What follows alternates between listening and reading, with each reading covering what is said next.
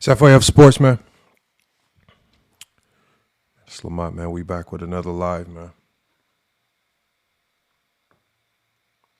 Salute to the people pulling up in here, man. I see y'all. I see you, me against the world, man. Everybody's going to slowly start creeping in here. No worries about that. We allow y'all time. Salute to Bando. Make sure as y'all come in, make sure you share the live, repost it if you can, add it to your story, any one of those things. All of those elements really help get this content out here. I know the last show, you guys did a good job with that because, at the start of the show, right at the start of the show, we had like 10, 15 people that I had never seen in here before. So, man, I want to give a big appreciation to you guys for sharing the live, getting the content out there. Again, once again, on the last live, we got over 20K likes. Also, salute to Chilltown for pulling up as well, helping us get over that number. That definitely always helps as well. So make sure y'all sharing that live. We got a good show for you guys today. We got about 4 or 5 different topics that we're going to cover. It's FYF Sports, GOAT James Kingdom, TikTok takeover. Again, it's wide ranging. These conversations sometimes can end up going places that we never thought.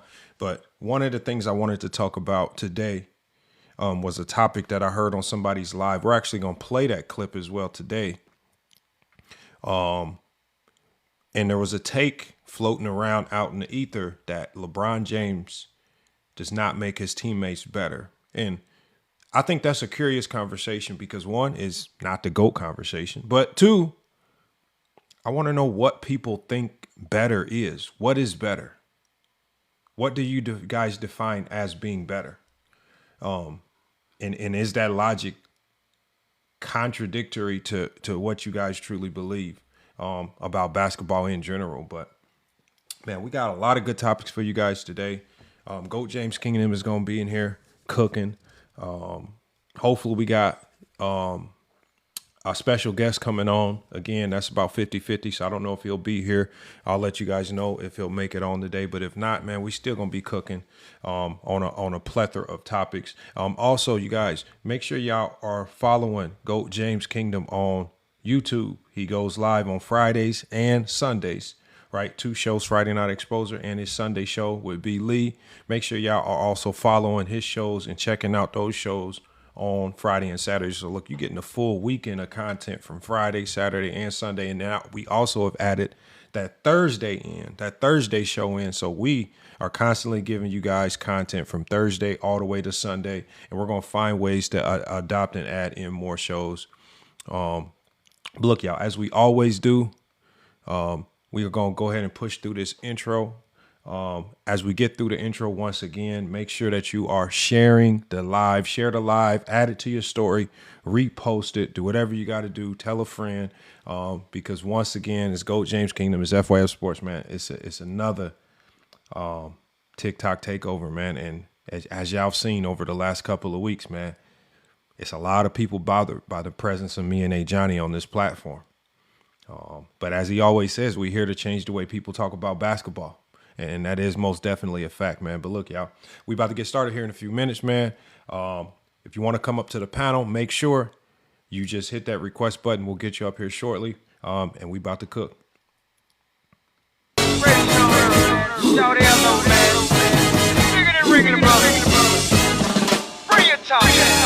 Hey, hello, they know, hello, they know, hello, they know, hello, they know. Shout it low, I got flavor. Plus you know the kid got a paper. Like 40, don't save her. Bankhead, been pulling caper. The way he dropped, would've thought I had a taser. Call me street, like a raver. Shout it low, ATL, I'm the mayor. Street nigga, but my gear be Taylor. Every day and then shout it Mike Rock later. Me and that I got acre. Yeah, no more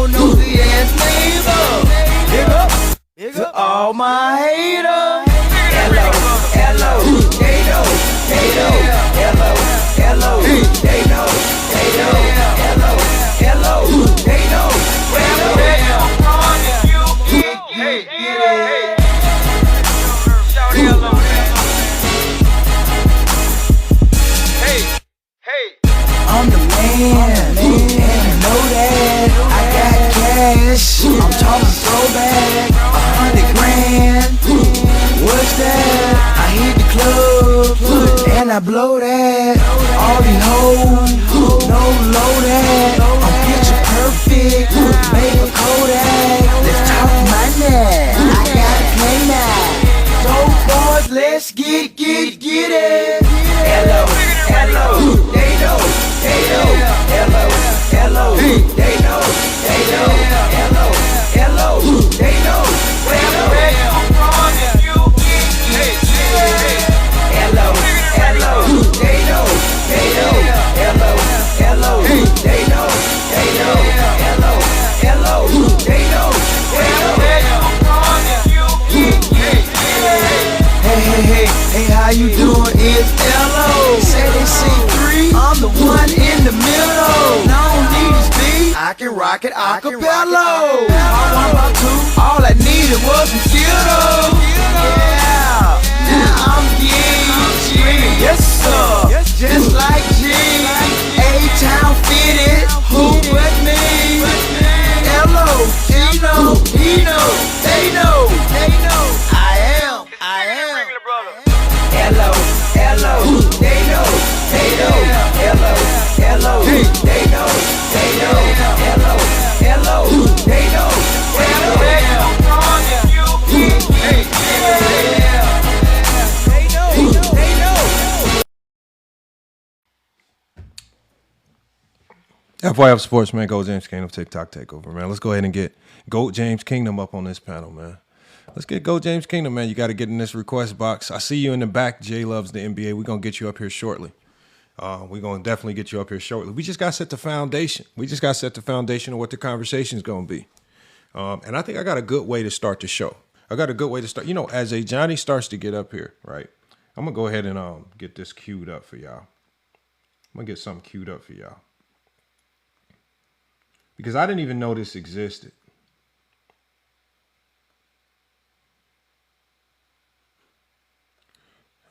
Oh yeah, here's Goat James Kingdom right here. Let's get him up here.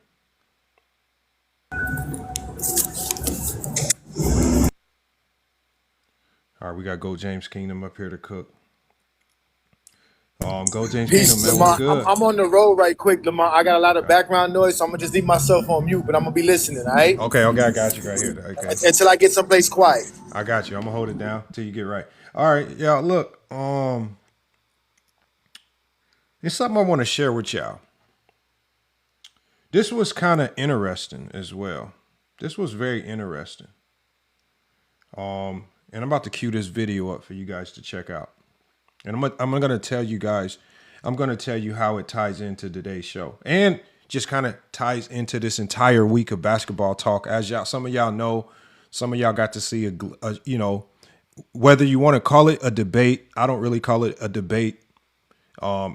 Especially when there's no moderator to allow both sides to get their talking points out. But obviously there was a conversation between Goat James Kingdom and Mez. Obviously Goat James Kingdom and J-Bo, me and All Ball. And really, and even my conversation with All Ball, that really wasn't even a basketball conversation because we never even really got to basketball. But whether, you know, this reflects more so on Goat James Kingdom, because we see, and I'm gonna go ahead and get this video queued up. Give me 1 second, because I want to share this on the screen.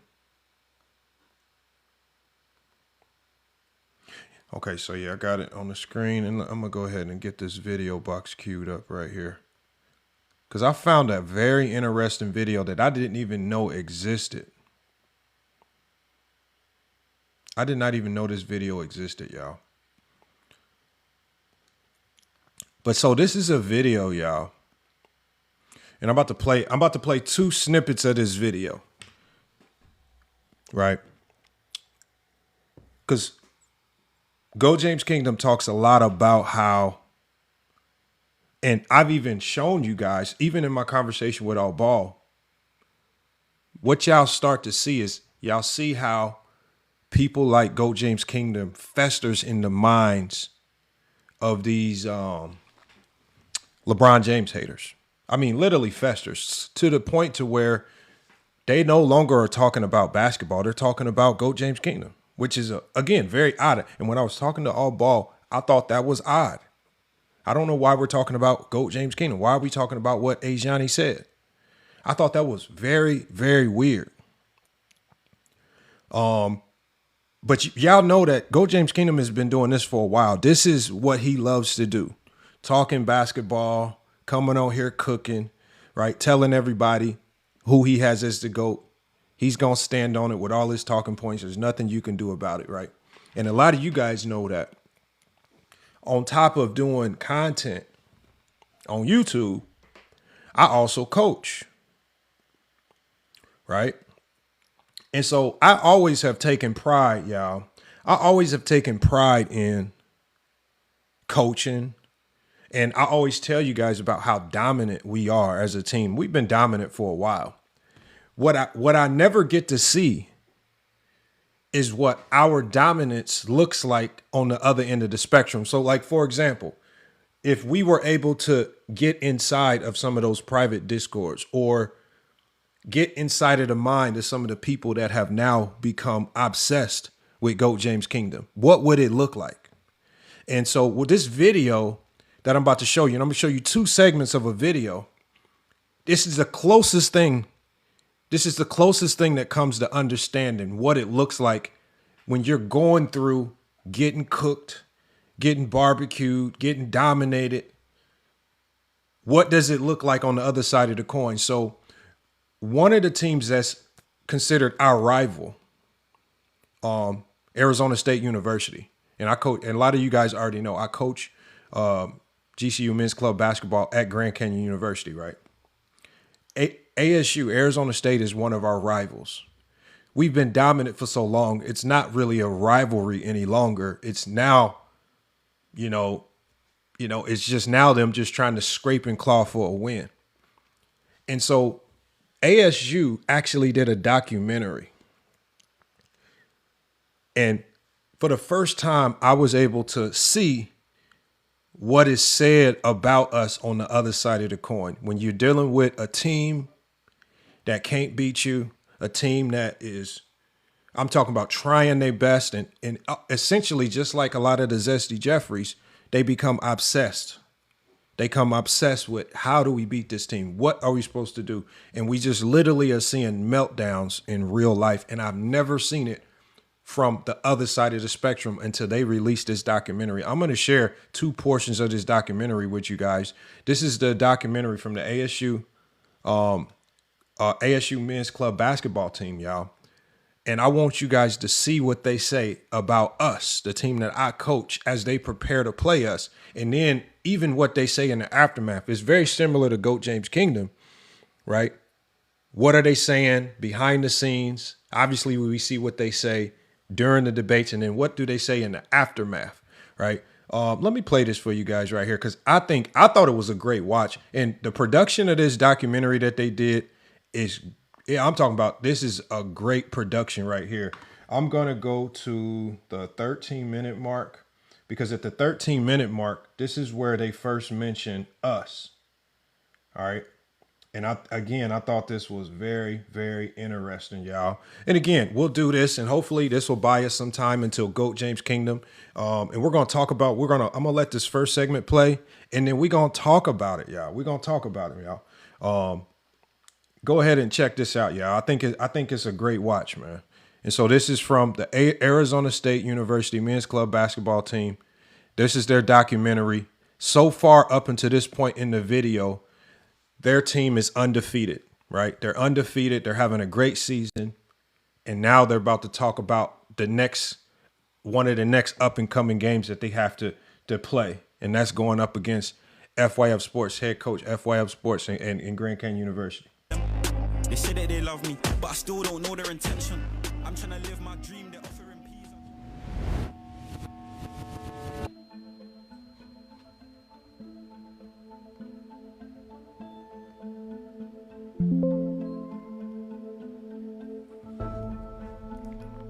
All right, we're back.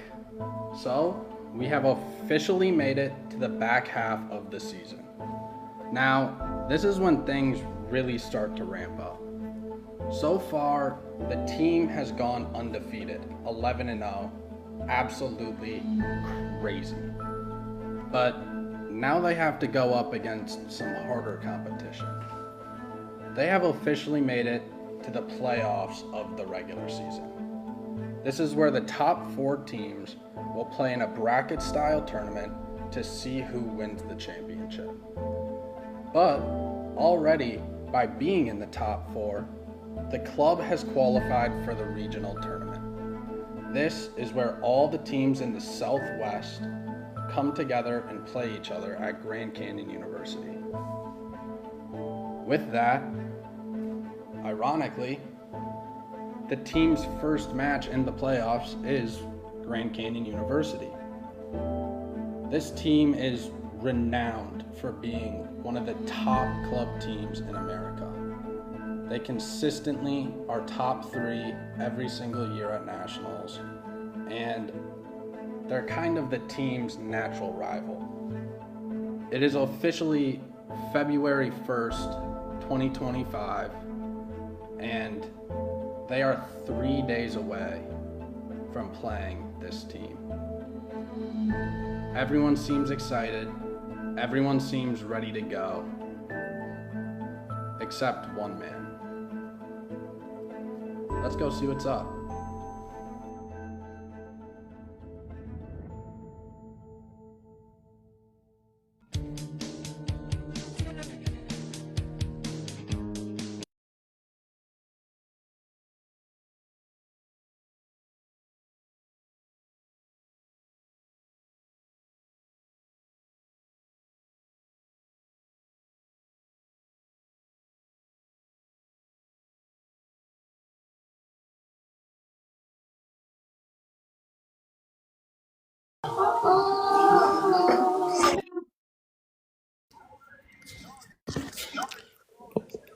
What's going on, family? Lamont, we can't hear you, Lamont. Oh, I'm gonna mute y'all. Hold on, I'm gonna mute y'all. Can y'all hear me now?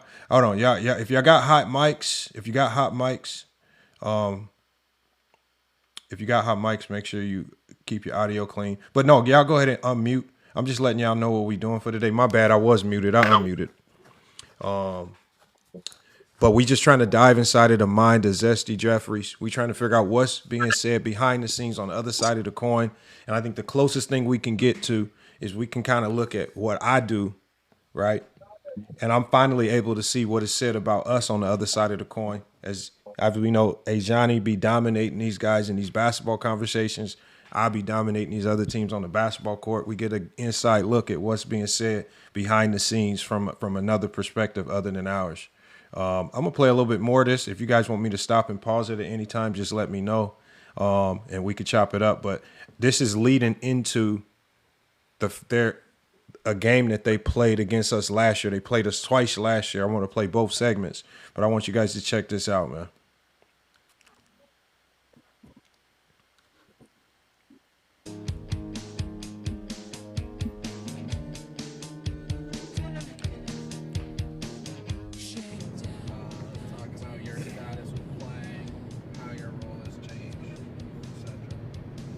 All right, yeah, so over break when I was training, I was playing with a group of guys that I play with back in New York City. Started helping Tom with coaching. You know, it's just all about shifting the mindset. Now I just put all the effort that I put into being a player, into being a coach, and trying to help guys prepare for games, trying to get them, you know, get them ready to play, ready to succeed. You know, I'm finding it be, so okay, Jaden's got to play the 1 up front, and then Devin and EP, the other 2. But we're not pressing right away. So no, we're not. Let's go, 1, 2, 3, 4, 5, right here, let's go. Let's go. Unfucking believable, man. Unfucking believable. Dude, yeah, what? I mean, he said this 5 times. Okay. Shot, Trey!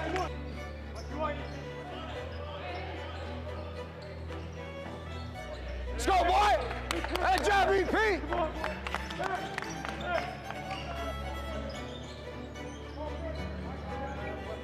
Shot, boy!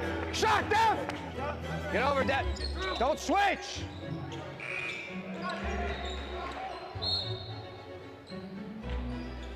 Where the fuck are they, man? Like 3 guys, including Carson and Mackay. Where? Okay. Fucking hell, bro. Unbelievable, man. Guys, talk on the screen. Rebound. Shot, man. Fuck. God damn it, that's lazy, baby. Foul, Ev. Good job. Right here, AP. Let's go.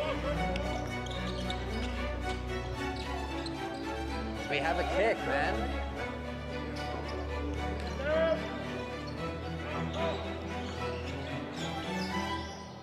Shot, Trey! Let's go, Trey! Get that!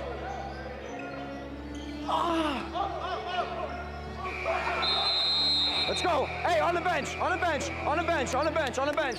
On the bench! Let's go! On the bench!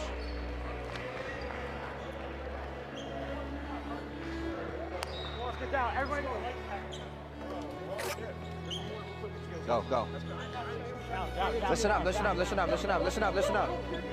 Hey, out of the half. Listen, out of the half. When we're non-transition, okay, first time non-transition, we're gonna run zipper, second time we're running thumb up, okay? Only when we're non-transition. Just remember, first time zipper, second time thumb up. Get into it quick, all right? Yo, and they know thumb up, so big, you gotta be strong, because they're running up on you. Yeah, so walk them down and then come back up. On 0-2, y'all gotta seal them. All right, break it down. We got a minute 50, all right? Let's go. Here we go. Family on 3. 1, 2, 3.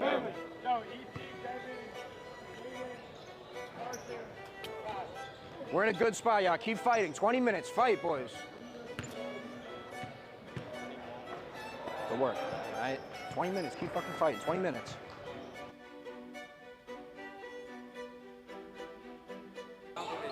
They can figure it out. Go horn. So EP's going downhill. Okay. She's just containing. Yeah. Yeah, Trey! Trey, get EP.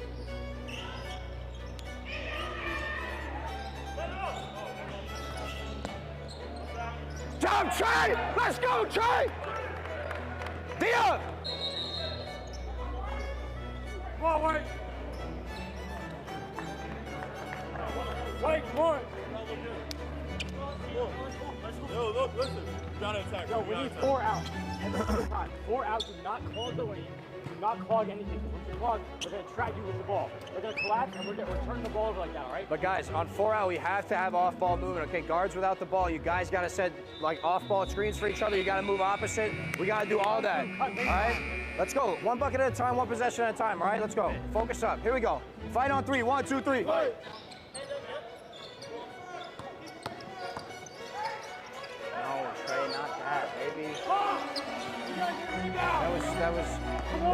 That was a waste of a possession. Trey just went way too fast, man. Go. Carson and Tristan stay. Jaden.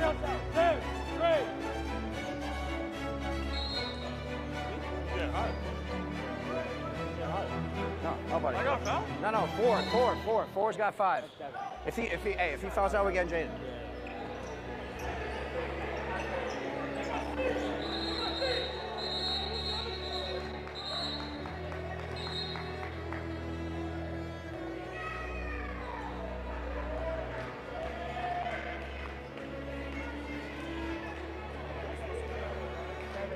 You two were supposed to stay. Devin was supposed to be out.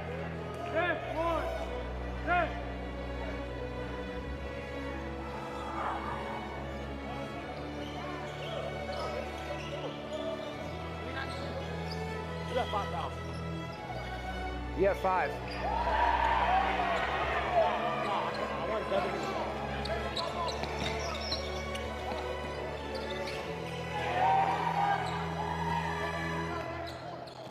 Trey, get EP.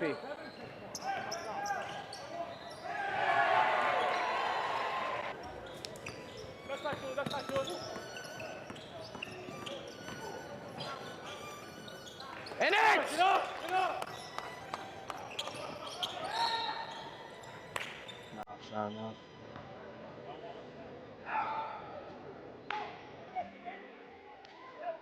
Line up. Line up, line up, line up. Line up, line up, line up, line up, line up, line up.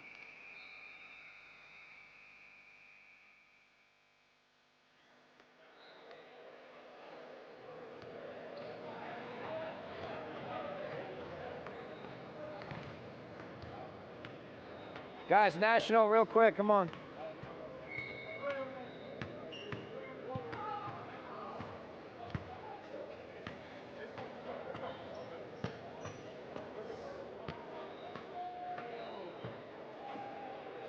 Come on, yeah.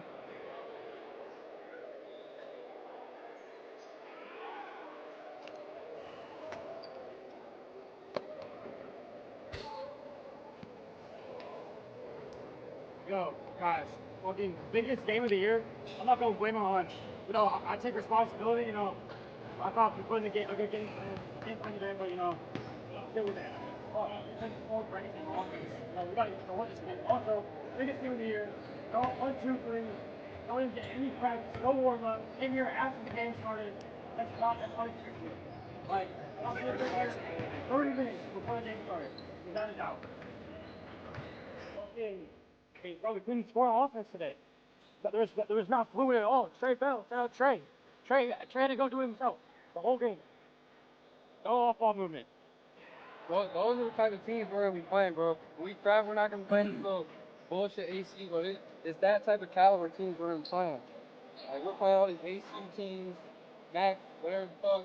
When we go to national, we play like teams like Illinois, Air Force, West Virginia, Marquette, like bigger, stronger, faster teams. So we gotta play better. Like, we can't take these AC games, these Mac attack games. It's like we could like use them like practice and get more sharp, because it's gonna be important to have to play half court. We're not gonna be able to get on the break all the time. We're gonna have to be able to execute in half court. Yeah, I mean, that game really fucking stings, bro. We had so much, emphasis and preparation and focus on that game, and we just didn't get the result that we needed to get, and it fucking kills, bro. It fucking kills. The feeling in my chest right now is real, man. It hurts, man. It's so brutal. I can't stand this fucking team. They're a great team, but I can't stand it, man. They're like, we gotta get over the hump with them. It was a run where we just couldn't get anything going. We were turning the ball over. We were up 5 at half. And then in the second half, we had a lot of turnovers, a lot of folded possessions that turned into, odd man breaks on the way back on defense. And they got a lot of easy buckets, and we had to fight for every bucket we had. I appreciate the effort, though. The effort was there. I don't doubt your guys' heart, because you guys were flying around the court. You were trying your hardest, so I know the effort was there, but we're just gonna get better, man. We're gonna try harder. We're gonna work harder, and we got a lot of season ahead of us, man. We got regionals, we got our tournament, we got nationals. So this is a good lesson, man. So let's go. Let's break it down, and we gonna fight some Thursday on practice. All right, here we go. Let's go. Family on 3. 1, 2, 3. That's what it's like, man, to be a Zesty Jeffrey, man. Hey, Lamont, why you had them boys stressing? That's the feeling. Oh, it gets even worse for him when we play him the second time. But this is how it feels. Like, so from Johnny's perspective, this is the first time I can see what the other team goes through after playing us. I didn't even know that there was that much pressure leading into a game. Now I can't. The same thing with Johnny. I can't imagine the pressure that some of these guys like Mez and All Ball and all these guys are sitting around huddled up.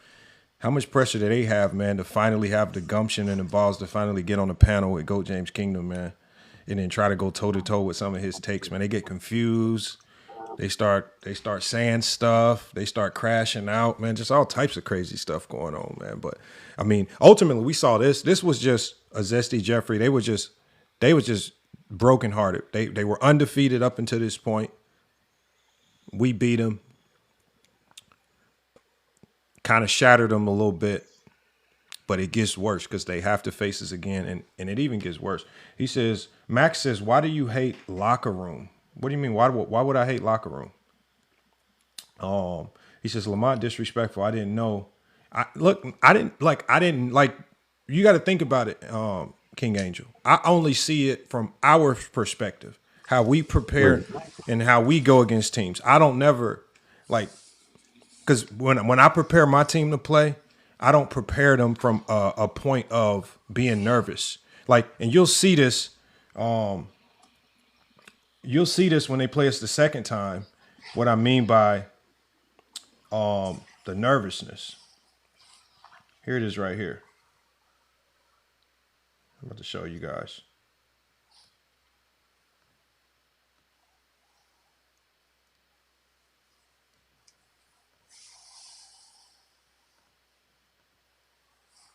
Hey, Lamont, did you make some adjustments going from the first game to the second game, knowing the team? No, so when we played them the first time, right? I had already watched them play. I never thought they were really that good. Like, so when we played them that first time, when we were down at halftime by 5, I just told our guys, I said, look, I said, we're playing the worst game we've played all year and we're only down by 5. I was like, imagine if we just start playing average. And so, you know, one of our seniors, his name was Yeshua Bryce, man. He turned up on him. He turned up. Dave, my point guard, turned up. And we ended up outscoring them by like 15 in the second half. And we kind of ran them down. But when we went into the next game, it was the same. It was the same mindset. The mindset was, this is not a very good team. Like, and so, you know, we don't go in like, I want y'all to hear this out. I want y'all. This is them, and I want you. This is the last segment I'm gonna play. But before we're supposed to. This is now the regional tournament. This is one of the bigger tournaments of the year. So we just played them in a conference semifinal right there. We went on to win the conference championship the next day. This game right here it's our regional tournament. And I want y'all to listen to this, man. Again, this is what Zesty Jeffries ultimately have to go through. If you're typing in the background, if you got noise in the background, please mute your mic. But that's it. But let's go ahead and play this next segment. And by the time we play this next segment, Go James Kingdom should be up here. Hold on, let me see who we got in the backstage. Who we got in there? Okay, we got Ochi. Let me go ahead and bring Ochi up as well. All right, this next segment was real telling, y'all. This was a real telling segment right here. Because this is really this beginning section, and then after this game is going to really start to show you what Zesty Jeffries be really going through. I'm going to let you guys know that the game plan is to basically spread the love in terms of minutes. We need to make sure everybody is fresh for GCU. We play a back-to-back, so if we win, we're playing on the same court in 15 minutes after that game ends. You know, this is the team, man. This is the team. This is regionals. This is basically half our season. We got nationals, obviously, but this is the most important tournament of the season. So just remember, man, we're all we got, and we're all we need. Okay, so stick together, stick to the game plan. And we got to come out with 2 wins in about 2.5 hours. 2 wins in 2.5 hours, all right? And so they did ultimately beat LMU. And I'm going to fast forward it past the win. So they beat LMU, and now they have to face us.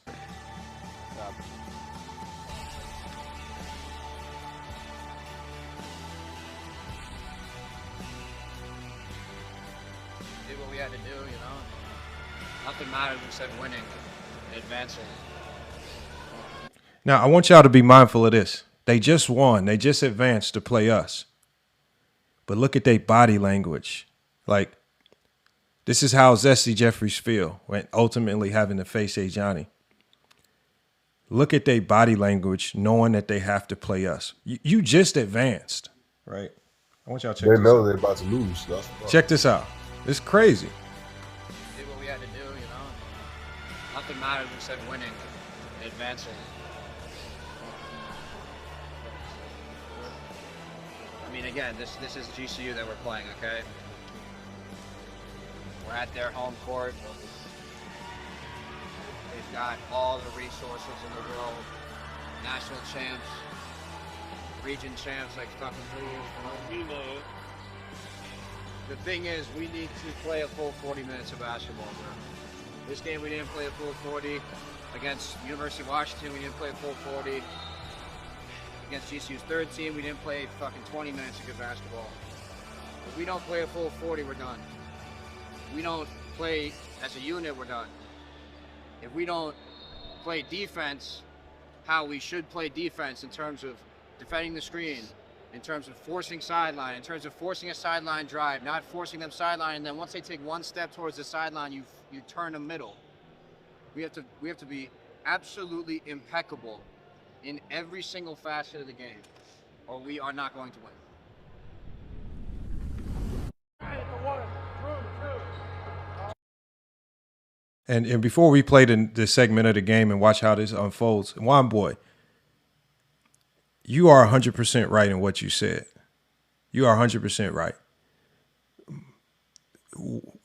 And I learned this the hard way. And for anybody that's an aspiring coach, you always want to be solution oriented. You never want to talk about, damn, if we do this, it's over. Like, do not present a losing scenario to your team. It should always be winning. It should always be about domination and winning. But hold on, I'm gonna just keep playing it.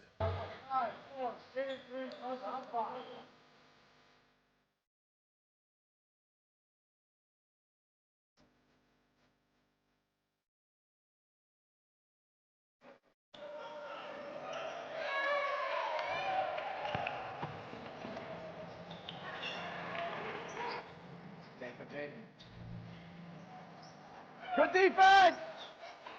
Go, Makai, right there. Good. No.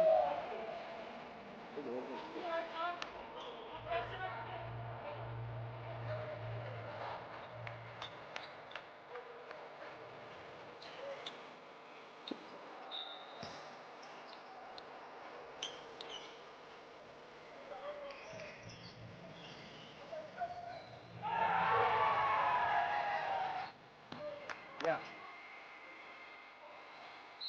Oh! Come on. Same thing. Let's go. Same thing. Let's go.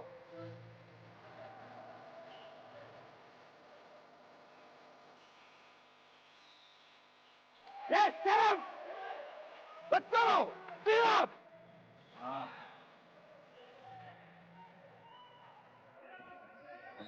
Oh my God, he just flipped his head up. Oh my God.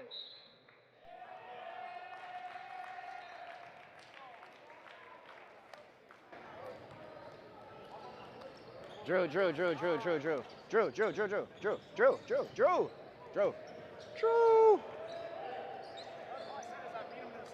All I said, I didn't cuss nothing.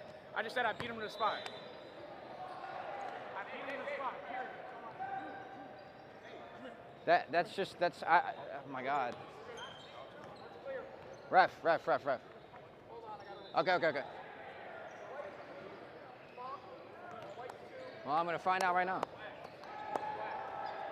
He said something to you? Yes. What'd he say? He was. I'm trying to remember his words exactly, but it was also Say- the ball spin. It was also just his Oh, he body threw it? language. Threw it behind him? He was basically Threw the ball behind him? He just kind of spun it to me in an aggressive way. He was arguing. We can't just I think he said we can't get anything, and it was just his body language and really his overall demeanor, spinning the ball at me like that. It was Okay. just argumentative. I felt like it was disrespectful. Okay. All right. Makes sense? Yeah.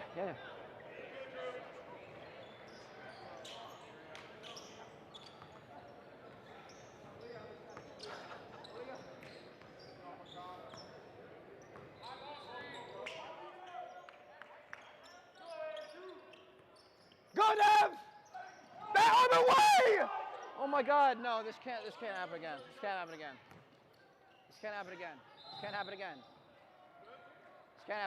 Ref, timeout. Let's go, bring it in. Makai, bring it in. Go. Here we go. You're good. Here we go. We gotta talk. Let's talk. Look. Listen, no. You have to do the same thing, okay? Look. In all honesty, it's obvious that this is bias, okay? It happened in the first game against the third team. It happened now. It doesn't matter, okay? Come together. We are not losing in the same way, okay? It doesn't matter if we don't get another call the whole game. Believe that we are more powerful than any other anything else, okay? Believe it, all right? I called this timeout because 3 times in a row, we're getting fucked over, and everybody knows it. But look, what are we gonna do? We gonna cry, bitch, and moan? No, we're not gonna do that. We're gonna fucking go harder, okay? Go harder. Let's go. Come on. Keep your heads. Keep your heads. Keep your heads. Yeah. Keep your heads and look, they're gonna fucking call a tech for the littlest thing. So don't react. We know. Here we go. Come on. Fight on 3. 1, 2, 3. Let's go. Let's go, Makai. Not again, man. I mean, just not again, man. Not again. The officials, the entire game, they're talking back about every call. Number 10, number 2, they're talking back on the calls to the referees too. And it's just, I feel like these technical fouls are just not going the same way at all. That's our second of the game. The first one, our starting point guard got a tech for spinning the ball too aggressively. Spinning the ball too aggressively. I mean, that is just, it seems like it's a little one-sided right now. I hear you. It's tough. It's tough. It's hard to get on even playground. I'll let you know this. Control what you control. Like you said, you get the things, talk about what they're doing. I completely agree. Handle your team and work there, and then that way the game will come to you. We are. That's the biggest thing I say. But it doesn't help that you're trying to combat what y'all doing with what they're doing. That's not how we engage effectively. Okay. Yeah. Hey, if you. So again, right. we talked to them at halftime. If you. We're in situations. Again, I have the best crew out here, in my opinion, for this game. They know This is the most important game in the tournament, though. I mean, these are top 2 teams in the every game tournament. is most important, but definitely we have the best product out here. So Okay. I hear you. All right. You know, it's the reason why we're out here. All right. Yeah. If you're gonna watch the end of the game, right? I'm here right now. All right. Well, all right. I would just love to hear your honest opinion. It's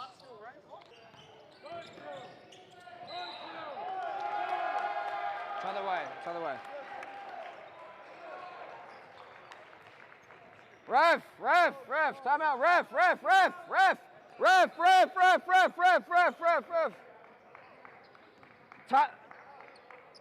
Time out. Whatever, I don't care anymore. I mean, I don't care.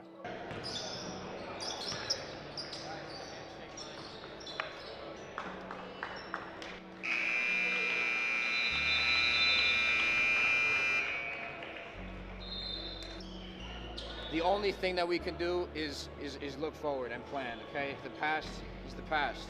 What just happened, no amount of reflection or arguing or disagreements with how it played out is going to change it. Because it's the past. We can't fix it. We can't make it different. We have 6 weeks until nationals, just about.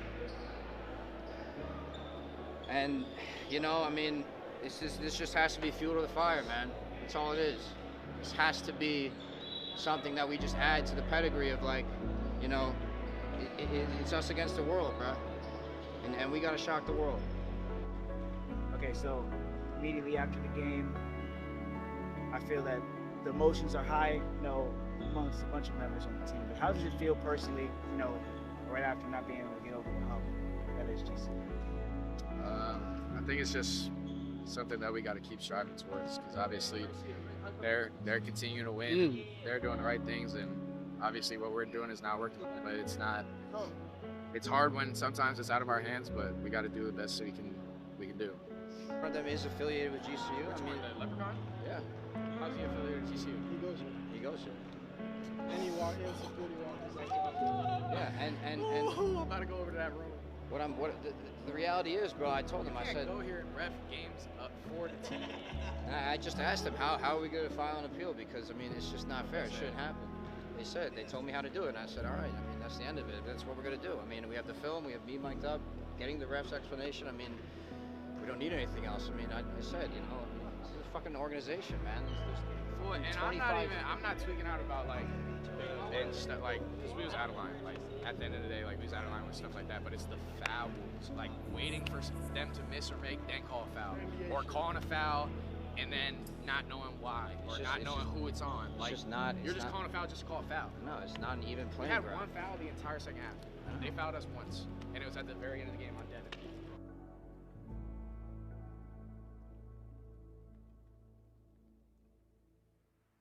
So it's been a few weeks since that game, and still watching it back hurts. It really was unfortunate and was so extremely one-sided. However,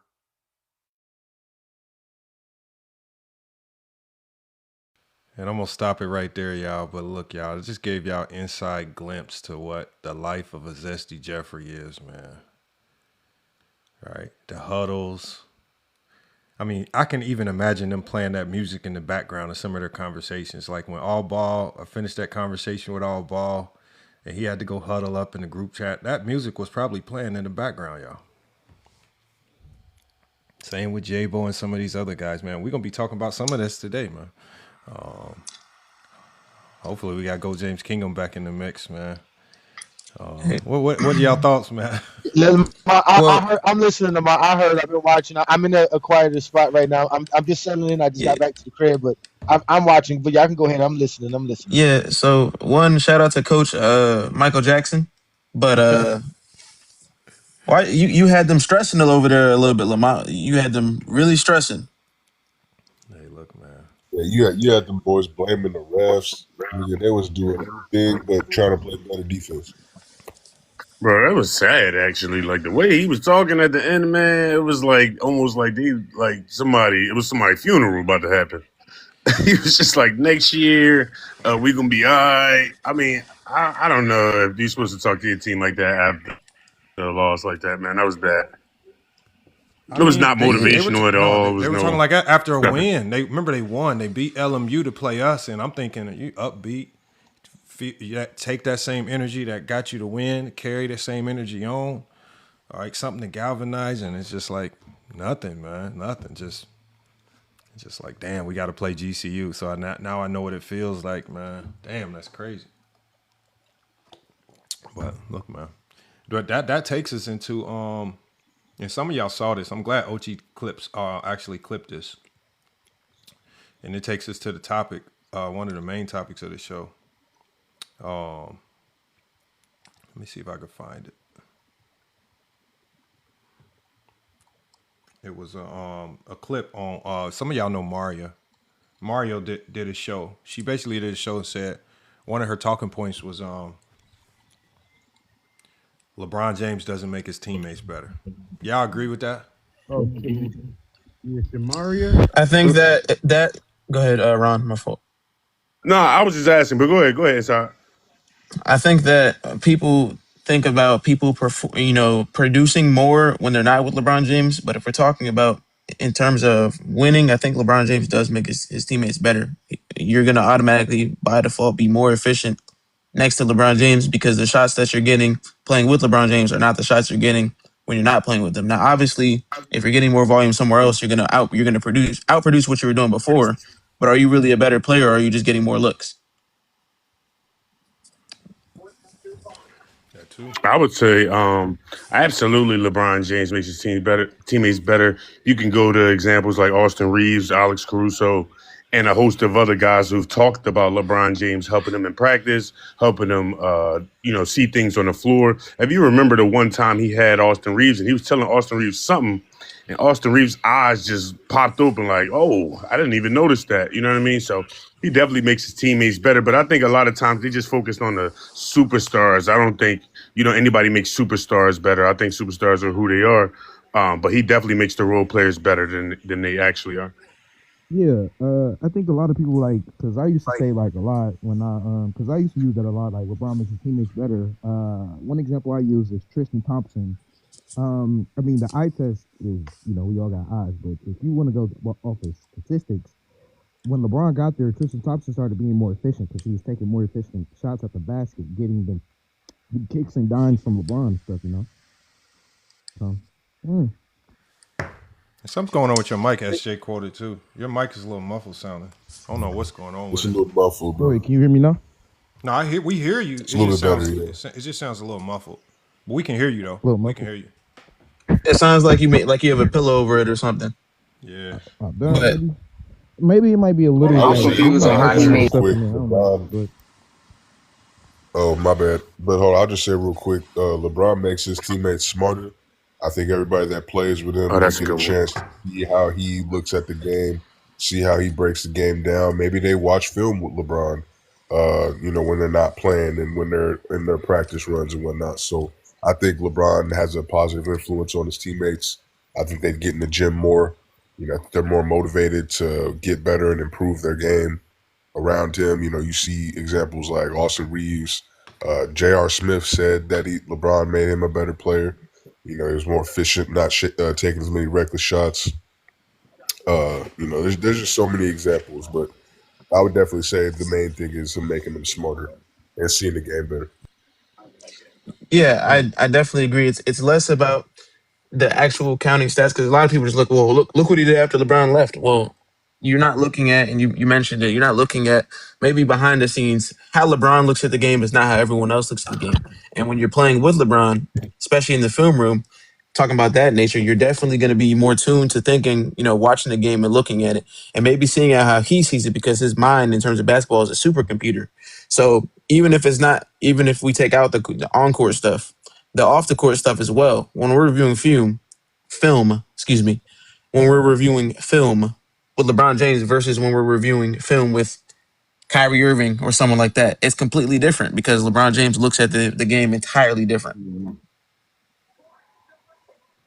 He also Czar. turns all his teams into winners. Like he gives all these. They say he played with all these all stars, but what about all the all stars that he gave their only final appearance or something like that? Like all the all stars that he turns into playoff winners or champions. I think Womboy said this the other day. He said Booby Gibson is known more for being Keisha Cole's baby dad than he is playing in the NBA. That should just tell you right there. And they try to prop up this guy like he was somebody special. But wait, but my thing with this, Lamont, is just like you always say, if there's one side of the coin, right? The side of the coin is LeBron doesn't make his teammates better because of the stats that they're looking at. What player does make a player better than? What player that's in the GOAT debate or that we consider one of the greatest players that when a player starts playing with them, they actually score more points? Or they become a better scorer. Which player is that? Yep. That's why, and what you just said, Johnny, is why I said that the whole narrative about an individual player making everybody else better is all fake.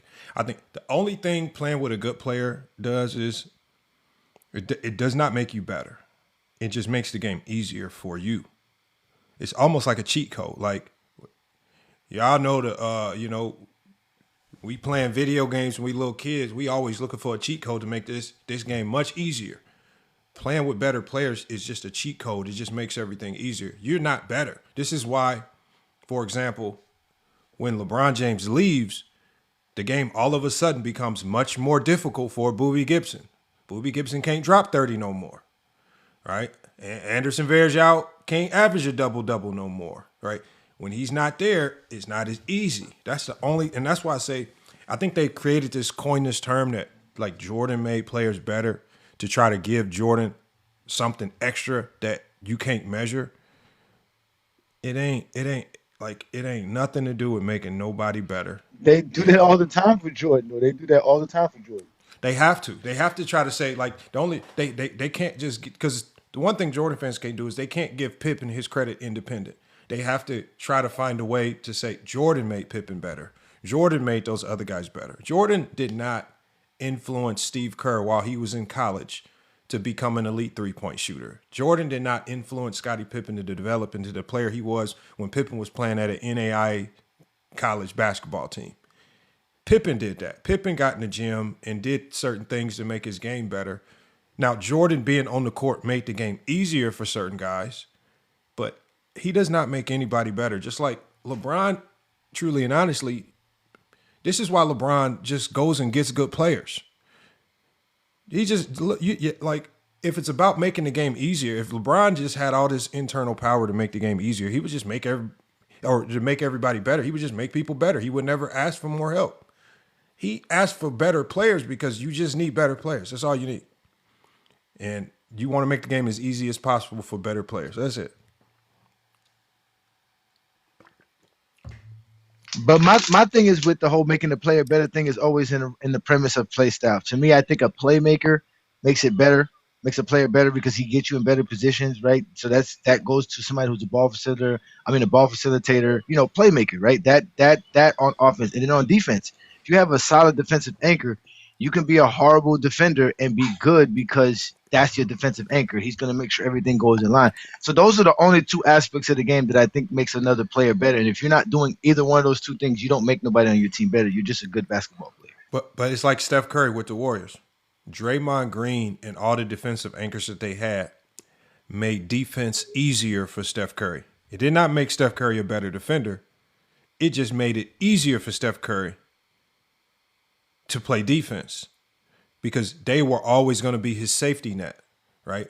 The mistake, we call them in basketball, we call them mistake erasers, right? When you know you got Rudy Gobert when he was on that Jazz team and nobody on the perimeter can defend and he's just running around saving everybody, blocking shots at the rim, winning DPOYs, it wasn't because he didn't make any of those guys. They were all getting blown by on the perimeter, cooked.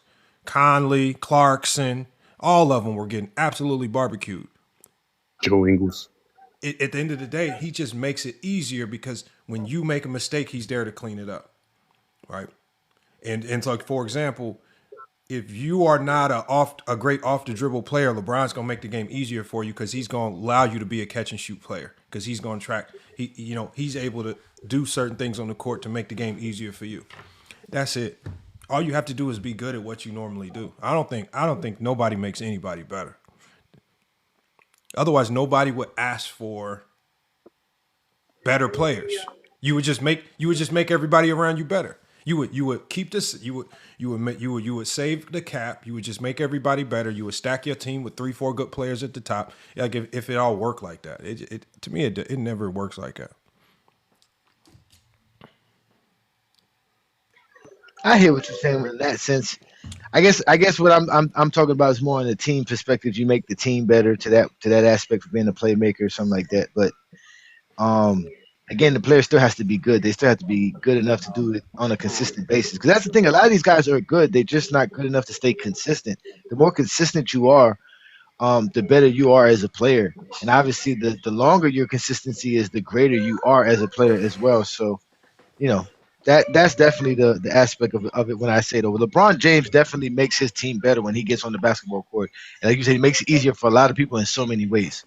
So he obviously affects the game in so many ways. He's been winning since he was in high school. So I don't know. I mean, that's what I say. Like, when it comes to the best players, if the best players make everybody else better, then who made the best players better? When LeBron came into the league with literally a roster full of a whole bunch of head cases, nobody there to help him who made Bron better? When Jordan joined the league, and as they say, he had a whole bunch of cokeheads on the team. Who made Jordan better? Like, it's just Jordan was just Jordan. He was just himself. The game gets easier for him when he gets better players. But outside of that, that's the only thing to me that happened. He just got better players around him. Like, I don't care what level of scrubs you put. I don't care if I got scrubs on my team. There's nothing I can do, no matter how good I am, to make them better. They are scrubs, right? Remember we had Walking Bucket up here. He talking about he running around missing layups as a 6'6" player. What do you think his point guard after his point guard? How can his point guard make him make layups? Are you missing layups? No, but I do agree with New World a little bit though about the IQ. I do agree with New World again about the IQ. LeBron, like in the film study, just making guys more aware of things on the court. You see it on the court when he did it. I think in Philadelphia, I was actually at the game. Him telling Jackson Hayes not to go in this position and just making guys, putting them in better positions. So I do agree that he doesn't make them better, but I do agree that he does make them smarter playing with them. Like he can, but influence things on the court. That's called having a cheat code. If you got somebody on the court smart enough to tell you, don't do this, and everything becomes much easier, that's the cheat code. He's just giving you the cheat code. Like, imagine Jackson Hayes out there by himself having to figure it out by himself. There's no cheat code. Now you just got to figure it out on the fly. LeBron is the cheat code, right? Because he's been able to, you can plop him on any type of team. As we've seen, 4 championships, all different types of teams, all different types of rosters. He has been the unequivocal cheat code to make the game. He makes the game easiest for any That's the style greatest or type of defensive player now. I want y'all, and hey Johnny, I really want you to hear this conversation, bro. Because I don't know what. See, Maria, and I don't know what's going on in TikTok, and I think y'all were talking about it. Something's going on in TikTok where people are running out of they can't. They're struggling with topics, and so they basically say, "How egregious of a topic can I come up with about LeBron?" Yeah. Just to have a talking point. Like Plato did it the other day by taking LeBron out of his top 10 on the top 10 list. He had Steph Curry number 1, and then didn't have LeBron in the top 10. Was Plato the same one where you put his criteria in? Like every time we put it in, it was fucking LeBron at 1. And then we have and Mario's. And so I want y'all to listen to this and go James King because I want you to break this down. Mario's more unique, right? Because we all rock with Mario. Mario's been a big supporter of FYF, but. Oh no! If you got background noise, please mute your mic. This is the sneaky part about Mario, y'all, and y'all gonna hear this. She can take this particular angle and get away with it because as we all know, she's a female, but she's not ugly either. And so, what she does is she can pull a level of simp out of some of these guys where they will literally agree with anything that she says. Just because they feel like if they agree enough, she might want to date him or something like that, man. That's what you're going to start to notice in this right here, man. I'm talking about Maria could do a stream tomorrow saying that Ja Morant has a better career than LeBron James, and there will be dudes on that panel saying, you know what, Maria? I think you're right, Maria. Let's attack these LeBron fans today with this. Hey, guess what, Lamar? You know who one of the dudes will be? YB is definitely going to be one of the dudes. I don't care who they are. I'm saying the first thing I heard was I like anybody who's ever touched a basketball. You understand the game to any degree. You understand that this is a rage bait type of take. And I want you to listen to how some of these dudes. I agree with Maria. Now I'm on your side, Maria, and it's just like, man, goddamn, you can say she wrong about some shit. You can cook her, man. She can handle the fire. I done seen her cuss people out, kick them off the panel if she wrong about something. I've been in a live with her before. She for sure can stand her ground. Some of these guys just don't have lives. Hold on, yeah, we about to play this clip. Hold on one second, yeah. I'm about to play this clip, and I really because I don't know if Go James Kingdom heard it. He might have heard it. And go. No, I popped into the live, but like I said, I don't know how long she was on for, or how long she stayed into, but it was just up an there. 8 minute. Like, this just an 8-minute segment where I felt like it got kind of nasty. If you hear anything, you want me to stop it, just let me know. Yeah, let me listen to it. They get zesty over there. Oh man, he didn't make Chris better. He didn't make none of them players. Yeah, he didn't make Kyrie better, or Anthony Davis better, or Dwayne Wade better. He didn't make Russell Westbrook better. If anything, we can make an argument. By God, he did make. We could also make an argument that Kyrie attracting so many double teams and so much attention offensively actually helped LeBron's stats. Thank you. I ain't gonna other than those players, he made all his other players better. I ain't gonna. It helped LeBron, but LeBron's stats helped Kyrie too. No, they didn't. What? Hold on. Pause it, Lamont. LeBron getting more stats help Kyrie. I want to make sure I heard this correctly. They did say that Kyrie Irving be getting double teamed, so it helped LeBron. What would they say? Yeah, bro. He said double team Kyrie. I was like, nah, it's over with. Y'all niggas, no. I would just leave the conversation. Okay, I just want to make sure. I heard what I heard. Sitting these lives. That's crazy. Yeah, that's what they say. I told you I keep it moving, man. I don't. Now there's one guy. Now there's one guy on the panel. He is trying his best to bring some level of common sense to this before it just gets out of control and you got Ochi clips clipping you and dropping you all over social media. He was trying. He was trying to say, look, he was trying to do it in the nicest way possible. Check this out. Hold on, Thaddeus. Hold on. Thaddeus, you said LeBron's stats help Kyrie become a better player. That's what you just said, gang? I ain't gonna lie. Kyrie would average more without LeBron on the court. I ain't gonna lie. He did. If we look at it in hindsight, Kyrie was already averaging a good amount of points before LeBron came there, right? And even when he got there, his point production I wouldn't say it increased drastically, but it increased, correct? So if LeBron, oh my goodness, even after LeBron, his point production increased. So how can he make him a better player if even when he didn't have him, when he was with him, and after him, his point production increased? What are we talking Bro, you about? Wait, hold looking up, at wait it one second. you looking at it the Wait. wrong way. You need a deep boy to be an all around player. Who said You anything about looking a at it what? the no. I'm talking to the. I'm not talking to you. I'm Look. talking to the host, bro. I'm not talking to Y'all you. looking at it the wrong way. That is something you LeBron, gang. No, I want to hear Thaddeus' response. No, Thaddeus, respond to what we was saying. Come off mute. You on mute. My mom muted you. That's what you get. You did something you weren't supposed to be doing. If y'all get muted, block. If y'all get muted, blocked, or banned from my lives, that means you did something you weren't supposed to. And I'ma always ride with my mind. That's all I'm gonna say. all right, can you give me a chance to talk, please? Okay, yes, Yeah, you yeah. got the My floor. fault. That You is got my the fault. Please, That I is. Go ahead. My promise, fault. My fault. My fault. I promise I will not say no bull My stuff. my, my fault. That is my fault. This is what I'm trying to say. LeBron didn't make Kyrie a better player in the sense of like Kyrie was already a great player. LeBron already seen that in him. I agree. What LeBron did when he went to the team, he told Kyrie, "You that guy." He like Kyrie making that shot on Steph Curry. LeBron told him, "You could do this. You always could do this."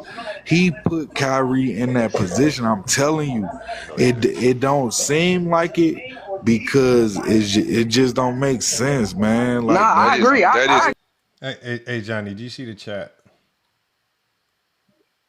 So does Zessy's in our chat or in No, our our chat? chat. Our chat. Oh, Look at cheese. Cheese says, Yeah. Oh, look, cheese. they come into the chat and say the crazy. He Oh, Cheese says, is in here. Hold on. Hop on the he panel, Cheese. hold on. He No, says, brother said, hold on. He Cheese said he's said scared of him. Lamar hold is He's not on, gonna afraid come of up here him. hold on again. one He's second, not gonna yo. come up here. Yeah, Please he hold on one told second. me. Hold on one second, King Shot. He says, FYF is afraid of me, King Shai Solomon. That's what he told King Shai Solomon. Oh wow. And like And I told him join the one, panel. Like, one is one. In oh, cheese. This is no offense to you. One, the problem with you is one, you don't have a platform, so I know very little of what you even say about the game of basketball. Two, I don't know who you are. Three, I don't really watch the platforms that you sit on all day. There's absolutely no way I can be afraid of you. And again, four, the last one is y'all never come to FYF Sports to engage us in any actual conversation. So at the end of the day, for me to even know who you are, you got to come up here and have a conversation, man. All right, I think we might have had one conversation on FYF Sports, man. And what you did was you didn't even have the balls to come up here with your actual criteria on how you see the GOAT because you just wanted to beat the system because you guys are so thirsty about trying to sound right. What you came up here to try to do was say you said I went to Chat GPT to create a criteria that would make LeBron James not the GOAT because you were too scared to put your own criteria into the algorithm to see what your own actual criteria would do. You guys just be trying to y'all do anything to try to be right. You never want to talk the game how you see the game. I want y'all to come up here and stand on what you think. Don't come up here trying to just fight the system.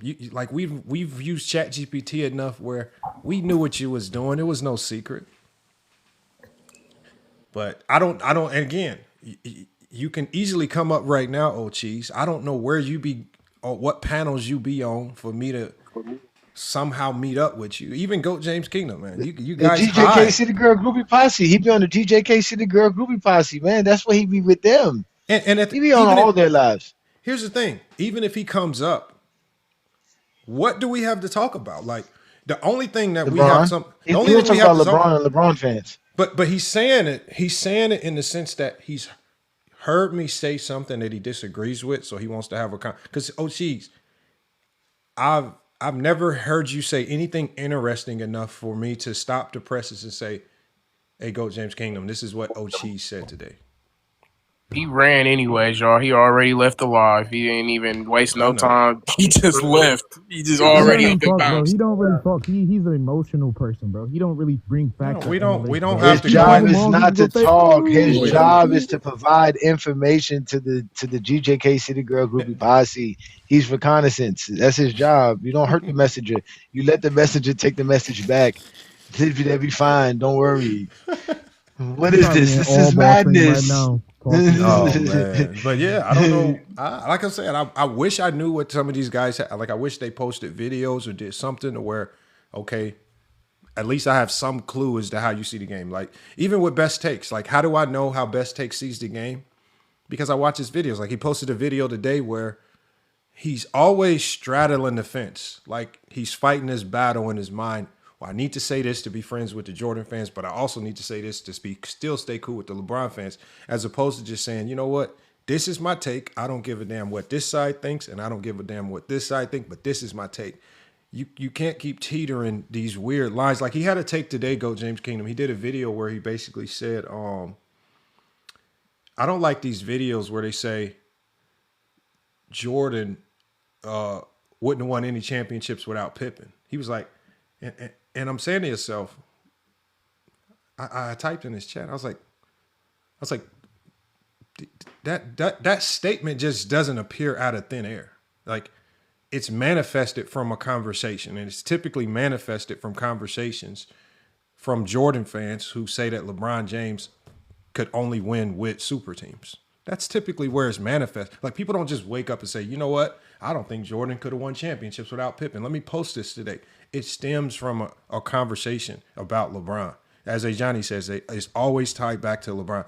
But you cannot pretend to not know that. All right. So just don't straddle the fence. No, I Just mean call it out for what it he is. straddled they straddle the fence because again they just want to talk hoops, but they've been bullied so long on TikTok that they've accepted some zesty Jeffrey logic, so they accept zesty Jeffrey logic. But when they hear common sense from a LeBron fan, they'll hear it.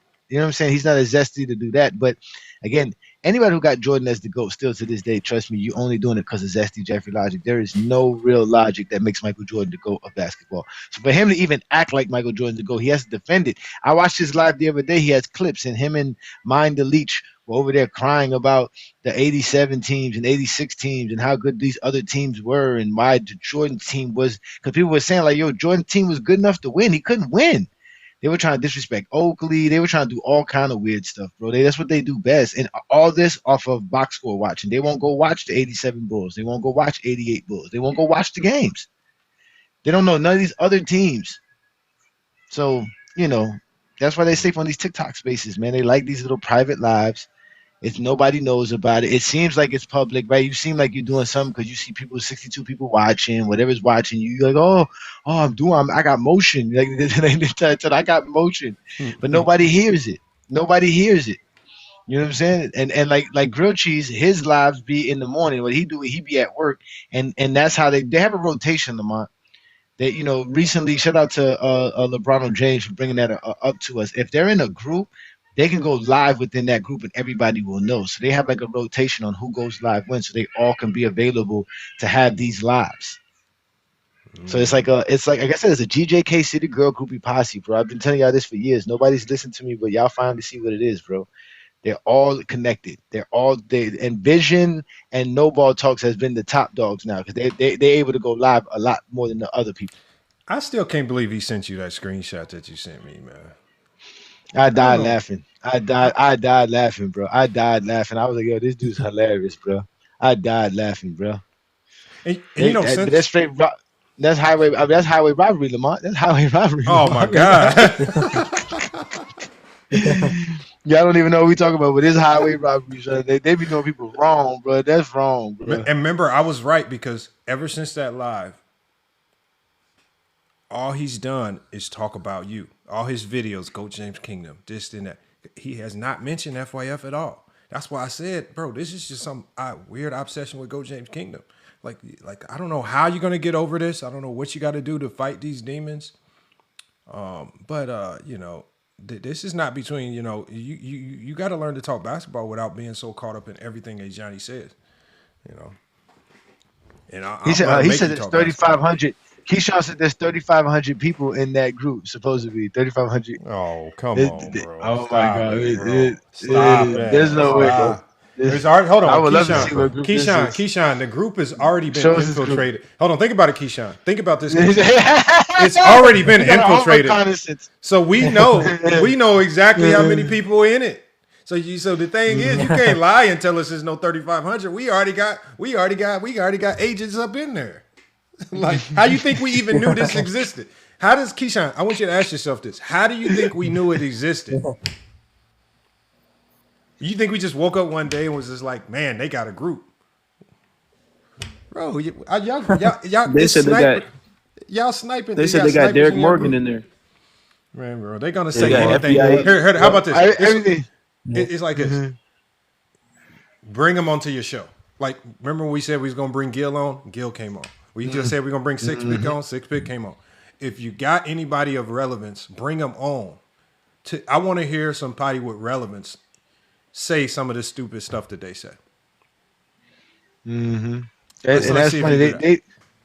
They got everything going on in that group but a GOAT case for Michael Jordan.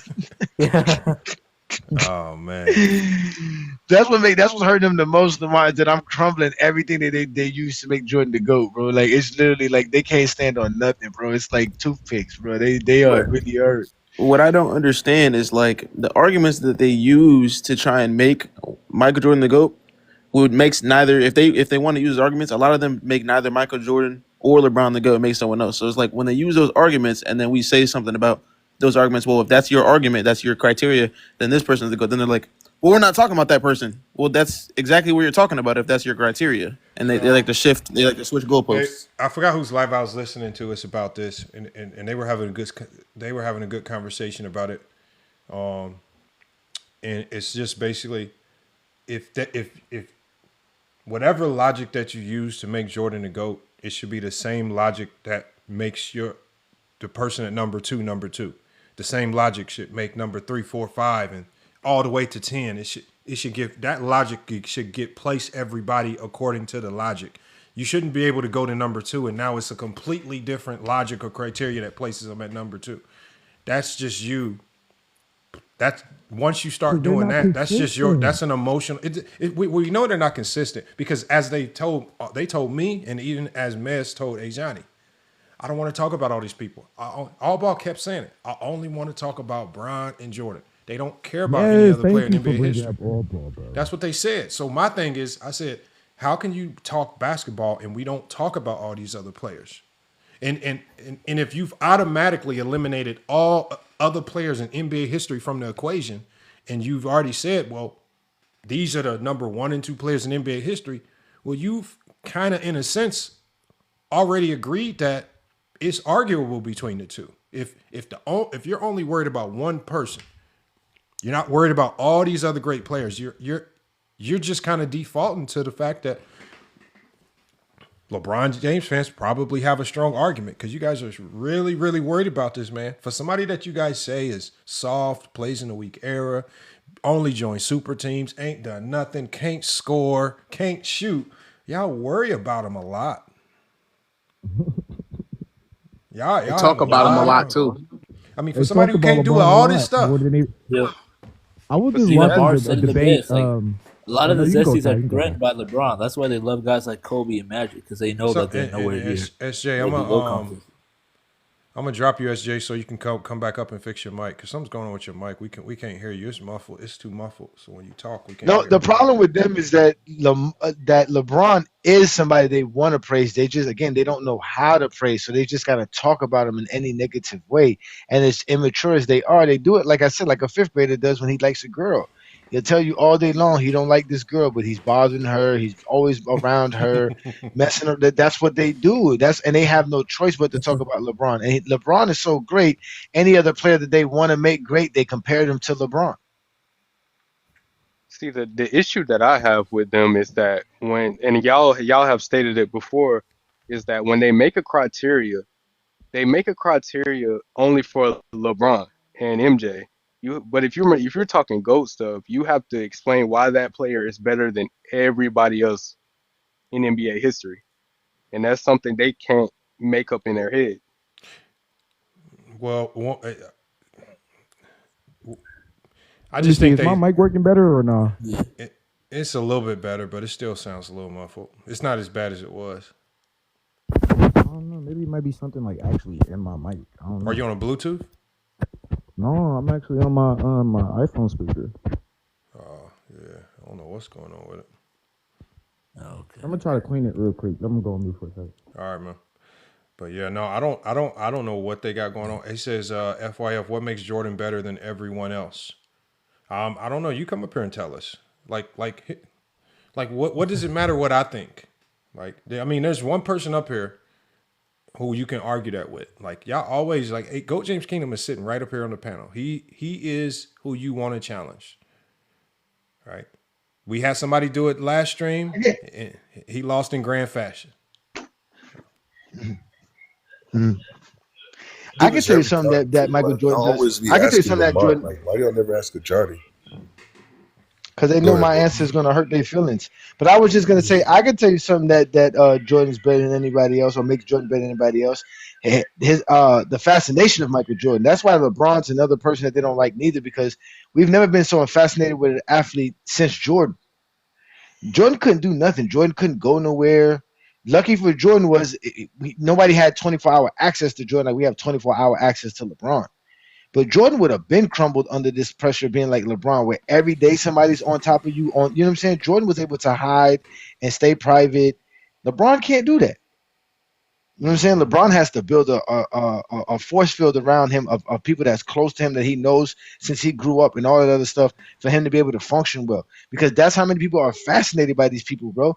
That's something that Jordan has over everybody else. The fascination of Michael Jordan. People are just infatuated with him. They just, like I said, to the point to where you can just create any myth about him and people will believe it. You see what Adrian Knight in the chat said? You guys say Kobe's better than Jordan, so talk about Kobe. But Adrian Knight, this is why I be wanting y'all to come on the panel. Those are two different conversations. I don't think it's a hot take to say that Kobe Bryant is a better basketball player than Jordan. Jordan just had a better career. That's why he ranks higher. I think if we just go off skills, Kobe Bryant is a more skilled basketball player on both sides of the floor than Michael Jordan. It's not that, that's not the GOAT debate. Yeah. That's not that. That's what all ball couldn't figure out in his head. Like he was trying. That's too much basketball talk in one sentence for him. Like, so you gotta dumb it down for idiots. He couldn't get it. I said that when I did the live about him, right, Lamont? Because he was saying your skill is what gets you your resume, right? So, perfect example. Karl Malone and Kobe both averaged 25 points per game for their career. Mm-hmm. Does their skill level match the equal level of their scoring? Is Kobe Bryant and Karl Malone the same skilled scorers? Do they have the same skill? Because they both average 25 points per game, right? So obviously your skill and your production are two different things.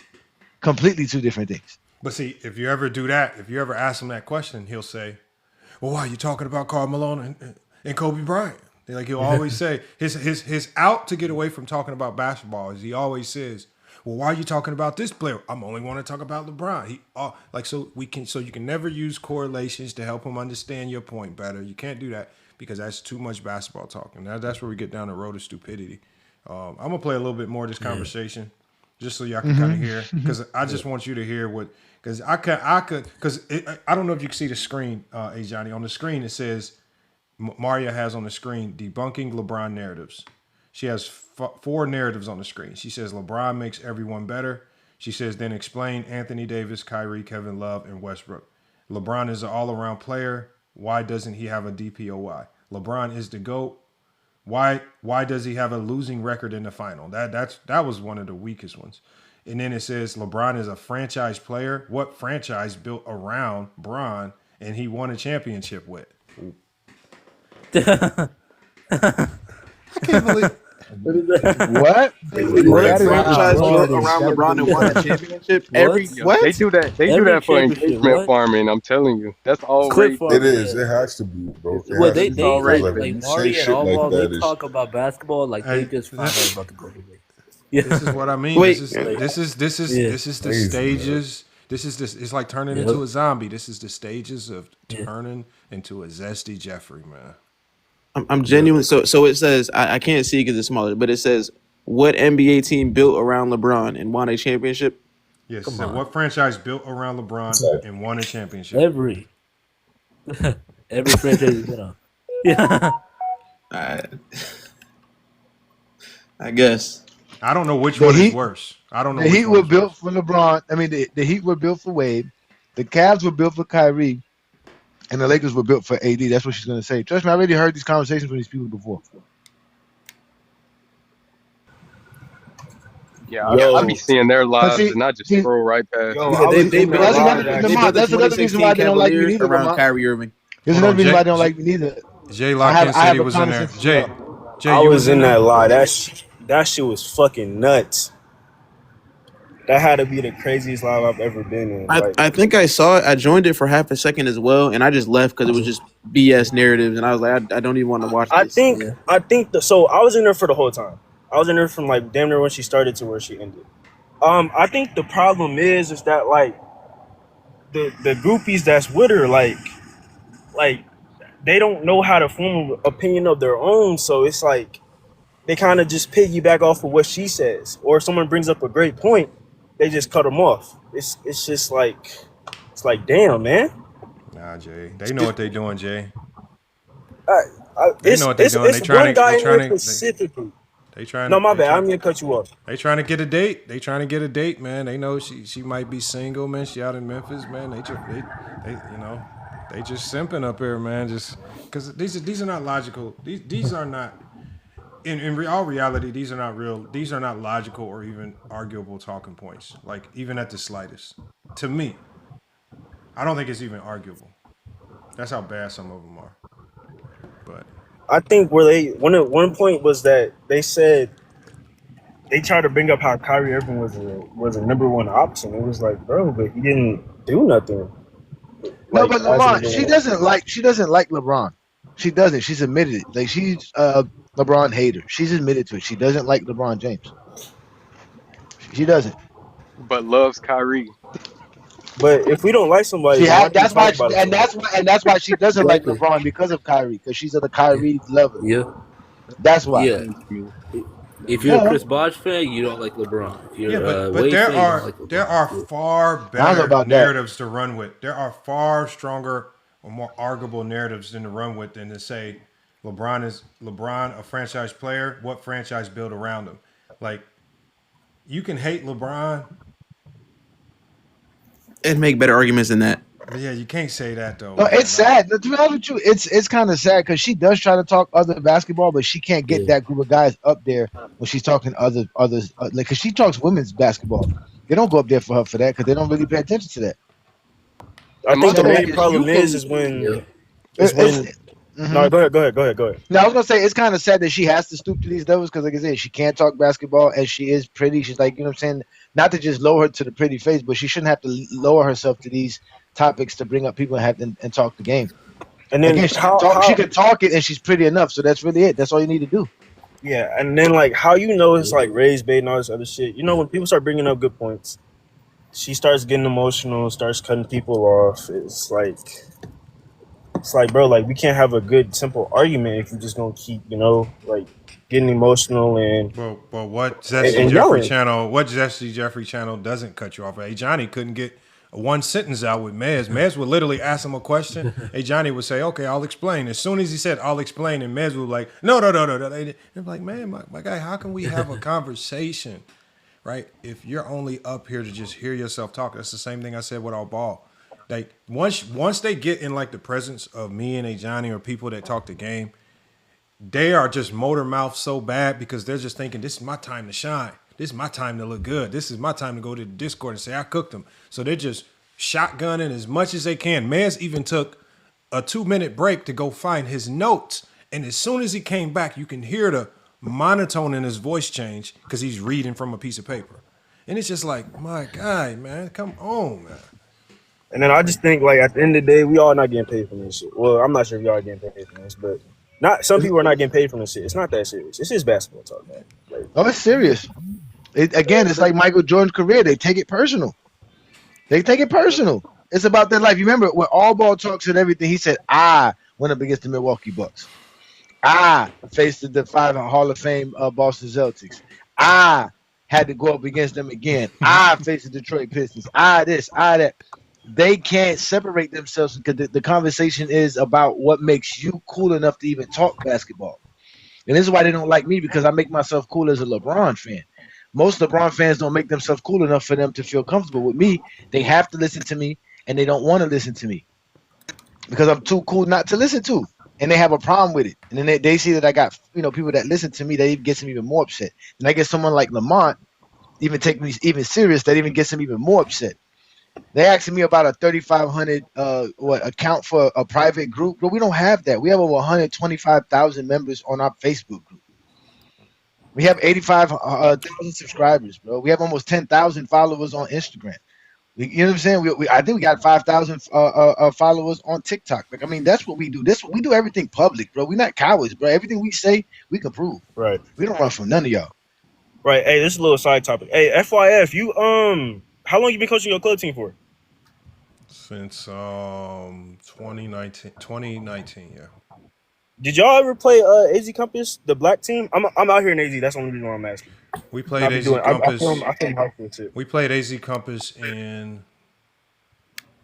2022, I believe. We played them. I think once. so, because I think I was there for that game. I think I filmed it. Yeah, we played them once. Yeah, I was only asking just because I was out here. I don't like playing in prep schools. I've kind of moved along because the prep schools don't make us no better. It's just become too easy. I mean, obviously you're dealing with post grads and friends like seniors in high school, and it's just like, there's only like we literally just played a prep school, and they had a Ohio State commit, and we beat them 69-29. And it's just like, it don't matter how much like talent y'all have. It's just the difference in just age and strength and size. Like, it just makes us we outclass them too much. So, okay. Hey man, get me some film out here, man. Let me know, man. I'll be filming this shit. So. Oh yeah. Tap in with me on because we need somebody to start filming for us, man. So. I got you. I'll hit you up after this. Yep. All right, y'all. Are y'all ready to hear the rest of this, man? It's only like, what, about 3. Hold on, let me see how much we got. We haven't even got through half of this yet. That's how crazy it is. Hold on, I'm going to keep playing it. Agree. Hold on a second. When it comes to life, it just don't make sense. But something like they've been talking about that from the first, when they first linked up. But LeBron was telling Kyrie, bro, damn near telling Kyrie, you better than me. You can do more than me. And Kyrie did that. And that's why if you go on these channels, people are trying to compare Steph Curry and Kyrie. OG, why did you type that, man? Did y'all see what he typed? It's a little small. What did he say? We can't see it. What did he say? Oh my God! He said Shamaria, dumb AF.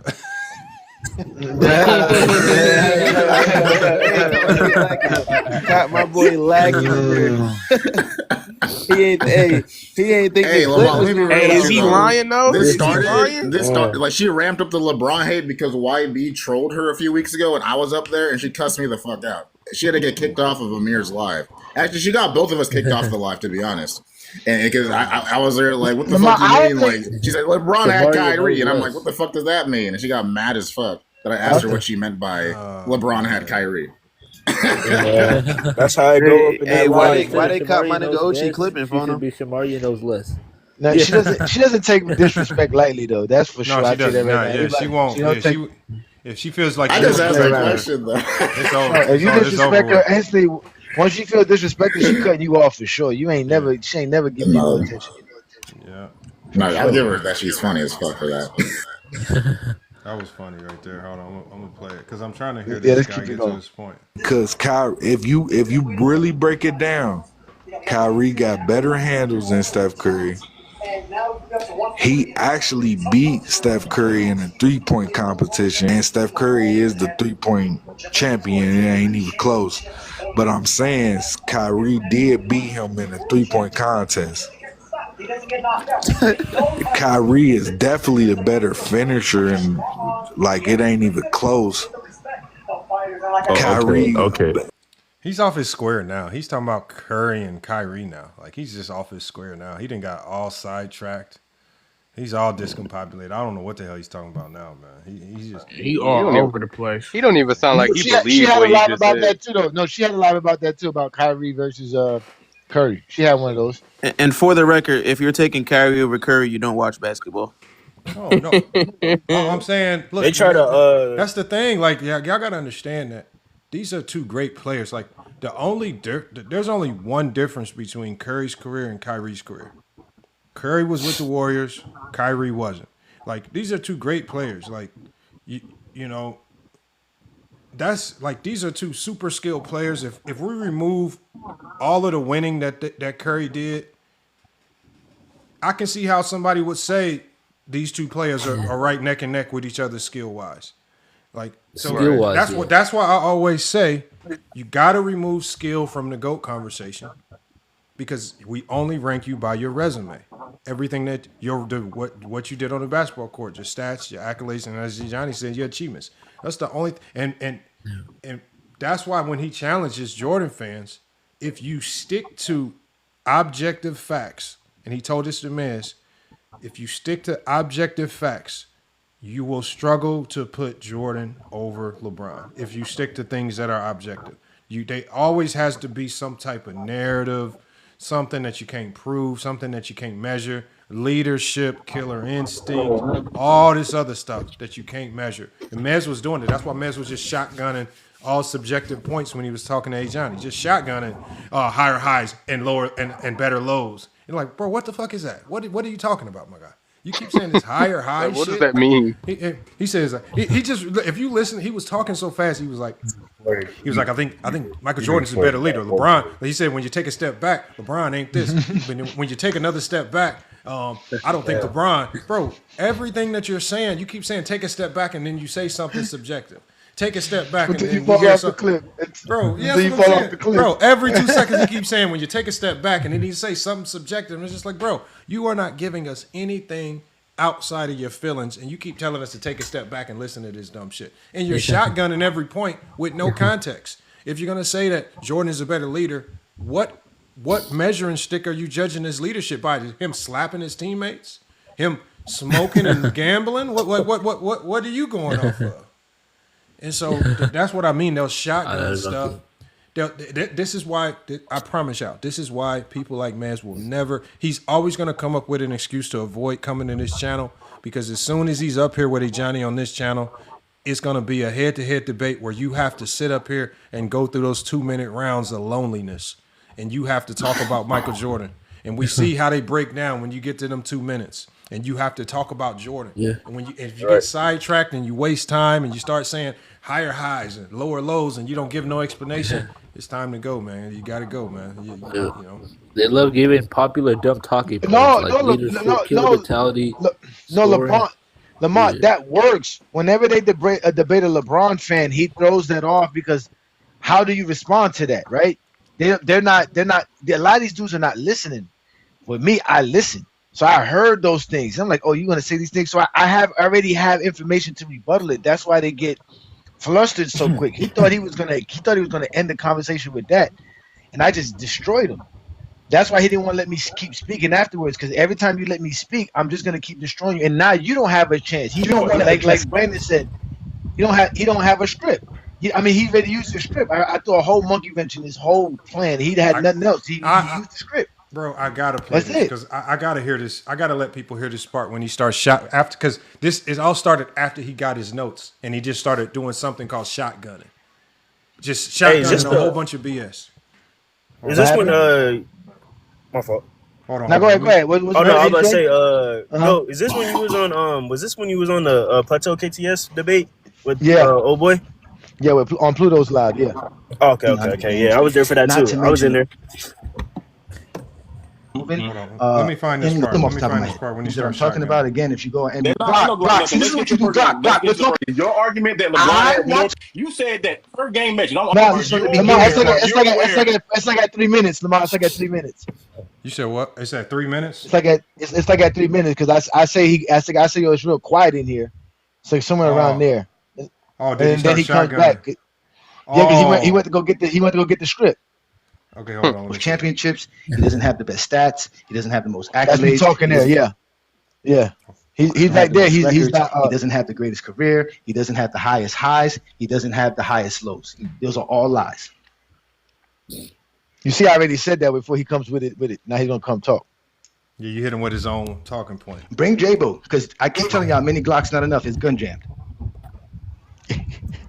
They were making fun of him. Look how silent I got y'all in here. Oh, I hope y'all recording this one. I hope the snipers are around. Look how silent y'all are. I got y'all quiet as hell up in here. Go get the 20v1. Y'all are some cowards. Johnny, hold on. I love this. You got a call. You got a call, man. What's up? Oh, yeah. The fake call. The fake call to go get your notes. Fake call, yeah. I'm sure it's a call. Somebody's telling him, warn him. You should have never did this. Why are you up here? Brother, I really don't care about you, Johnny. I really don't even want to talk to you. But I know you don't care about me, brother. I don't care how you feel, brother. My job is to expose people like you. That's all I do best is expose people like you. Brother. Yeah, brother. We know. What's your next point, brother? I've already made my point. Hey, Johnny, why did he during the debate? Why did he keep trying to say, "What's the next point"? Why are they scared to really dive into topics? Like, no, let's get into this. No, they don't, because they have a script. That's not in their script. They got to get to something to where they can say, Lamar. They got to look at something that they can ready to attack. That's why he was like, name all the trophies, because he knows all the one. Eventually, I'm going to get to Player of the Month. So that's why is that what you just want to talk about, bro? Because you seem to want me to name trophies. I keep telling you, I'm not going to name them all for you. So let's just, like you said, if you really want to deep dive, let's have this conversation. They don't want to have these conversations. They're not prepared. But he was ready to talk Player of the Month because he already had a pre-script for that, and he went on a shotgun rant when that came up as well. When he starts the shotgun, we're gonna try to break down his shotgun, everything that he says while he's shotgunning, because I'm trying to decipher what the hell he's saying. That's what I'm trying to find the part when he starts doing. Okay, Jordan's the best statistical player than LeBron. Michael Jordan. Okay. Jordan's the best statistical player than LeBron. That's what he said. Because he's probably reading too fast and he read that wrong. He probably meant to say Jordan is a better statistical player than LeBron. And that's the first point that he shotgunned. Now, from the last time I checked, LeBron James was to most Zesty Jeffries on YouTube and TikTok, they call him the Stat King. If they call you the Stat King, is Jordan a stat king now? If Jordan has better stats than LeBron, why don't they call Jordan the stat king? Why do they call Bron the stat king? Where does this what does he talk? Hey Johnny, do you know what he's talking about when he says that Jordan is better? LeBron has empty stats. He's gonna explain that when he said when you take a step back and look, all of these stats that LeBron are accumulating are really not bringing anything to the table. And when you step back and look at what Jordan did in comparison to LeBron, you can see that Jordan's stats are more impactful to the game. So you got to take a step back, maybe a couple of steps back before you can see this. You too close. You too close to my face. Okay. Because I'm trying, like, if anybody up here agrees with it, like, if anybody up here agrees that Jordan is better statistically than LeBron, come up here and explain by any means. Because again, Mez didn't explain it. He just said it. I don't know what he means by it. I don't know what stats he's talking about. I don't know what statistical categories he's referring to. I don't know. He's shotgunning. But let's hear what the next point is. Actually has better feats than LeBron with less failures. Okay, he has better feats than LeBron with less failures. Anybody know what that means? Nope. I do. What are you trying to say? I've heard all this before. Okay, so he says Jordan has better feats than LeBron with less failures. So we know that they're very clear when they're talking about championships. They just say championships. So when he says feats, what do y'all think he means by feats? No, it's just another way to say championship. It's championship. Same thing. It's another thing, yeah, because they have to again. Jordan's career is not enough. If you just say championships, you can't have this long script. So you have to dress it up as other things. He said, like you said, it has to be vague and subjective terms, one or the other. It's not going to be anything that we can concretely talk about. Okay, so he says. Okay, so that's the next one. Let's hear what he got. Jordan has actually higher highs than LeBron while also having less lows than LeBron. Okay, Jordan has higher highs than LeBron while also having less lows. That's the same thing as what he just said right before, but just in a different way. LeBron is the same thing. The higher highs is Jordan's championship 6-0, and the lowest, you know what I'm saying? The lowest. That's what it is. It's the same thing. It's the same thing. Hey y'all, and look y'all, look these, and y'all look as y'all laughing in the chat. This is when they will finish this soliloquy and say he will say he was cooking. I'm just breaking it down line by line because I think this is comical. Jordan has higher highs while also having fewer lows. Okay, so if I guarantee you, if we go year by year, okay, LeBron's year one versus Jordan's year one. LeBron had a better year one. So that's a low for Jordan. I mean, I'm assuming this is what we're counting as lows. Jordan's year two versus Bron's year two. Bron had a better year two, right? So that means Bron had another higher high than Jordan. So Jordan doesn't start to have higher highs until 1991. He's like so Jordan literally only has 6 years of highs over LeBron. That's it. The rest of LeBron's career is higher than Jordan's. That's it. The only years you can say that Jordan usurps Bron is, and even that's not, like as Johnny says, that's not enough because Bron even has 4 championships to offset the 6 by 2. Yeah. It still was like so. I'm just trying to figure out. By year 9. So again, Johnny's saying this is another coded way for him to talk about the championships. So I want to know if Mez ever comes up here. I want to ask him, just like he asked you, what are all the trophies? I want to know with him, what are all the higher highs? And what are all the lower lows? The scoring champs. What is it? The scoring titles. Maybe Zesty Productions could let us know. He comes in all the time. He's another reconnaissance. And he's one of the young ones. He just was able to buy Hennessy. If he could even buy Hennessy. Because I'm thinking, hold on. Jordan made the playoffs with a losing record. How is that a higher? Jordan got swept. How is that a higher high? Jordan, last 2 years with the Wizards. How is that a higher? How is that not a low?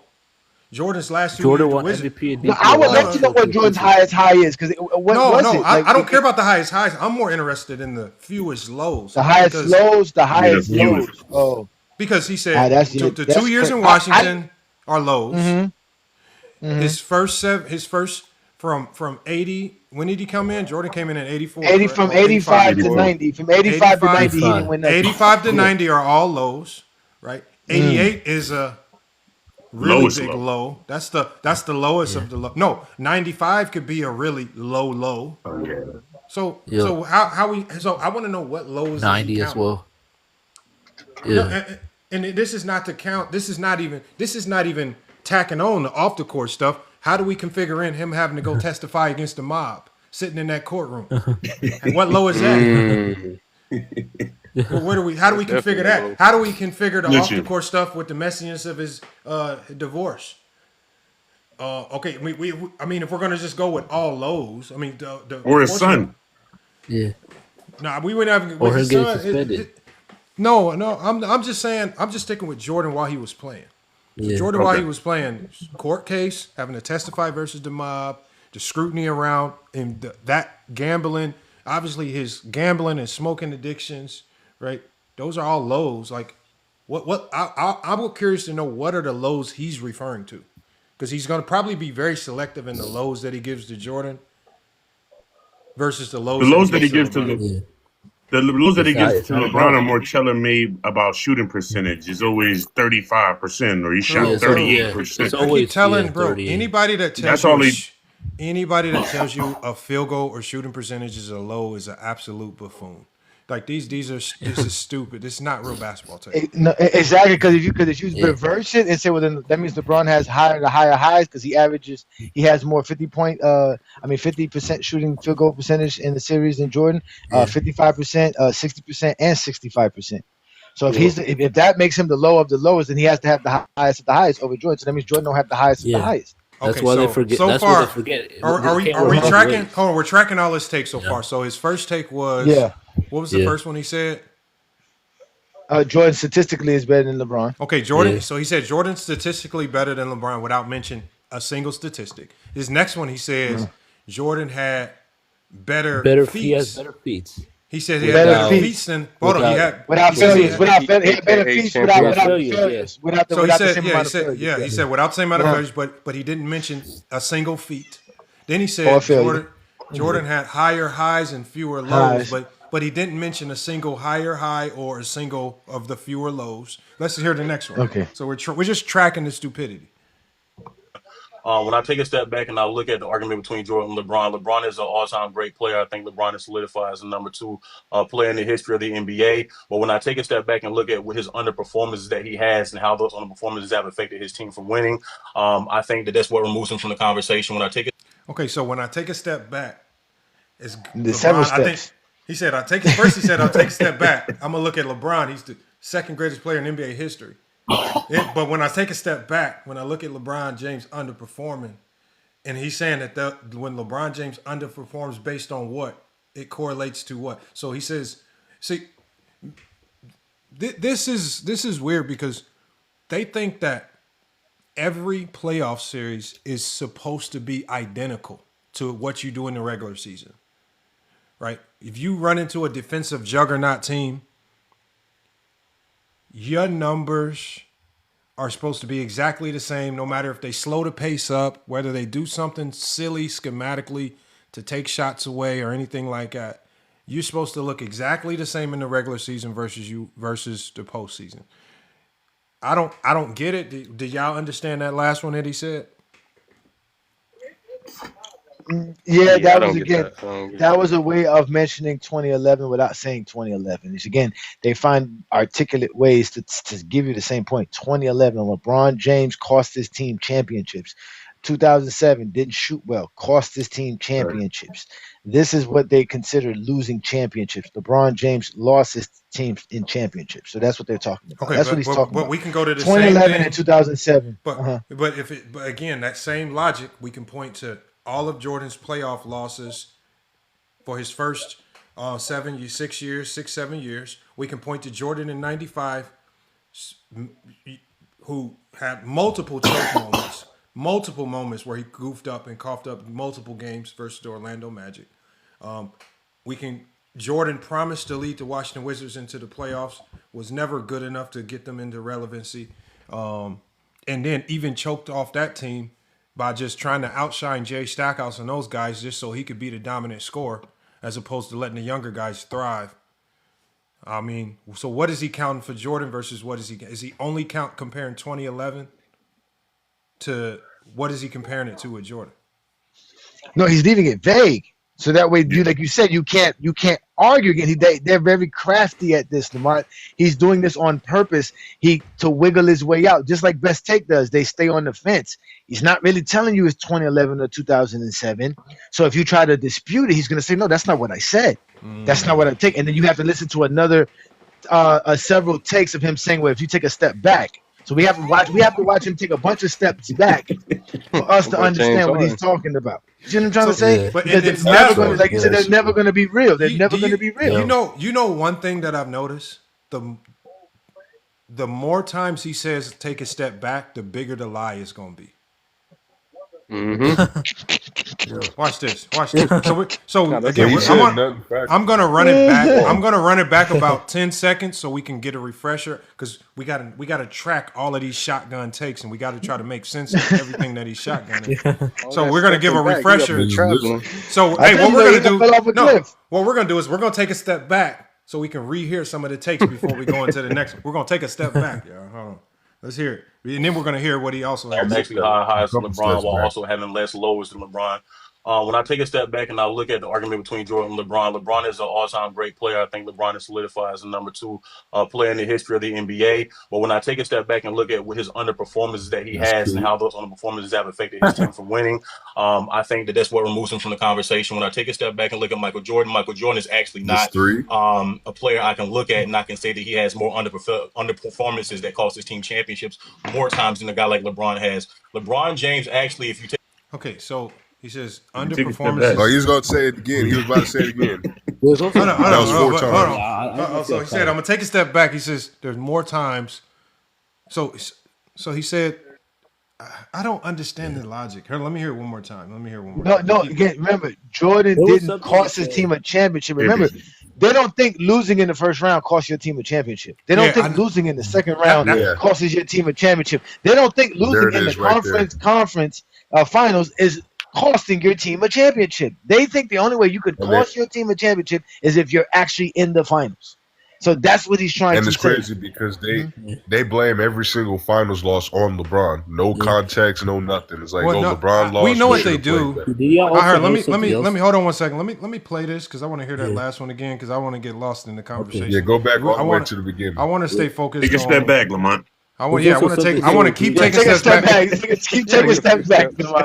I'm trying. Take a step The back. biggest thing is that we trying to make sense of the logic. Like, if anybody in the chat, like some of y'all are fans of them, if y'all can break this down, because we know he will never come over here and break. It's G. Maybe you can take a step back from what you're doing to help us understand some of this stuff. Come on up, man. Come on. Okay, hold on. Let me play it. is actually not a player I can look at and I can say that he has more underperformances that cost his team championships more times than a guy like LeBron has. LeBron James, actually, if you take a step back and look, I can name you off plenty of times in the history of LeBron James where I think that his underperformances have caused his team to lose. I think Michael Jordan is a better playoff performer in totality because I think that from start to finish, he's been a more consistent playoff performer. I think that Okay, so he says Jordan has been a better playoff performer in totality because he's been a more consistent playoff performer. What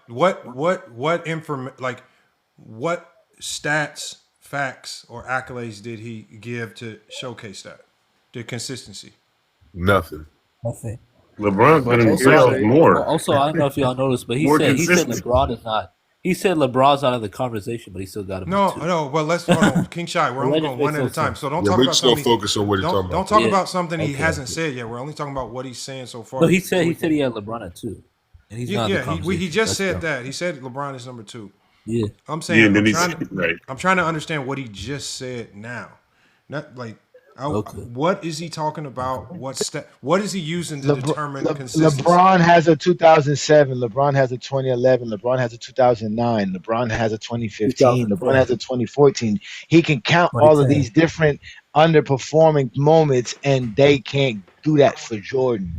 For them, there's none for Jordan. Jordan doesn't have any, to be honest with you. That's what they'll tell you. But that's the arguments that see. That's why he says these vague terms, because a normal LeBron fan is gonna just argue this. Well, no, Jordan did this, and then that's when he's gonna start bringing you those numbers that you're asking for, Lamont. But I threw a monkey wrench in this whole program because we're not gonna sit here and argue with you just lying in the first place. None of this makes Jordan the GOAT. At the end of the day, none that he's saying makes Jordan the GOAT. He keeps comparing Jordan to LeBron. None of this makes Jordan the GOAT. And he never all it does explains is why. Has he said? Hold on. Has he said anything that pits Jordan versus any other player in NBA history outside of LeBron? Because when it comes to winning and having the fewest, if it's about having the fewest lows and that's just your terminology for saying championships, wouldn't that by default mean Bill Russell has had the fewest lows? Exactly. Right. He has the fewest lows. He has the highest lows and the highest highs. If you really want to They go there, discredit his era. yeah. He's gonna say no. He's gonna say now. If you take a step back and look at his impact on the game and see what Bill Russell had to deal with compared to what Michael Jordan, that's when everything starts to change. And now he'll start arguing against his own argument to make Jordan better than Bill Russell. Mm-hmm. That's what they do. Again, listen, ladies and gentlemen, this is why they hate A. Johnny the Explosion, because they literally have to change their like Lamont said. Can you imagine that coach before he get to that game before Lamont and somebody would tell you everything you did is not going to work? Lamont's team's still going to beat you tonight. Can you imagine how deflated he would have felt going into the game? He was already a little bit nervous and scared. So now you tell him again. Imagine everything that these guys do every night. All these all these TikTok lives, all of these Discord conversations, all of these notes they're writing down, all of these scripts they're putting together. Imagine looking at them as him, and none of that's going to work versus GJK. That's why they rather not have the conversation with me. Because if they don't have it, it's not recorded. Nobody knows about it, and they can lie to everybody and say, "Hey, I smoked Lamont. I smoked this guy. I cooked this dude. I cooked that dude," and there's no evidence of none of this. It doesn't exist right now. If we were sitting here not playing you this, people would say we're lying. But you're hearing these things. This is their best of their best, ladies and gentlemen. Hold on, this is the best of their best. We got G Money in the chat. He says the conversation is not. He said that's not the conversation, Lamont. It's LeBron versus G Money. No, it's the GOAT conversation that they're having. Whenever, unless we're specifically saying this is a head-to-head conversation between these two players. If you say it's the GOAT conversation is opened up to all players in NBA history. You cannot seclude this conversation to two players. Whether you want to talk about the Bill Russells and the Wilts and the Magics and the Birds, whether you want to talk about them or not, they all must be discussed to some degree. They have to be discussed to some degree. Tim Duncan has to be discussed to some degree. Shaquille O'Neal, the most dominant player in NBA history, it has to be discussed to some degree. You cannot just say it's between these two players, right? Yeah. That's not basketball talk. That's just you wanting. That's just you trying to create a criteria that only works Jordan versus LeBron, and in most cases that doesn't even work. Because when this same criteria is applied, Jordan versus Bill Russell, it don't work. When the same criteria is applied, Jordan versus Wilt, it don't work. Jordan versus Kobe, it don't work. Things start to look weird when we take that same criteria and start, okay, if LeBron's not in this conversation, okay, let's bring somebody else up then. Let's use the same criteria, and it don't work. That's the problem, man. Let's hear his. And that's what I was telling Clown J-Bo. Let's hear his next. J-Bo's something different. J-Bo has a lot of other issues that he needs to deal with that I'll talk about later. But you touched on a great point here, Lamont, because you touched on a great point here off the top. If you can't prove Jordan's GOAT status, you can't prove he's better than LeBron. That's the point. You haven't given us a measuring stick for us to know how your measurement play is. So again, even if you still want to make it just LeBron and Jordan, whatever you're using to make Jordan better than LeBron, it's still not real because you don't really believe that, like you said, outside of LeBron James and Jordan. So you can't prove that Jordan's the GOAT. The conversation is Jordan's the GOAT because I don't sit here and argue with people who you have over LeBron. LeBron's the GOAT. I prove why he's greater than everybody, not just Jordan. But if you think Jordan's the only case you can bring up with, then that means you don't know basketball. And you're going to lose every time versus GOAT James Kingdom. Every time. But let's get Trayvon in. G-Money, you let them trick you into believing that the conversation is always only LeBron and Jordan. That's just them trying to trick you into believing it's a head-to-head debate. When I was talking to All Ball was kept constantly saying the GOAT conversation. Mez constantly talking about the GOAT conversation. Once you say that word, it now means we have to talk about more players other than just LeBron. And once you start, but he asked me. I told him but Lamont. When he asked me, "What's your point?" I told him my point was Jordan's not the GOAT. That's what I told him. That's the first thing I said. Jordan's not the GOAT, and none of y'all can prove it. That's what I've said. Jordan's not the GOAT. They hate to rescind. The only way they can try to make Jordan the GOAT is to compare him to LeBron, which again proves my point that LeBron's better. Because the only way you can say Jordan's great is to compare him to LeBron James. Obviously, LeBron is the measurement of greatness. He's the GOAT. Let's hear his next shotgun point. Let's hear his next shotgun point. Hold on. When we take a step back and look at it, I think Michael Jordan got every MVP he wanted. I'm not going to argue for the ones he didn't get, and I think that. What does that mean? When I take a step back, I think Jordan got all the MVPs that he wanted. I think he's saying all the MVPs that he deserved. No. Jordan didn't get all the MVPs. No, he did because he's gonna after that he's gonna say in the ones that he didn't win doesn't matter. Hold on, he didn't get all the MVPs. Listen to it again. He's gonna say Jordan got all the MVPs, and then the ones that he didn't get didn't matter. Watch what he says. Listen to it. Pay attention. in totality, Yeah, because I rewind think that that from real start to quick. finish, he's been a more consistent playoff performer. I think that when we take a step back and look at it, I think Michael Jordan got every MVP he wanted. I'm not going to argue for the ones he didn't get, and I think that does matter in this conversation. That LeBron James also has every MVP I think he deserved, and I think that when we take a step back and Okay. What? But hold on, but at the end of the day, Why did he bring that up? What I'm saying is, I have to ask you, what does it mean? What does this mean? Because in reality, Jordan and LeBron, if the award was voted for by basketball players, probably both will have more than the total MVPs than they have. And LeBron probably will have more than Jordan because of how long he's played. Like that's just me being fair to Jordan. And that's me being fair to LeBron. They both should have more MVPs. I just don't know what he means when he says this. This is him breaking down the GOAT conversation. He brought it up. Can anybody help me understand what does he mean when he say this? My thing is, why bring it up if you're bad, gonna go ahead. say no? So why bring it up if you're gonna say, well, the ones he didn't get, like, it just don't make no sense. Burger says Why even it bring means that point up? Burger in the chat says it means you need to take a step back. That's a good answer, man. You need to take a step Take back. a step back to look at it again. Oh man, How many steps you got to take back? I mean, steps back. Are you traveling like a I hope he don't If play you want to ball. use That on much. Nathan James Harden. Hey, Johnny was there. I I want A Johnny to because A Johnny was there. I'm going to everybody finish. Yeah. Trayvon says he's going to answer. Go ahead, Trayvon. No, I was just saying I debate Mez a lot. I think like just all he's trying to say is like LeBron and Jordan, they both got the MVPs, like they both got theirs, and he's not gonna harp on the seasons where Jordan didn't win an MVP. Like for example, people say he might have got robbed in 93 or 97, but he's not gonna harp on that. He's just gonna say like it is what it is. LeBron got his, Jordan got his. I see. No. But So, that's Trevor, you that's think he's still trying to irrelevant. preemptively? No, it's still Yeah, irrelevant it's irrelevant to information the because just No, I because got you. just because you don't win an MVP in an individual season doesn't mean that's a season that we can address and say it's one of the greatest seasons for you all time. Jordan in 93 was a hell of a season, right? Even though he didn't win the MVP.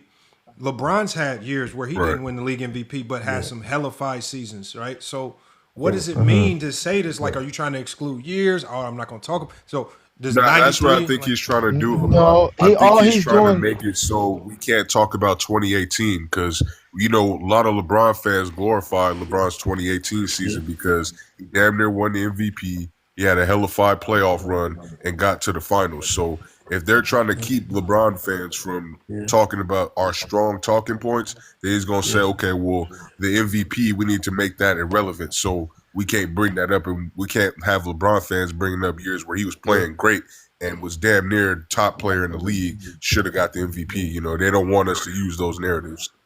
Man, y'all are trying too hard. These niggas are not that smart. He's just saying LeBron. He's basically saying Jordan got 5 MVPs. Jordan and LeBron got 4. That's it. Yeah. That's all he's saying. He's He's using the same zesty. He's using the same zesty. No, there's no sauce in these dudes. These dudes they like snow bunnies. There's no sauce in their life. They don't have a cabinet full of seasoning, bro. They don't. These dudes. He's the Chat GPT for Zesty Jeffries. When they want to say something articulate enough for a job interview to get a job, they go to him. He tells them how to go apply for applications and put down the right words. Don't say stupid stuff. So basically, he's telling them, don't say 5 over 4. Say, well, Jordan just has won all the MVPs he wanted, and the ones he didn't. Well, there's no reason to argue about that. So did LeBron because it's close enough. It's 5 to 4. It's really not that much. Because again, remember what they're really avoiding is bringing up Kareem with the 6. Yep. There you go. Because if you say 5 and 4, then obviously 6 must be better than 5. Exactly. But if I say wanted to win and eloquently, vaguely speak about it in some crazy terminology, then I can always. That's why he didn't say the number of MVPs. Hey, Johnny, I see. Dad, He's broke it down to a science. I think you figured it out right there.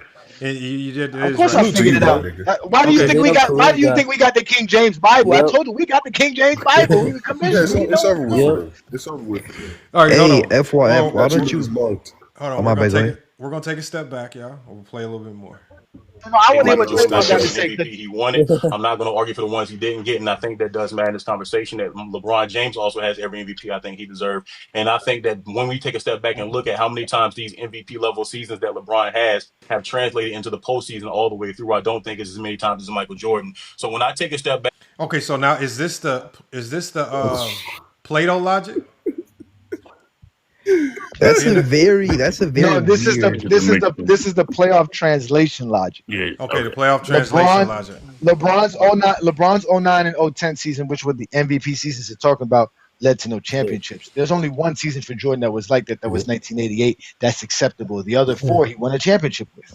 Oh, Right. I don't So think it that's what he was. translate. It doesn't mean translate because Nah. Wait, I don't. That's what he was LeBron saying. translate from MVP in 09 to the playoffs. He translate from 2010 to the. To the 2010 to the playoffs. He translates with the numbers in his MVP seasons. He just didn't win championships. LeBron really translated every year. No, By that I logic. think what he's saying is like, he says like all the way through. So I think he means like every Championship. series you're being consistent or the championship. Jordan was But consistent every year of his also championships. What LeBron is was his definition consistent in of all. MVP caliber player though? Is it like just the MVP, or do you got to be like a top 3 No MVP voting, top 2? translation. Y'all Like, gotta stop making this hard. Translation means whatever numbers you put up in the regular season must translate to the playoffs or better. But he said all the so way that should through translate though. to just winning. Yes, all the Just way. winning That's all the why way I through said to the he's final. talking. That's why I said he's talking about championships without mentioning championships. He has to say Yep. he is dressing it up like you got. Jordan's career is not enough. It's not enough. And you It's know not what? Hey, enough. Johnny is right because there some comes to a mustard point on in it. this. It comes to a point in this conversation where they talk about Jordan scoring, and this man dressed up Jordan scoring into like he basically broke it down into like 12 different categories as if these are all categories. I was like, bro, all you're saying. He said most field goals Yeah. made per game. Come on, man. That's not that. Come on, man. These guys can't talk. Bro, I've never heard that shit before. Most field goals made per game. Like, bro, how do you Bro. get that? Goals made per game. What? Oh man, hold on. Let's play it some more. We're gonna take a step back, man. Hold on. Let's play a little bit more. Yes, and I look at these two players, both players are all-time greats. I do give props to longevity for LeBron, which is why I've always argued for him being in the same tier as Michael Jordan, because we both know I do the tiers. However, when I do look at overall performances, overall accomplishments, overall stature in the league, overall best player in the NBA from start to finish on a season-by-season basis, that conversation does go actually to Michael Jordan. Overall best player in the league on a season-by-season basis. Wouldn't that go to LeBron? He's had the longest stretch of being the best player in the league. But who's like, if you go to any player, what player in NBA history had the longest stretch of being considered the best player in the league? It definitely goes to LeBron. Now, he might not have won. He might not have won the championship every year, but LeBron definitely has the longest stretch of being the best player in the league. Because I don't think Jordan truly got that label. Jordan till 89, 90. I wouldn't say. I wouldn't. It was around. I would say more like 90, 91 because there were still a lot of people on the Magic Johnson train until he announced that he had the HIV announcement, and so there were a lot of people still on that train that Magic, because Magic was coming off an MVP year, wasn't he? What year was that? Yeah, 89. That was 87. He won the MVP over Jordan both years. No, he won MVP 87. I'm saying it wasn't. Yeah, Jordan had that 88 year, but I don't think it was like unanimously Jordan until 91. On 91 to 98. I'll give Jordan 91. Obviously 91 to 93. Then obviously 96. He had Shaq and Hakeem because you can't give him 94 and 95. He wasn't the best because remember there's a gap there. So really, in truly and honestly, without 7 years, 6 years, I would say 6, I wouldn't maybe even 7 give him years. 98. I'm about to say it would be 98 is. I wouldn't give him 98 if I be in honest 98 with it y'all. got dicey because people were saying Karl Malone was the best player. Yeah, Malone had better numbers. Not even just Karl Malone. Y'all know what Karl Shaq Malone was doing that year. I'm about to say Shaq Shaq would be better.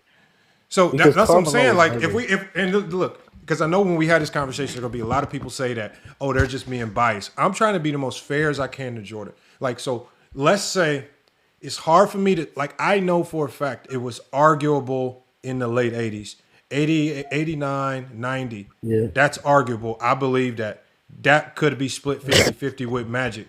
Yeah. I can't give it to Jordan there. 91 for sure, 92 for sure, Yeah. 93 for sure, even though Barkley won MVP. Yeah.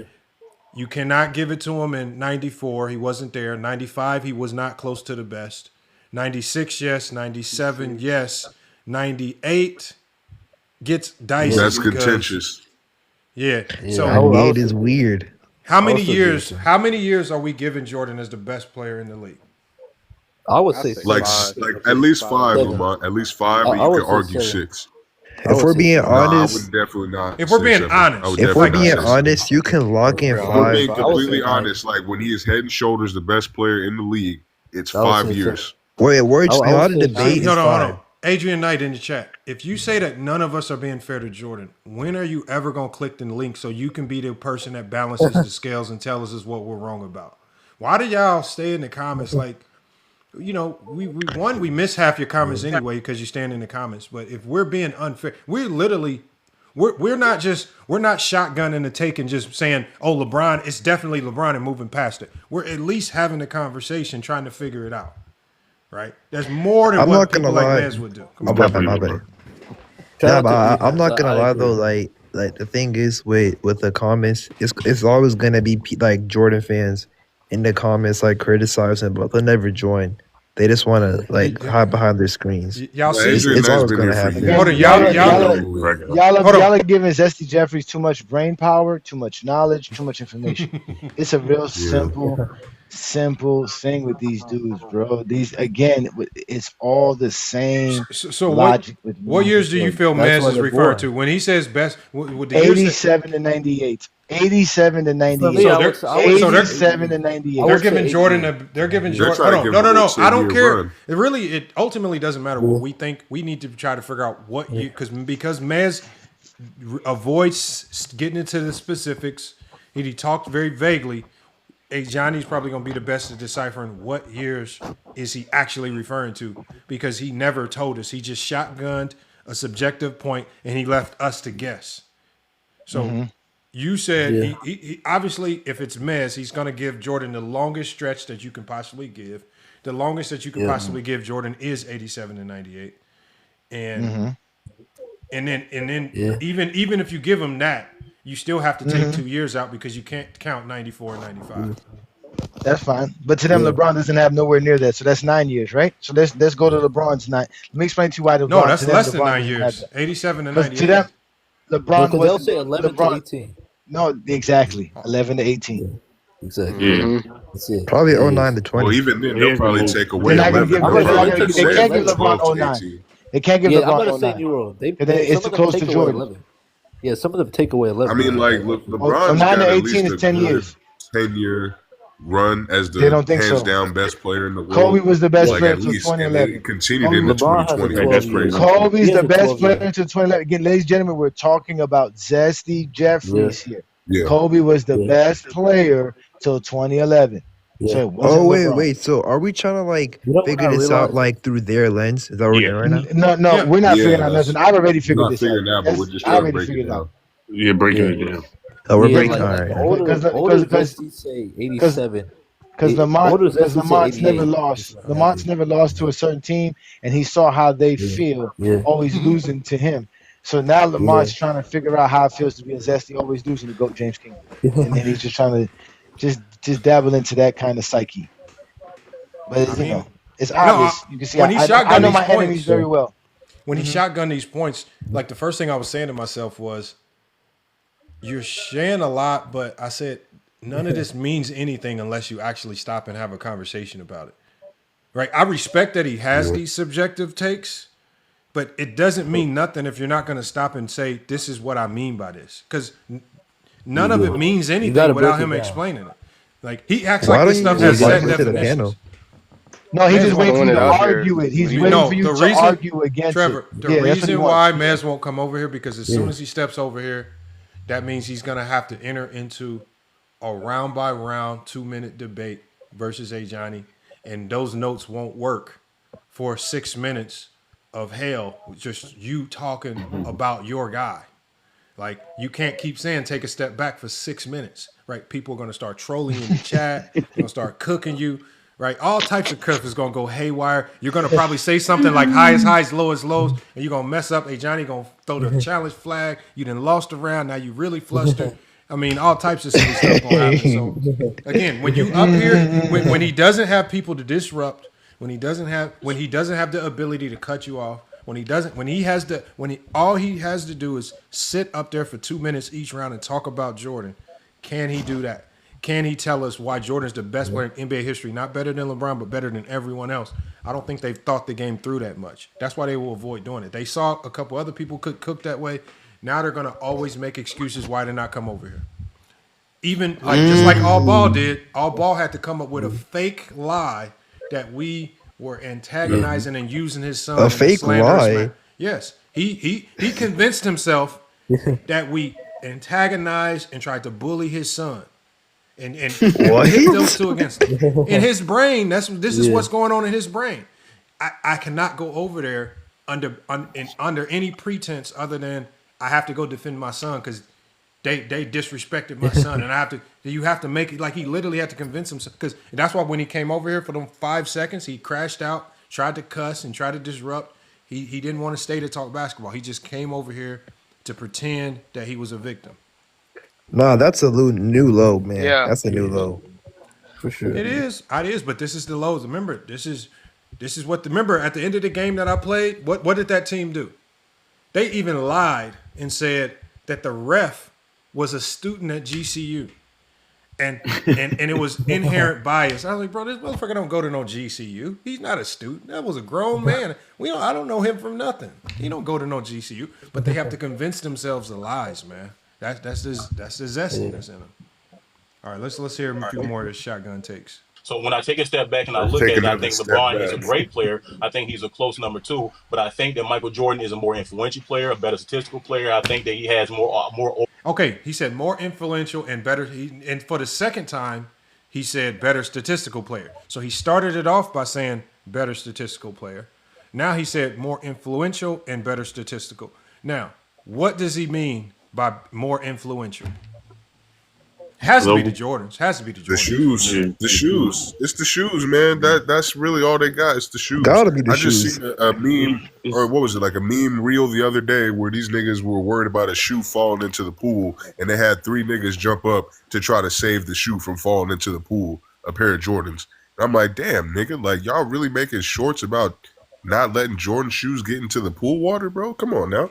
Hey, Johnny did And have not only that, but Hey, Johnny had a great rebuttal for this when he talked about how more influential can you be when you at 15, 16-year-old being called the chosen one on Sports Illustrated. Right? That in and of itself right there is crazy. That's a mic drop right there. Yeah, and not only that, but like if we, I know it's a lot, like you got something like that. I don't know how y'all feel about the hypotheticals, but Jordan being more influential can also be partly due to the fact that he played in a time where the league, like it wasn't really global yet. LeBron came into a league that was already globalized. If LeBron played in a league that he entered and it wasn't globalized, would he not globalize himself? Do we not see the pull LeBron has on the world? Y'all, like Johnny said, y'all going too deep. Y'all going too deep into it. Like, remember, they're never gonna sit back and evaluate it on that level. That's too deep, Trayvon. That's too deep for them. Bro, yes. They're only gonna look at it. They're gonna look at it. The only things that most of these guys remember about Jordan having influence in the '90s is Space Jam, the Jordans, and him and the Dream Team. Those are the only 3 things where they say he has influence. That's really it. They're gonna say Space and they really Jam. discount LeBron having like the biggest social media following out of any athlete. So just the fact that LeBron got the social media on lock and that people around the world actually like LeBron more than they like Jordan. They don't like to include that for some reason. Now, did you know Jordan had want to talk about Jordan making the game global, like Lamont said, or some of the old heads that remember the commercials. Yeah. Did you know Jordan had a McDonald's sandwich? It was called a McJordan. I seen Yeah, Ralph he share did. this the other day on his live. Yeah. A Yeah, but McDonald's hold on. Old ass Hold on. nigga to know But that's nothing. They gave Angel Reese a McDonald's sandwich. Yeah, you got. What we doing here, man? Like, Sweetie had one. See, I didn't know that's that not either. influential. Sweetie had one. Don't need no I McDonald's. was about to say the same thing. Y'all going too deep with this. This is as Yes. simple as ever. It's just as It's the simple shoes, as this. man. No, it's about polls and surveys. This is about Jordan's influence on Damn, I ain't No, even that think too. about that. who Yeah, think I he's the forgot. GOAT. Yes. He's basically saying most NBA players and superstars think Jordan is the GOAT. He's more influential in that sense. That is what he's saying. Again, he's using Zesty Jeffrey logic and being their chat GPT and trying to say it intellectually. This It is nigga. all the same nonsense. It's just that's why while he was doing this, bro, you should have saw my face. But y'all can see my face when I was listening to this man do this. I was like, oh my God, here we go. And again, I always let them go and just for them to get upset Hold on. when I Fade. it's my turn. These are the people that I want on the panel. Fade from Dade says all y'all on the panel reaching. Hold on, we're reaching. All we're doing. Fade from Dade is we're taking everything that Mez says line by line, and we're trying to comprehend it. Because while he was shotgunning points, he never stopped to breathe and explain anything. Because none of it means anything without an explanation. So again, Fade from Dade. It's time for you to take the fade with a Johnny right now. I've Pull up right now. I don't, bro. Here's King Shot. He don't want no smoke. We don't care if these dudes go live. I don't care what they do. If none of what he does on a live stream matters if he don't pull up to the panel. We can't salute you as a creator if you ain't willing to pull up to FYF Sports and have a conversation with other creators. It means nothing. So we're not giving people free promo that are too scared to hit the link. And then if they want to take it a step further, challenge Goat James Kingdom in the head-to-head debate on this same topic. If they're not willing to do that, then why are we engaging with them? I will address his comment, but as it stands right now, he's a chat warrior. He is nothing more than a chat warrior. He's not a content creator. He's a chat warrior right now. Yeah. All right. But no, that's what he's supposed to be. Now this is the thing about why Mini Glock will never come to these lives, because he is the one that wrote the bill to not come to these lives. All right. That is his game plan with Goat James Kingdom. Don't even pay him no mind. Don't pay him no attention. Young Miami didn't listen at first. Now Young Miami follows suit. That is the game. That's why they don't come to these lives. That's what they tell those guys. You have to have a permission slip. Like, don't go over there. That is his game plan, to just ignore Goat James Kingdom. And all it does is backfire on them, because, again, they're never going to address anything. And that's why he had the nerve to say we're sending minions to go over there, as if he can't come. Like, as if the gates are not open to come to Goat James Kingdom. Like, these dudes are cowards. Every last one of them. They know what we do in Goat James Kingdom. They heard of us before. And G Money, let's say the thing is we have to address Mez shotgunning his points, because every time he makes a point, he says we need to take a step back. When he says we need to take a step back, that means we need to pause to evaluate this. He keeps saying take a step back, but never pauses to dissect or explain anything. Like Johnny had to kind of shotgun his points because he's on Plato's platform. He's talking to Mez, and he only has about 30 seconds before the disruptions, the mics getting muted, Plato faking like he wants to talk to the chat, Mez just interjecting, just being disruptive. Remember, when you're on Zesty Jeffrey platforms, you have to get your take off in as few words as possible, because they're going to do what they do. They're never going to give you the floor. They're never going to do nothing organized in a debate where one person has a set amount of time to get their take off. So again, I understand what Johnny was doing, because this is the only way we can conversate with them on those platforms. They have no decorum. They have no manners. They have foul mouths. All they do is want to cuss, go crazy. And as we saw Mez crash out at the end, talking about fake phone calls and all types of stuff, just getting off on a tangent and stuff. But Lamont, that's what made this so perfect, right? Was because when I popped up on the live, it was just Mini Glock and Pluto and one other person at the time. Yeah.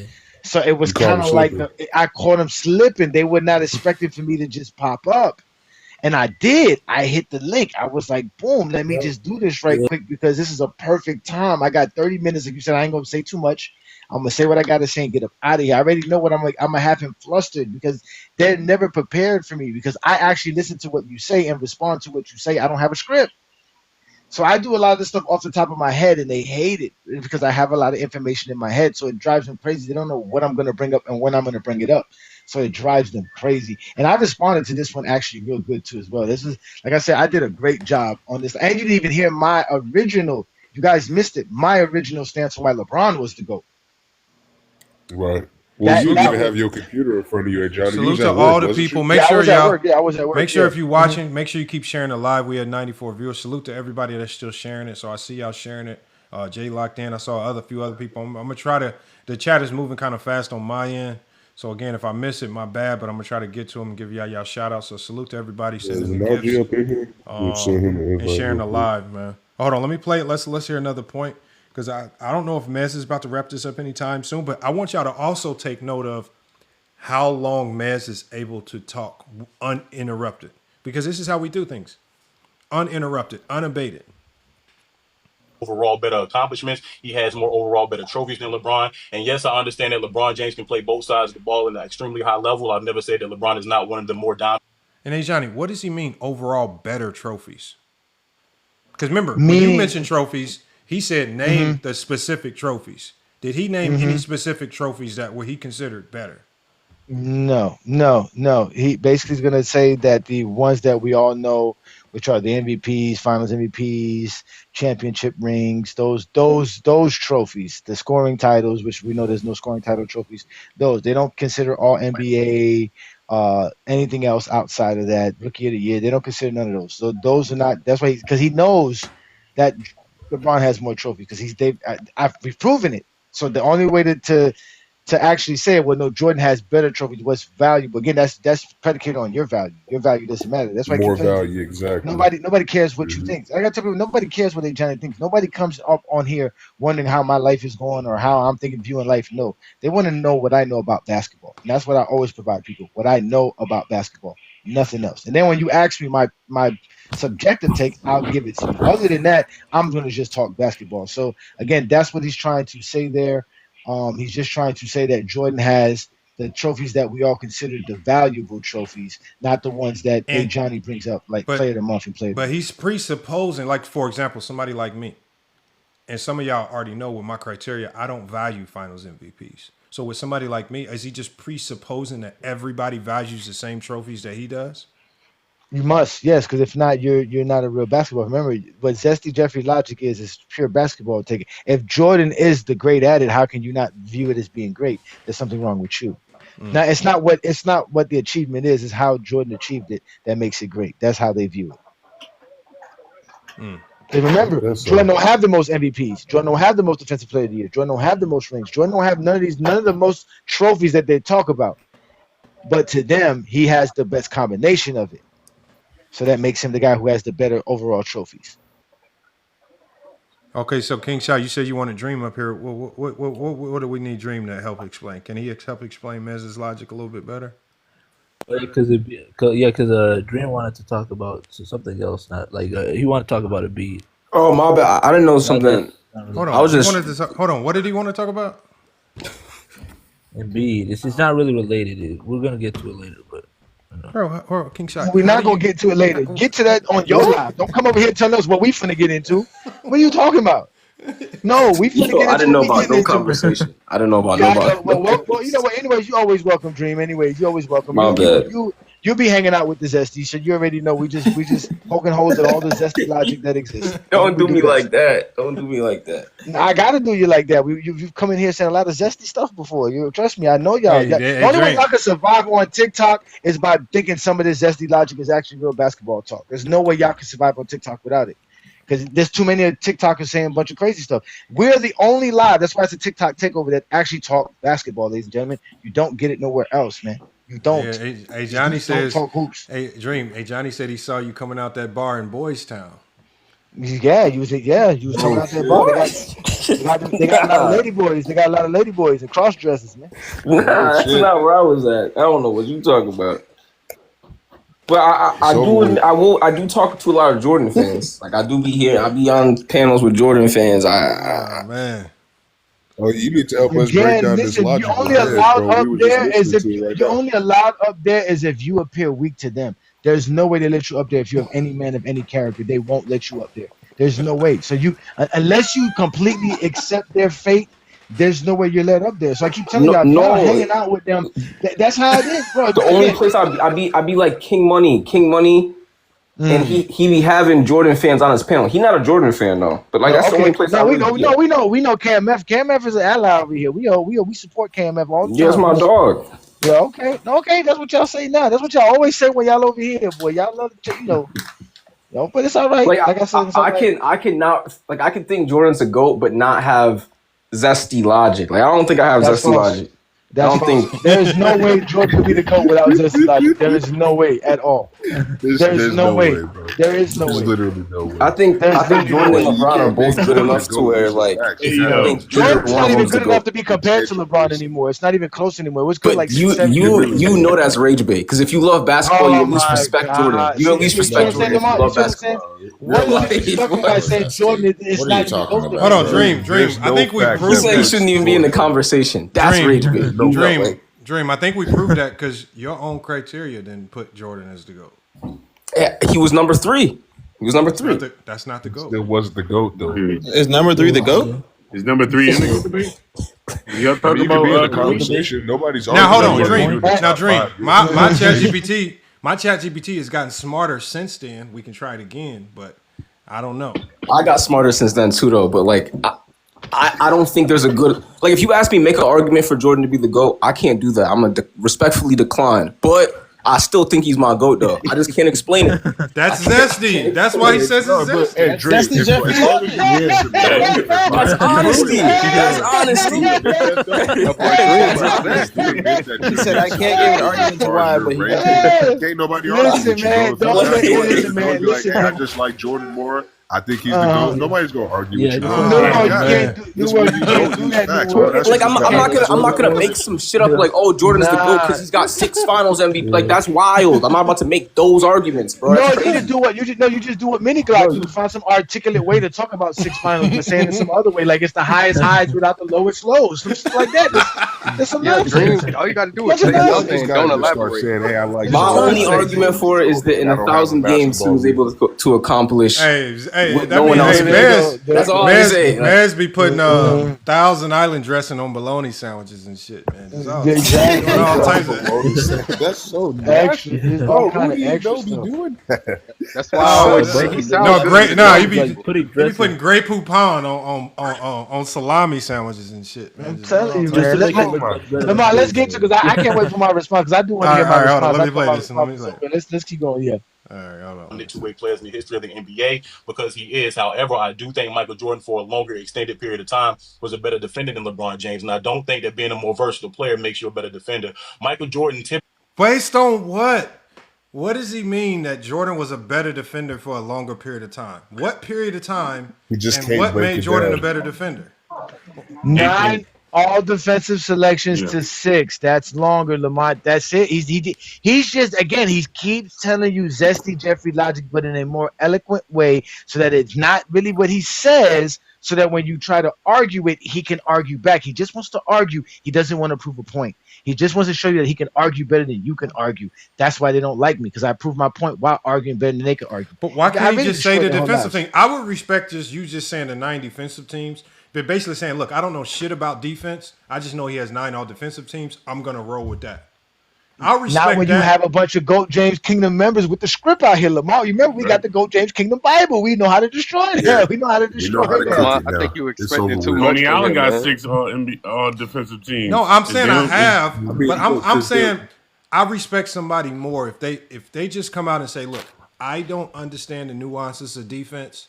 I'm just gonna rock out with whoever got the most defensive teams. Like to a certain degree, I can respect that, right? Because you're at least relying on something that we can measure, right? At least you're trying, right? But just to say, but The remember thing when he is, they said can't this. admit that they're wrong. No, but when he said this, You were he expecting too didn't much. say. All you have to do is say defensive teams. But like Johnny says, he keeps dressing it up in these weird ways where I'm like saying, Like, okay, he was a better defender for a longer period of time. Like, what period of time was this? Like, I don't know, because it He'll be a definitely great didn't start in politician. '88. It definitely didn't start in '88. I know that for a fact. Definitely not. That's facts. Oh These man, TikTok dudes be politicians, man. I'm telling you. Hey, they got us They had to moonwalking be. over here, Listen man. We taking again. so The many reason step back. again. They all moved to TikTok because of GOAT James Kingdom. You guys don't understand this. They all been doing this and they've all learned to like this because of GOAT James Kingdom. They sit around here and listen to you see everything that they say is predicated on what GOAT James Kingdom has debunked already. Like that's what they have to do, bro. They've been spending years doing this. This is nothing new. You heard him said this. We've talked before. We've had these conversations. All lies. These are conversations he had in the private group chat about what to say in case I pop up. And he still wasn't ready. This 3 years and he still wasn't ready. Hey, look, Adrian Knight in the He said, chat you had says 3 years of prep time, Adrian baby. Knight in the chat says he keeps saying that we need to start. He says, look, why don't we just start talking about Kobe? You know, the funny thing about it, Adrian Knight, was remember about 6 months ago when I went on about a 2-month stretch of talking about Kobe, and you was in the chat saying, why you keep talking about Kobe? Why don't y'all talk about another player? He really was on that too. Every time this nigga always crying, Oh bro. man, come Adrian on, Knight, man. That's why I Adrian can't Knight see be it. You can't make crying, bro. everybody happy. No Adrian matter be who Just we want to talk complain crying, about, about this bro. something nigga to crying. complain We about. talk about They always LeBron. got something Oh, to you complain guys about. always talk about LeBron. Why you always talking about LeBron? We By talk now about you should Jordan. be Oh, why you amused by talking about us. You Jordan? should have Talk about fun. somebody else. He said that They wasn't always got me. something Of to Crazy. course, if complain that about. wasn't you, Even we ain't gonna go back and read your comments. Like we done, like that's why they like staying nigga, we safe in the can comments. Lamont. I They can I'll I read always can them got all, something search to nigga. complain I about. can search the comments. I can We find the can really comments. pull it up for you Just right like I now. pulled They Willie always got I comments. something to know for a complain about. fact I've seen it. Willie came up here saying, I ain't say nothing about Scottie Pippen. All you got to do is go to your YouTube studio, filter. You could just literally type in Scottie Pippen, and it'll pull up all the comments where it mentions Scottie Pippen. And it had Willie with like 65 comments denigrating Scottie Pippen. And it's just like, God damn, Willie, why you lying? Come on, man. Bro, you can literally do it. Anybody that has YouTube Studio and you're a content creator, you know you can go to your comments, you can filter it out by word, you can pull up everything somebody's ever typed. This Willie is one of true. They them. always got something to complain about.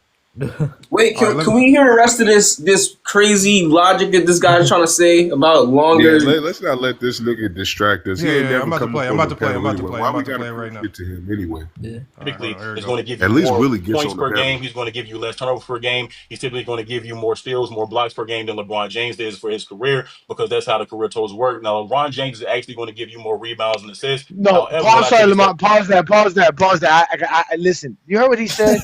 He said Yeah. typically Jordan's going to get you more points per game, less turnovers per game, more steals per game, more More blocks blocks. per game, and that's because that's how totals work.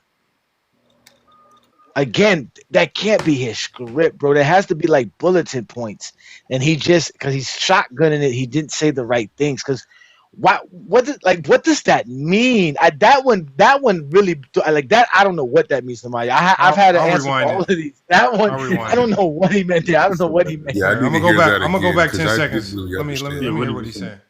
per game. He's typically going to give you more steals, more blocks per game than LeBron James does for his career because that's how the career totals work. Now, LeBron James is actually going to give you more rebounds and assists. What the fuck? He did say that. I don't know what that meant. That one threw me off, brother. That one threw me off. The only thing I can say was he was basically trying to say that this works better than totals. That these numbers, these figures are better than going off of totals, and he just misspoke.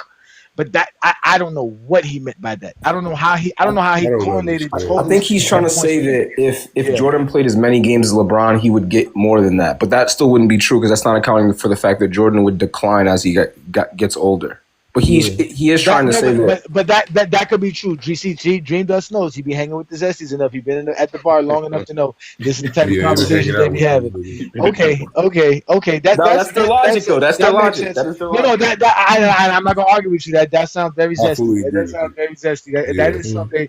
That is a nice salad dressing for that kind of a take. For that, Well, you see what they always do? They always try to cut LeBron's career off at 15 years to try to compare it with Jordan and be like, "Oh, well, look, Jordan did more." Like that's their main argument. But ain't it? I remember I don't want to Jordan did say more in less time. I don't want to be vague and say they like because we specifically are talking about Mez. Right. Like we are. Well, we are Mez not, do it too. We're So I not. say Mez's name. We're not doing a universal like obviously Mez tries to represent a lot of them, but the problem, like at the end of the day, because No, they're gonna he's on always the top say of the pyramid, Lamont. He's on the top of the pyramid. Like no. Oh no, no, he is. He's on the He up top there of the with pyramid. Vision. Though. He's on the top of the Yeah, pyramid. he Yeah, ain't he's top up there. gun. No, he's above Vision. He's actually He's above above Vision Vision. and He's nobody. above Bro. Vision. Yes, No, no, he's Is he think above above about them. Mark? hold on. Trust Can me, I tell y'all he's something, above bro? them. For what I've noticed, and y'all can tell me if I'm wrong. I just cannot take Vision and All Ball very seriously, man. I don't know why, Not at They all. bro. comedians. Bro, Yeah, no, they're for not real. even they're not even funny with it, bro. They are. It's not. They're not funny at all, bro. I just can't take them serious because one, I don't get the sense that neither one of them ever played basketball, and I just get the sense that they're both only trying to talk basketball because it's a community that gives them additional friends in their lives, and they have people that they can talk to on a day-to-day basis. I don't get the sense that they do anything Yeah. or have done anything related to the game of basketball ever in their life. I just don't get it, man. You can tell they don't really like I can't basketball. take. That's why I can't take All Ball seriously. That's why, with his outbursts and his, when he goes on these tantrums and, you know, and then because I be wanting to say crazy stuff to him because I see his nostrils flaring up and it's just like, bro, come on, Yeah, I man. Like you crashed got, out. I ain't gonna lie. Hey, Because after you went no through ball that, talks remind me of? No ball talks remind me of Vernon Maxwell. He looks like Vernon Oh yeah, Maxwell. you He do. talks like You Vernon do. Maxwell. I swear for Lord, he reminds me of Vernon bro. Don't he Maxwell got every time, bro. Don't he got the? I Don't he swear. got? Don't he got the Yeah. Dauphine nostrils? Don't he got the Dauphine nostrils? he do. Yeah, he do, Yeah. man. Yeah. Yeah, no ball talks is hilarious, man. All right, man. And No, all I could ball, tell all ball. We're because not after calling you a you, I crackhead. was, We're just joking about how your nostrils flare up, man, when you start yelling, man. Man, you got the Dauphine, Dave Chappelle nostrils going on, man. That's all. All right, we're about to play You this. ain't lying. Now you just kind of zone out when those niggas are talking because they don't really have any real basketball substance. They lie too much. That's the problem with them. When they try to make points, it's always with some kind of narrative or lie mixed in, like some kind of falsehood. Like these niggas can never speak just straight facts about the game, No, that's right. especially all ball nigga. All right, let me play this. However, when I take a step back and look at it, I don't think he actually does more for his team. I think he does more on a raw basis. But when we talk about comparative He to doesn't do more for his team, but he does do more on a raw basis. Yes, that's the totals But if you comparison. take a So step back, if you take a step back and you look at LeBron's totals raw numbers, yeah, those are great. But when you look at his averages, which are compared to Jordan's averages, it's not as impactful. Jordan's averages are more impactful. So that's what he's trying to say. That's what he's trying to say. Yeah. Let the that winning. makes sense. Not really, but okay. Again, that's just another way of saying averages are better than totals. That's really it. That's all he's trying to say. We got to keep taking these steps back, but he never takes a step back to explain anything. I'm gonna play it some more. team, I don't think that LeBron James actually does more for his team. What do you have to respond with? Quick question. I mean, not quick question. Quick response to that is very simple. Your comparison to LeBron James doesn't make Michael Jordan the GOAT. The GOAT of basketball is the greatest player of all time. You must be able to show how Michael Jordan's not only greater than LeBron James, but greater than any player in NBA history. And that's where you fail at. Just saying that he has better stats than LeBron, that is false. We all know LeBron James' stats are better than Michael Jordan's stats. Even if we go to the averages, LeBron James's averages are better than Michael Jordan's averages as well. You cannot count averages without counting games. So I would love for any Zesty Jeffrey to show me Michael Jordan averaging 27 points per game for 1,500 games. Not to mention LeBron James, like I said, has Jordan in rebounds and assists both in the regular season and the playoffs. He has Jordan in blocks in the playoffs. He has Jordan in field goal percentage. He has Jordan in three-point percentage. He has a lot of things over Michael Jordan. He has more trophies than Michael Jordan as well. So when you're talking about NBA trophies, yes, Jordan has more trophies and accolades than Michael Jordan as well. So again, all of these things that you're trying to use to make Jordan the GOAT only makes Jordan better than LeBron to you, but it doesn't make Jordan the GOAT. Jordan doesn't have the highest highs in NBA history. When you ask Zesty Jeffrey, what is Jordan's highest highs? They'll go to 1988, and we all know Michael Jordan choked in 1988, which is the lowest lows of any NBA player in NBA history. Again, we've never seen an NBA player that was the league MVP, defensive player of the year, scoring champ, all NBA first team, all defensive first team, all-star starter, all-star game MVP, slam dunk champ, scoring title winner, steals winner, and lose to a team with no all NBA player or no all defensive player on their roster. LeBron James has never lost to a team under that feat. LeBron James is definitely a greater winner than Jordan as well. As Jordan's 6 championships do not make him a better winner. 6 seasons does not trump 20 years of winning. Jordan has the most losing seasons of anybody that we talk about in the GOAT debate. Out of all the players that are in the GOAT debate, Jordan has the biggest losing seasons. Jordan had the most help out of all the players that we talk about in NBA history in the GOAT debate as well. So again, when we compare Michael Jordan to the annals of history, not just to LeBron James, he comes up short. Your disillusional ideas of Michael Jordan's career are fallacies. They're not based on any rudimental facts. Again, Michael Jordan only leads the NBA in points per game in the playoffs and the regular season. He doesn't hold any other statistical records of any kind. Jordan has fake steals on his resume, which had been proven in GOAT James Kingdom and outside of GOAT James Kingdom that he has fake steals on his resume. So when we talk about Jordan's stats, it's kind of flawed to bring it up as if Jordan has the greatest stats in NBA history when we all know Wilt Chamberlain is first in points and first in rebounds per game in NBA history. We know Wilt Chamberlain won every accolade that existed in his era, the only player to ever do that. So again, and Michael Jordan is not the greatest at any one aspect of the game of basketball, but either just marketing and building a fan base.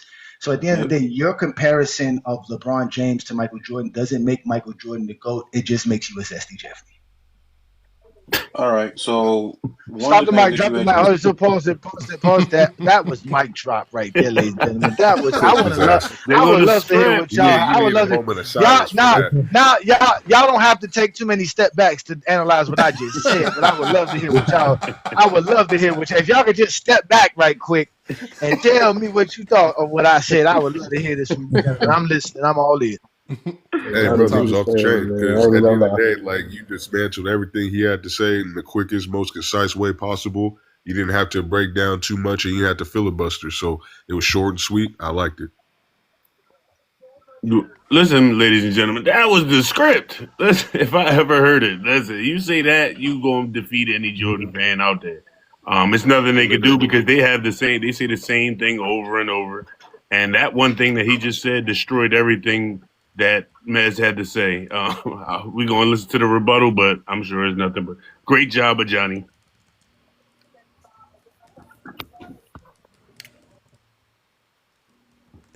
Appreciate that. Anybody else? Anybody else want to break it down, Lamar? Yeah, he absolutely didn't have to say too much at all. Basically said exactly what he talked about, refuted each of his exact points. Didn't create false narratives or false points. You just got straight to the point, ended it with a mic drop. Listen, the points per game point, the 1,500 games is a gold mine right there. It shuts down all of the scoring. Yeah, it shuts down all of the scoring that they're talking about. It shuts down because that's all they're going to hang their hat on is the scoring. But once you say something like that and, put it like that, it's nothing they can say. Like, what are you going to say? Yeah, because of Johnny, like, I didn't realize how vast that gap was between games played. Because, like, when you think about seasons played, like, that's different. Like, obviously, Bron played 8 more seasons than Jordan. But when you actually think about the amount of games that's over 500 games more than this nigga. And I'm still averaging 27 points a game. That's amazing, bro. Mm-hmm. He keeps That's really amazing. Not like I said, not to mention if you go look at the players who's played the amount of games LeBron James has played, no one is near the amount of points he averages. No right? one. They can't. That's why it's. Yeah. So that's why again it's a difficult feat, and again this is again the same way they've been sitting around here thinking about ways to talk basketball. What you think I've been doing? Been sitting around here trying to figure out ways to show how LeBron's great. So they want to discredit his averages. Well, in reality, you can't because the averages are predicated on the amount of games being played. So you have to really think of it in that sense. You can't just think of it as like, well, he just averages 30 points per game. No, they didn't play the same amount of games. You know what I'm saying? And can Jordan average 27 points per game for 1,500 games? Yeah, we know LeBron can't average 30 for 1,000 because LeBron James didn't average 30 after 1,000. But again, he definitely averaged 27 for 20 years plus, bro. And you can't take that away from him. You just can't. And that's also in value of his totals, since it means that as well. So yeah, I thought I did a good job there as well. Now, Lamar, you had ChatGPT listen to it. What do you think about it as well? I thought obviously. I mean, the first time I listened to it straight through, my biggest question was because when I hear a debate, I'm just trying to break down what people say, I could never understand what Mez was talking about because Mez never explained anything. He said a whole bunch of, that's why I'm asking y'all. He said a whole bunch of stuff that where I'm like, okay, what do you mean by that?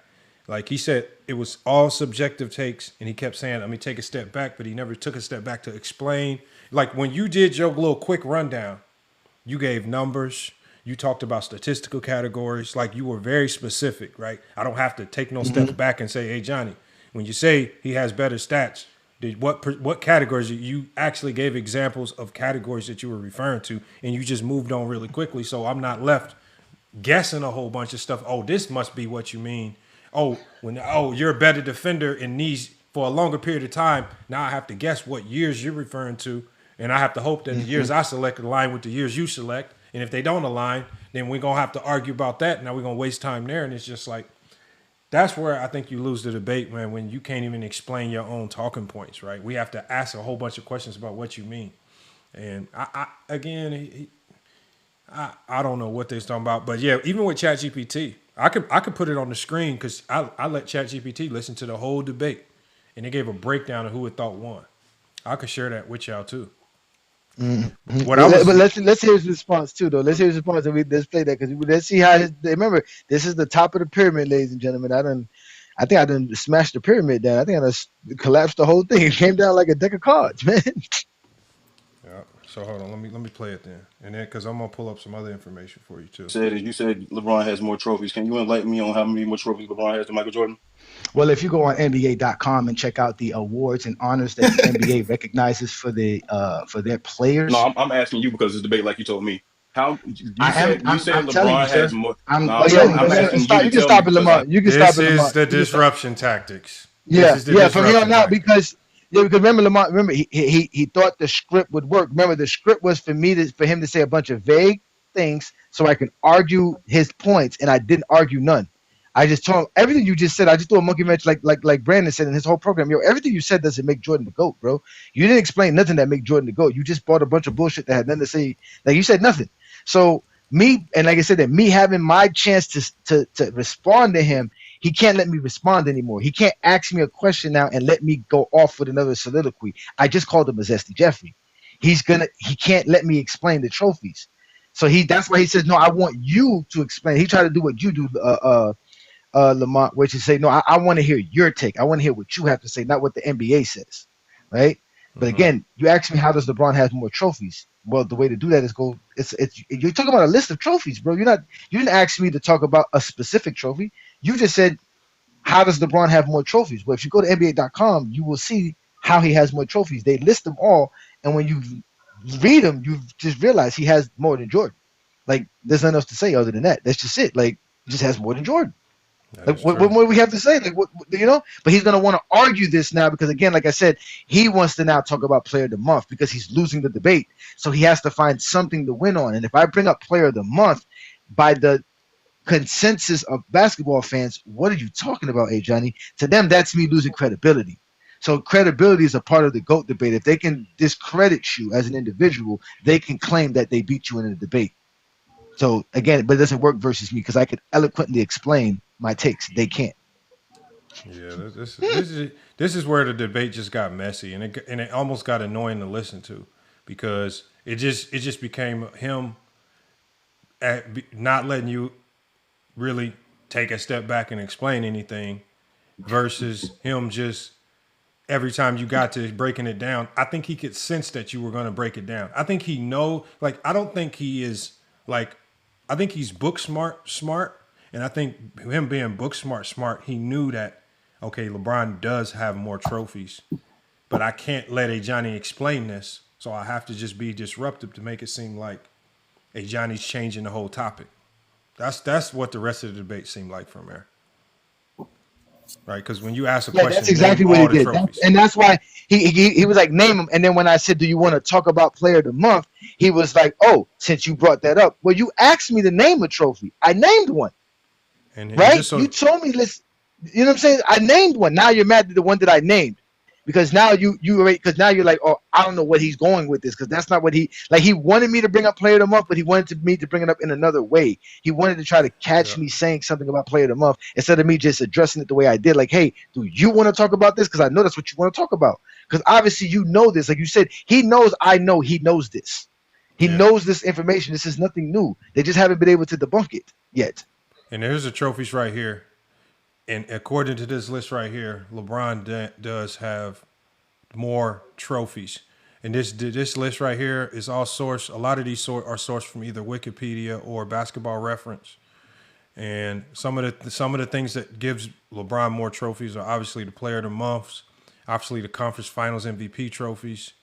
Those are some of the things that give him a little bit of an edge. But if you're just going off trophies, and Mez, even in his soliloquy, said trophies, and he didn't delineate what trophies you wanted to exclude or count. If you're counting all trophies or anything that gives you a physical award, LeBron James wins he out. did identify. Remember, he said better trophies. Remember, better trophies excludes player of the month. But the problem is that with him not specifically saying a set number of trophies, now he's leaving the listener to decide what are the better trophies. And if I see the game and if I feel that, damn, player of the month is a hell of an accolade, you have to be the best player for, 30 days, right? And you have to win a lot of these to even get to the league MVP. There's some people that put value in that. He's trying to take value. He's trying to decide the value of an award for you. He don't want you to see the game the way you see it. He don't want you to break it down the way you break it down. He wants you to see it the way he sees it and just box you into using his logic. And unfortunately, he can't do that. He has to explain to us why he's only using certain things. Like when I explain to people why I don't count finals MVPs or why I don't hold them to a significant degree, I have to explain that so people understand it. I can't just say these blanket statements hoping that everybody has the same sentiment. That's what he's doing. And he wanted Johnny to take a step back. Johnny didn't do that. He wants everybody to take a step back. He never once took a step back. He never even addressed his point. Crazy work right here. But yeah, no, from here on, it's just bad. It's just a bad. The conversation just got messy. It got Plato. Then Plato started to sense that Mez back was against the rope. So Plato started to play a little bit of defense as well. So he got tagged into the whole thing. And it just got messy from there on out, man. So no, it didn't go well for them. It was a bad scenario across the board. And they've been trying to recoup ever since. I know they've been acting like they don't want to talk about it, but trust me, they've been talking about it. I know they have. They won't talk about it the way we did. Like they won't take I'm gonna be fair. I'm gonna do line by line. I want to hear we all heard exactly what he said. It just creates more confusion. He's not talking basketball. He's saying vague generalities to try to sound smart, as Johnny said. He's dressing regular shit up, trying to make it sound better than what it is. And he's spicing it up to the degree to make you forget that, damn, if I dress up these MVPs, I don't never have to address Kareem having more. If we dress up the way we say championships, I don't never have to address Bill having 11. He just tries to put spice and all this extra sauce on it so he don't just have to say things at face value. And Lamont, when we take a step back and look at what he's actually saying, you know what I'm saying? When we actually take a step back and look what he's actually saying, that's when it becomes an issue. Hold on, 3-point That's guy. funny because they won't take a step back and look. I don't get 3-point guy's question. He says, ask Gil if he rather have the most scoring titles. What is it like? I don't even understand. What do you mean? Not even proper English. Gil already said that they that the players go after the player of the month and player of the week honors. They do it. They literally care about it. Yeah, because you get money with it too. Yeah, I literally watched Jaylen Brown get upset because he didn't get player of the week because I think they gave it to Jalen Brunson recently, and he was upset about that and thought that he should have got it. So yes, those awards matter. It doesn't matter what you guys think it matters to. It doesn't matter what I think. The NBA says it matters. There's a reason why the NBA listed. So you guys can't tell them the NBA says those awards matter. For you to think that the player of the month don't matter when it's an award that measures you for over a 10-game sample in the regular season, which are games that actually matter, is hilarious to me. And again, the other thing about this is that this is another honor of LeBron that he has the most of that you want to remove. It's not just the fact that LeBron has more than Jordan. He has the most in NBA history. It's an award that they've been giving out since 1983, before LeBron was born. How does he have the most? And not by a little bit, by a lot. So it's another form of his greatness. It's another aspect of his greatness that you don't want to acknowledge. That's why we keep telling y'all don't know what greatness is. Y'all want to just discredit stuff because of how you feel. But again, you a grown man. We should not even know how you feel when we're talking sports. 3P guy, we asked Gil all these questions already when he came over to TikTok. We had a 4 or 5 hour long discussion with Gil. These questions were all asked. Gil already dropped knowledge on this stuff. No, how about this, 3P God? Why don't you ask the Kobe estate why they put the player of the week on his statue? How about that? We don't need to ask Gilbert Arenas that. Let's ask Kobe's people why they thought player of the week was valuable enough to put on Kobe's statue. On his statue. Yeah.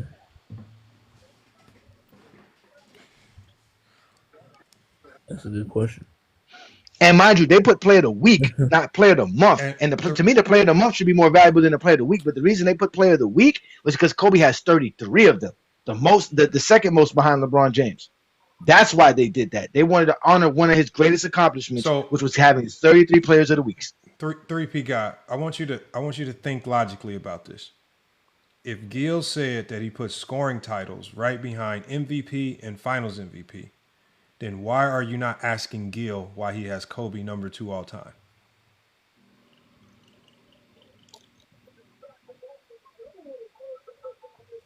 I mean, if that is true, then why are you that means the criteria does not align with the top 3. Kobe should not be number 2. Y'all be wanting to ask us questions. Y'all be always wanting to quote Gil. But that's fine.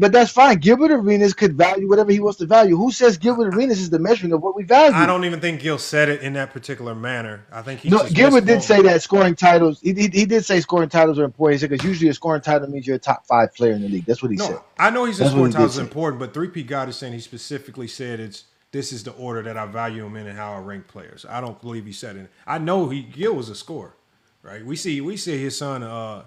His son at USC played his first game, and all he did was shoot the ball. It was not passing that thing at all.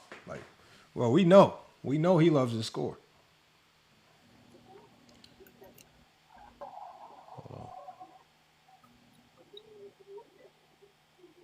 But you can tell a lot of these dudes be in that chat that they tell them don't go on those lives, don't pop up on these lives, because they don't want to get clipped. Because like I said, they're talking about what happened in these lives by just telling people their perspective of what they quote unquote heard or didn't hear. They won't show you the live. They won't show it to you. They won't say, look, here's A Johnny saying this, that, and the third. And if they do bring it up, they're going to bring up that I said that I didn't bring up the player of the month when I brought up player of the month. But go ahead. Burger called him. Burger called Mez in here. Sneak watching. He said Mez was in here. Come on, Mez. He wasn't here. I saw him pop up. I saw him again. I told you I keep these dudes up at night, bro. We have one of the most cordial lives on TikTok. The fact that you won't pull up, the fact that you go to all these most rowdy, illogical, non-basketball talking panels, but yet you won't come to FYF Sports when we actually trying to talk the game. We actually trying to understand your take. We actually want to hear you out. And if you want to do the debate, we will actually organize debate in a fashion where you will be heard and you won't be interrupted. The fact that you will go to all these other low-level places, man, just tells me one thing, man. And it's what it's Johnny's classic saying. Plato was in here too. Jordan's career is not enough, and they scared of GOAT James Kingdom. That's all I'm saying. I don't know why they be dancing around it, man. Like we talk about it because we want you to come up here and address it. Explain it in the debate. Bro, come on, man. No, you know what the problem is, Lamont? They can't give us the interview. They want to interview us. They want to ask us questions, and we have to. They have a line of questioning for us. Remember what he said? What you want to talk about? What's your point? What you want to talk about? What's your point? What's the next topic? So what's the next topic? Remember, he tried to even get off the trophies when I told him, let's talk about player of the month. He was like, nah, let's move. We're past trophies. He was like, you brought up player of the week and player of the month. I was like, bro, I didn't even bring up player of the week. There's no trophies for player of the week. I'm talking about trophies. You want to talk about trophies? Let's talk about trophies because he don't want to talk about LeBron's 40 Player of the Month. But he knew if he gives me a chance to break that down, then guess what? That one part of his script that he's hoping to rewrite was gone that day. Remember, I tore up all the other scripts. That was the last script that he got. Player of the Month. That's their last straw. And Johnny's trying to use Player of the Month. Hold on. Remember, what's his name? What's his name? Tried to bring it up on you. JFC. I got to tell JFC this, and it's the same thing I was going to tell All Ball. JFC. When you type that, when men on the panel are referring to somebody, like when they talking to their homeboys and they say, "Man, I met so and so and she's the throat goat." You're typically talking about a woman. When y'all align this name with GOAT James Kingdom, I'm really trying to comprehend what y'all are picturing in y'all brains as you term these things and as you type them and as you always say them. Like, JFC, is this what y'all be actually visualizing in y'all minds? Is this what y'all be spending y'all free time doing? And then y'all wonder why we say y'all in Boys Town all the time. Man, because y'all correlate everything to something that's homoerotic, man. Y'all gotta chill with that. Why can't you just talk basketball? Bro, we don't care about your preferences, man. All that stuff, man. Come on, man. Man, my God, and he's older too. He has to be. He's an older guy too. Older guy, like what 60-year-olds saying that, man? Mm-hmm. The Zesties, man, and they so mad Lamar they can't find a better word than Zesty Jeffrey. They can't. They tried. They tried to. Once you coined that terminology for them, they crash out every time now. They hate that one worse than JDR when we were calling them that a few years ago.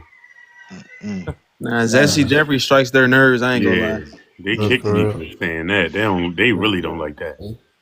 No, they don't, and that's what that was the crazy thing because he was on Ronald's live and Ronald was talking to him and he was trying to control Ronald's live because Olo was up there and they were trying to he was like, man, he was like, yo, control your guest and he was trying to like control your guest because they don't like being laughed at. When the coins flipped, they don't know how to respond. They've never been ridiculed on a live. They've always been the ones deboing and dictating lives. Was that J-Bo we laughed at that one day? Nah, that was somebody else. Who was the guy that we laughed at? Who was the young guy that we laughed at? SV9 or something like that. Yeah, he left. SV9, bro. He couldn't have, bro. Y'all started laughing, bro. He got up out of here so fast. I said, man. Unc was up here. The dude, Unc God, I think his name is. He worried about why everybody was laughing. I know. They give it a try, and then once they see they got no win up here, or they outsmarted, they roll out real quick. Yep. JFC says 8 points in the finals game. Yes, 8 points in the finals game that we watched here live on TikTok. We watched it. Bird did it. He don't care. And that's what I be saying. I'll be like, we watch the game. It's all these other players in NBA history that have had what they define as, because they only consider scoring as a poor performance. People like King Rose Speech watched LeBron average almost 40 a game, almost averaging a 40-point triple-double versus the Orlando Magic, and he said LeBron had a bad season. At this stage, I don't know what y'all call a bad game because it seems like y'all can say LeBron had a bad game and he drops 40. Y'all just said he had a bad game the other night versus the Wizards because y'all just called it stat padding, right? No matter what he does, even Lowe was on the verge of saying LeBron had a bad game. LeBron ends up closing the game out with a good game. Man, now you got to get to editing your posts and doing all types of stuff because you jumped the gun on it. And, come on, man. Y'all got to I don't know what's a good or bad game to you guys. I didn't see LeBron James have a triple-double. In one of those games versus the Dallas Mavericks, he had a triple-double, and you guys said he had a bad game. Yeah, so it was stat padding. I'm just like, go to plus minus. I can't imagine in high school. Can any one of y'all imagine in high school you have a triple double for the first time in your life? Y'all lose the game by 4 or 5 points, and the coach in the locker room saying you played shitty. That will never happen. I don't know what y'all talking about. And they've never went. I don't think they ever went to the percentages and say, "Oh, well, you shot 35% this game, but you had 45." No, nobody care. Nobody care. Hey, Sean, what does that mean? What does top debaters mean? I don't understand what he's talking about. He's putting all the fucking. I think know. Lamont had a good point too with the high school thing when he was talking about what goes on your high school wall. Does they put points per game or do they put totals? I thought that was another gem. Oh, the one question with They the one always go by I totals. went into, there's a guy named B Smooth or some weird name like that. Yeah, yep. And I was in there I earlier. I got him. I asked him this question, hey Johnny. I asked him this because they was basically talking about LeBron's finals losses equate to him having like a worse career. And so I said if you have two high schoolers in the 8th grade going into the 9th grade, they're both about to be freshmen in high school. They're both all-state athletes, like they're the best athletes in the state. One of the players only gets to the state championship 1 year of his 4 high school years, but he wins. But the other athlete goes to state 4 times, but only wins once. Who had the better high school career? The guy that went to state 4 times, but only won once, or the guy that went to state 1 time and won once? Who had the better high school career? The guy that won 4 times. The guy that went to state 4 times. Yeah. Again, this is no matter what level of sport we're talking about, getting to any fight, there's a reason why if you get to the finals in Wimbledon tennis, you also get close to a whole bunch of money too, right? You also get a trophy too. Like getting there matters in all sports. Yep. Right. It does. It just does. I mean, as much as they want to denigrate losing in the finals, getting to the finals matters. Right. They'll even denigrate conference finals. You know, some just hit me in the head because 3P God just said the one who won a 3P, right? To answer your question, right, which had nothing to do with what you asked. But by him stating that, you know what, it made me realize that they have the Gilbert Arenas complex. Remember, Gilbert Arenas says Jordan's his GOAT because he got beat up too much to not make Jordan his GOAT, right? They've been beat up so badly on these discourses about basketball for so long that they refuse to accept Jordan's not the GOAT. That they'll like that's just it. But at least, like I said, at least Gilbert Arenas is man enough to say this is why Jordan's my GOAT. I'm not using nothing basketball related. That's it. I got beat up for Jays. His popularity is enough to make him the GOAT. That's it. That's fine. Like he's not using nothing basketball related. But they want to try to use basketball-related terms to make Jordan go, and they can't. Instead of just being real and just saying, "Listen, I was bullied by Jordan fans, and that's why Jordan's my GOAT." That's it. JFC says so. JFC, if you say, I be always correlating this to y'all kids. If your kid goes to a state championship in any sport in high school, and he comes home and say, "You know what? I lost it." Are you going to look your kid in the face and tell him he's a failure? Are you going to look your kid in the face and say, I don't care? If he came in second place, right, in 100, 200 meter, 400 meter, if he came in second place in high school basketball, football, are you going to look him in his face and say, you're a failure? That's crazy. It's crazy. I'll be really wanting. He's gonna tell his son that he's a failure. I'd be really wanting them to know, like, I'd be wanting to know what they think about this because they say this stuff. Did you just really ask a deadbeat father if he would tell his son is like? Did you really just ask a deadbeat father that question? Oh my God. They spend their money on Jordans. They don't buy gifts for their kids. That's not.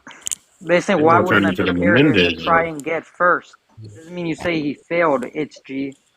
No, you can tell him that. We all know. Hold on. There's a reason why if you're in high school, you get a banner just for getting to state. Half the time, the school don't even care if you win that motherfucker. They putting something up on that wall if you get to state. They'll put state finalist. They'll put something up there. They will put something on that wall to let everybody in the world know we got there. So and this is all sports, man. Like the fact that, man, they be just trying to lie and convince us that, oh, losing in the first round is better. I mean, bro, y'all was a bunch of losers, man. Only people that say that ain't never won nothing, ain't tried to win nothing, ain't done nothing ever winning in life, man. That's 100% facts. No, because my thing is I can never understand the logic of discounting the conference title. Motherfucker, I won my conference. What do you mean a participation trophy? Look at the Mike Bibby comment. One of those if you lose. Look at the Mike Bibby comment talking like all ball. Why are we comparing high school to the NBA? what I'm doing is I'm correlating it to show you how it doesn't make any sense. It's the same correlation because if getting to the finals in the NBA don't mean anything, then getting into the finals in college, high school, in any other sport shouldn't mean anything. It should all hold the same value. This is how we know it's illogical. He says, y'all put words in my mouth. That's facts, Lamar. What you just said is facts. If making the finals means nothing, then like you said, all those other little ones should mean like completely nothing as well. But obviously it does because again, finals only doesn't mean nothing because of LeBron James. The same way player of the month don't mean nothing because of LeBron James. The all-time scoring record don't mean nothing now because of LeBron NBA James. Cup. Longevity don't mean nothing now because of LeBron James. All of these factors don't mean nothing no more because of They LeBron created James. all of this just to discredit LeBron. Crazy, man. No, because you're talking about the reason why we know it don't mean a lot of nothing. records don't matter no more because of LeBron James. It doesn't mean anything because the players who are like 8-0 in the finals, like a John Havlicek, as soon as we mention a player like that, they lose. They lose all their marbles. They lose their mind talking about everything else. But he ain't got the points and he ain't got the stats. Well, hold on. 8-0 in the finals, and he was one of the top players in the league, and he was one of the most impactful players towards winning. Yeah. Hey, but that's why they got to switch it up now. You got to be the best player in now the you got to league be the number while one winning option. championships. This is where they start telling that's their going to options. take out John Havlicek in there. Options. Yeah, that's the only way you can take out all them other niggas. They found a way to especially the problem is John Havlicek was the number one option. That's the problem. Exactly. No, it's not number one option. It's you got to be the number one option and the best player in the league now, Lamar. Yeah. Since y'all broke it down that we still got niggas that fit that criteria, they had to change it. They keep evolving the criteria every time y'all dismantle it because I be seeing it. They come over here, they disseminate their ideas, and after y'all break them down and put them on YouTube, these niggas will go back to the drawing board. They back in Discord. They back hashing out ideas. They back brainstorming to figure out another way that they can evolve this conversation to keep moving the goalposts and keep Jordan at number one. That's really all it is. Hey, Johnny said something the other day that really put things into perspective. He said it took MJ 19 years to play 15 seasons. It took you 19 years, nigga. You talking about longevity, motherfucker. You got more of a break than anybody else did. You ain't got the same wear and tear in your body as John Stockton or Karl Malone. The first time I used that, listen, the first time I used that was on Sports Fitness and Rants, on Zesty Fitness and Rants. Yeah. And when and that one, like I said, I be having stuff that come out the top of my head. When I said it, I literally didn't know I didn't even know where that came from. I was like, yo, Jordan literally took 19 years to play 15 seasons. Y'all want to talk about longevity and taking breaks? Like, come on, y'all gotta stop this. Talking about low management. That's crazy. Y'all niggas so much talk about low management. You got a motherfucker that quit 3 times in his career, bro. That's an NBA record. That's an NBA record that Jordan will have forever, nigga. Yeah. He's the only nigga to retire 3 times in the same. He's a load management king. He's a true load management king. Listen, all you need is your King James Bible, and everything's gonna be okay. Hey, it's in the King James Bible. Mike Bibby Burner says the standard has always been the same. What standard? They love to lie. What's the standard? They love to lie. Another lie. Another lie. You don't have Bill Russell up on their list. Is it the standard? Is it the standard that is it the standard that Wilt set? Is it the standard that Kareem set? Is it the standard that Bill Russell set? What standard? Because from what I've seen, y'all believe the standard was created with Jordan. Because the standard wasn't created with Jordan because Jordan was labeled the GOAT before he had 6 championships. So winning can't be the standard because Jordan got the GOAT tag before he did all the winning. So I don't know what the standard is. Inconsistency. They knew he wasn't going to win 11 championships. They knew. As soon as they knew Jordan wasn't going to touch Kareem, he wasn't going to touch Wilt, he wasn't going to touch Bill Russell, they had to create new criteria for this nigga. Because you see how they sweep Kareem under the rug when we talk about the fact that this nigga got 6 rings and he got 6 MVPs. No, what that tells us, y'all, the standard is the true standard. If we go off the original standard that made Jordan the GOAT, is skills. Jordan was the best player at that time. Yep. So if we go but off you don't got the best skills no more. If we go off the skills standard, that then puts LeBron as the GOAT. We have never seen a player more skilled. If we go off skills. So again, if we go off the OG standard, then LeBron that still makes LeBron the GOAT. Unfortunately, inconsistency and nostalgia is a main standard back then. That was a main standard back then. So. He said he won the most. Mike Bibby says he won the most as the best player in the league after '93. So I was about to say that's what I told you. That's what I told you. Hold on. Mike Bibby League Burner. winning. You do know that Bill Russell? You do know that Bill Russell had 5 MVPs and 11 championships, meaning that at least for 5 of those championships, he was the best player. At least 5 2 years where he was the player coach. So even then, you could say that he was also still the best player. These dudes are idiots. I'm coaching the team and I'm the best player on the team. Man. They're idiots. Bro, y'all don't understand. Like, whenever y'all try to use and create these criteria just to put Jordan at the top, all that shit goes to Bill Russell. Look at Mike Bibby says. He says you don't got the most championships. You don't got the best stats. Hold on. Mike Bibby. I'm just saying it gives us an idea of who he was to the league. You guys are never going to say that Bill Russell was the best player in the league because you think that points per game make you the best player in the league. So you guys are never. You always going to try to slide him. Yeah. Because he didn't score 30 points per game. He only scored 18 when you or ask 20. You asked him, was Elgin Baylor better than Bill Russell? Now they got nothing to do because they can't be inconsistent. Bro, these guys don't even know Elgin Baylor, man. They pretend like they don't know. Guys. They don't know none of these. They only know Jordan and LeBron. They don't know about Baylor the Bully. Had 4 or 5 Hall of Famers. They don't even know who. Like they've heard. They don't know of Jerry West is, bro, because they always talk about LeBron losing the most finals. But I'm like, bro, Jerry West is the logo. The nigga lost 9 finals. I'm trying to just think that and that's not counting the finals that he lost as a GM. You know what I'm saying? So it's like I don't understand why these people just want to use these segmented arguments to try to, make a GOAT debate. It just doesn't work. Some of these people choose to ignore them on purpose. He says Bill just clearly wasn't the best player. By what metric? When? How was he not the best player? By what metric? So hold on. This is what points per game. We're gonna make him come up. You got to come up on the panel. Mike Bibby. Yeah, Mike Bibby. You get muted for 5 minutes. You take that 5 minutes to figure out how the request button works. They love bringing up Bill's teammates, but then I tell them, other teams have 4 or 5 Hall of Famers as well. Yeah. I mean, they don't like to talk about that, though. If we really had an 8-team league, if we really took an 8-team league right now, we took the best players from every team and made a team, bro, like, this league would be so stacked. Oh, my God. Like, you cutting down, you really cutting off some of the best excess competition. When they started adding them expansion teams, bro, they were just drafting anybody because they had to fill roster spots. Anybody. Hold on. JFC. Gilbert, I think Gilbert said that about the 80s. Hold on, JFC. When you say that LeBron came up short in too many games, I literally, like, didn't we watch Jordan for the first 7 years of his career come up short in big games? He wasn't winning. That's his logic.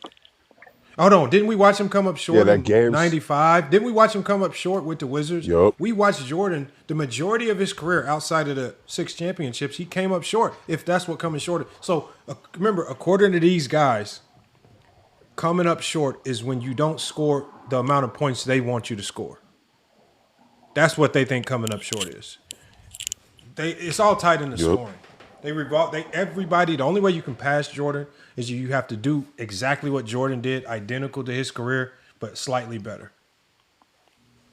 That's crazy. I've always thought that was crazy how that works because it doesn't give room for point guards to potentially be the GOAT. It doesn't give room for centers to potentially be the GOAT or any other position besides a shooting guard. Because you got to shoot 30 shots a game. No era in NBA history is ever going to be as easy as it was in the 90s to win championships. No, we will probably never see we're not going to see another 3-peat champion for a long time. Again. It's too much parity. Yeah. Teams can re-up and get better. More teams are trying to win now than there were in the 90s. There were so many teams just complacent, cool with just losing 60 games. Most of the 90s, 20% of the league lost 60 games. Most of the teams weren't invested in trying to win. Nobody was trying to go bring in a great star. Come on. That's you had a whole bunch of sorry teams. I told Allball that in the morning when I joined up on his live. I told Allball that and Plato, and they ended up Allball ended up just basically just cussing me out and kicking me after like 10 seconds after I told him. I told him once you expose how weak that era is, like that's literally the weakest era, bro. They had the most 60 lost teams of all time in NBA history. There's never been a league that was that weak. The unfortunate part about the 90s is the that would have been Jordan's comp, the Len Biases, Reggie, Yeah. all they Dragan died. Petrovic. No, the Reggie guys Bullis, that, they that the died. guys that would have been Jordan's direct comp died. They passed away.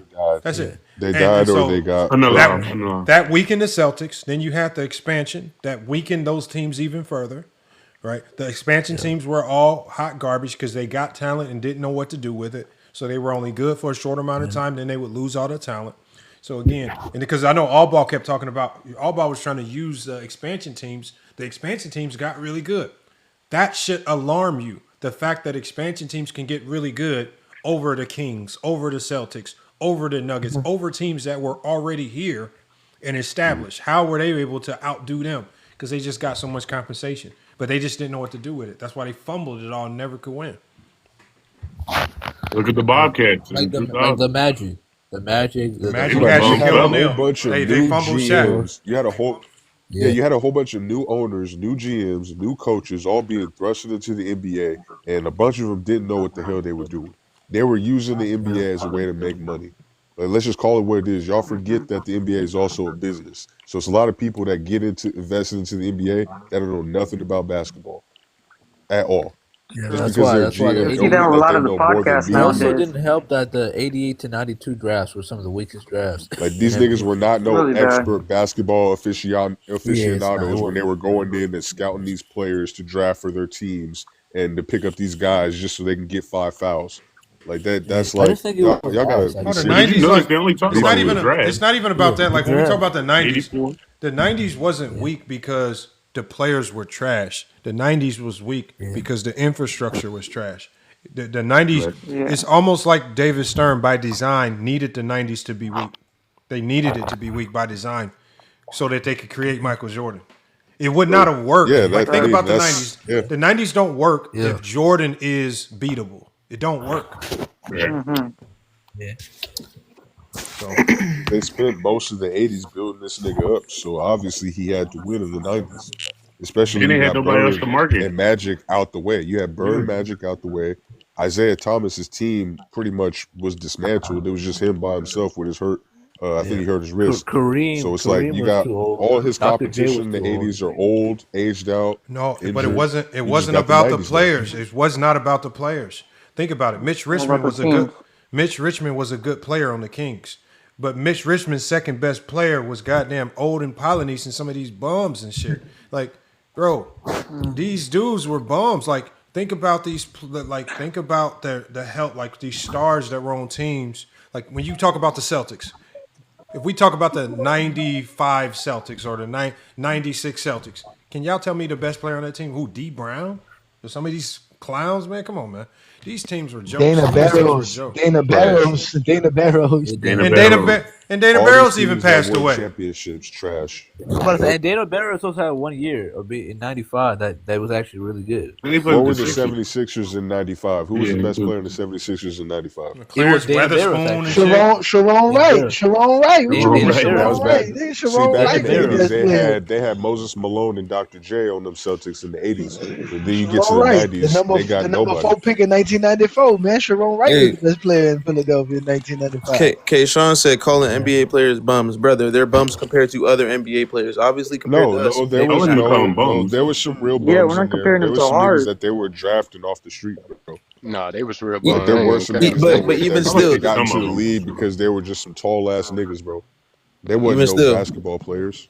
Sean Bradley.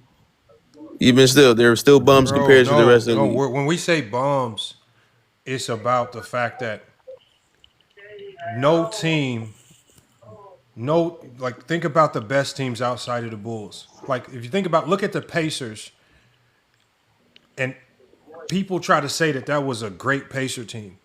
Reggie Miller in in a league that's stocked with talent. There's absolutely no way a player like Reggie Miller comes close to making an All-Star game. He was looked Or all looked NBA at. team. He was looked at as like a god in the Eastern Conference because the East was so lack of talent, right? I mean, the man was barely cracking. Y'all knocked Pippen for scoring 20 points per game as a second option. Reggie Miller was barely cracking 20 points per game as a number one option. Y'all run around acting like he was superior comp. Like, I mean, come on, man. It's a joke, man. These teams in the NBA in the '90s were just a joke. There was no real confidence for the Bulls. Not at all. Fireman, is that right? The And they were the Cleveland favorites Cavaliers every year, traded. nigga. Like you're not the favorite every year for no reason. You don't win 72 games while, according to Rodman, y'all barely trying, nigga. Y'all beating these teams and y'all not even playing 100%. Like that's crazy as hell to me. Like even Bill Simmons said it. Like the reason why the Bulls can't be considered the best team is if you're playing an expansion league. Hold like on, 72 was but good. Kashawn, you never came close to making your middle school basketball team, but yet you will call LeBron James trash. Y'all be getting mad at us. I said y'all be denigrating arguably one of the greatest players of all time, but then when we talk about the '90s in totality, you want to get mad because we telling the truth. Y'all will lie about LeBron, and it's cool. We tell the truth about the '90s, and y'all get mad talking about we wasn't playing in the league. And they can't even make it to the panel. Talking about us. Won't even get up Yeah, here. y'all can't Won't even even make get it up to there the on the panel panel. over here talking about making it to the league, nigga. You I'm skipping about to too say many steps. at least make it to the panel. Like, Now look, he said oh my God, you got to go now. oh my God, what a troll! What a troll! Oh, man, I don't care who you are, nigga. Nobody cares who you Bro, are. he's lying, man. This man said his name is Ricky and he played in the NBA. Man, if you don't, man. He ain't playing there. He only got nearly. Ricky who? That dude's a troll. Ricky Like Pierce, Mike Bibby, like think about it. Guys like Mike Bibby, Ricky Mike Bibby was just Rubio. one show. So Maybe some trash ass nigga that didn't even get on the roster. Cause average NBA career like 5 years still, ain't it? Yeah. Yeah. So like these niggas, even if you made the NBA, nigga, like you didn't have a career. Bro, let's not entertain it, man. He didn't Guys make like no Rashad NBA, but I man. said McCann. he never made the league or even came close. No, we There is already know he never made the league. But even if you did, nigga, like you ain't important. It don't matter. I'll be surprised he made his freshman team. I'd be Hold surprised on. if he even Go played James Kingdom, man. basketball. What you Yeah. got, man? Is there another video you want me to play? Did we miss Yeah, anything? the J-Bo one, because I want to go back to the Yeah, J-Bo I would one want to about the watch that too. analytics. Yeah, let's watch that. I wish That's y'all the could one have I seen the want ball ball Yeah, one. when he broke I down wish y'all the could have seen points the per ball game. ball one in the morning. or the one where they literally compare Scottie Pippen to Robert Ory.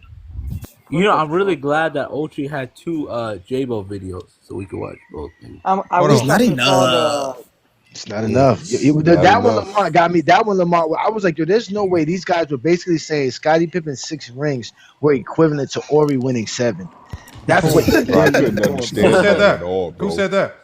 I'm about to say that's the dumbest thing. I think Mini Glock was in that live. I think it was Mini Glock and I'm talking about it. I think he was in that live. You gotta go Glock and listen to Plato and it. them. Is it? It's Hold it's on Hey, there. It's on I'm there. here. My bad. That's my son in the background. I gotta Okay, keep muting okay. myself. All right. Now you fine. Because I know sometimes these I'm platforms. not fine. I still gotta mute myself. I be telling this little behind to shut up. He don't listen though. He's over here singing Roblox. Bro, what is so special about that game? To me, it looks like the dumbest That's thing in not- the know, world. bro. They love It's that It game. really, I looks don't so know, boring. bro. I don't know what. I don't know. I'm I'm gonna about be to say, honest with you guys. What makes them like to play that so much is the ability to. There's so many. It's not just. It's kind of like GTA 5, if you guys know what that is. There's so many different frameworks and games that you can play on there, and I think that's what ultimately that's what they like about it because It's like there's so it's like many a different things to do. catalog. Yeah, it's like a catalog of like 50 or 60 different games, something like that. They're all like All right, little hold mini on. games that thousands you of play games, on the bro. Ochi, computer. what's the name of Thousands. the one? What's the name of the clip where they were saying Scottie Pippen is equal to Robert Ory? I think it's just in the title. It shouldn't be from too long ago. I think it's just Robert Ory 7-0 or 6. I think it's just in the title about that shit. Not even Comparing Robert Ory to Scottie Pippen is nasty work. That's so, bro. They have to diminish Scottie Pippen so bad. Okay, LeBron. This is King Money Fly. Which I don't understand. Like, No, I understand it. They have to. Like It's gonna have the Stephen Curry, Jordan, and Kobe on it, Lamar. So it's one of those. It's good. It's definitely a recent video. It's a video. So you gotta go to his videos. I'm looking at it. I see. So I'm gonna tell you the names. It says Draymond suspension. LeBron had better sharpshooters. Dennis Rodman was not beneficial to Jordan's skill set. all dumb. And then LeBron had more help than Curry, Kobe, and MJ. No, you got to keep going. It was like after the J-Bo and the Mez one with me. It's definitely there because it was around that same live. Okay, hold Yes, on. you can. Okay, let me see. Hey, Johnny. Yeah, we know every player needs help, JFC, but you niggas be acting like LeBron played with Wade, Bosh, Kyrie, Love, and AD all on the same team, which Did is you say crazy. Ori? You said Ori's in the title. You use his name in the title. Yeah, it says Ori in the title. It definitely says Ori and Pippen.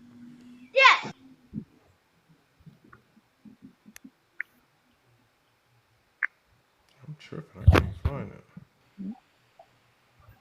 It's not enough. Man, if you don't quit saying it like that, man, you sounding extra sweet saying it like that. It's just So zesty. zesty. It's not enough. Extra zesty.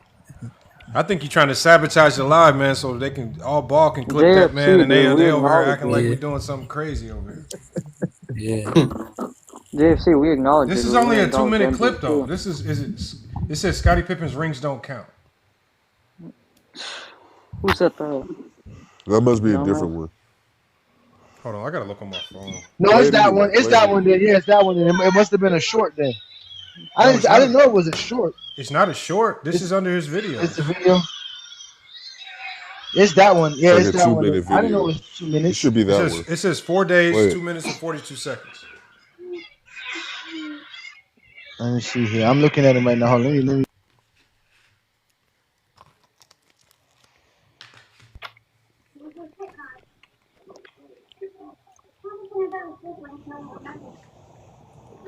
Ochi Snipes. Boy, he had King Rose speech looking like Lil Woody over there on All Ball Channel. Little King Rose speech was calling on all the accounts that could be snipers. He said, "Make me a mod. I'm gonna block them all." I said, "Damn, King Rose, shit, you ain't even got nothing to do with it." Now, King Rowe, he's very diligent. No, he's I'll say mad that because much. he hasn't produced content interesting enough for us to go clip. He doesn't say anything Yeah. interesting. No, we didn't already debunked his shit so His many beef times. with A Johnny fell flat. He couldn't get one up on A Johnny. There's no real beef. Yeah.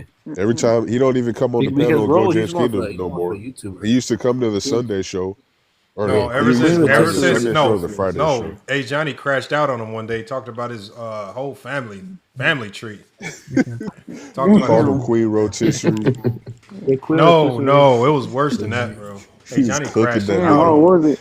No, I watched that. He cooked that nigga. Yeah, no, I did spaz out on him, and I think people like Bubble Viz and them was saying, bro, don't go over there. Like, why would you let somebody talk about you like that and not like defend yourself? And bro was trying to defend me and saying, nah, it's not that serious. But they were looking at him kind of weird, so he kind of figured, okay, maybe y'all right. Yeah. Maybe I should step down a little bit from going over there all the time, because he was always at welcome. We always let him up, but he just said a lot of silly stuff. Like, what you want me to tell you, bro? Like, I'm just supposed to let y'all just say stuff without proof. All right, I'm gonna play this one right here. Hopefully, this is it. This is off All Balls Live. So hold on. Man, Johnny kids love him, man. We're gonna see that one against Snowball. Was it on TikTok, YouTube? Hold on, make sure y'all mute up, y'all. Make sure we don't get no background noise. Oh yeah.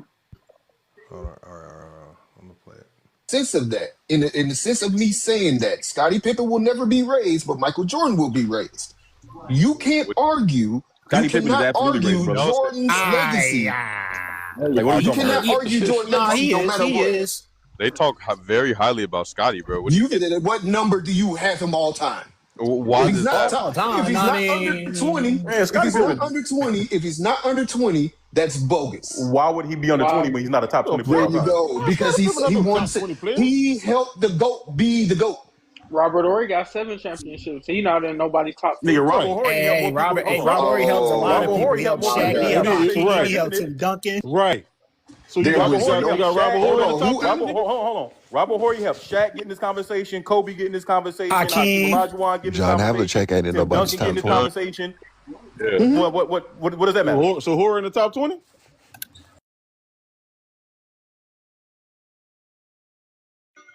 You mute Lamont. You mute yourself. You minute, brother. Yeah. Do they realize that they're deconstructing their own logic in real time? No, they don't. They again. Remember, they're No. using this again. Lamont. This is only to make sure that they prove that Jordan didn't have the help that everybody claimed. That's all they're doing. They don't realize that they're debunking their own stuff. They really don't. That is Crazy crazy. I'm gonna keep playing it, y'all. King Shot, you got some back feet coming out your mic too. Hold on. Jay loves NBA. You got some back feet coming out your mic too. All right, I'm about to play this a little bit more. It's not too long of a clip, y'all. It's pretty short.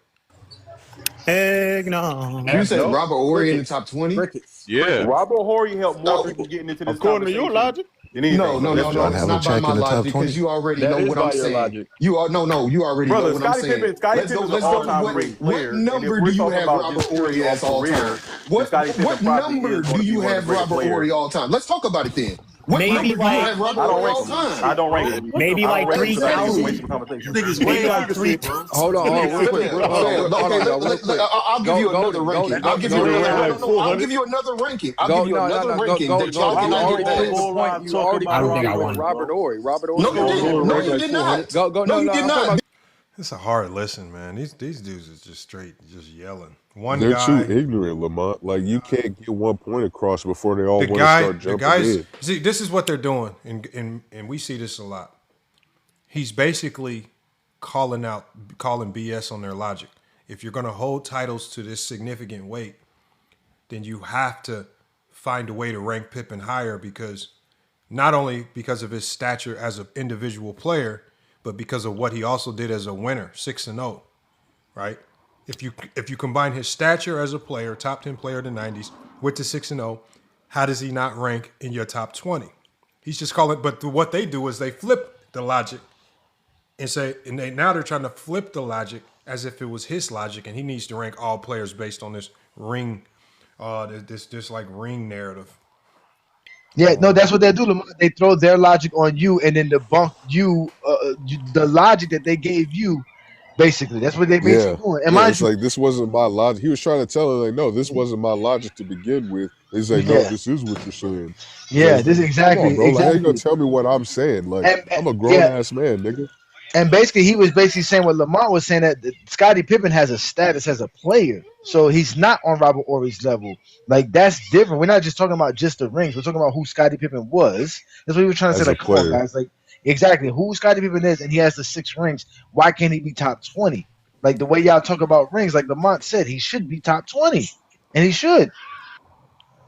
I told going by their logic, yeah. remember this, I had this same debate with it wasn't even really a debate, but I was making this point when I appeared on Player's Choice and I was talking about Elder's logic because he said he prioritizes winning, but he ranked Hakeem like really high, like high even over LeBron. Yeah, I was like, how do you have Hakeem Olajuwon over LeBron James if you literally said out your mouth, winning is the number one thing on my criteria? LeBron won way more on all aspects of the game. Right? Hakeem won way less. Right? Pippen even won more. Pippen was a top 10 player of the 90s, just like Hakeem. And he won more in the 90s. How does he not rank higher? That's how you know they don't really care about winning. They only care about Jordan's winning. That's it. Yep. I'm gonna play it. I'm gonna see. Hopefully, maybe they can get some discipline and allow one person to talk or something. I mean, we can have some decorum. We can hear something. Let me see. Because Golden, I'm talking about you. Me. No, you already proved the point with Robert Ory. He has 7 rings, but we don't put him in top 20 standards because we know he wasn't that high caliber player in the league. Right. It's the same with Scottie Pippen. no, it's not. Although It's not. It's not. Yes, it is. You want Yes, it is. Although he has 6 championships, Lamont, he was never a that's top Plato. 25 That's player in the Plato league. basically saying Robert Ory and Scottie Pippen are the same caliber of player. That's what Yep. Plato That's exactly. just what he just said, bro. This is the Yeah, logic. that's He's insane. just so he can seem cool in front of all balling them. He agrees to Yeah, he's this just level putting of the rings stupidity. out. You ignoring the all NBAs. You ignoring the all defensive teams. You literally ignoring No, their it's not entire even about. careers, It's bro. not even And you about just breaking ignoring it down to the anything. rings. It's not even about. You don't even have to compare their resume, right? Pippen on face value is just. This is better than Robert Horry. It's just well, it's not even close there, but man, come on, man. But let me play some more. That's Go to a insane, bro. conversation As a right now when two-way it comes to player, You're that. trying to both respond. ways. Just hold on for a He second. was top Listen. top Golden, three, just but he hold was on. definitely Just a hold top on 10 for a player. second, Golden. Go ahead. Just listen for a second. Robert Ory is not in these conversations because we know the caliber player that he was in the league. It's the same with Scottie Pippen to a certain It's extent. not. Yeah, Golden, Yes, it listen is. for a second. It's We not. know he was a. Listen for a second. Calm down. 3.5. We know he was a really good player, but he was not an upper echelon top 5 type player for the majority of his career. That's why he's not in those combos. It's the same thing. No, it's not Well, because you know, when you saying go Robert Horry is a really Pippen. What? Yeah, he was an upper Well, echelon first, type player. no, but first of all, You don't get into the MVP every combo player they without have that. in their top 20 is a top 5 player in their league overall. Like, is that what he said? Pretty much, yeah. You gotta be top 5 to be considered top echelon. That's what his opinion is, Oh, which so I you. think is insane. So if you're, A dumb opinion at that. Hold on, was Isaiah Thomas ever top 5? Like, there's a lot of players that we hold in high regard that were never looked at as like. Even Pippen was looked at as the top 5 player for a lot of the '90s. He lied about that, Yeah. but Tiger, you got some background noise. Your mic is like echoing. Isaiah Thomas, John Stockton, Patrick Ewing. What's it called? A lot of these guys And one were hard. production must be true reconnaissance. He's always checking in the lives, always hitting it, but never joins up. And he loves to talk about the Jordan and the Bro, LeBron. you did something to him one day, man. I mean, you kicked him off and cussed him out one day, man. He ain't came back. I think it's just because of you. No, well, I mean, he got mad at me for bringing up Player of the Month and winning seasons. No, he came on the panel here one day. He did? Yeah, Tiger, you got to echo. Gotta go. Yeah, man. why do y'all keep unmuting yourselves? If y'all don't got nothing to say, stay muted, please. Even I'm muting myself. You clearly hear me muting myself throughout the show. Just gotta prioritize the audio quality, man. Yeah, it just sounds horrible on the playback on YouTube. He says, notice Pluto avoids people that can actually debate him. Yeah, he don't come here no more. We just don't go for the stupidity, man. Like, there's no way he'd come over here trying to put Pippen on the same level as a Robert Ory and think he gonna make it out unscathed. You must be out of your mind. I think what happened with Plato was I think what happened with Plato was that Lamar, you really destroyed him on his criteria when he was telling us that this is something he came up in his bedroom. And everybody that come up here now, every time everybody shows up with it, remember he was remember he's like, come on, Johnny, man, don't do that. And I'm like, bruh, we were it, and they don't like that, Lamar, because they like to lie about when they're wrong and say it never happened. That's why they love TikTok. TikTok's a safe space for them, bro. It's safe. Man, I've been trying to get someone to pull up tonight, man. I've been trying to get one person today to come up here and debate you, man. I can't get nobody today. Plato popped up in the live earlier. No, what Man, they do don't is stop running, man. They see us live, and then they'll try to go live. They'll try to combat what we're doing. They'll think they can pull from it. Yeah, to avoid it, Even Zandy, while I'm live, Zandy sent me a request to join his live while I'm live. I'm about to say they do that all the time. Zandy, they all send us requests. Oh, Plato just joined too. I just saw him pop up too, which is so funny because they know we talk hoops. So why not come up here and talk hoops with us? Plato, come up here and address funny this. thing. If you're really a hooper, if you're a real hooper, you should have no problem with nothing that any of us. There he is. Yes. Yeah, we are looking for you. We are looking for you. Hold on. Hey, we gotta take bets on what do y'all think his excuse is gonna be for this nonsense? Copy paste. I got it. No, he's gonna say how he's accepted amongst the people, and they're just really good guys. That it's really not as bad as that. It's really Johnny that's the problem. He's gonna say that it's them. You said it, not me. No, You said Plato. that. Plato, you put Scottie Pippen and Robert Horry on the same playing field. No, Okay, so you want no, me? Hold on. no, Can I? Hold on. Well, I'm gonna play this for you one more time. All right. no. Hold on. I No, know hold the on, hold exact on. No, hold on, conversation. hold on. No, I know you Oh, remember, but Lamont, I. before you start cutting me off and No, stuff, I'm hold not. I'm on. playing the tape All right, first so here we you can go. hear But why Here we you yourself. go. don't want us to hear what you said so you can lie? All Let's right, hear go exactly ahead. what you said. Don't lie about what you said because we're gonna hear Y'all exactly just what you listen to it, said. and No. I know the conversation you're Okay, talking so about. hold Just on. I'm let me about to play it. finish. I'm So about to why play don't we it. listen to it? So listen to it Okay, first. go So ahead. listen Go to ahead, it Lamont. first. It's So your listen live, to bro. it Go first. ahead. Okay. About Robert just Ory purely of his all career, time. then Scottie Pippen What probably number is do going to be you one of the have greatest. Robert? Real quick. Hold Okay, on, y'all, real quick. I'll give you another Golden. ranking. Go, I'll give you Golden. another. You No, already no, no. I'll give you another ranking. I'll give go. you No, no, another no. Go, ranking go, that y'all Golden. Why You cannot would you get already go proved the past. full point. line You talk already about proved it Robert with Ory, Robert bro? Ory. Robert No, Ory you was a didn't. No, really you good did player. not. Go. No, No, you no. did I'm talking not. about Because what? Golden. I'm talking What? about you. No, you already Yeah. proved the point with Robert Ory. He has 7 rings, but we don't put him in top 20 standards because we know he wasn't that high caliber player in the league. It's same Right. with Scott. It's the same with Scottie No, Pippen. it's not. Although, It's not. It's yes, not. it is. You Yes, wanna it go to the is. argument? Although he has You six wanna go to a championships, conversation? he Let's was go to a never a top 2, conversation right top 3 now. player in the Let's go league. to a conversation right now Golden, you're when it not comes to listening. You're that. trying to respond. Just hold on for a He second, wasn't Golden. top two, top Golden, three, just but he hold was on. Just definitely hold top on 10 for a Plato. second, Golden. Go ahead. Just listen for a second. Robert Ory is not in these conversations because we know the caliber player that he was in the league. It's the same with Scottie Pippen to a certain It's extent. not. Yeah, Golden, listen for a second. It's We not. know he was a listen for a second, calm down. 8.5. We know he was a really good player, but he was not an upper echelon top 5 type player for the majority of his career. That's why he's not in those combos. It's the same. Okay, now talk to us, Plato. Okay, you see how I said to the same extent? So clearly, I'm not putting them on the same playing field. I said Scottie Pippen was a really good player. I didn't say that about Robert Ory. So clearly, I'm not putting them on the same playing field. Scottie Pippen was a top 10 player in the 90s. At one point, you could even say he was top 5. But I stand by the statement. The reason why he's usually not inserted in those combos is because people don't put him in that top tier, top 3, top 5 for the majority of his career. That's why he's not in there. Doesn't mean he's not good. What combos are they trying to stick Scottie Pippen that he doesn't belong in? I think when you like, I've heard not you, Johnny, but I've heard people say that Scottie Pippen is a top 5 player every year in the 90s, and I just don't think that's true. No, said what that? prompted you to say that in that conversation? Because that's not what was said in that conversation. What was said about Scotty in that conversation for you to say that Scotty doesn't fit the conversation that y'all were having in that show? Well, I was speaking in a general sense. Whenever we talk about Scottie Pippen, he's usually inserted into those combos, which is why that conversation came about. And this is why You we were saying clip you that guys. Scottie Hold on, Pippen no. wasn't I top got this 20. new world. This is why I got this new world. This is why we clip you guys, because you guys are liars. What am I lying about?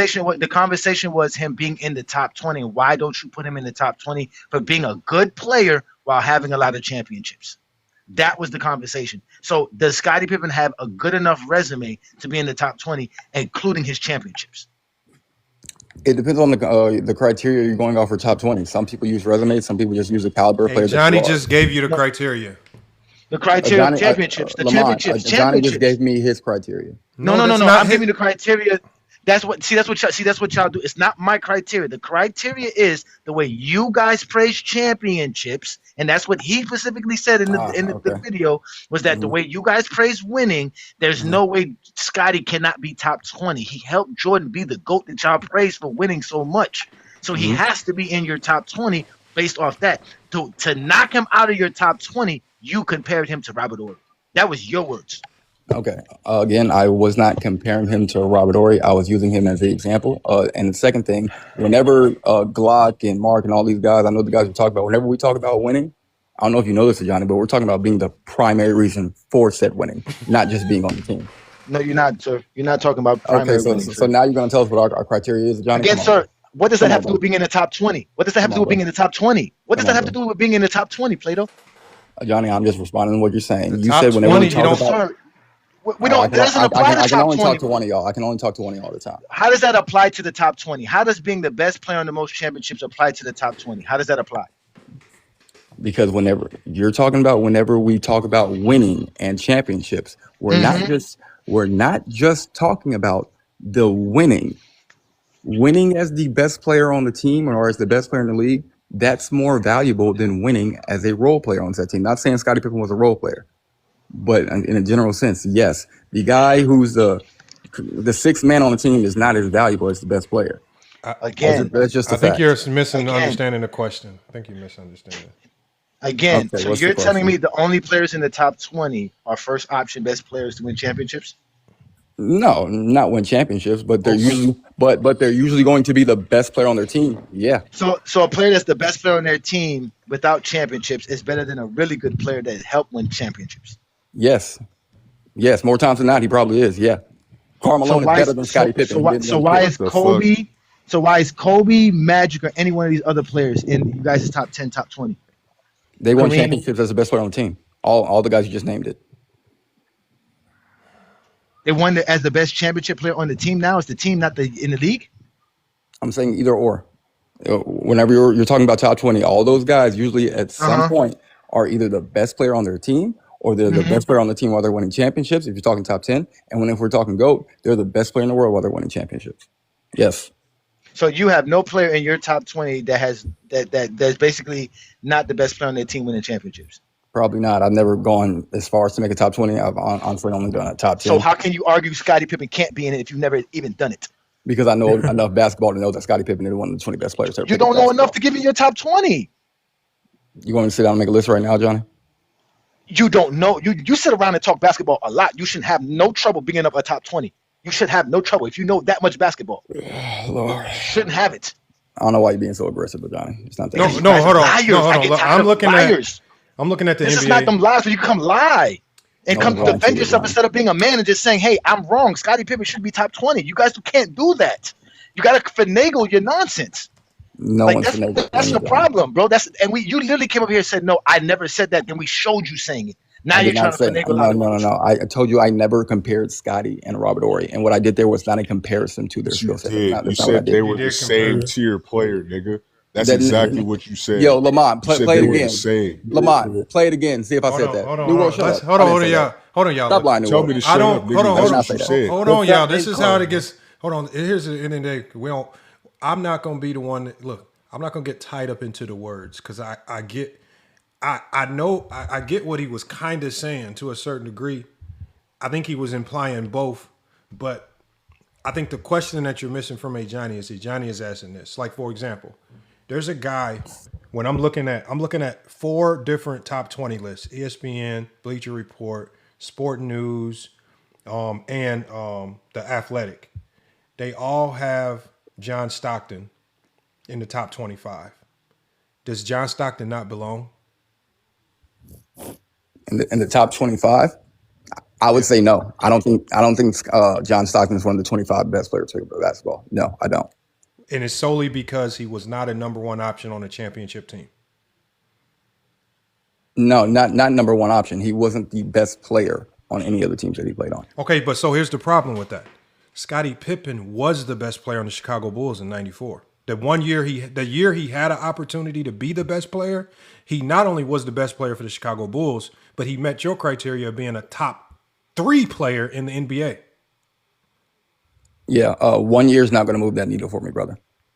Especially if I'm looking at a guy like Karl Malone. So what we're doing is we're holding against Scottie Pippen the fact that he had to play his contract out with the Chicago Bulls, and for the Bulls to work, he had to take a secondary role behind Michael Jordan. So he gets punished because Phil Jackson put him in a secondary role.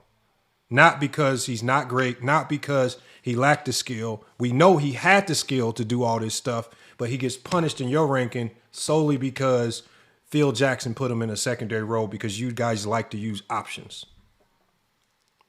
What makes you think that he had the skill to be over Michael Jordan as the best player on the team? I never said that. That's not what I said. He had the skill to be a number one option. And when he was given the 1 to 2 years, because even Charles Barkley, I have a list of all the people in 94 and 95 that called Scottie Pippen the top 2 player in the league, from Isaiah Thomas to Charles Barkley to a plethora of people. When he was given the reins, when he was given the reins, it was universally agreed this motherfucker is one of the best players in the league, and it's not even close. A guy like Barkley in the moment even said it, where people were telling me Barkley was better than Pippen, and Barkley was like, no, he's better than me right now as a number one option. So when Pippen showed and proved he could do it, why don't we just take his skills at face value? If Barkley believes that, that's fine.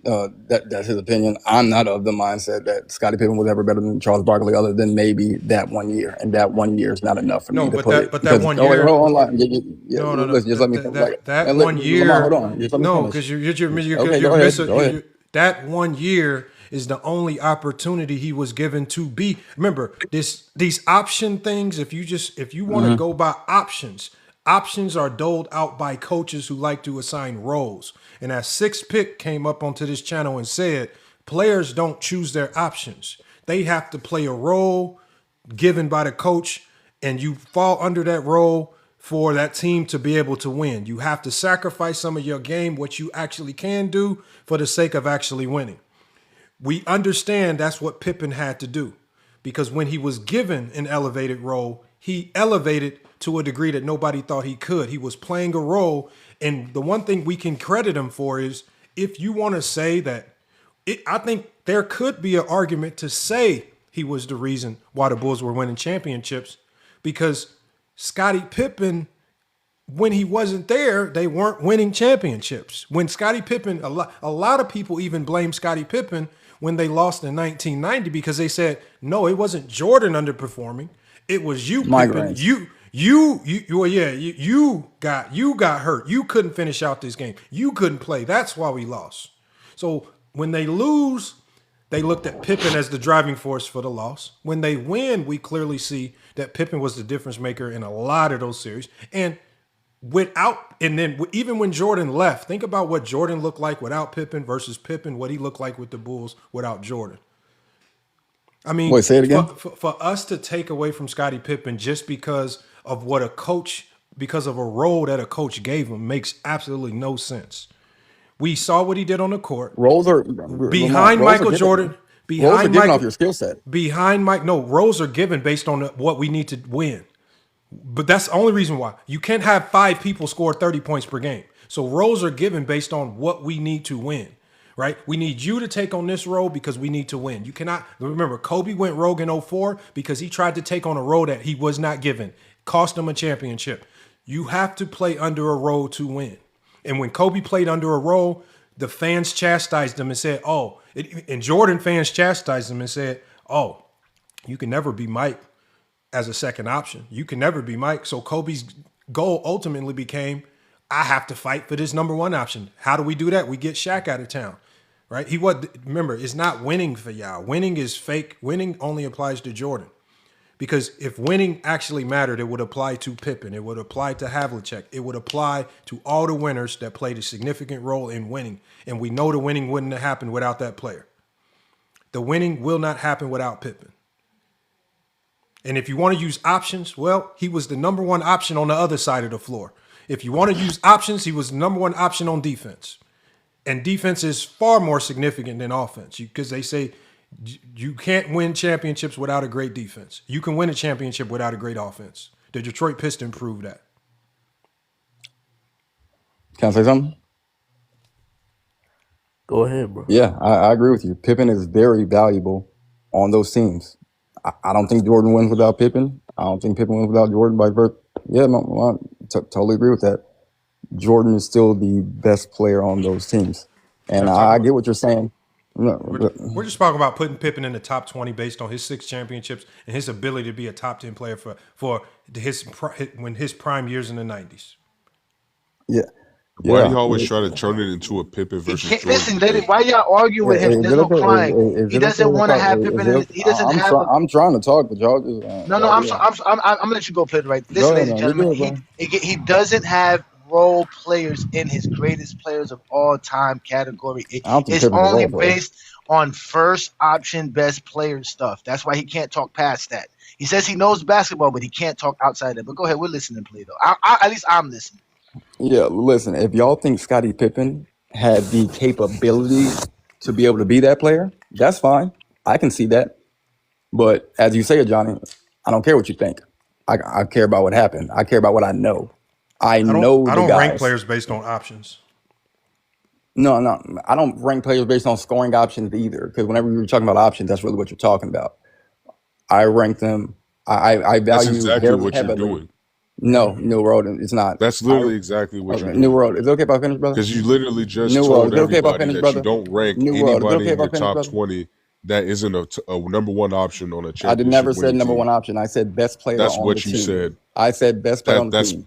You have a that's the same You comprehension. thing. literally said number one option. That's the same thing. No, Hold Johnny on. said number Let one him option, finish. and I Let him said, finish. Let him finish. Johnny said he was the one that brought up number one option, Okay. and then I Okay. So literally best said player not on the team. necessarily number one options, but the best player on the team, the primary reason for winning. You can be the primary reason for winning and not be the number one option. Don't use me as a scapegoat, but continue.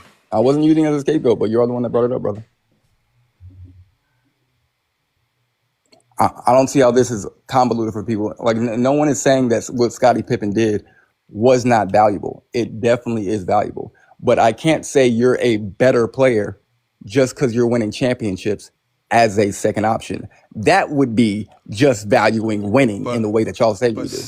But you're only talking about offense. If you call somebody a second option, you're only saying scoring, and scoring can only go to so many players. Only one player can be the leading scorer. I'm not talking about scoring. I'm talking about you can't have 9 leading scorers. Again, I'm not talking about scoring. That Bulls were looked at. They called Jordan and Pippen a duo. They didn't call them. They didn't call them a motherfucking one option and two option. They are looked at as the best duo in NBA history, next to Kobe and Shaq, and it could be arguable there. They are not looked at as this one option. Pippen's a two option. Only one player can lead the team in scoring. Take away the options. No one's talking about scoring. I haven't mentioned scoring the entire time. Okay, let's take away. We're talking about the best and second best. You just called Pippen the second option. I want to ask him this. No, I want to ask him this. Forget it. Scottie Pippen's the second best player in the world. So you're saying? I mean, the second best player on the team. So are you saying the 6 championships he won as the best play, the second best player on the championship team is not valuable enough to make him better than a guy who was a best player on a non-championship team for the same amount of years? I don't think those championships alone make him a better player than someone like Karl Malone, because he was not a better player than Karl Malone. I didn't say Karl Malone. Why are you bringing Karl Malone? I'm just giving an example, brother. That's all. No. Why would you make him? Why would he be the example? Why is he the example? I just picked a random name out of the hat. So you just picked a random. So I'll give you Allen Iverson. I'll give you Allen Iverson. Well, I think Scottie Pippen as a player is just better than Allen Iverson. Fuck this 6 championship. I just think he's a better player. Yeah, but by your logic, like Iverson. But by your logic, exactly, Allen Iverson. So wait a minute. So is Karl Malone the only best player on with a non-championship that Scottie Pippen's not better than? He's better than Patrick Ewing? No, I don't think he's better than Patrick Ewing. Okay, so you think Patrick Ewing had a better career than Scottie Pippen? Better career and better player are two different things. Okay, you think he's a better? No. That's two different things. If we're talking about championships, we're talking about career. We're talking about career. Okay, that's what I'm saying. So career. So Scottie Pippen getting 6 championships as the second best player on a team is not as valuable as the losing Patrick Ewing as the first best player on the team. It does not make you a better player. You just switched your whole argument, brother. Brother, I haven't switched. You switched your entire argument. I'm trying to understand. Y'all are so busy trying to nitpick the argument that y'all aren't. We're talking about better career. You literally switched it from career to skills in the middle of the conversation. Because I'm trying to figure out. Whenever I first came up here, you asked me why y'all Scottie confusing Pippen him. one of the 20 best players ever. That's what y'all asked. I know. That is the question y'all asked. Y'all didn't ask me about career. Plato, hold on. So Plato, focus. So are you saying Patrick Ewing has more of a case to be in the top 20 than Scottie Pippen? I have Patrick Ewing in the top 20. Based but you on literally what? say you don't have a list. Oh, no. What did Scottie Pippen do? You literally say you didn't have a list, and now you're gonna say. Hold on, King Shine. Damn, King, stop. There's so many people talking about. Stop. Damn, you hear me having a conversation with him, bro. I can tell you I'm better than the rest of these dudes. I don't know why y'all don't like me. I actually know how to have a conversation with y'all. So I had you on my live the other day, brother. I don't have a problem. No. You had me expose somebody on your live. You tried to cut me off. Now listen. I didn't meet you one time, Johnny.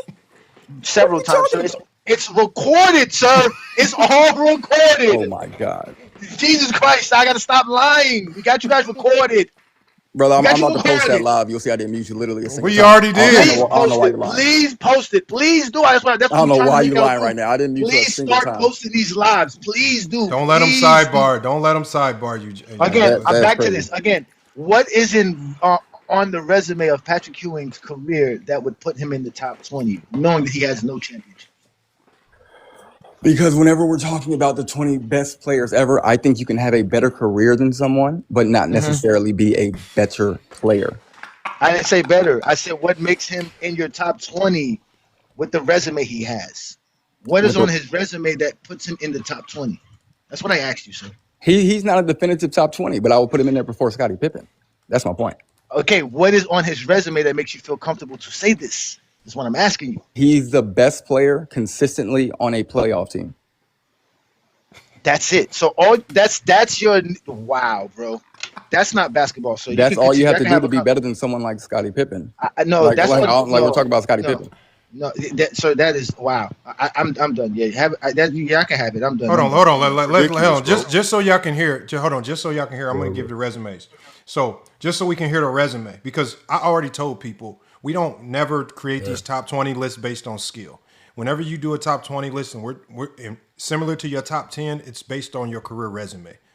If you did a skill list, your skill list is going to look way different. So whenever we ask people these questions, y'all, we all know that we're talking about your career resume. So when we look at Scottie Pippen's resume versus Ewing's, Scottie Pippen 6 championships, Ewing 0. Right? So we know if we're going with the Jordan fan logic, they love the 6-0. It stands out like a sore thumb. It is the greatest asset that you can have that can hinge you over a lot of people. So again, Pippen starts Yes, off being with, the primary hold on, let me reason for finish. winning. I'm talking to the people. Go ahead. 6-0. All right. As a top 10 player in his era. Finals appearances, obviously 6-2. All-star selections, right? Maybe the All-Stars do it for you. Pippen 7 to Ewing's 11. Right? All NBA first teams. All right. Pippen 7. No, Pippen has 3 All NBA first teams. Ewing has 1 All NBA first team. So again, when it comes to being the top in the league more often, according to All NBA first teams, because they both have 7 All NBA teams. Pippen has 3 All NBA first teams. Ewing only has 1. All right. Defensive teams. Pippen has 10, 8 All NBA first team. Ewing only has 3, and none of them were on the first team. Neither have a DPOY. Pippen has 1 top 5 MVP finish. Ewing has 6. Obviously, Olympic golds, if that means anything, it probably doesn't mean as much. But if we're talking about career resume, maybe it means something to some people. Pippen has 2 Olympic golds. Ewing has 1. So when we look at career, we go to stats because we know stats matter, right? Ewing averaged 21 a game for his career. Pippen averaged 16. Ewing averaged more rebounds, 9.8 to Pippen's 6.4. Pippen averaged more assists, 5.2 to Ewing's 1.9. Pippen averaged more steals, 2.0 to 1. Ewing averaged more blocks, 2.4 to Pippen's 0.8. And then probably we can go to playoff numbers. Pippen averaged 17, 8, and 6. Ewing for his career in the playoffs, he averaged 29 and 1.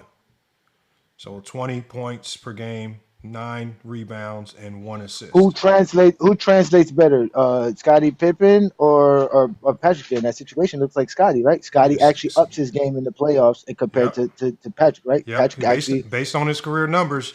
Ewing so is Patrick a playoff doesn't dropper. even translate. He's a playoff dropper. This is so yeah, okay. Easier to Okay. translate as a second option, but go ahead. Hold on. Oh my! Here go the second. See, this is the second option. You just said second option. I thought we were talking about second best player. We were talking about second best player, not options. Don't do the option stuff now, Plato. You said we're not You talking niggas options. expose Plato. yourselves every We're not time, talking bro. options. We're talking second best player. We're talking about Oh, points now per it's the game. same. Also, now it's the same. So when you were yelling I at didn't King say it's Shine, the same, Johnny. I did not say so it's why are the you talking same. about second I'm option? saying whichever one you want, because that's the word that you keep using. So I'm trying to No, help you I understand. said second best player. I said we're not using options. I literally just said that. I said Okay, we're not cool. using Okay, options. cool. We're It's talking about the easier to second best translate player. as the second Now, best hold player. on, y'all. based on He didn't what. translate. How does the second best I player did translate? not say he did not translate it, Johnny. Stop trying to argue, bro. I did So not Hold say what on. am that. I I said saying? it's easier Did to Scottie Pippen? translate as Did the Scottie second best Pippen have player. is Scottie Pippen a playoff riser? Yes or no? Yeah, he's a riser. Okay, he's a riser. That's it. He's a riser. And Patrick Ewing Okay. isn't correct. He's a playoff dropper. Correct. Okay. Then you're just gonna leave it at that? No, I'm just saying that's what y'all do it as. That's what No, y'all. playoff I hear all the translation. time. That's all we Playoff do. translation. So That's hold what on. that's what playoff If we translation is. if we look at He didn't everything in translate. It totality, didn't translate. we look at resume. When we look at career resume from the accolades that Pippen won compared to Ewing's, it looks like Pippen outclasses him in accolades. When we go to stats, in the regular season, I could say it's even because they break even in categories, but you could probably give a slight edge to Ewing, right, in regular season stats, but it's not by a wide margin. And then in playoff performances, you give the edge to Scottie Pippen, and it's primarily because his numbers rose from his regular season averages across the board in almost every statistical category. So when we look at But this, Patrick's still paying Blader. and you look at this, we look at this right here, because remember, we rank players based on what they do. We do not rank players based on their skill. Because you know what? If I'm not going to argue with somebody that says I think Ewing is a better basketball player than Pippen, but I will argue with somebody that thinks Ewing had a better career resume than Pippen, because he does not. And it's not close. That's why I said he didn't. That's So why I said what it's I'm two different saying is, things. with That's why I said understanding, it's two different things. But Patrick skill wise is not better than Pippen either. He's not. What skills does Patrick possess? That No, are better than Scottie Pippen? I just said I'm not going to argue. I just said I'm not. Hold on. Better player skill. He's not better. Hey Johnny, we're not even having that conversation, because nobody, when we say what is your top 10 or your top 20, we never ask anybody to give a ranking based on skill. People automatically know we're asking for a ranking based on your career body of work. If I wanted a specifically ranking on skills, I would say that, because we know it looks different. So when Pluto pretends that this is about better player, he's pretending again. When we were talking about this ranking top 20, we always are ranking players based on what they do, their career body of work, which is why we are initially talking about how does Scottie Pippen 6-0, how does it not propel him into the top 20 over a player like Ewing, when their resumes, even outside of championships, Pippen outclasses them with a better career resume. Even as the second best. Think about this, y'all. I want y'all to. This is to the people. Think about this. He calls Pippen the second best player on the team. How the hell does a guy like Pippen, as the second best player on the team, have more All NBA first teams than Ewing? As the second best player, More All NBA he has first more teams, All more defensive All teams. defensive first teams. So all I'm saying is this right here. Because Scotty has weaker Think competition. about this right That's how here. weak the competition is. Because I want y'all to think. position. I want y'all to think about this right here. You can say that all you want. Again, at the end of the day, that's that a not sob true? story. That's a sob story that nobody cares about. We don't contextualize it like that for nobody else. Right? We don't break down. We don't break down and de-rank or elevate players because if that's the case, having competition at your position, then there's no way in hell you got Jordan. Y'all literally do that with Jordan. He had absolutely. There's no y'all because nobody here's done that. Hold on, Tony. 1 second. I've heard almost every person Tony. on this panel do that. Hold on 1 second, Tony, and hold on 1 second, Pluto, because I'm talking to the people. All I'm saying is we don't have to be disingenuous and pretend like we're ranking Ewing and Pippen based on skill. Don't pretend now. I just gave you their career body of work. I want you to be honest. Pluto, Plato, who has the better career resume, Ewing or Pippen?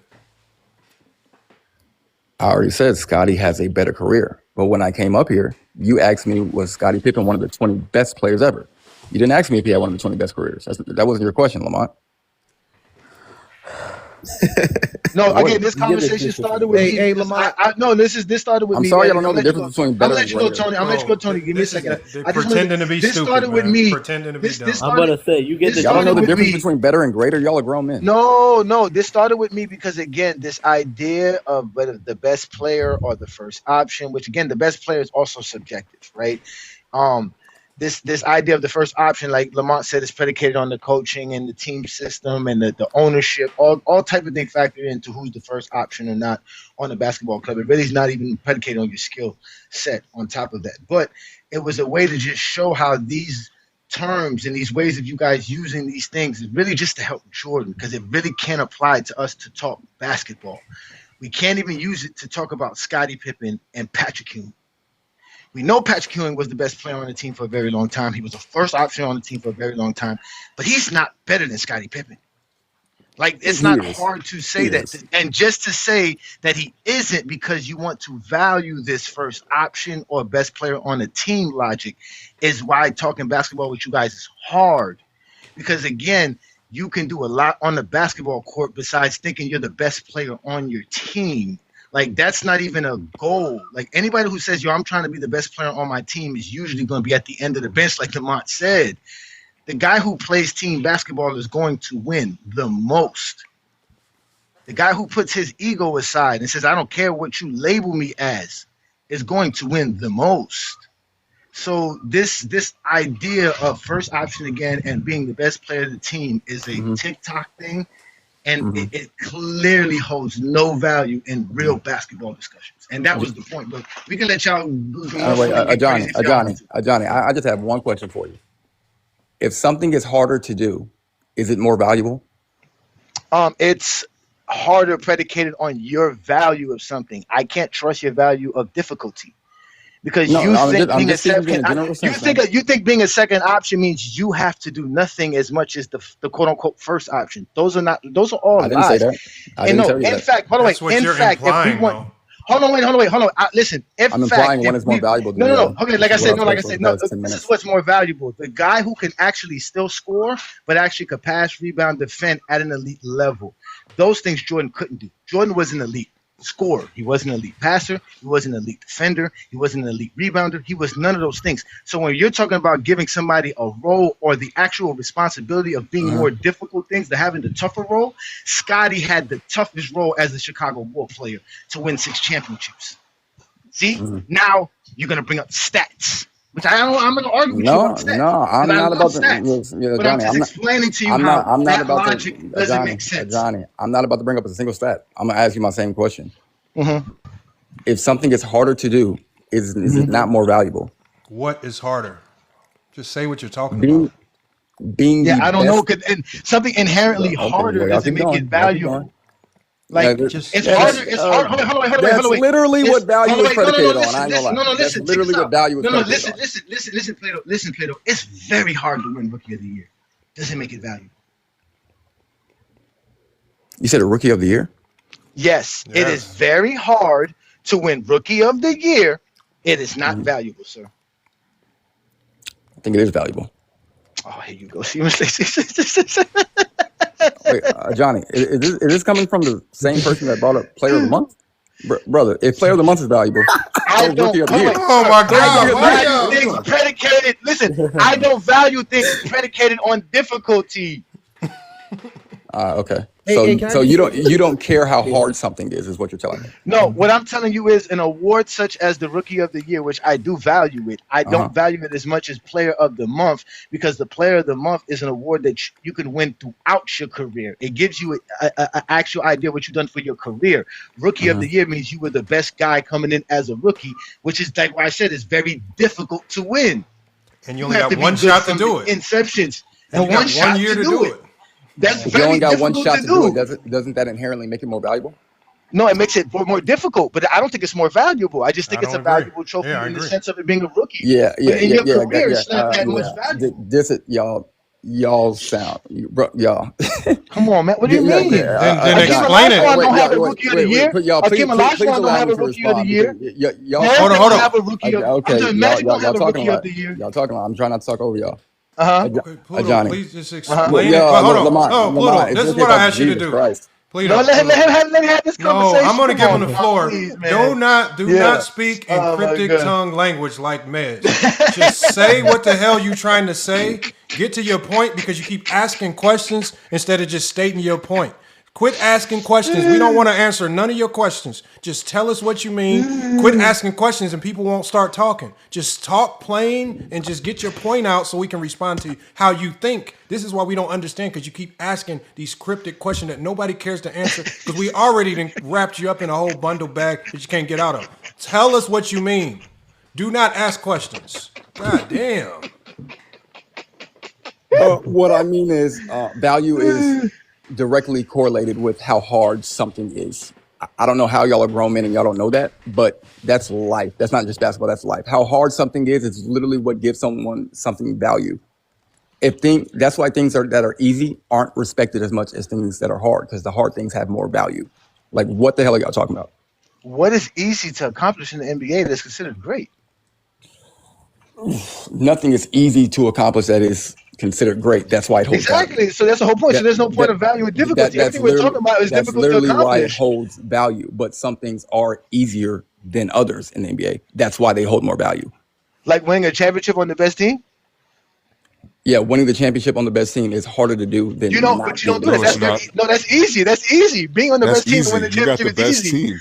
Yeah, You're winning a supposed to championship. win. Okay. I'm sorry. Yeah, exactly. You're supposed to win.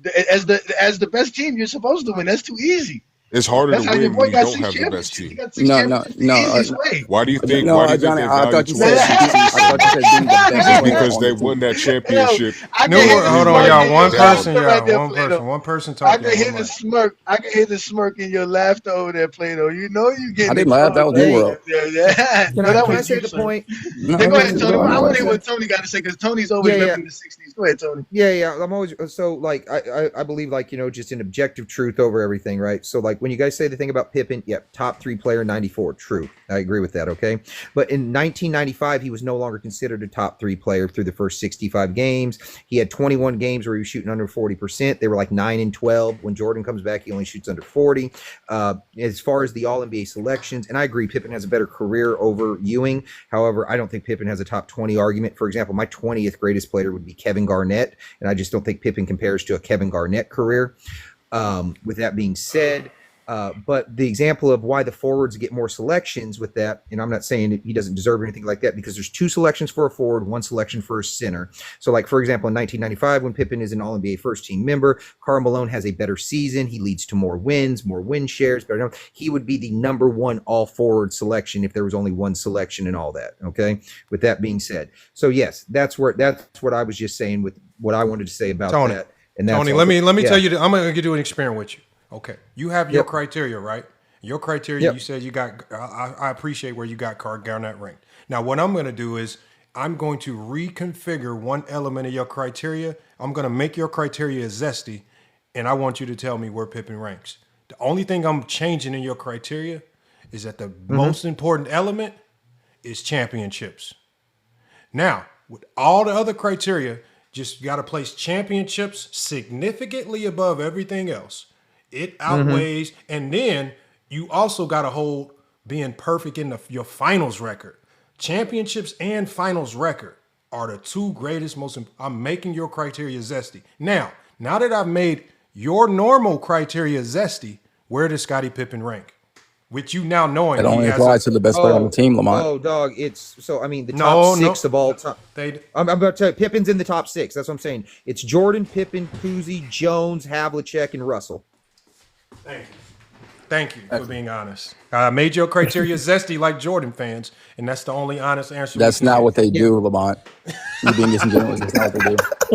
That's not what they do. I'm just saying, if it's championships and being undefeated in the finals, that's by far like those are the top 6 guys. And now, Tony, am I being disingenuous when I say that a lot of these guys in these conversations prioritize or they hold in high regard championships and finals record? Am I being disingenuous when they seem to hold those 2 elements of, because you remember, they fall under the fallacy of only comparing LeBron and Jordan, which is why they use those 2 things. They forget that there's a plethora of other players in NBA history, and what we're doing is we're using the same criteria across all players in NBA history. Yes, it is.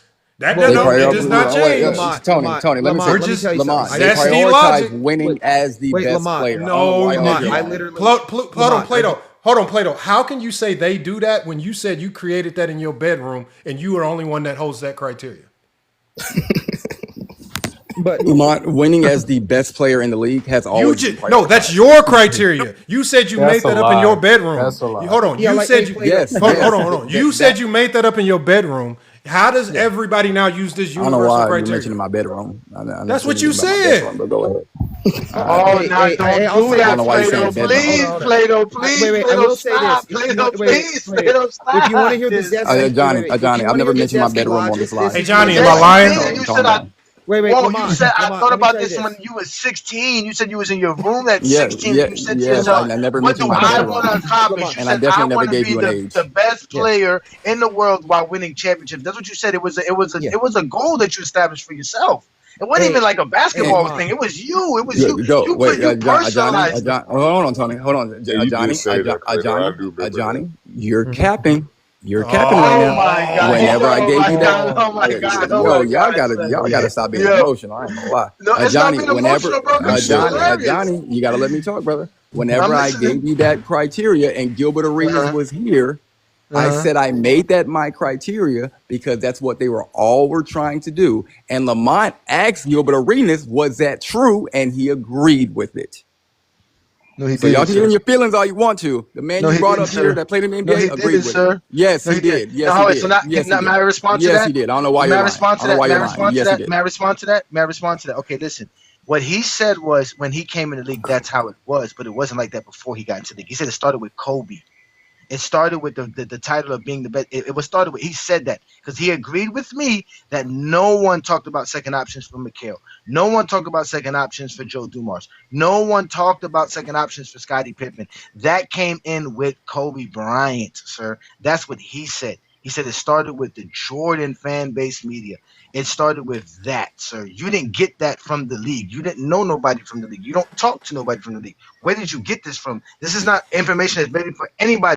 Heard a poll of this, none of this. So you said personally, because we told you, how come every TikToker that's got Jordan has the same criteria? You said you don't know because this is something you came up with on your own. This is how you believe. This is what you driven yourself to be the player that you are. All of this, sir. I made a video of this. Mhm. This is why I keep telling y'all stay stuck in these TikTok lives and y'all be lying all the time, and it feels good because this is an everyday event for y'all. Y'all can come up here every day and make up a new fantasy, just like the Muppet Babies. Open up the closet and we're in another fantasy world.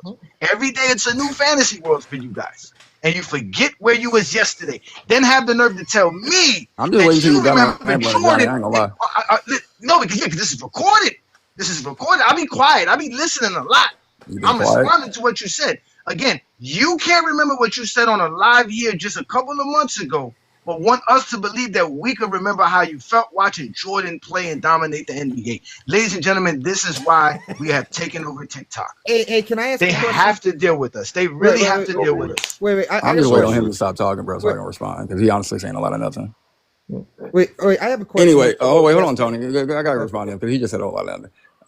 Johnny, what I told you whenever we brought up that shit 2 months ago when Lamont was trying to expose my growth criteria, what I said was people has always held that as the most valuable thing you can do. So that is why I made it my criteria. That is a lie, sir. Because I'm Okay. one of those people who. Oh wait, Plato. I'm gonna tell you why, Plato. Because I'm one of those people that lived just as long as you lived and never heard it till I met you and the people on TikTok. No. Nobody Hey, that I had Johnny. no play basketball ever talk like Hey, you. Johnny. Nobody that I've ever talked to outside of here, from YouTube to Instagram to Twitter to everywhere else. No one uses this logic but TikTokers. No one. No, hey, Stop Johnny. it. You're a Remember liar. I You're hanging asked. with Zesty. So throughout NBA Hold history, on, people I didn't Tony. caught value you being the coming out best the player in the league or bar. You winning. came out the bar, Okay. and now that's it. You got a little switch. That's it. Walk with the I asked switch the and be question. happy. No, hey, Johnny, remember when this came up? And I said, no, we heard this before because I said, no, we just had somebody else come up here and use this. I think it was Cheese. I said, Cheese used the same logic. I said, did he steal it from you? It might have been Big Assassin or Cheese. Because I asked him, I said, did they steal this from you? I said, you saying they jocking your criteria? And you was like, oh, they must have had to have stole it from me. Because you can't say you told us that you created this. And I even made a joke that somebody stole it from you because they used the same thing. As soon as we heard it, me and Johnny started laughing because we hear that same thing all the time. And it's just like, y'all use the same thing, but you said you created it. So we started making jokes about you being the creator of it. Big Assassin said he's the creator of it. Somebody else. We didn't have like 5 people say they're the ones that created it in their bedroom. Like that's a running joke around here because everybody say they created it. Yeah. Am I lying, Johnny? Hey, Johnny. Of course it is, man. That's why our lives are better than their lives. Their lives are stuck trying to make Curry top 3. Get the hell out of here with these dudes, bro. You guys can't talk basketball, man. Hey, wait a minute. You niggas earlier were over here trying to Can put I ask this? Ant-Man Because over I Curry as a decided this three-point with shooter. TikTok. Because I realized this with TikTok. Y'all Hold on, I comprehension realized is this with terrible. I ain't gonna TikTok. lie.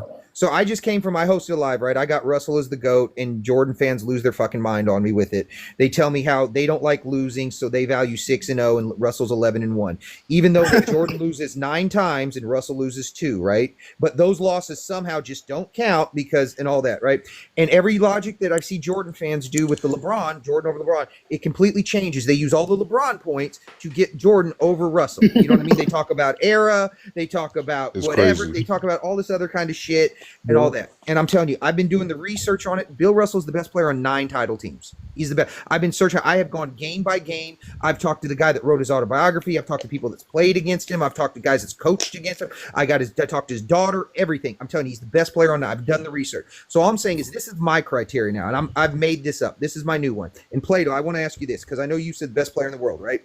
Would you rather be the best player in the world, right, and win titles, okay?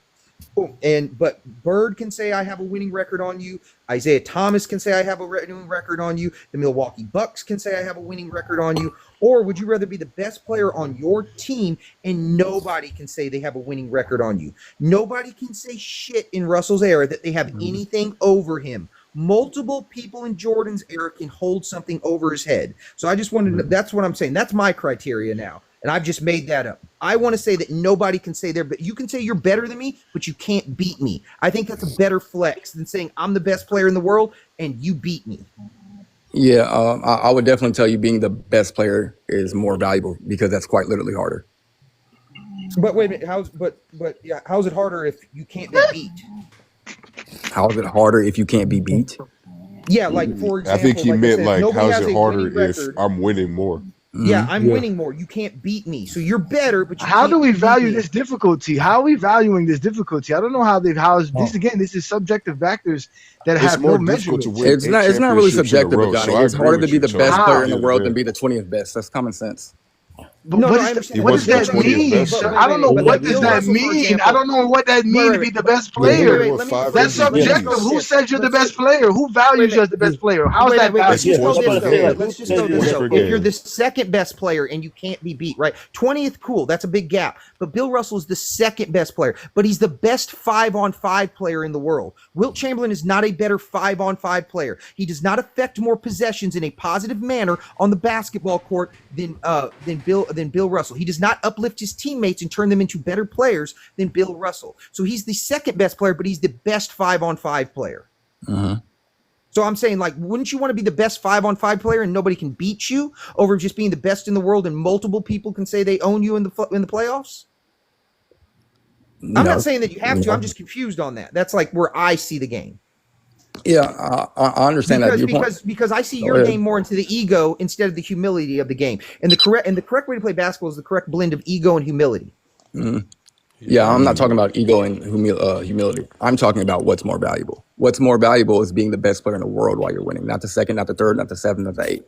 What's more valuable is being the best player. But is it more valuable winning less? That's not subjective. What's harder to do is inherently more valuable. That is subjective, so it's not harder. What you said, you haven't explained harder. Right, and you keep saying it's harder without telling us what's harder. That's the it's harder to be undefeated. Hold on. The ego of the argument. My next question. Hold on. That's hilarious. Plato. So, for example, like I think a player that kind of can help me, and I'm gonna ask you this is, since Tim Duncan for a lot of those years didn't have to, and there were some years where he had to take on the brunt of the scoring load, but a lot of times, especially the late game scoring, was that those tasks were delegated to others like the Manu Ginobili's and the Tony Parkers. What made it hard since Tim Duncan's role a lot of times was more so on the defensive end, playmaking to a certain degree, some scoring, but it wasn't revolved around scoring. We talk about best player. We all can agree that Tim Duncan was the best player on the Spurs, but it wasn't always because of scoring. Similar to Scottie Pippen, it was his defense that significantly elevated him to best player status on that team. What made it harder for Tim Duncan over the other guys on that team that sometimes had to do a lot of the difficult late game scoring? I think what made it harder for Tim Duncan later on in his career is just the fact that he was getting older. He had dealt with a couple injuries, I believe. I'm talking about even throughout his prime. It wasn't just later in his career. Tim Duncan at times, yes, he was a great scorer, but a lot of times in his career, there were others that did a lot of the late game scoring. They took on the brunt of the scoring. They were what you would call number one options over Tim Duncan. So now that we can't use the number one option with Tim Duncan, we can all agree he was the best player, but he wasn't always the number one option, right? So his role was more closely aligned with that of a Scottie Pippen, right? Leader, defense, rebounding, other things outside of just scoring. What made it harder for Tim Duncan to do Scottie's Pippen role versus somebody that has to take on the brunt of the scoring, who Harder to is do considered Scottie the number Pippen one role? option? I don't follow. What do you mean harder to do When Scottie Tim Pippen Duncan role? Tim Duncan as a number one option, his role was more closely aligned with a role given to Scottie Pippen, right? Defense, rebounding, leadership, as opposed to just going out there trying to score 30. That's what he led with. That's how he became a top 10 player in NBA history. He led with defense, rebounding, and leadership. He didn't do it through trying to go out and kill you with 30 points per night. What made it harder for what was the difference between Tim Duncan's role and Scottie Pippen's? What was the difference in their role? Well, I would say around 03, 05, he's the best scorer on his team. That's what makes it different. So are you talking about 07 and 2014? Are you talking about later on down the line? I'm talking about because at one point in his career, I'm talking about Tim Duncan's career. You're sectioning things off. I said for because he's a different player at different points in his career. For Tim Duncan's the entirety of his career, he was leaned on heavily as a number one option, and I said his role more closely aligned with a Scottie Pippen's because they needed him most importantly for defense, rebounding, and leadership. Those were his number 3 duties as the best player on the Spurs. That role more so closely aligns with Scottie Pippen as what you call the second best player on the Chicago Bulls. They had very similar roles. Yes, they both took on scoring the brunt of the scoring load at times, but that's not what they led with. That was so again. How does Tim Duncan? How is what he did with his role being almost exactly the same as Scottie Pippen's? How was it significantly harder? Because he was the best player. What made his role harder than what Pippen did? Yeah, I don't think their roles are as similar as you're trying to make them. Because as you just said, early on in Tim Duncan's career, he's the best scorer. He's the best playmaker. He's the best rebounder. He's the best defender. How is that similar to Scottie Pippen? He's literally the best at everything on the court. How is that similar to Scottie? That's exactly what Scottie. Wow, this guy really. Scottie was not the best scorer or playmaker. Scotty's a better rebounder. He's a better passer. Okay, he's a better rebounder and better defender. He's not a better playmaker. Everything on the court except scoring. So at the end of the day, when you break it down, it's only scoring. No, he's not. He's not a better playmaker than Michael Jordan. No, hold on, y'all. Hold on. The best hey, y'all, we got too many player people talking. Y'all, look, y'all. King Shy and New World. Y'all talk at the same time, and look, I know y'all trying to get at Plato, but can't nobody hear nothing. It just sounds messy. That's all. Just make sure we going one at a time, y'all. I do understand. Wait, hold on. Wait, y'all guys, hold on. I can't talk to people on it. Lamont, I understand what you're saying. If you're saying that both of their best attributes is defense, if that's how you're trying to say that their roles are close together, I understand. But the response. Okay. I thought that's maybe what you're trying to say because the responsibility on their King Jaffa, you got background noise. Somebody got make sure you mute up if you got background noise. Yeah. No. What I'm saying is, I said, if I had to, when I'm looking at Tim Duncan, right, I almost feel like his scoring was a bonus. Like it's almost similar to what Ajani said, where if Tim Duncan, if he got you 30, that's a bonus. But it wasn't necessary to win. It's not his best attribute. What was necessary, what Tim Duncan needed to do most consistently to win was defend, rebound, and be the best leader on that team. Even Greg Popovich said this because he talked about everybody always falling in line because he fell in line. He was the best leader on that team. Pippen's 3 best attributes obviously was playmaking, defense, and leadership. That's what he led with. Now, the scoring with Pippen was the bonus. We knew he could get you 30 on the night. We watched him drop 40 in the same game that Michael Jordan dropped 40. But we couldn't, we're not going to get that on a night in, night out basis. Even when Jordan left, Pippen elevated his scoring and took on a lot of the role. I mean, I'm talking about dropping 40-point games, 35, just going crazy that year. But we knew that's not what Pippen led with. Right? We can't take a few years where Pippen was able to do it and say, oh, he did it in this segment of years, just like you can take up a few years from Tim Duncan. For the bulk of Tim Duncan's career, he led with defense, rebounding, and leadership. just like Pippen led with playmaking, defense, and leadership. What made Tim Duncan's role significantly harder than Pippen's? What makes him better is that since you're the best player on the team, more onus is on you to do that. Because if you don't do that as the best player, your team's not going to win as much. The best player has more responsibility for the team winning and losing than anyone else. That's why it's more I valuable. like that you said that. So with Pippen as the second option, are you saying that he had much more wiggle room to not defend, play make, and be the best leader on that team? He could take nights off and the Bulls could still, he could not be the best defender. He could not be the best playmaker. He can go on long stretches and not doing those three things at a high level, but the Bulls still would have won championships because of Jordan? Oh, no, hell no. I think that's an oversimplification. I think you need Scottie Pippen to be as good as he's being. But with that being said, what he's doing is not more valuable. And I don't know if I would say I don't know. I forgot how you just put it. That he can take more. That Pippen does New on the world, court is yeah, not new as world. You gotta valuable allow as people to Jordan's finish, bro. scoring. I'm trying to talk to Lamont. That's brother. what you're saying, bro. No, I'm just tired of hearing you New just talking world. in Okay, circles, man. well, allow me to finish the Here's what point you're saying. before you He respond. He hears what you're saying, bro. He hears I what hear you're what you're saying. saying. Okay, well, already. I okay. know what If you you're gonna say. allow everyone else to hear New World, like They brother, know what like you're calm, gonna say too. like They know calm what you're down, gonna say, brother. nigga, bro. You said Like the same Jesus shit as Christ, everybody I don't else. even know this shy. nigga. You Y'all guys can't have the same criteria. Hold on, Like y'all Jesus, like you- Lamont, I'm trying to Hold on, Y'all gotta respond to keep you. the Hold on. Let me audio just get you clean. to answer this real quick. I Like just want you no, to no, get you to answer this new real world. quick. Let me finish So my basically, statement before you you're ask me a saying, question, They know hold what please. you're gonna say. New all right, world. all Let right, me go finish ahead, my Plato. They know Go what you're ahead, gonna Plato. say, Go Plato. ahead. Finish what you got to say, and then I'm Yeah. gonna ask you this question. Yeah, the Bulls aren't going to win if Scottie Pippen is taking a night off. But with that being said, the Bulls are going to take a bigger hit if Michael takes nights off. There's a difference between Michael having a bad game and not performing, and Scottie having a bad game and not Jordan performing. had bad Now, games is it and all the time, and the Bulls still came through and won. I mean, yes, Jordan. Yeah. same with Scottie. But which one is more likely for the team to win? What are you more likely to still win if Jordan has a bad game or Pippen?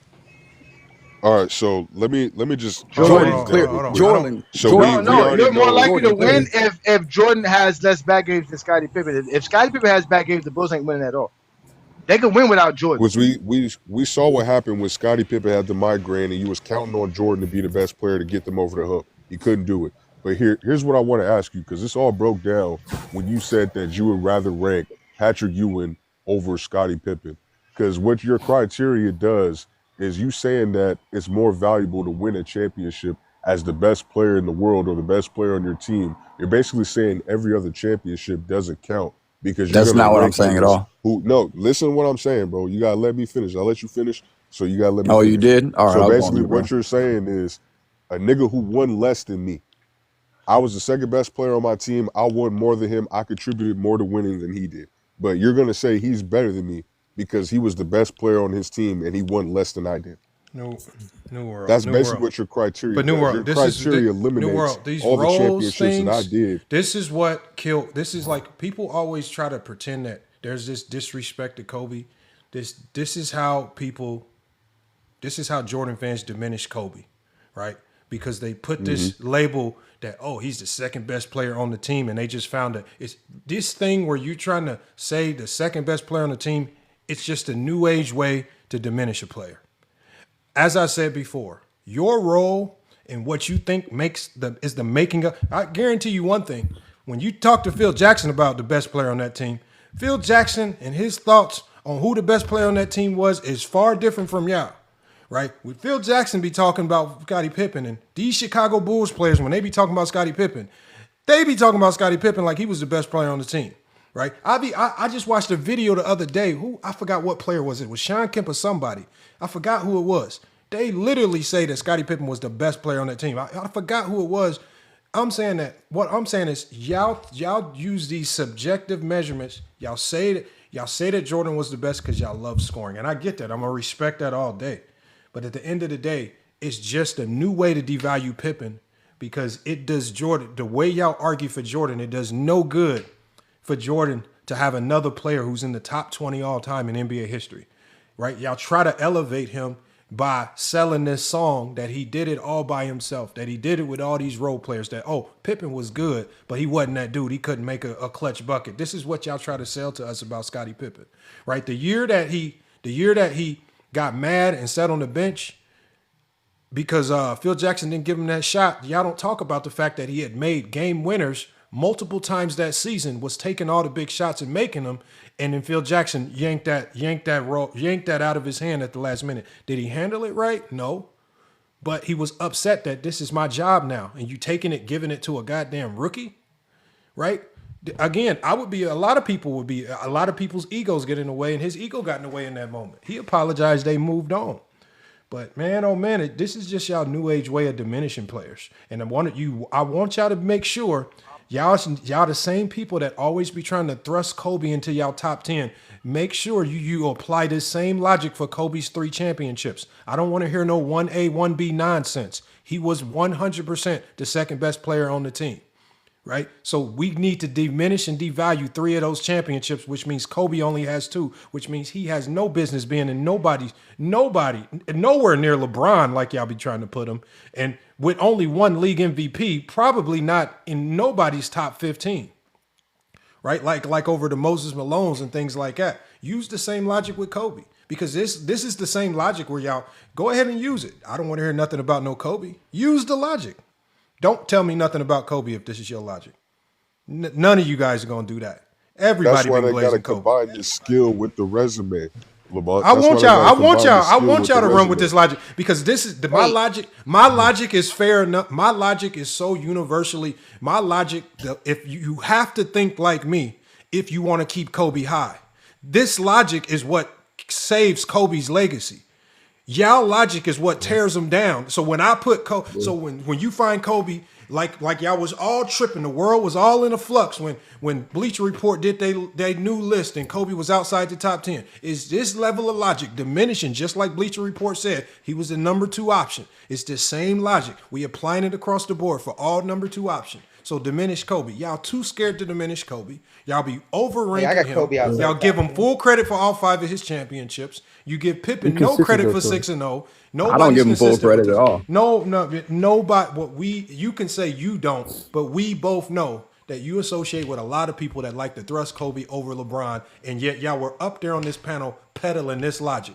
It makes no sense to peddle this logic if you are going to keep Kobe Bryant high. It's the same. My logic is the same logic. I have Pippen in my top 25 because I'm not going to punish him for a role that a coach gave him. I'm not going to punish him. I look at his resume. His resume and what he accomplished puts him in the top 25. There's no way in hell I'm looking at a sorry-ass Ewing who accomplished nothing, who was one of the playoff dropper, one of the biggest playoff chokers, and I'm supposed to sit back and say I'm ranking Ewing over a Scottie Pippen who accomplished more, did more on both sides of the floor, way better resume. Man, what are y'all talking about? Sorry-ass resumes, man. And then y'all get mad at me when I torch the sorry-ass 90s. Y'all get mad when I torch the sorry-ass 90s because, as y'all say, a second option was able to outplay half the goddamn stars. Man, get out of here, man. Come on, man.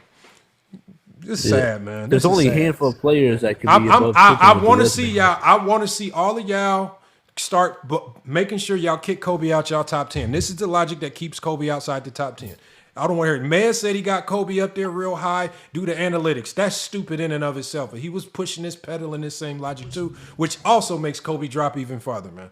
If y'all want to, there's no way you can do 2 at the same time. I'm curious to see where you rank. Exactly. Now, Plato, where do you rank Kobe? Where do you rank Kobe? You better not be in your top 10. He's top 10. No, he's top 10. How? I'm taking away 3 championships. How? There's plenty of people who don't have 3 championships as the best player on their team. Okay, tell me how he cracks the top 10 with this logic. Because he has 2 championships. But he has 2 as the best. How does he have a top 10 resume without those 3 championships? Because the majority of people who have played in the NBA don't have 2 championships as the best player on their team. You just nullified everything, every accolade that Pippen did. That Kobe did as a second option. All the first teams, all NBA teams, all that bullshit. Nullify that shit down and equalize it to Scottie Pippen. Only count what he did as the best player. That's not a top 10 resume.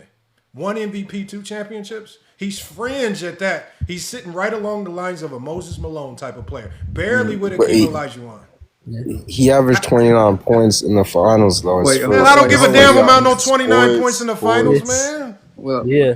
Lamont, That's Scottie Lamont, Pippen. That is Scottie Lamont, Pippen. no one has ever told you that Man, come on, man. championships as the second option do not matter. All I've ever told you, I can't speak for everybody else. All I've ever told you is that they're not as valuable as doing it Oh, as whoa, the whoa, play. first. See, like I was Stop. quiet. Stop Plato, right there. Plato, I've been Plato, silent the entire time. Hold on, wait, stop, Plato. You can't say I can't speak for everybody else when you said this is everybody else's criteria. You got this from everybody else. I didn't say that's everyone else's criteria, John. What are you talking about? What are you talking about, bro? What are you talking about, bro? Bro, y'all are All right. professional liars, man. We have to I'm just still be because of what I lied about on live this that's panel. recorded. Like, this is bad. Come You on, just y'all. said Don't that. No, it don't matter because the people Don't listen. attack He's only here Plato, for an y'all, hour. man. Like, He's well, gonna what be have here I for an lied about, hour. bro? No, he's gonna be here for an hour, and when he goes to the real lives and go back to his portal with the Muppet Babies, and they open up that portal class to the fantasy land, they're not gonna remember today. He's not gonna remember this conversation. Even if when we put this for a lie, he's not. They're gonna stand on this hill and really die on it, bro. Like you literally just switched up. I'm listening here, and I heard you say, "Hey Johnny, this is everybody. Everybody, Gilbert Arenas." Gilbert Arenas agreed with you. Now you say, well, I can't speak for everybody. This is just for me. Second options matter now. Oh my God. Johnny, I was saying I can't speak to where everyone else has Kobe. That's all I was saying, bro. Yeah, y'all are hypocrites. Like But Jesus Lamar Christ, bro. got you Y'all with doing that. a lot right You now. never thought about that. Exactly. It's true what Lamar says. If you can't count nothing else for Kobe, you can't count his 15 All NBAs and all that stuff. You gotta be. It's true. When Kobe was the first option from 2005 to 2016, what did he accomplish? How is that a top 10 resume? Just because he has 2 championships as the best player on the team, that's enough to be like you said, not too many guys have that. No one ever told you to take out all the accolades as a second option. All I said was winning as a second isn't as valuable as winning as a first. But those are not. But that's what I'm saying. That does not mean that what he did does not count towards his resume. That's not what that means. But those are less valuable because they were easier to get as a second option. So they can't be used to be measured. Because that's what we're trying to tell you about Scottie Pippen's 6 championships. Even as a second option, his 6 championships should have some kind of value. They do have some kind of value. Not enough to be somebody who was just the best player. Okay, quick question. It don't even put him over Ewing. What value does it hold if it can't even put him over Ewing? Just a quick question for the panel. Just a quick question, because I have been sitting here silent. Just go ahead, Just Dark. My bad. Go ahead, man. No, I'm just curious because I swear we had a conversation earlier. I'm not trying to be disrespectful or rude, but I promise you, and I swear we had a conversation that was saying that we were ranking Patrick Ewing higher because he was the first option. And we had that conversation that Scottie was the second option, and you were saying you value what Patrick Ewing did over what Scottie did because he was the first option, and it was, quote, harder to do it, quote. That is what was being. I specifically remember that being a conversation. So why when we're talking about Kobe and it being a second option, now it's a completely different story in what we're talking about. Because Kobe won as a first, brother. Because Kobe won as a first, did he not? So what's Kobe's resume what are you as a first option? What's Kobe's resume as the best player on the team? What's Kobe's resume after Shaq left? He has the same resume, brother. Everything on his resume counts.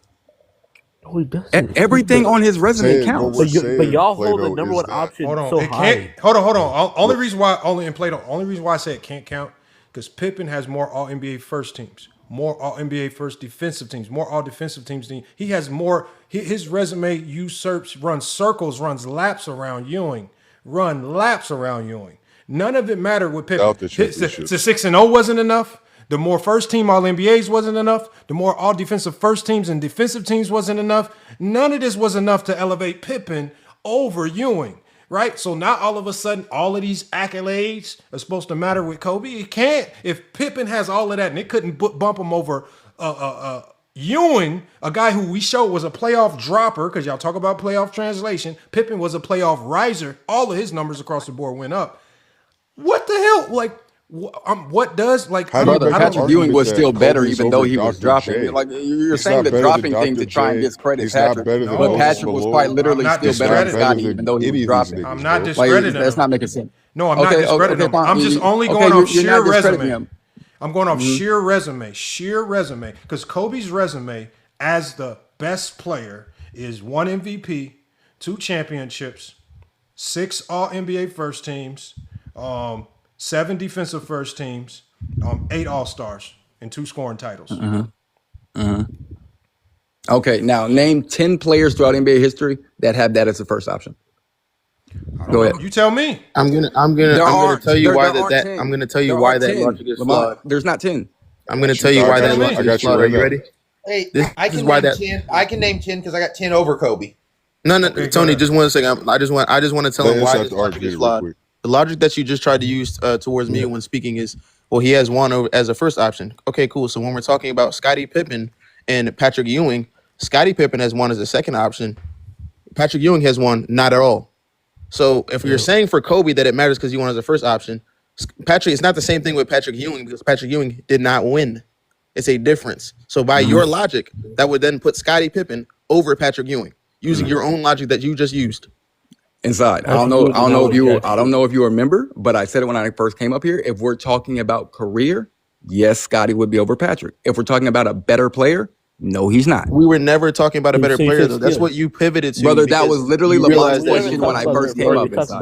That was literally Lamont's question when I first came up. He asked me We who's a asked better you player. how He asked So me we who- so who whenever best we player make is. top better 10 player or top than 20 Pippen. lists, we rank them based on skill and not based on their careers. Is that No, what you're Inside. saying? No, Inside. I'm not saying that. What I'm saying is the question that was posed to me was who are the best 20 player. He didn't say who had the greatest career. So when someone asks that question, you think that they're asking you to make a list based on skill and not by their career. I think he's asking me who the better player are if you use the word best. Yes. Oh, So that's literally what that once is. again, once inside the again, argument, once That's we literally what pivoted, that once is. we realized Hold that on, the inside argument the wasn't going to argument, go don't in worry, your favor, because this was we all pivoted about. to making it a Hold skill on, real quick, conversation, Keyshawn. so that you could have No, because a remember, running brother, chance. it was Well, I about think you can be it more was about skilled and still not be elevating better than Scottie someone. Pippen So I don't know because why of he the keeps saying championships. skilled. Because He his asked me who are guys the best value players winning. ever. He asked me That's who are what the he 20 told best. us originally. I don't know, like He asked me you know what he who means. are the 20 best. But you know what he means when he's asking you the 20 best. I was going off what he said. When we're talking I about didn't know the what he play, was though, saying when we're because y'all talking say a lot about of shit. 20 So best, I was just going off you what I guys was value trying to answer winning. his direct question. But Plato, You guys value weren't winning, answering though. that Why quote are you direct gonna question put at first. somebody You that I pivoted did. to trying I to told you answer that it. over Patrick Ewing is Scottie a better Pippen? player than Scottie Pippen, and he is. That's why I said Patrick But Ewing. How is he originally, that's better not though what when you your were answering. You criteria pivoted to that. Okay, hold on. No, I didn't pivot to him. That's the question Hold that on, was asked. Plato. So you wanted to know the players that potentially have a better resume than Kobe's resume as a best option, right? Mm-hmm. And you might not agree with all these. I'm just throwing out some names. I'm sure I won't. All right, so we'll just go with the easy ones. Jordan, Bron, Kareem, Duncan. Okay. Do any of them does Kobe have a better resume than any of those guys as the best player? No. What about Bird and Magic? Bird's tough because Three his MVPs in a row. Yeah. 3 MVPs in a row. Yeah, he's got MVPs over him, but I'm not sure. The reason I'm saying I don't know about Bird because I don't know how Wait, are many you first talking team. about his All NBAs? But Bird's been the best has player 9. since his inception. Bird was the best player since 1980. There was nobody Hey, better bro, than Bird from Bird 1980 has to 89. Hey, That's Bird, longer in than 8 years Kobe. in a row, 8 years in a row, he finished either first or second in MVP voting, and the only other year he did it was third. Okay, so I'm telling you all the players with a better resume than Kobe's. So we already agreed that obviously Jordan, Bron, Kareem, and Duncan, easy. Russell. Bird. Hold on, I'm gonna get to those. Hold on. So obviously we got Wilt and we got Bill Russell. Do they outclass Kobe? Yeah, I'd say they do. Yeah. Okay. Do we agree on Bird and Magic? Do Bird and Magic outclass Kobe? I'm not too versed on Bird's resume. I don't know how many first teams he has. I know he has 3 MVPs. So you're saying all the Magic for sure. So 7. We got 7. So Okay. Magic for sure. Okay, hold on. So We're gonna put Bird on the back Steph burner. Curry. Yes. You know I'm putting him over Yes. Kobe. Yeah. Shaquille O'Neal. That's 8. Yes. Yeah. Shaq. All right. That's 9. Nikola Jokic. No. Nah. What? Hakeem. Has to be Hakeem. No, Jordan only got 1 No, championship. Kobe got 2. Yeah, I know, but the MVP. He values could be- winning as we'll the get best it. player. He That's got his the 3 criteria. Hakeem but it's like the Olajuwon. all-NBAs. Does he outclass Hakeem Olajuwon? Yes. He can't. Yeah. How? No, give I him think Hakeem that. has. Give him Yeah, I that. think No, give Hakeem him has that. an Give him argument. that. Yeah, How he about does. I think Hakeem has an no? argument. No, give him Hey, that. Give him that. Give him Decoy that. Hey, I was just How going to MVP. say about this is the how about separation. Dr. J? Plato, Kobe. because you I mean, said Hakeem's an Is he better than Dr. you said J? the I least know you amount of like things. Hakeem, Tony. You don't have to tell me No, about I it. know, but let's just go with this. Since Hakeem's an all-time leader in blocks, and only 5 people can be a leader in raw stats, then that's only a 1 of 5 position. Kobe has none. Kobe retired as the all-time leader in shots missed. And he did that as the first option of best player throughout all of that. Yeah, and he has depoys. Kobe He's just the doesn't best have player. that. He was the Okay, best player hold longer on. than We got Kobe is. Hakeem. Hakeem has a better More. resume. If He you don't does. count Kobe's first 3 championships, is better. So we got Jordan, Bron, Kareem, Bill Russell, Wilt. That's 5. Magic Bird 6, 7. Right? Shaq, Tim Duncan, Steph Curry. That's 10. Hakeem would be 11. It gets arguable because Kobe now enters the mix because he's going to get thrown in the mix with the KDs, with Moses Malone's. I think Kobe's better than the Moses Dr. Malone. J's. KD's ahead of Kobe too. He has more as a first option. He's more of a first option than Kobe was. It's going to push him. It's definitely going to push him outside the top 10, and he'll be trying to fight for 11 to 15 with those guys for sure. You have to count Kobe's full career to rank him high. You have to. You have to get rid of this logic of being a second option because Kobe couldn't control being a second option. I already told you that you count his entire career. All I told you was that it's not as valuable as a first. Do you think does Shaq think it wasn't valuable? Like where do you get this value stuff on it if we know that if he's not there, none of this happens? You keep trying to conflate not as valuable with not valuable. No, it's not working. You are assigning a value to something. You're assigning your own subjective value to something, but you are not giving anything that Pippen did any value because anything Pippen did, it can't even get him over a guy in Patrick Ewing who he outclasses him in multiple accolade categories. For his career, it does. It just doesn't make him a better player. We're not ranking him based on better player. Nobody ranks players on skill. Then why'd you rank players based on? We rank players based on what they do. We do not rank players based on skill. Lamont, when I came up, you asked me was Scottie Pippen one of the 20 best players ever. Because I told you know what we're talking about. Yeah, you know that I didn't we're know talking about rankings. Lamont. No, hey, wait, as a Johnny says, say what you mean and mean what No you way. say. Say what you mean and mean what you say. If someone comes up and they Hey, ask Johnny. you, Hey, if Johnny. Jokic is the best player in the league, I'm not going to talk about what Hey, Johnny. you Johnny. Hold on. Hey, Johnny. If I ask you, hey, Johnny, what's your top 10 all time? Are you just going to automatically defer and assume that I'm talking about the most skilled players in basketball? That's not what you asked me, though. That's not what you asked me. All I did was I just make the number bigger. I just said 20 instead of 10. No, Lamont. Well, rewind the lie. You didn't use the phrase all time. Don't try to lie, nigga. You asked me, is Scottie Pippen one of the 20 best players ever? That was your exact question. Let's take a step back and we can actually debunk all of this. Because Let's what take you a step said, back. what he asked you what your top 20 was, and you said in response to that you didn't have a top 20 because you don't rank players that far. And then he changed the question to ask you, okay, would Scottie Pippen be in the top 20? That's what he asked you, nigga. And no, it's not. Whenever I first came up, he asked me Scottie Pippen one of the 20 best players. Guys, that was his I'm question. not even trolling. That Let's take was a his step back and question. debunk all of this. But I remember exactly what you New World, let's take a step back and debunk all of this. The original starter of this conversation. Hey, y'all, New video World, King just Shy. watching. We got to go one at a time, y'all. That's all I ask, man. One at a time. I got you. I'll let y'all cook. I got you. So go ahead. So New World. So the original point of this conversation, how it was started, was by the clip that Mr. Lamont played, which was talking about ranking players, talking about Robert Horry, Scottie Pippen, and their careers, and why we didn't rank Robert Horry because of the topper echelon player he was. So it was clear that we were talking about a rank based on our careers and not based on best players. So I don't know why you decided because we were talking about championships. Because we can only be talking about career. We can only be talking about career if we're talking about championships. Because the whole conversation originally was about, are you going to rank Scottie Pippen higher because he won championships? Should he be in the top 20? Like, based on you guys' logic of valuing winning. We got to that later, New World. When I first came up, he asked a very specific question. That was the only question he we asked was you talking what your top about. 20 was. That was the only. That's what we were talking about. When you first came up, the first thing he did was let you speak for 15 seconds, and he played the clip. That's what happened. Yeah. When you first came up, that's exactly what happened. You We spoke gave for you the 15 seconds, context of and the then he whole played the clip. conversation. Yeah, and I Yeah, told y'all that the yeah. reason Scotty doesn't get in those conversations is because he's not considered better than those guys. And then he asked me, "Who are the 20 best players?" Yeah, but off the Like, championship. are y'all He is okay? considered Like, are better y'all than You okay? were he is asking considered better that than based off Barkley. of their He is careers, based off considered the better video than a that we lot of his watched, the peers in the video of you 90s. talking about I'm this. about to say the whole video outlined that we were basically talking about careers in general. Like even if you didn't listen to what Lamar was really saying, you could have just watched the video. And I gave you the whole No, look, breakdown. y'all know my slash He success. played the video, and we were talking. Y'all know. Hold Brother, I on. was in that live. We were talking about I who get Scottie that, Pippen was Plato. better than. That's what we were talking about. I get that you running. You know you gotta try to save yourself a little bit to change the conversation. But you know what he's talking about, man. Come on, man. Come on, man. Stop.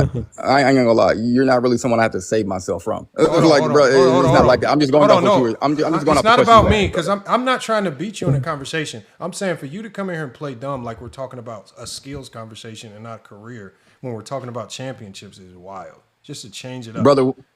I was the one that was We talking to not Golden at that dumb. time, and You we were think we talking dumb? about We players that not Scottie Pippen is better dumb. We than. not dumb. Like We literally, not whenever we had that dumb, man. conversation, we were You talking about know? who Scottie Robert Pippen was Ory and better We than Scottie not Pippen in the when he same dumb. played. conversation, bro. You think we're stupid, nigga? Like, no. No, New World. I Yeah, think you you're think we stupid, not the whole panel. Calm down. Oh my You're god. definitely Like I don't know stupid. why you got to be so Having disrespectful. that It's, type it's of not even that. logic. It's not even that deep, bro. Whenever me and Glock and old boy Golden, whenever we were having that conversation, we were literally talking about who Scottie Pippen was better than. So whenever you pose that All right. question, Not true. I need a that's favor what from you. I need that's a what I favor from thought you, that you were Plato. talking about. Can I get it? Can you do me a favor, Plato? I really need this favor from you, bro. Can you please go tell Mr. No Ball Talks that there's a wanted poster for him. We put out an APB for him. We looking for him, and tell him he needs to bring his behind over here. Oh yeah, Can you please do that for me? y'all got some Just give him personal that beef word. going on, so I'm No, not Yeah, even why gonna is it lie. nothing personal? How's it personal? Nah, bro. It's Like not y'all, like personal, man. no, Yo, I just ain't get. gonna lie, But bro. why you I've think? been, Well, I've hold on. been What you think? listening. Hold on. You really think Black Mike gonna do Johnny, something? You listen, think Black Johnny, Mike listen. gonna do something? You think No, Black Mike Johnny, gonna do Johnny, something? listen. This is all I'm gonna say. I've been Oh hearing my things that God, don't man. have nothing to do with basketball. So I'm like, hey, that's What? between Why? y'all. Who from? Not from us. Not from us. You From know that's who? not from us. From us? That's not from us. What do we say No, that's because not he's in the basketball because related? he's in that private group chat, man. They out here researching my name and stuff like here, trying to find out anything they can find about me. Man, them boys just got no life, man. I'm telling you, just tell them come over here, man. Could just tell them, just just be like, hey, listen, I was over there. They didn't touch me. They really didn't do nothing to me. I survived. They're crazy. But hey, Johnny said, come through. Hey, Johnny said, you need to pop up. Just, you know what I'm saying? Just pop up. Big, big, what they call Black Mike style.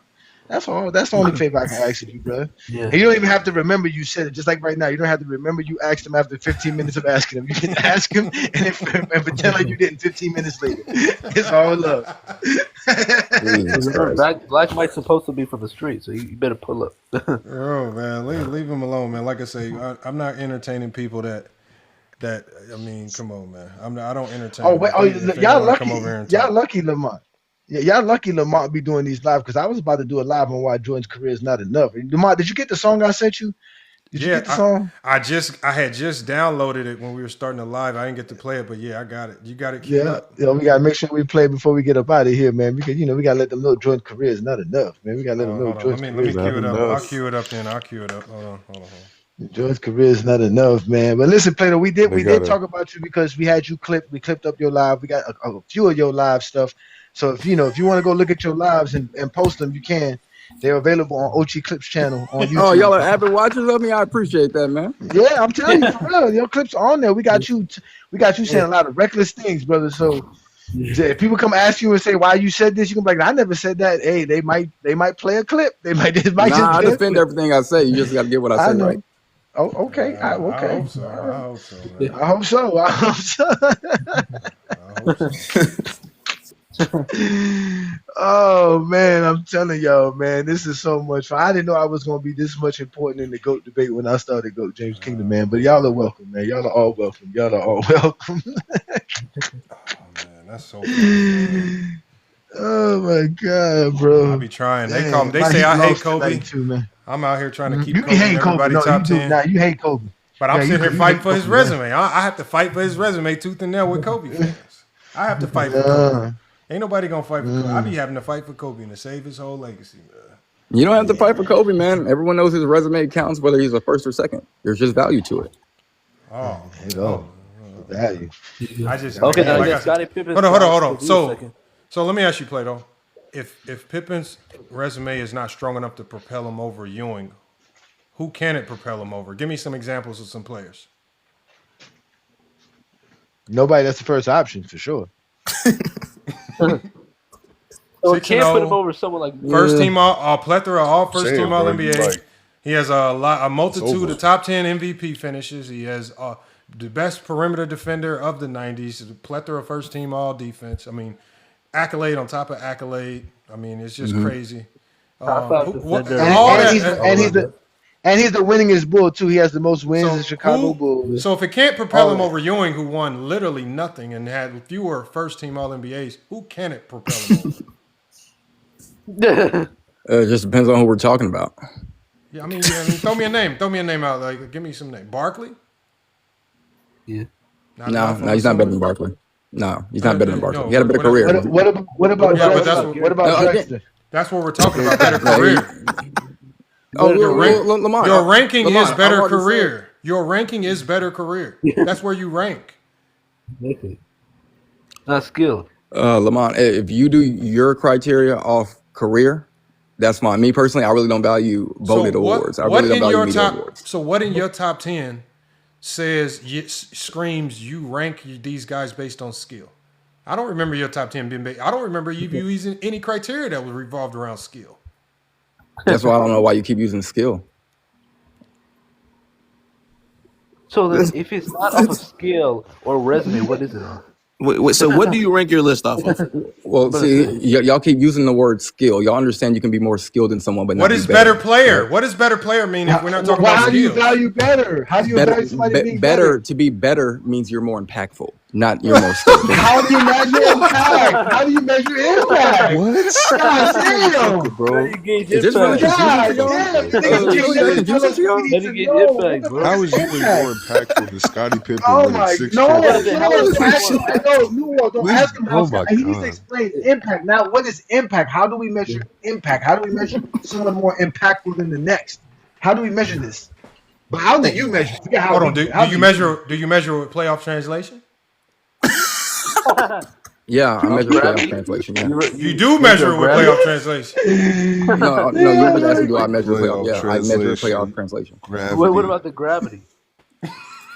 What graphic? What about the connector? Hold on, wait. Let's stop this because we really didn't want to make too much jokes out of the play. We don't make 20 touchdowns out of it. Again, let's get back to Mini Glock. Again, remember all the questions we had about what did Mini Glock mean with this? What did he mean by saying this?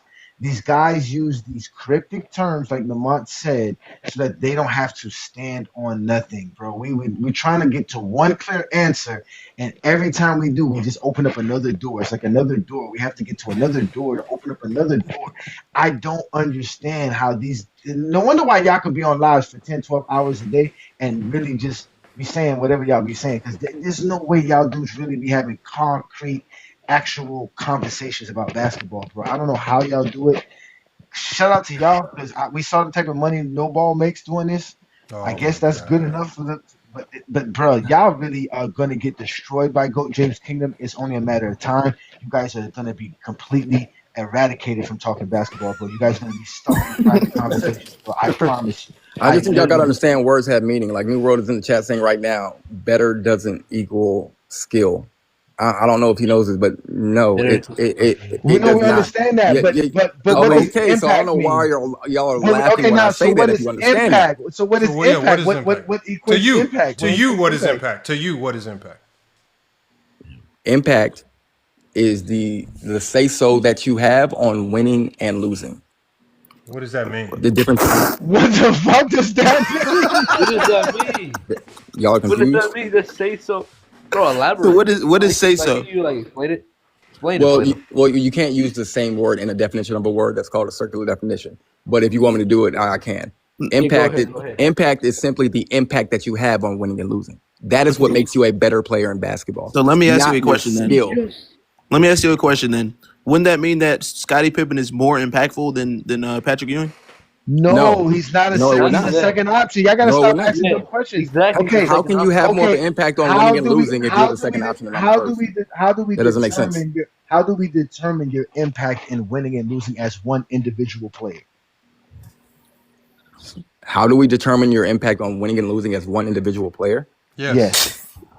Bro, it's a simple question. No, Bro. and can I give you an example, Plato? I'm not trying to cut you Christ. off. So 2011, LeBron James. A lot of people would say that LeBron had no impact, especially in the game where he had 8 points, because his stats is showcased in the stats, or in the efficiency and the field goal percentage and things of that nature. So there's measurables that show his impact wasn't the same as some of the series before, and this is why some people contend that he choked. So now that we understand how you can kind of measure impact and correlate it in ways that you guys like to correlate it, how do you measure impact? What measurables do you use? Because we know that you know how to use them, and we know how to apply them because you apply them with LeBron. How do you measure impact? You literally just gave an example with LeBron. So you measure impact with stats. Hold on. No, stats. Let me finish. LeBron had less of an impact in that series. Because of stats? They did what? Because of the stats. No, I honestly don't even think his stats were as bad as people try to make him seem that time. He just didn't play to the level of LeBron James. He was significantly worse, hence why they lost. Like I said, say so on winning and losing. How do you measure worse? Like, for example, how do you measure, for example, let's say the Heat would have beat Dallas, but LeBron James for the entire series only averaged 8 points and 4 rebounds. Would you still give him credit as having a lot of impact? No. No, because he didn't play well. Yeah, but you said the impact wasn't tied in the stats. When did I say impact is not tied in stats? Inside, you're laughing so hard. When did I say those words? Wow, bro. Wow. So what if I told you there was a player, right, who averaged more assists, rebounds, blocks, and steals for the championships as they won, but they wasn't the first option? What kind of impact does that player have on winning and losing? He has a good impact on winning. He has a solid impact on winning. Not more than the best player on the team, but he definitely has an impact. So even though he was the best player in assists, rebounds, steals, and blocks, all those things are not equated equally. Me and Lamont has had this conversation before, and I'm not going to say what he said. So scoring trumps 4 other categories in basketball? No, he's had a comment. He's had a comment. Don't do that. No, we need to stick to this. So scoring can outweigh 4 other aspects of the game of basketball? Absolutely. Are you going to tell me Russell Westbrook's a better player than Stephen Curry? I told you it's scoring. Hold on, wait. We're gonna stick to just stats here. Okay, we're gonna stick to stats. Yeah, we're talking about stats. The only reason Stephen Curry is better because we're using accolades. If we just stick to stats, Russell Westbrook. Take the accolades out. Are you going to tell me Russell Westbrook's better? He has better stats than Stephen Curry, sir. Okay, do you think that makes him a better player? Yeah, we were talking about stats. We're talking about stats. That's impact. Yeah, Johnny, doing more things on the basketball court does not directly correlate to you being a better player. It just means that you're better at more things. No, we're talking about your impact. We're talking about being an impact. Remember, your better is about your impact. You said the impact has to revolve around your production. Your production. When did I say your impact has to revolve around? Y'all keep trying to put words in my mouth and it's not working. Johnny, I never told you that your impact is decided by your production. I never told you that. Sir, how does a player? I said your impact is decided on your say-so on winning and losing. So can a player have 0 points, 0 rebounds, 0 thing and affect winning and losing? No, he can't. So obviously you have to have stats. I didn't say you didn't have to, bro. Brother, you keep trying to have a circular argument. I didn't say, Johnny. If you would listen to me for a second, you would understand why you're wrong, bro. 10 toes down, you keep hopping like a frog. Johnny, you're just having a comprehension issue right now, brother. Okay, then if it's not stats, what else impacts? What else involves? Johnny, what I'm trying to tell you is that having better stats does not automatically make you a better player. I understand that. But okay, so impact is not directly correlated to stats then. So what is it then? How is this complex? So what does? How do you determine your the best say-so on winning and losing for the 12th time? Again, what's the say-so? What is the thing that's being said? The say-so is winning and losing. How do you determine winning and losing? By saying so. Somebody can just say I win. brother. What's being said? What is the determining factor for the winning or losing? You have to say what's being said. We're asking you that, sir. That's not hard. Johnny, what's being done is the winning. If we're both the best players on the team, and my team is winning more than you, How are you the best player? How are you the best player? We all won. Everybody on the team won. How are you the best player? Everybody won on the team, man. Everybody won. So how are you the best player? Wait, okay. I asked you what makes a player better. You said the impact of winning. Then you're saying that what decides the impact is the say-so on how much you win or lose. So if we're talking about the say-so or how much you win or lose, again, how is Scottie Pippen not over Patrick Ewing since 1-1 and one loss? Don't do brother, that. I'm not responding to that again. If you still don't understand, you ain't gonna understand, bro. We gotta stick to the say-so. Again, what the say-so a player has to winning and losing. What is the say-so? Something has to, because anybody can say it, right? Any player can say, hey, we're gonna win a championship. That's not enough. You have to do something, and what is that something the player is doing to be considered the best player so that his impact says so? Well, players do that in different ways. It can be scoring, it can be defense, it can be rebounds, and that is reflected in the stats. But with that being said, having better stats does not make you a better player. That's why I say it's your impact on winning. But again, the impact on winning is based on your stats. That's what we just agreed to. Your stats tells you how you impact on winning, because you still haven't told us how you impact winning, because you saying it's not the stats. So the better player can't have the better stats. So that means the stats is not impacting winning. No, Johnny. I'm saying it's not a direct correlation. I'm saying just because you have better stats doesn't mean you're automatically a better player. So again, being the better player is not your stats, because being the better player has to impact winning and losing, and the stats doesn't do that. So again, what makes you the better player, the best player, if we're not using stats? It's your impact on winning. Everybody won on the team. You have 12 players on the team. Everybody won a championship. How are you determining which player was affecting the winning or losing more?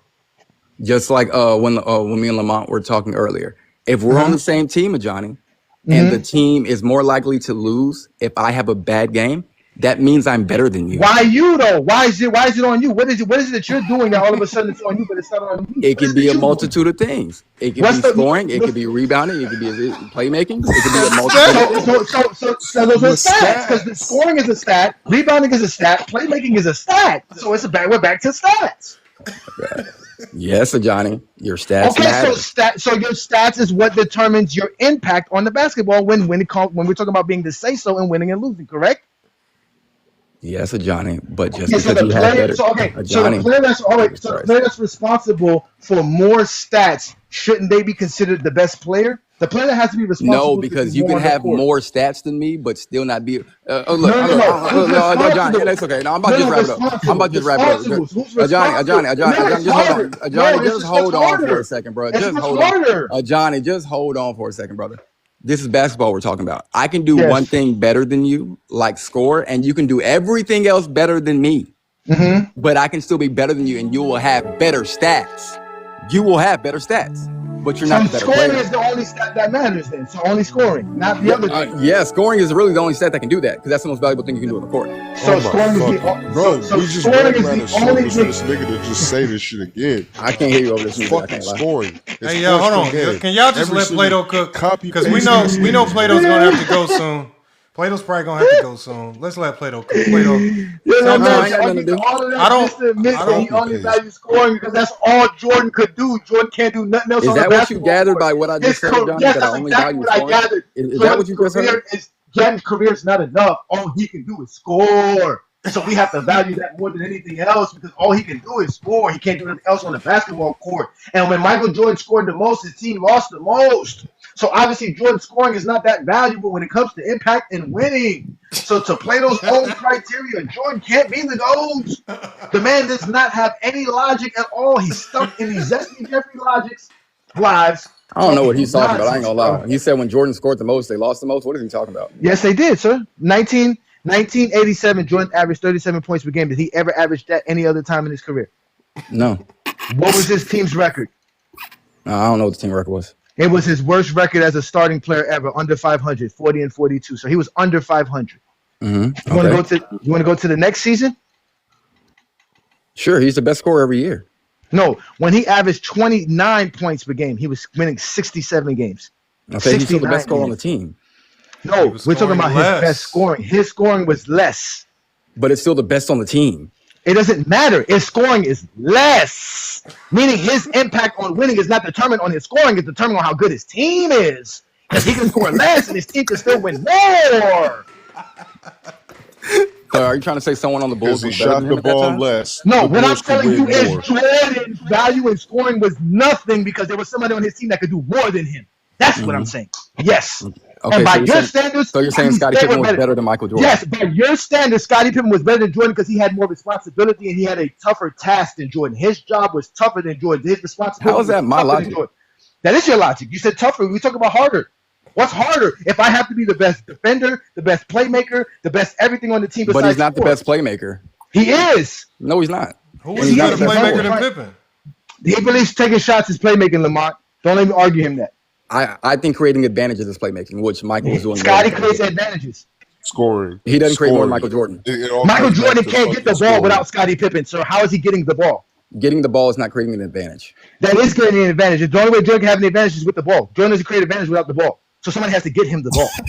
Okay, so you're saying just passing me the ball in action is creating an advantage? Yes. No, getting him the ball in the right spot. If he don't get Jordan the ball in the right spot, Jordan can't do nothing with it. If he gets Jordan the ball in the wrong spot in the wrong places, Jordan can't do nothing You with set it. the screen, get a mismatch, pass Jordan the ball. That's playmaking. Hold on, nigga. but the entire triangle That's offense the was triangle. predicated. He's just talking about giving Jordan the ball. entire triangle offense Good was mother. predicated on a ball reversal, on constant ball reversals that put Jordan in the right place at the right time to exploit the illegal defense rules. If the timing is off, if one pass is bad, if Pippen's not able to facilitate, if he allows ball pressure to stop him from running the offense, Jordan's not going to get the ball on time, on target, and on time. All coaches say that, on target, on time. He can't get it on target, on time if Pippen's not able to facilitate, make that triangle offense function the way it's supposed to function. Okay, sure. That doesn't mean you're creating an advantage. What? Like what? Okay. That does not mean you're creating an advantage just because you got somebody the ball in the right spot. No, Plato. I know Like, come on, bro. I know you've coined this term, creating an advantage. But again, I have not coined anything. That's just- traditionally, playmaking has always been that element of the game that aspect has been delegated to the guy that can facilitate and get the scorer the ball. Kareem Abdul-Jabbar, yes, he created an advantage with the hook shot. But the facilitator, playmaker, getting him the ball was magic, right? There's a lot of bigs that can create an advantage. Like Shaquille O'Neal, because he was 350 pounds, could create an advantage just by turning towards the basket. Yes, but it's not more important than Kobe and Derek Fisher's playmaking to get him the ball. Because when Kobe stopped passing in the 2004 finals, we see what happened. So again, is Magic and Kobe dumping the ball down low to Shaq and Kareem creating an advantage? No, what I'm saying is the pass in and of itself. No, it's running not. The offense So let's in and not call them No, better create. playmakers. But what you've done is you've assigned a new label to playmaking. You want to so badly make scorers playmakers that you've coined this new term, creating an advantage. And you said this is playmaking. That means Allen Iverson's crossover is now playmaking. That means Steph Curry's step back is now playmaking. Right? Creating That's that's creating nasty. an advantage is great for great offensive players. It has never been considered playmaking. You are just trying to find a way to credit I Jordan disagree. with I think that's always attribute been considered with playmaking. another attribute that goes to Scottie Pippen.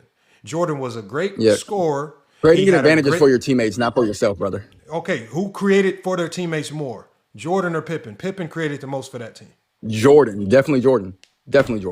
He definitely created more. So advantages on Jordan basketball. Jordan was the point forward of the triangle offense, basically. How what did you're he saying. create when y'all said them dudes couldn't score? What is he creating to do? To who? To what? To a bunch of Brother, guys who just can't because you score? can't score doesn't mean I can't create an advantage for you. Your best, But your that's favorite player not is LeBron James. You playmaking. should know that.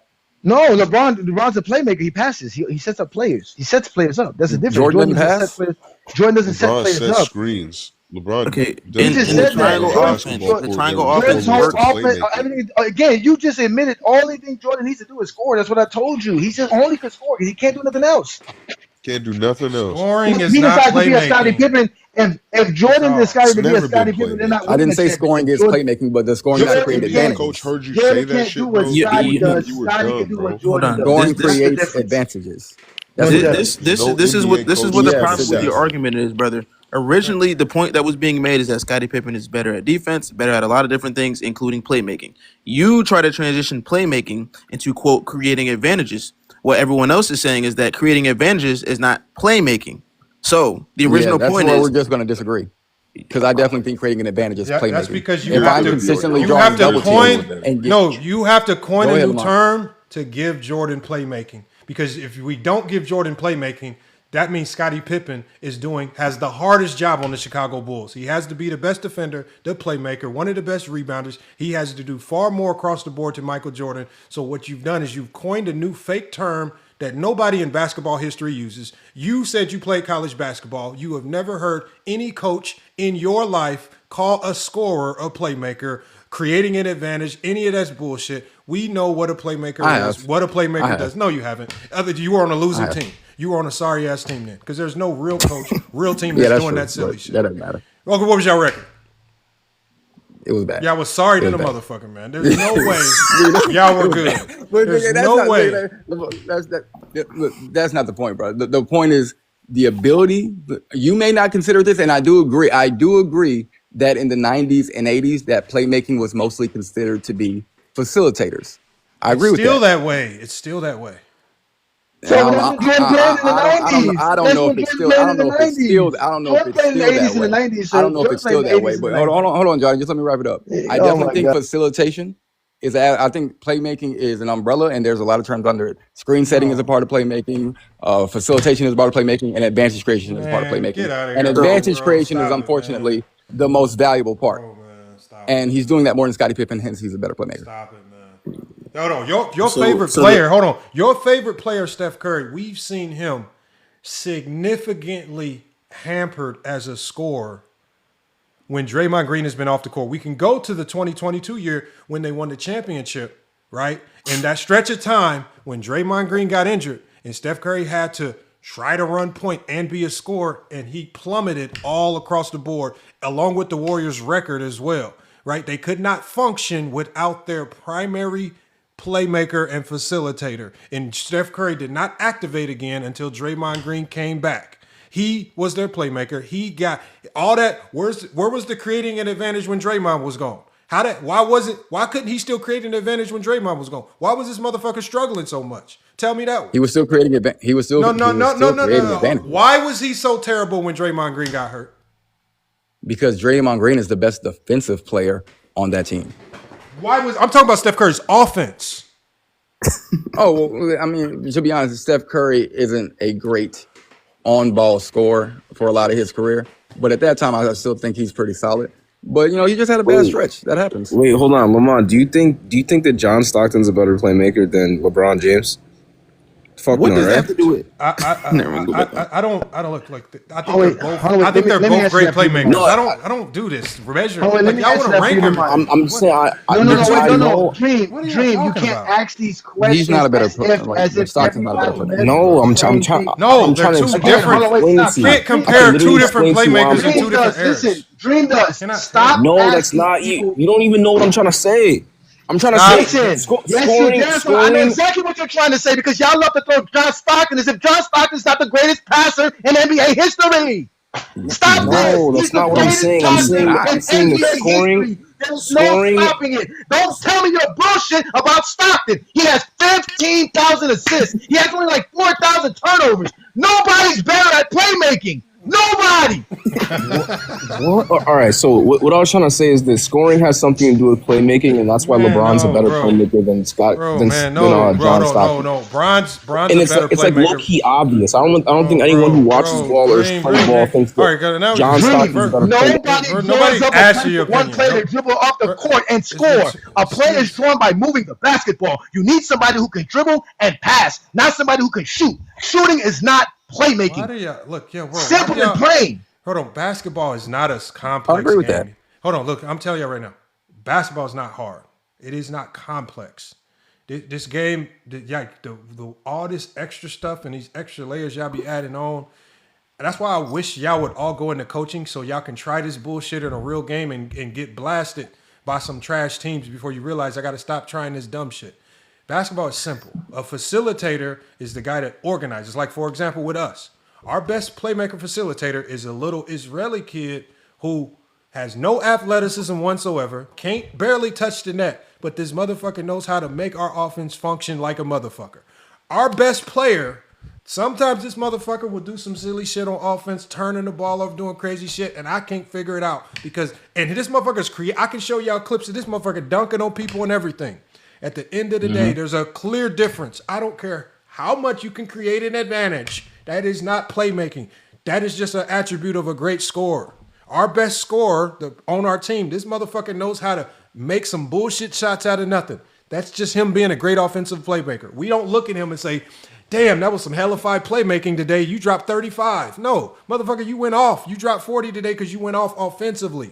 When our playmakers playmake, they make the offense function and run properly, whether it's in transition, to half court, ATOs, side out, baseline out of bounds. The playmakers make all of this stuff function properly. There is no world where the person that scores is considered a playmaking. The problem that you guys have is that LeBron James happened to be one of the greatest in NBA history at both. He happens to be one of the greatest playmakers in NBA history and one of the greatest scorers in NBA history, and you motherfuckers haven't seen anybody like it. Now you want to try to put Jordan in this same bundle as if he compares to LeBron James as a playmaker and scorer because he can create an advantage. Man, get the hell out of here with that nonsense. I don't think anybody was saying that. Man, bro, you keep saying I don't think creating anybody an was saying advantage. that. I'm telling everybody that's listening right now, 97 people watching, do not walk into any gym if you are an aspiring basketball player telling the coach, I'm a hellified, I'm really good at creating an advantage. I'm going to be like, bro, do not say dumb shit like that, man. You either walk in and be your best defender, playmaker. If scoring is your niche, go be a scorer. Outside of that, do not overcomplicate this stuff with all this extra shit that y'all trying to make up on the fly because you want to incorporate Jordan in the categories that he doesn't belong. Right? We all know that Pippen, as Phil Jackson said, Pippen had the hardest job on that team because he had to do so much. It was extremely difficult, right? And if we apply even more context to it, Jordan's scoring was made easier because of illegal defense. Man, y'all got to stop doing this stuff, man. Jordan's resume is what keeps him up the top. Y'all got to stop. Y'all got to stop with this extra weirdo context shit talking about scoring is playmaking. Bro, yeah, that's just horrible basketball talk. That's very low level. No one said scoring is playmaking, Lamont. I ain't gonna lie. Like no one said. No one. Hold on, y'all. When you imply, go ahead. You imply and create a fake category called creating an advantage. You're trying to imply that scoring is some type of playmaking. Scoring has nothing to do. I'm saying advantage creation is playmaking. Bro, quit using these fake terms. Bro, not a fake term. Advantage creation. Who the fuck says this dumb shit? Nobody says this shit. Advantage creation. No coaches, no players. Nobody cares about none of this. Advantage creation is crossing the motherfucker over. That's what we say. Go cross a motherfucker over. Go be a great one-on-one player. That is not playmaking. That's just being a great one-on-one basketball player. Carmelo Anthony created advantages all night, but the motherfucker could not facilitate or create or do anything to help anybody else score other than himself. How was he a great playmaker? He thinks we're dumb. Lamont, he thinks we're dumb. Bro, let me tell y'all. No, I'm gonna tell you why. I'm gonna tell y'all why he thinks creating an advantage is predicated on scoring because he gave you the reason why. I did not say that, Johnny. Hold on, wait. I'm gonna tell you exactly how you say. Again, you talk like Mez. You guys have the same cryptic code in speaking. It's like I'm reading hieroglyphics. I think y'all just don't like listening to people. I ain't gonna lie. Right, listen. No, check this out. Remember, he said the player that's creating the advantage is getting double teamed, right? The double team is the perfect signal for a guy who's making the advantage, correct? I said double team is a form of advantage creation. Yes. Yes. Okay, we're on the same page now. We're on the same page. Okay, hold on. Okay. So double team is not advantage creation. I'll tell you why. Hold on. No, Lamont. Let's just say it is because you just say created. Lamont. You did not just say that. Let Johnny finish. Let Johnny finish. I'll tell you why. So, when you understand basketball, which we all understand basketball here on the TikTok Takeover Lives, Who gets double teamed on the basketball court? You never double team a passer. You never double team a ball facilitator. You double team a what, Lamont? A A scorer. scorer. So a scorer is what you're talking about, not somebody who's doing anything else on the basketball court. You don't double team a ball dribbler. You don't double team these passes. You don't double team somebody who can pass. Because when you do that, you leave him wide, or you're leaving somebody wide open. You only double team somebody who wants Hey, to score. how about this? We're going to double team Ray John Rondo tonight, y'all. We're going to double team Ray John Rondo. Go see how that shit works out Getting for you, man. cooked. Come on, man. Getting This is why teams struggle to. They have to do weird stuff like put a whole bunch of lengthy guys in passing lanes and try to put Caruso on Jokic because they're trying to mitigate his playmaking. They have to do weird stuff to mitigate Jokic's playmaking. And try to they want to try to turn him into just a scorer because his playmaking is what kills him, right? So again, man, like I don't. And the reason why I say this, if double teams aren't advantage creation, because and I'm going to tell you why. The offense does not control double teams. The coach and the other defense, the coach and the other team controls double teams. So, for example, I don't care. Plato, you could be averaging 50 points a game versus my team. Mm-hmm. I, as a coach, absolutely will never double. I don't care how good. So, at the end of the day, doubling is not a natural defensive tendency. It's something that's schemed. Mm-hmm. So, if, for example, Shaquille O'Neal, some teams would double. Other coaches like Larry Brown said, I'm not doubling shit, and they wouldn't double. He actually went the other route and said, we're going to double Kobe because we know he's stupid enough to shoot this shot over a double team. So at the end of the day, the double team is not created by the great scorer.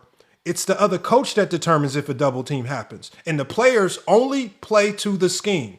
You don't see random teams in the NBA just double teaming out of the blue outside of what the coach has schemed. If double teaming a great player is not in the game plan, they're not going to double team. So there's no advantage. There's no advantage for creation there. So great offensive players have to do something called read and react, because one thing they never know is what the other team is going to do. They might start the game not doubling. They might come out of halftime or a timeout and say, we are doubling. Great offensive players have to read and react to that, right? That's all you can do. Read and react. Read and react. And that's why they say read and react. So when y'all say advantage creation, there is no player that just by walking onto the court is going to get double teamed. They probably have to be a great scorer. The other coach decides if you get double teamed. And if the other coach can choose to double you or not, that means you don't control this level of creation. The other coach does. It doesn't matter how good you are. If they choose to guard you one-on-one because they have a Tony Allen, you're going to get guarded one-on-one. Because I got a Tony Allen, I don't need a double team. It's by necessity of the defense, not because you're that great. Right? Not all teams do this. Y'all got to start respecting defense. If I wasn't a great scorer, though, I wouldn't be seeing that double team, though. It doesn't matter. You can, as I said, as a coach, my philosophy as a no-middle team, I'm not doubling shit. I'm not about to waste time. If you want to go out there and try to score 50 and lose and try to score all the points by yourself because nobody else on the team is scoring, you can have at it. You're not going to outscore my team. Because you're not moving the ball. This is why Jordan was losing early in his career. This is why Magic Johnson even came out publicly and said you can't win a championship like that. He's scoring all the points. Why do y'all think y'all be glazing and glorifying Jordan scoring all these points in the playoffs, getting swept? This was when you watch the games, it more so looks like this is built into the scheme. Let this motherfucker shoot 1,000,000 times. Because nobody else is going to beat us. Nobody else is going to score. Jordan's doing all the scoring, and that's exactly what happened. He drops 60, they lose. He drops 40, they lose. It wasn't until Phil Jackson came and had to tame his scoring, trick him into moving the ball, right? Trick him into allowing Scottie Pippen to facilitate the offense because dumbass Doug Collins was letting Jordan bring the ball up and just chuck shots.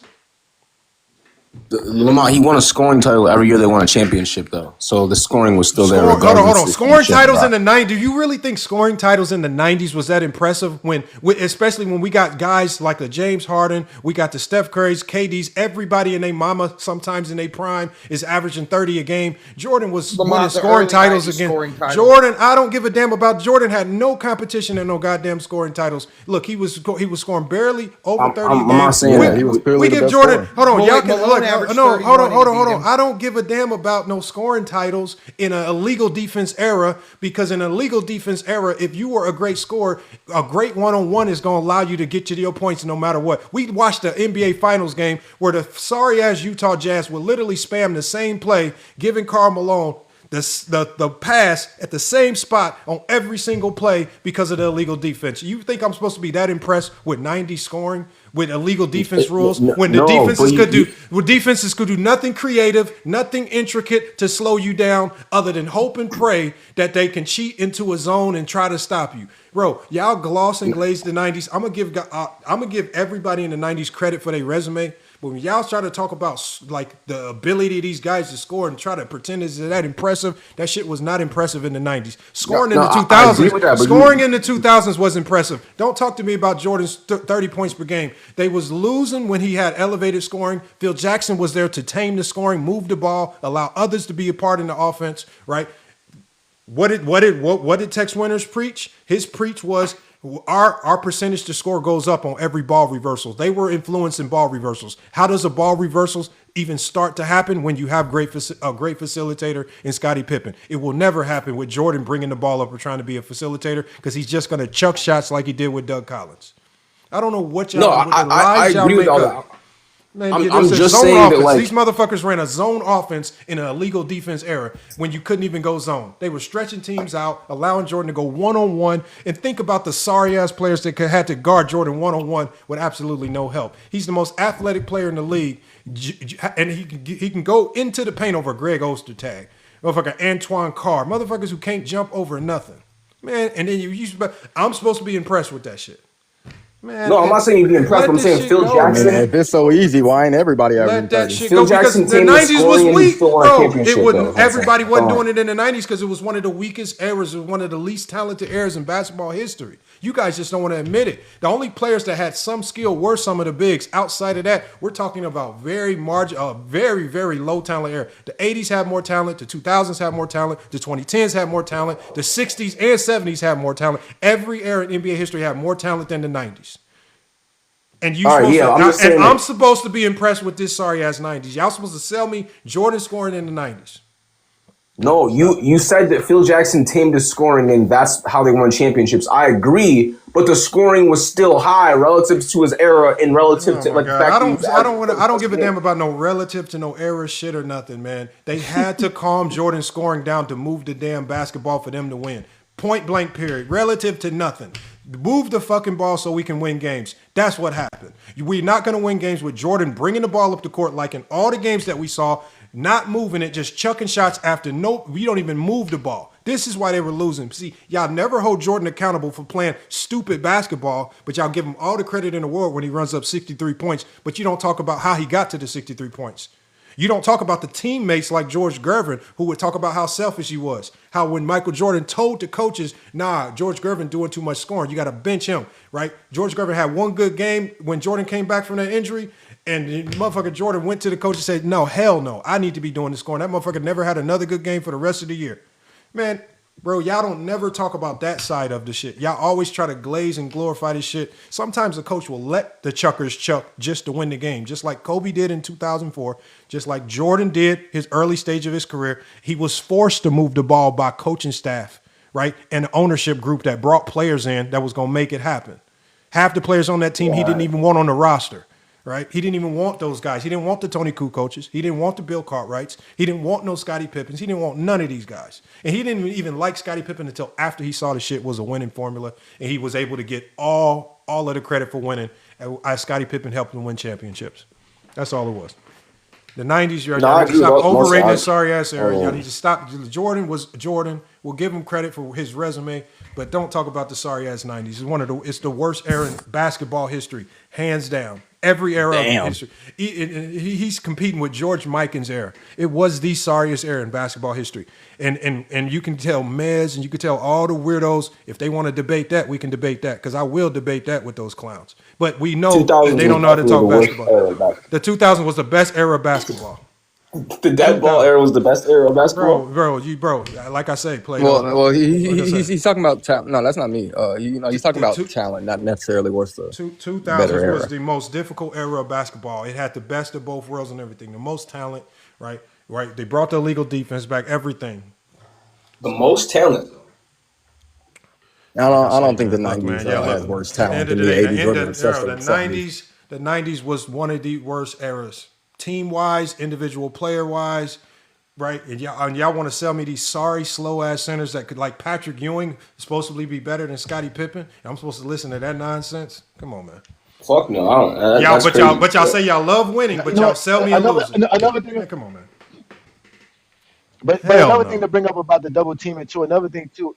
When teams were like, we're going to double team, players took that as an offense to their defensive prowess, especially in the illegal defensive era. So, as an example, when they came up with the Jordan rules to stop Jordan in Detroit, Joe Dumars kind of took offense to that. Like, what y'all trying to say, I can't guard him, right? So there's a lot of players who don't like for the help. They think that they could actually play the one-on-one defense. So again, double teaming is not predicated on just having a scorer, because again, you're not supposed to just worry about one guy scoring. It takes more than just one guy to beat you.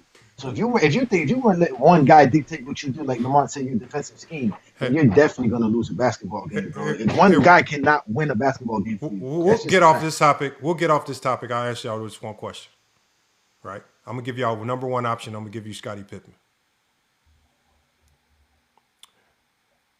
Who would rank higher, Reggie Miller or Scottie Pippen? Scottie Pippen. Every time. Reggie was a number one option his whole career almost. That doesn't matter to me. No, I'm asking Plato. I don't care about you. Oh, my bad. That was good. That was better than Patrick. That was actually better than Patrick. Yeah, I'm asking you. Yeah, well, when it comes to Reggie, I think Scottie is both a better and a greater player. We're not talking about better. No, we're talking about better. Like, remember, we're going with your criteria. I thought being the number one option was harder. It is harder, but Scott is giving you the same production. So why does Reggie not get the credit for it being harder? Because even though he was a number one option, he's not giving you better production than Scottie Pippen. Is that crazy? You just told us it's easier to produce as a number two option. You just said it's easier to produce as a number two option. That's why the numbers. That's why Pippen's numbers. That's why Pippen's numbers in the playoffs elevate while Ewing's drop. Right. So where's this same grace for Reggie, who has to struggle through the pains of being the number one option? His numbers are suffering, all this stuff, but it's just harder. Where's this same excuse for a guy like Reggie Miller? Because it absolutely makes no sense to say Reggie. Just like it makes you guys were just sold a big sorry tale about Patrick Ewing. You guys think he's better than what he was. Maybe you guys need to go watch you some Ewing. No, I don't think Reggie was better than what he was. I think he rated properly. Hold on. Reggie for his career averaged like something like 18, 19, right? Ewing finished his career averaging 20, 21. What's the big difference? The defensive side of the ball? Like, what the fuck? I'd say that's the difference between those two guys. Wait, is that I guess, man. I don't know. They laugh at everything tonight. I must be a comedian. Yeah, you're pretty funny, brother. Wow. Did he just say that? I really just hear him say that. Did he just say that? He just said that, bro. Wow. But this is one thing I give you, Plato. This is why we have respect for you, Big Assassin. You step up to the plate. You come up here, whether, like you said, the laughter or not. You say what you got to say. You're comfortable in your phrases and everything that you say. So shout out to you, bro. But man, you are a funny dude, bro. You are really funny, bro. This is special, bro. This is special. And the sad part is, I'm gonna use you as an example for all the GJK City Girl Group Posse. I'm gonna say this is what happens when you hang around the GJK City Girl Group Posse. Yeah, I'm sure you're gonna misquote me, but go ahead. Oh, I don't have to misquote you, sir. We got the live to play it. We're gonna play the live. Everything is recorded. We don't have to misquote you. Are you trying to conflate Reggie and Scotty to Michael and Scotty? No, I'm conflating you and the DJK City Girl group. It's like I That's what said, I'm they doing. always That's what try I'm to doing. turn it Yeah. into a Scotty No, No, versus I'm the Jordan con- fact that argument. you Well, I'm trying to figure out the why it's fact that you funny, New put World, to defense say that the Scottie fact Pippen that is you better put wait the than fact that you Reggie put Miller. defense over scoring for Reggie Miller and Scottie Pippen is the funny part, sir. I can't believe that that's what it would take. Whatever it is, Reggie Miller's a better scorer. He's the first option, the best player on the team, but somehow Scottie's defense can trump it. That is where we're getting at right there, sir. That's where we're Because finding he's giving you the that's same scoring that is the possessions. inconsistent. That's not consistent with what you've been it's saying. That easier is to do not that. It's consistent. easier to do that. He's the second option. It's easy to do that. Hey, look who's back. Especially Look when who's I'm back. winning more. Look who's back. Hey, Johnny. Oh, Willie. We ain't seen him in a minute. Damn, Willie, where you been at, Willie? Bro, they heard me talk about the Damn, '90s. They Willie. threw up the bat Hopefully you signal get for Willie. overtime, Willie. They threw up the bat signal for Willie. I was talking Man, about the '90s, Willie, brother. man. Yo, and Willie show up for that, man. You know, we got to start doing what No Ball Talks do. You know how they leave one box open on purpose so that you can invite people up, you know what I'm saying, and get them to come up when you see them in the comments. We got to start doing that, man. We got to start leaving one box open, man. It's hard to do that, though, man, because we like having y'all fellas up here, man. This is fun. Again, it is a TikTok takeover, man. These lives right here are terrorizing these SPs, man. Y'all should have never started this with me. Y'all should have been befriending me. Now I'm like your worst enemy instead of being your best friend. It's just messed up. Hold on, this is hold on. This is the best time, man. You want me to play the song for everybody, man? Oh God, do it. This is Oh yes. Again, ladies and gentlemen, when Jordan's career is not enough, you end up talking like Plato for about 2 hours on the TikTok Takeover Live. Go ahead, play the song. Jordan's career is not enough. I've been cooking y'all for 2 hours, bro. I don't know what's funny.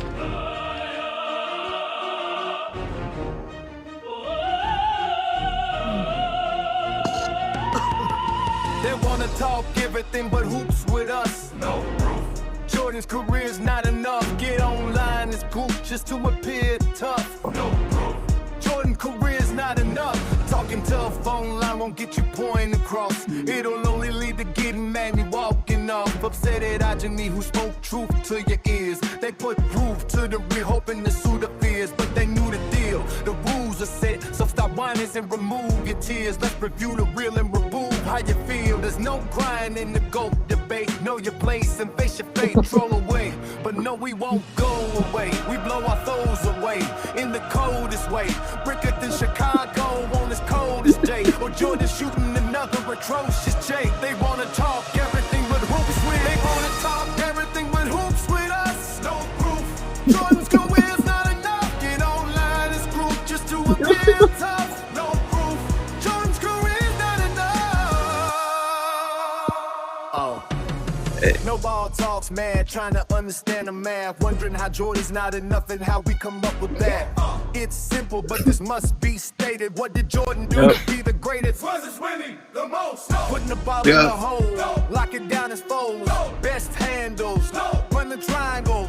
Best shot, not close. Jordan feet's not the most, so let go. Jordan's go, it's the night. We all heard what you said, you lied. No more about hoops when GJK comes up. Because we will prove how Jordan's career is not enough. They wanna talk everything but hoops with us. No proofs. Jordan's career's not enough. Get online, this group just to appear tough. No proof. Jordan's career's not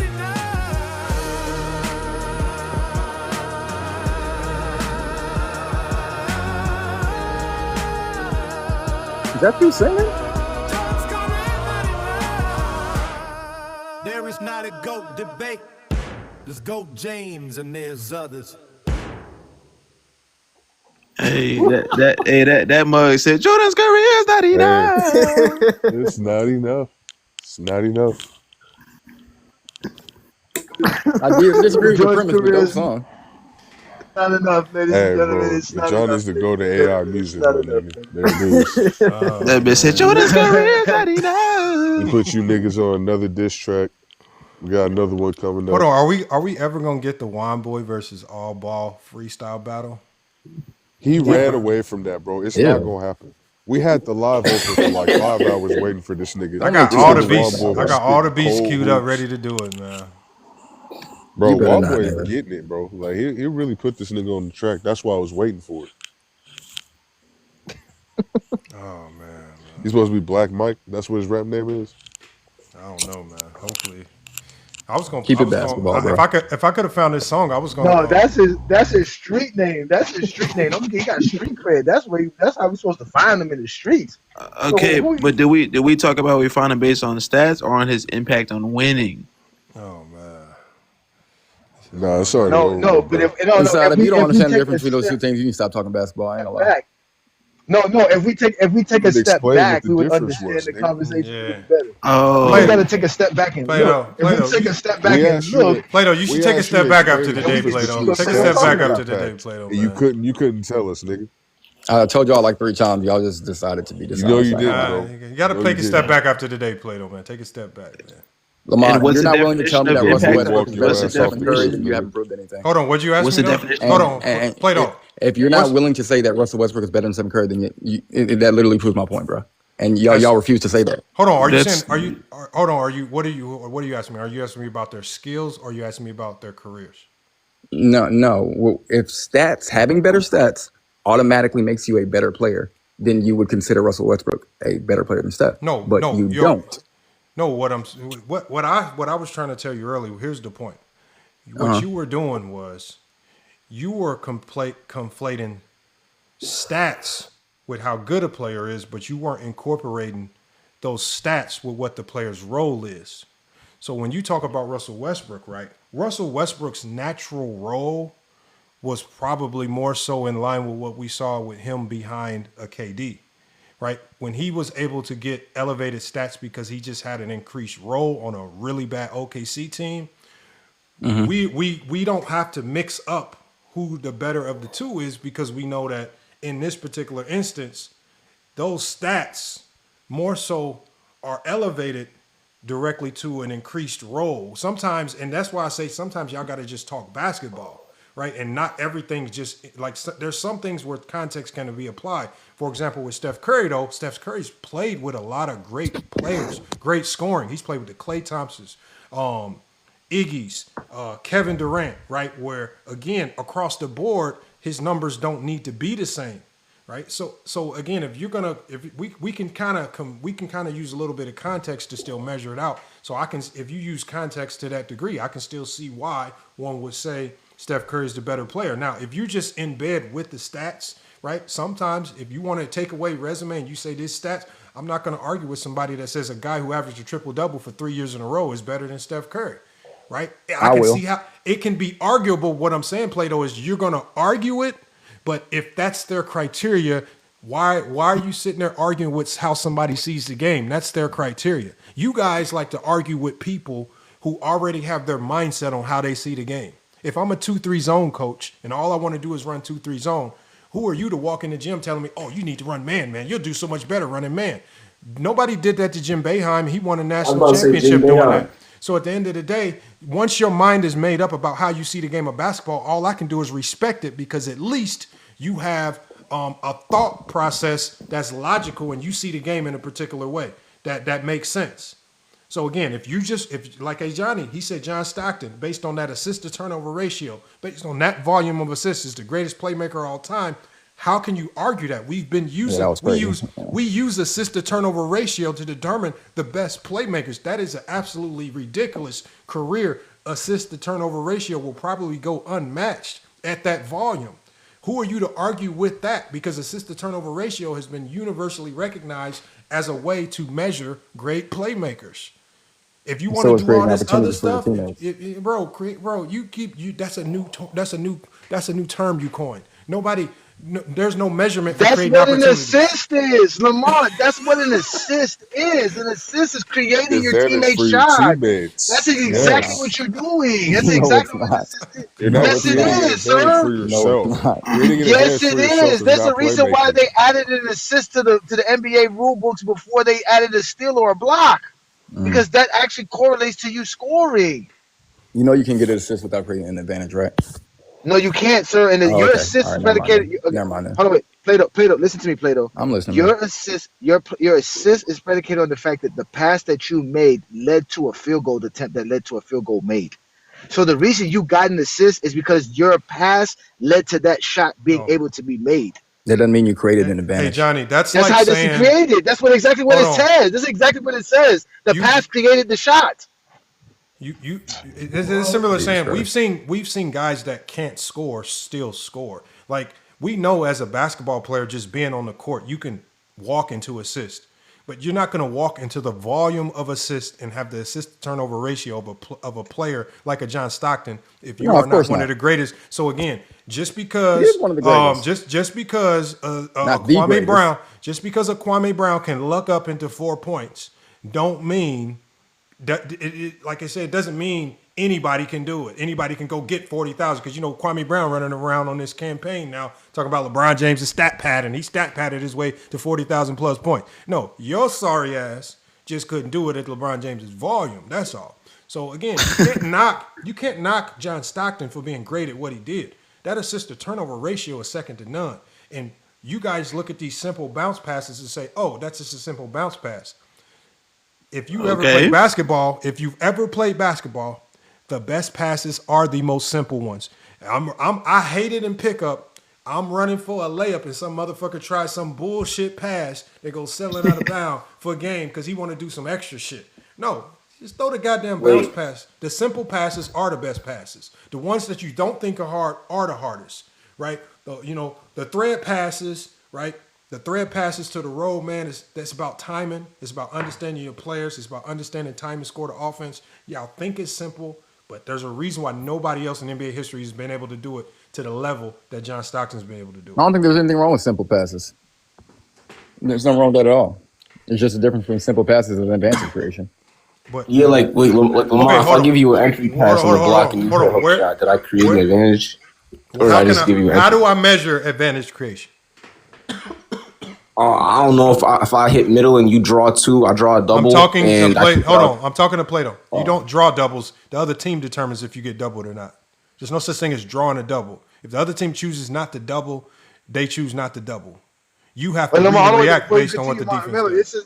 This is the second person that equated you only see certain. Go ahead. Creating advantages. No, my bad. No, this is the second person. No, this is the second person that used double team to define what creating an advantage is. But go ahead, Plato. Yeah, again, drawing a double team is only one form of advantage creation. You don't draw double teams. Okay, yeah, I was just about to comment on that. I definitely see what you're talking about, how you're saying you're not really the one who's, how should I say, deciding whether that's happening or not. I totally agree with that. But with that being said, they're only double teaming certain caliber of players. No, they're only double teaming great scorers. Exactly. Period. Certain caliber It's players. no. The only people in the NBA that get double teamed to a significant degree are great scorers. Not no great advantage creators, not no great playmakers, not no great facilitators, great scorers. You do not double team great playmakers and passers. You will get cooked. Two different things. You double team great scorers. Scoring threats either. You focus your defense on slowing up great scorers. Or if I'm getting a double team, that's creating an advantage on the court. No, if you're getting a double team, it's because the other team thinks this is the only way we can stop you as a scorer. Sure, but that's still creating an advantage. Not creating an advantage. It's the other team having a deficiency where they can't guard you with one player or with their typical defensive scheme. Because a double team is what we call it's an overload. It creates a huge gap in your defense somewhere else. Right, so for you to compromise the integrity of your defense to go double one player, it's because your defense suffers in some aspect. That means you don't have great on-ball defenders, you don't have great point of attack defenders. Right, there's something going on. Like for example, our fifth team that I coach at GCU. Right, I don't run zone, but with this team, I have to run zone. You know why? I can't guard nobody. We can't guard nothing. I have to pack these guys into a 2-3 zone and live with teams chucking up threes because we don't have the athleticism to guard anybody.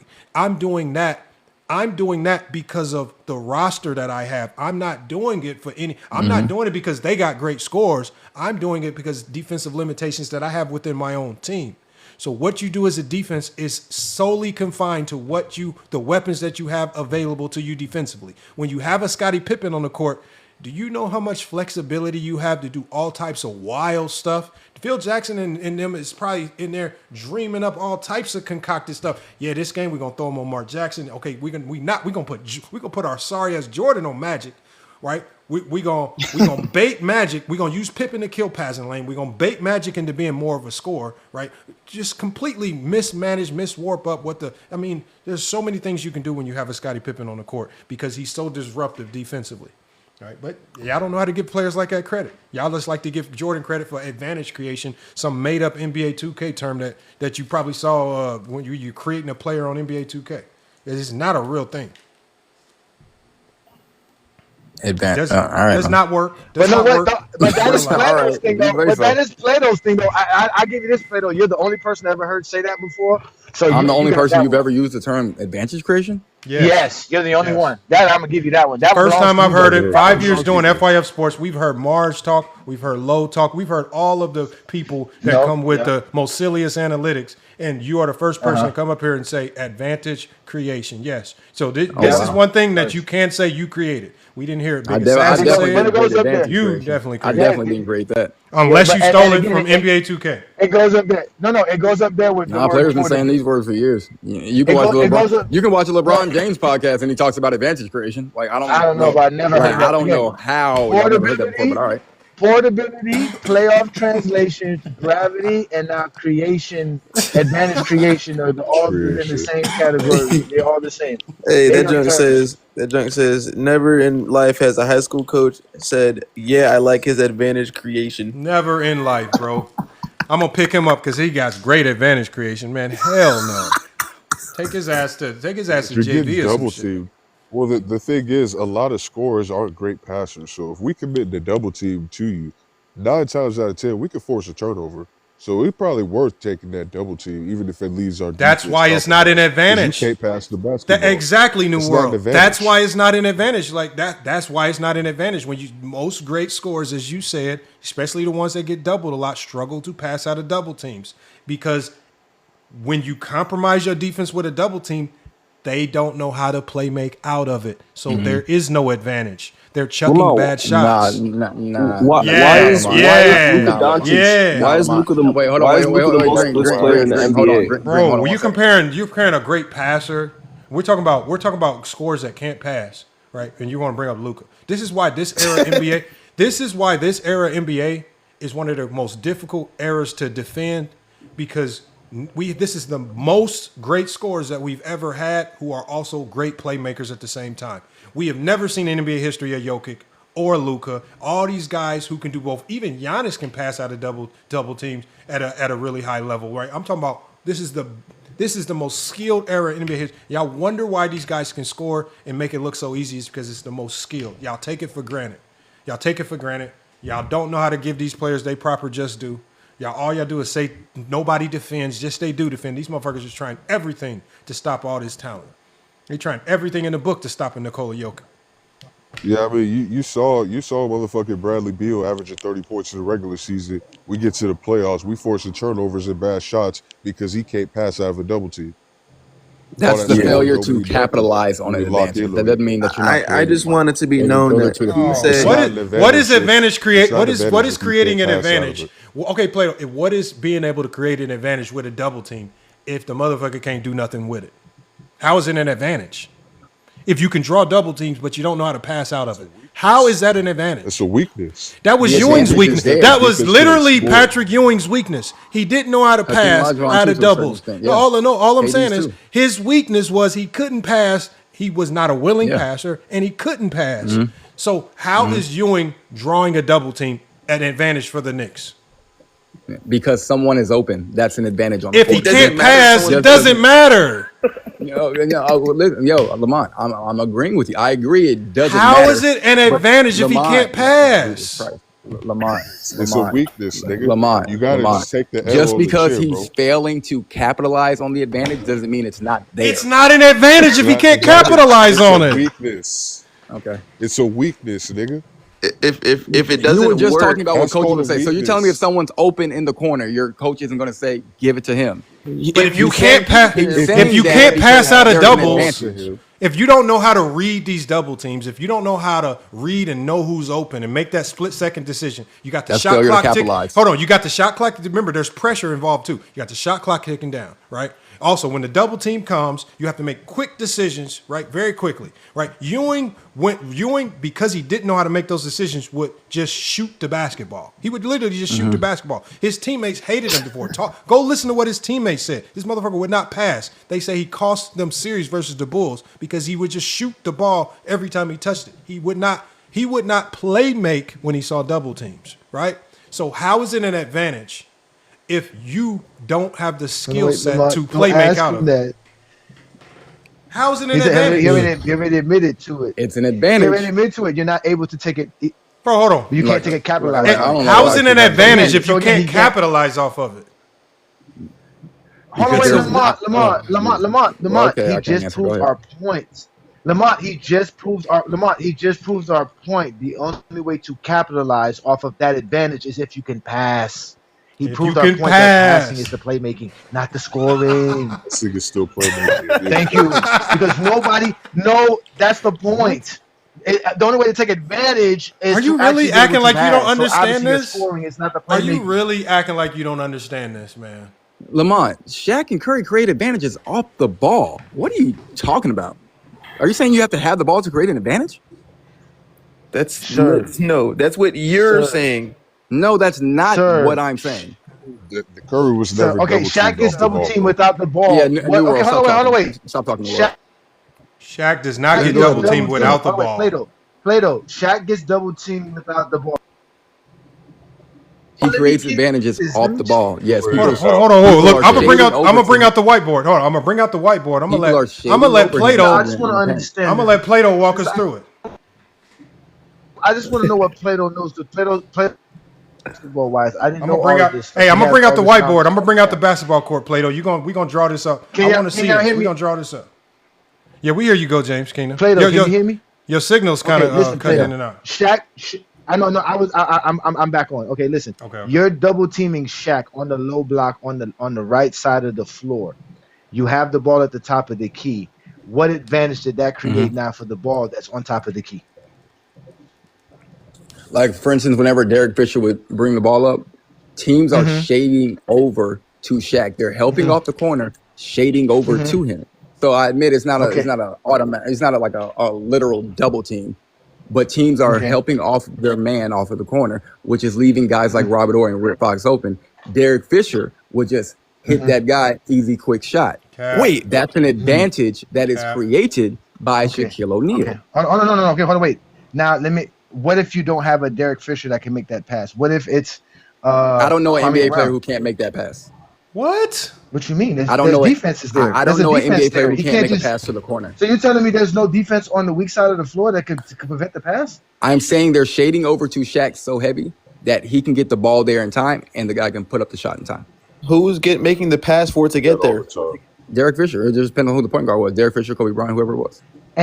So anybody can make that pass is what you're saying. That anybody. Hold on. So Dennis Rodman was on the Lakers. Dennis Rodman. He gonna make that pass? Yeah. You gonna trust him to make that pass? Dennis, okay, that's a stretch. Why would he be playing point guard? Let me ask you a question. Exactly. I'm talking about point guards, man. Like, come on, I'm talking about point guards. Why would the team leave the best 3-point shooters? Why would they go after the guy who can't shoot? Because Shaq is that good to where he demands a double team. That's why. No, he doesn't. He doesn't. What team doubles a guy without the ball? Because that's always been a legal defense in the NBA.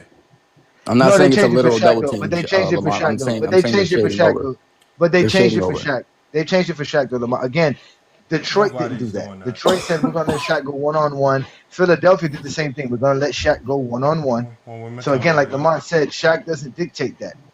Shaq doesn't dictate what the defense is gonna do. And again, Shaq definitely doesn't dictate who's gonna be the guy double teaming. But like Lamont said, you're not gonna leave a wide open shooter to double team Shaq.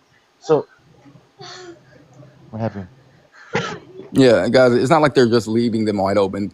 They're helping off just enough to where the facilitator has enough time to get the ball to them. That's all. That's what they're trying to say. Only if that's their defensive strategy. If that's not the coach's defensive philosophy, they're not doing that. Yeah, sure. It's still an advantage that's being created by them. Yeah, but the Where like playmaker is still the y'all are playmaker harping is on still the who's deciding it. no, That's no, irrelevant. Derek. No, no. What There's I'm an trying to explain advantage to you there. is no. What I'm trying to explain to you, the playmaker is Derek Fisher because he decides to not give Shaq the ball and pass it to an open man. He's So not the again, one it's creating the advantage. He's identifying it.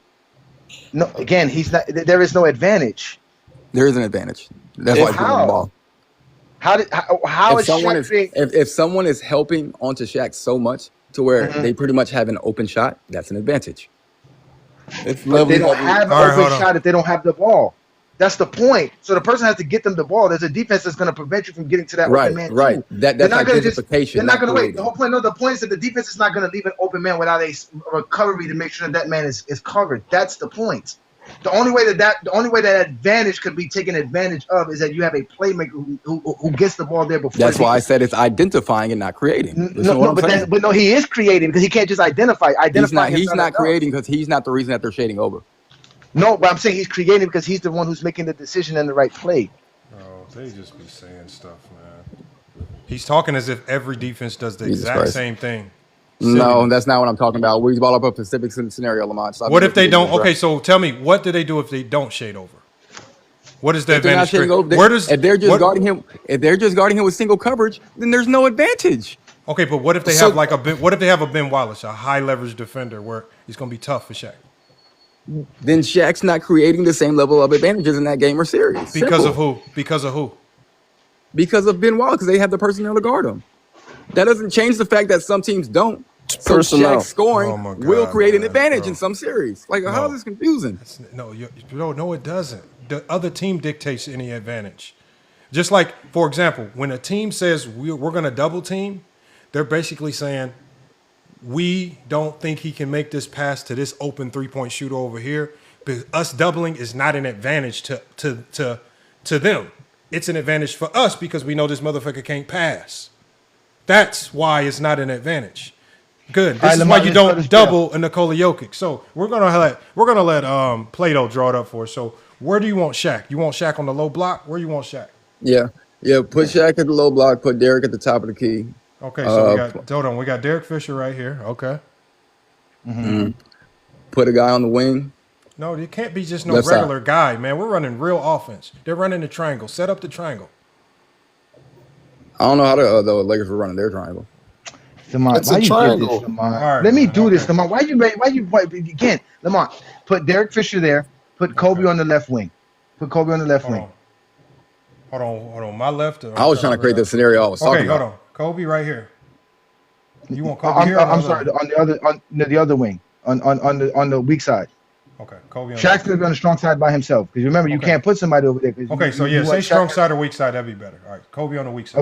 Okay. So, Kobe's on the weak side wing. Weak side corner is going to be Rick Fox. Weak side corner, Rick Fox. So we're gonna go Fox. Mhm. Okay. Okay, and weak side elbow is Ori. So weak side elbow, Ori, Yes. right here. Okay. Now, Plato, which guy is double teaming Shaq again? They're usually going to help out the corner. Okay, so the corner man, put the corner man behind Shaq and put Shaq man in front of Shaq. Okay, so put a defender. There's a defender there. There's a defender there. So this defender is going to be Mhm. shaded. So you're going to say that this defender shades over, right? No. He's on the strong side. There's one in front of Shaq and one behind Shaq. Shaq he's can't gonna- get the ball. He's double teamed. So he's going to front Shaq. Yeah, because Okay, so he's front Shaq. shading is not going to help because if that guy's sitting on the weak side, that's not an open pass. And this defender's going to shade right here, right? Yeah, you have Robert Ory right there. So I don't think. Hold on, hey Johnny, just keep explaining it. So we got the weak side. No, defender hold on. shaded over. I need to know where he wants to put Robert Ory. I would like to put Robert Ory on the weak side corner. We got. You Fox already on got the somebody in the weak side You corner. already have Fox there? Yeah, we got Fox I'm sorry. there. I didn't see my phone. Yeah, Fox is in the weak side corner. That's what I'm trying to explain to you. This is why you guys can't talk basketball because we're going to explain to you how the defense can shut down this supposedly wide open man that Shaq If you got put open. Robert Ory in the other corner, his man has to help on the Shaq. This is the Hold on. So you're gonna hold on. So you want Robert Ory's man to be strong side? Yeah, hold all right, on. so- Hold on. Take Robert Let's Ory do and this. put him on the strong side. Go Oh, ahead. let's do this. that, Lamar. Go ahead. Oh Make it my even, yeah, God. go ahead, Lamar. Do it, Lamar. Go ahead, do it. Oh my God. Do it. Make it even worse. Make it even worse. How's that Oh my worse? god, bro! You strong side. Okay. You got strong side defender helping off. Okay. All right. Never mind. Never mind. Hold on. Let me just reset this. Hold on. Let me just reset it. Okay. So It we still don't got. matter, Hold on. Lamont. Okay. So we got Derek Fisher. Oh, let me get my thing back. Okay. So we got Derek Fisher. Mm-hmm. Hold on. Let me set my brush. Okay. So Derek Fisher's right here. So he wants Robert Ory right here. Yes. Oh wow. And we got Kobe here, and we still got Fox here. Okay. Mm-hmm. Okay.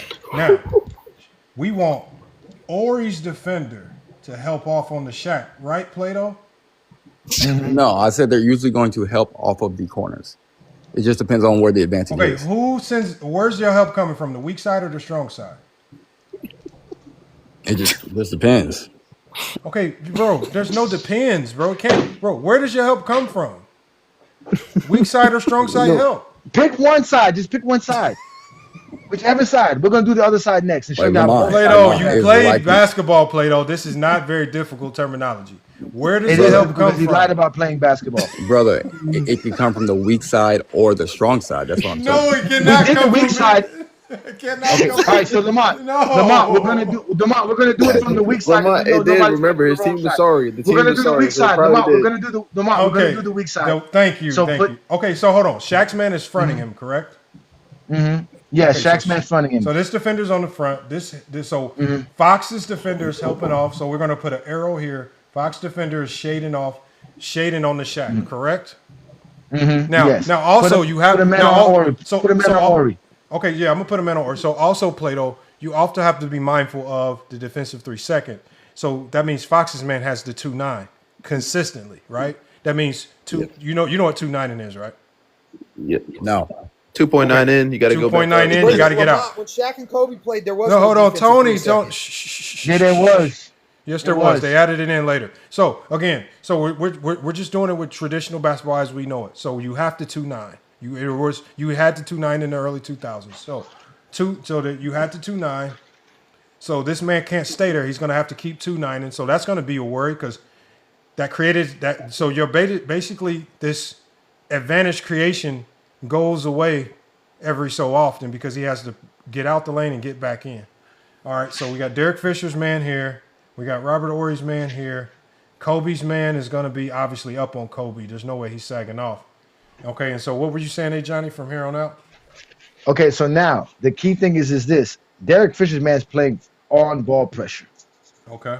Yeah, you have to. You can't let him just play man. And because because you're double teaming Shaq, he's forcing Derek Fisher to the strong side of the floor, which is the right side of the floor. Or I guess how you want to say it's the left side if you're looking from underneath the basket. So again, how is Derek Fisher supposed to make that pass between two defenders, Plato? Hey, Johnny. Well, it depends on where Kobe. Hey, Johnny, it I'm depends on telling where you right Kobe's now man with is. this setup, Shaq will score 60. And I'm going to tell you how. Shaq will score 60 or 70 points. And it's very simple. One, because this is what happens when you send this early help for absolutely no reason, and you now have compromised, and it's going to start with Fox's defender is where you get obliterated. One, you're fronting Shaq, right? Because really, if you're going to send that early help, you can't have two defenders stacked up on the low side, so you have to front Shaq's man. That's the problem right there. That's where you get decimated. All Derek Fisher is going to have to do, one simple pass completely decimates all of this. Because now that because it only works if you put Ori on the weak side, but now that you put Ori over there, you've eliminated his defender from even clogging the lane. So his man is now completely irrelevant. So we'll just make one pass to Kobe, right? You have to respect Kobe. But once that pass goes to Kobe, you know what Fox's man that can no longer be shaded help, right?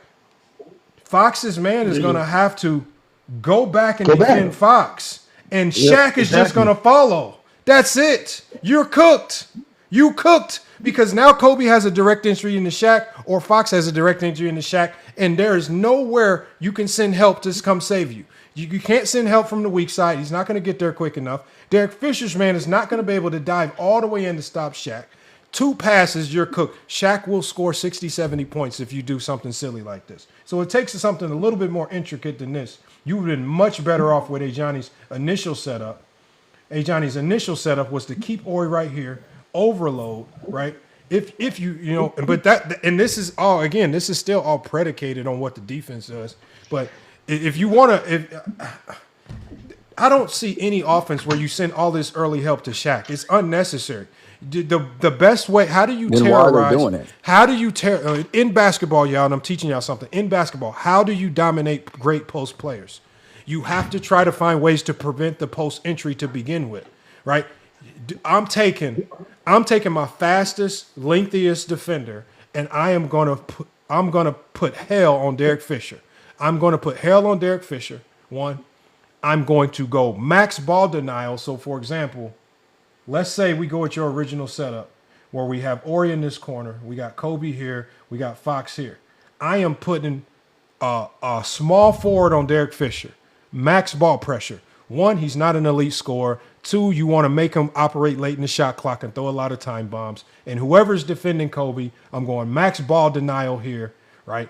I'm going help coverage right here at the block, and I'm going max coverage on Ori. While this guy, I'm gonna hopefully front, right? This guy, Fox's defender doesn't need to do anything crazy.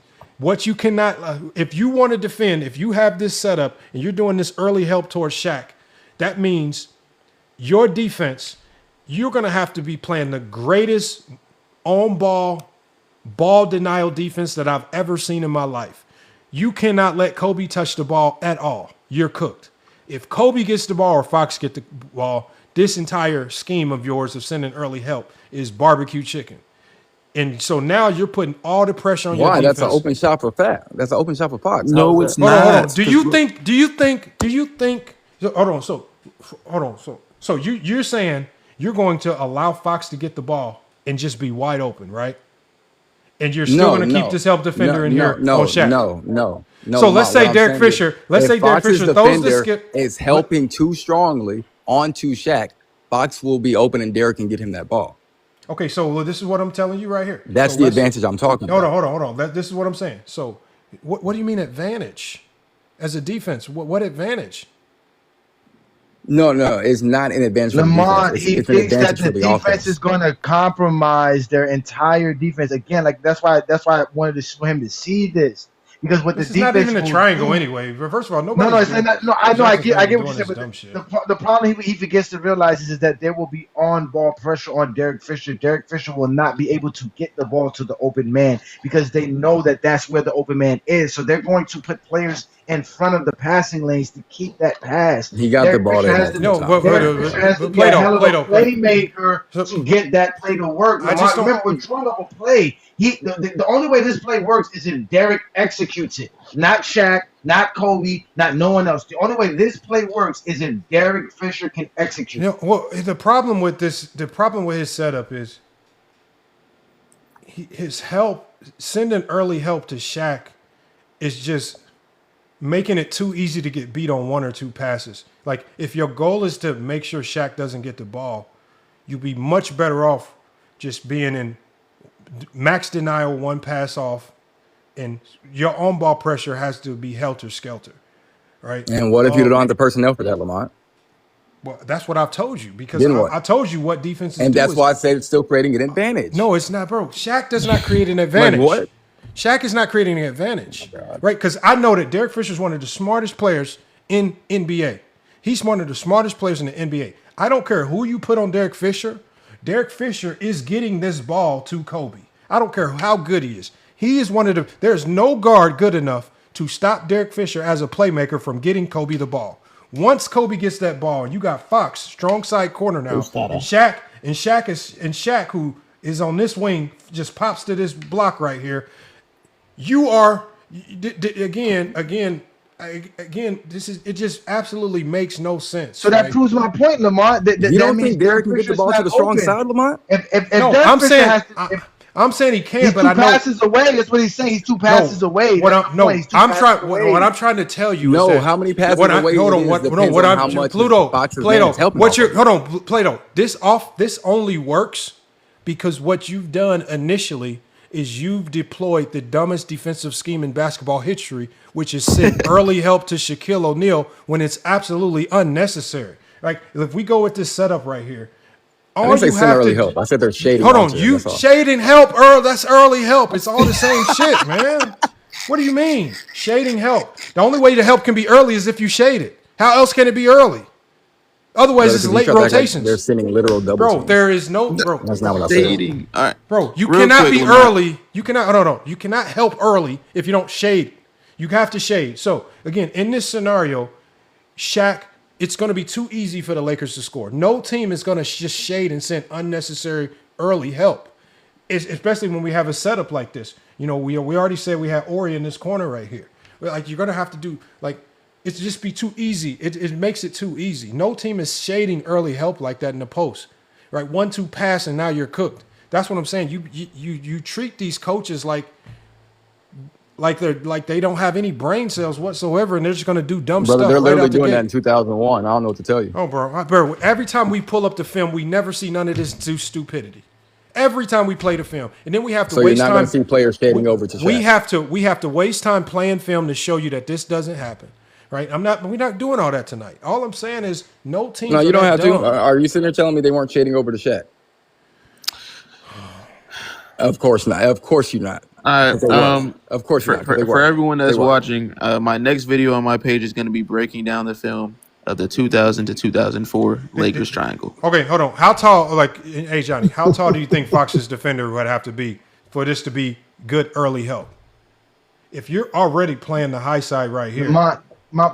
My point is you're kind of going off of, you're trying to break down how the defense works. I'm just trying to show to him how the advantages are not being created by Shaq, because the player who has to make the play work is the guy who dribbles and passes. Yes. That's my point. Hold on, you are right, because the only person that can make this work is Derek Fisher. It's Derek Fisher. Exactly. So he's the playmaker on the play. He's the playmaker. Like, for example, y'all are confusing advantage identification with advantage. What is advantage identification? What the hell is advantage identification? I never heard of that before, so I don't know what the hell that means. I don't even know what that means, bro. He said advantage identification. You mean finding the open man? That's what playmakers do. They find hold on. Plato. This is what we're saying. So look, this concept of sending early help. Fox man is now in the lane. The only way Shaq can get the ball is if Derek Fisher can play make. Remember, defensively, for this defensive scheme to work, it has to be max ball pressure on Fisher. Fisher's going to have to play make and make sure Kobe gets the ball.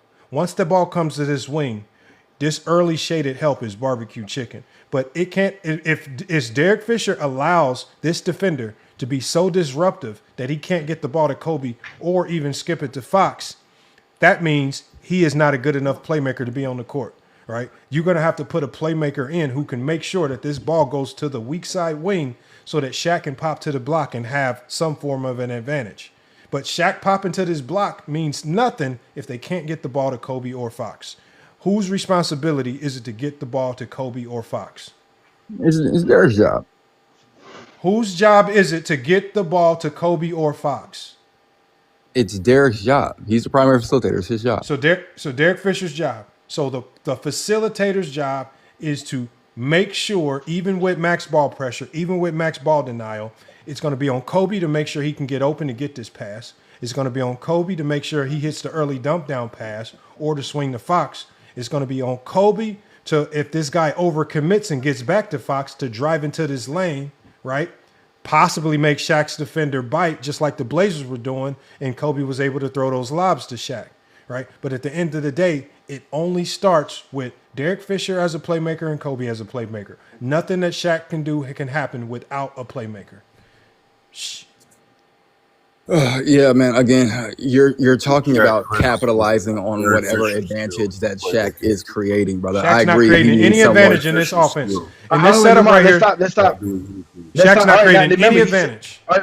Remember, he said there's another way that you could create advantage without double teaming. So Shaq's not being double teamed. Put the same players up. Okay, so we got put the same players up in the same spots. Yeah, same spot, not double team. Okay. Okay, now my question to you is, Plato, they're not double teaming. If there's no double team, then there's no advantage. Shaq's not doing. He's not creating anything. I've already said this. Wait a minute. I thought you said that there was more ways to create advantage besides double teams. Yeah, but that man not setting screens and he not passing.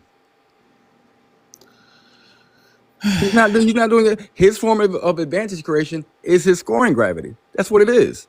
If he's not doing that, he's not playmaking. Ladies and gentlemen, the next video on my page will be breaking down the triangle offense. Is that confusing? Wow. Okay, all right, so let's do this. There's no screens being set. The only thing that needs to happen is a pass to Shaquille O'Neal on a low block. Who is the playmaker on that particular play? Yeah, let's say, for example, they're not doubling. Say they're not doubling. Ori's man is not double team. They're not doing no screens. Fox man is staying tight. Kobe's man is going to be right here. And then Derek Fisher. So Derek Fisher, obviously, this is going to be good on ball pressure. He's a small guard. But Shaq does have one-on-one coverage. So who's the playmaker?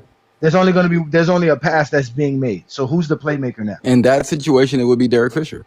So in both situations, it's Derek Fisher. No, and the other, if Shaq's getting double teamed, Lamont, facilitation is under the umbrella of playmaking. Yes, it is. No, listen. Yeah, if Shaq's getting double teamed, as I said before, it's bro. Shaq. If Shaq's getting double teamed, it's Shaq. If Shaq's setting screens, it's Shaq. If none of that's happening on the basketball court, it's the passer. Oh God, this is becoming a Lamont. No, trust me, it is. I know it is. Johnny, this is crazy.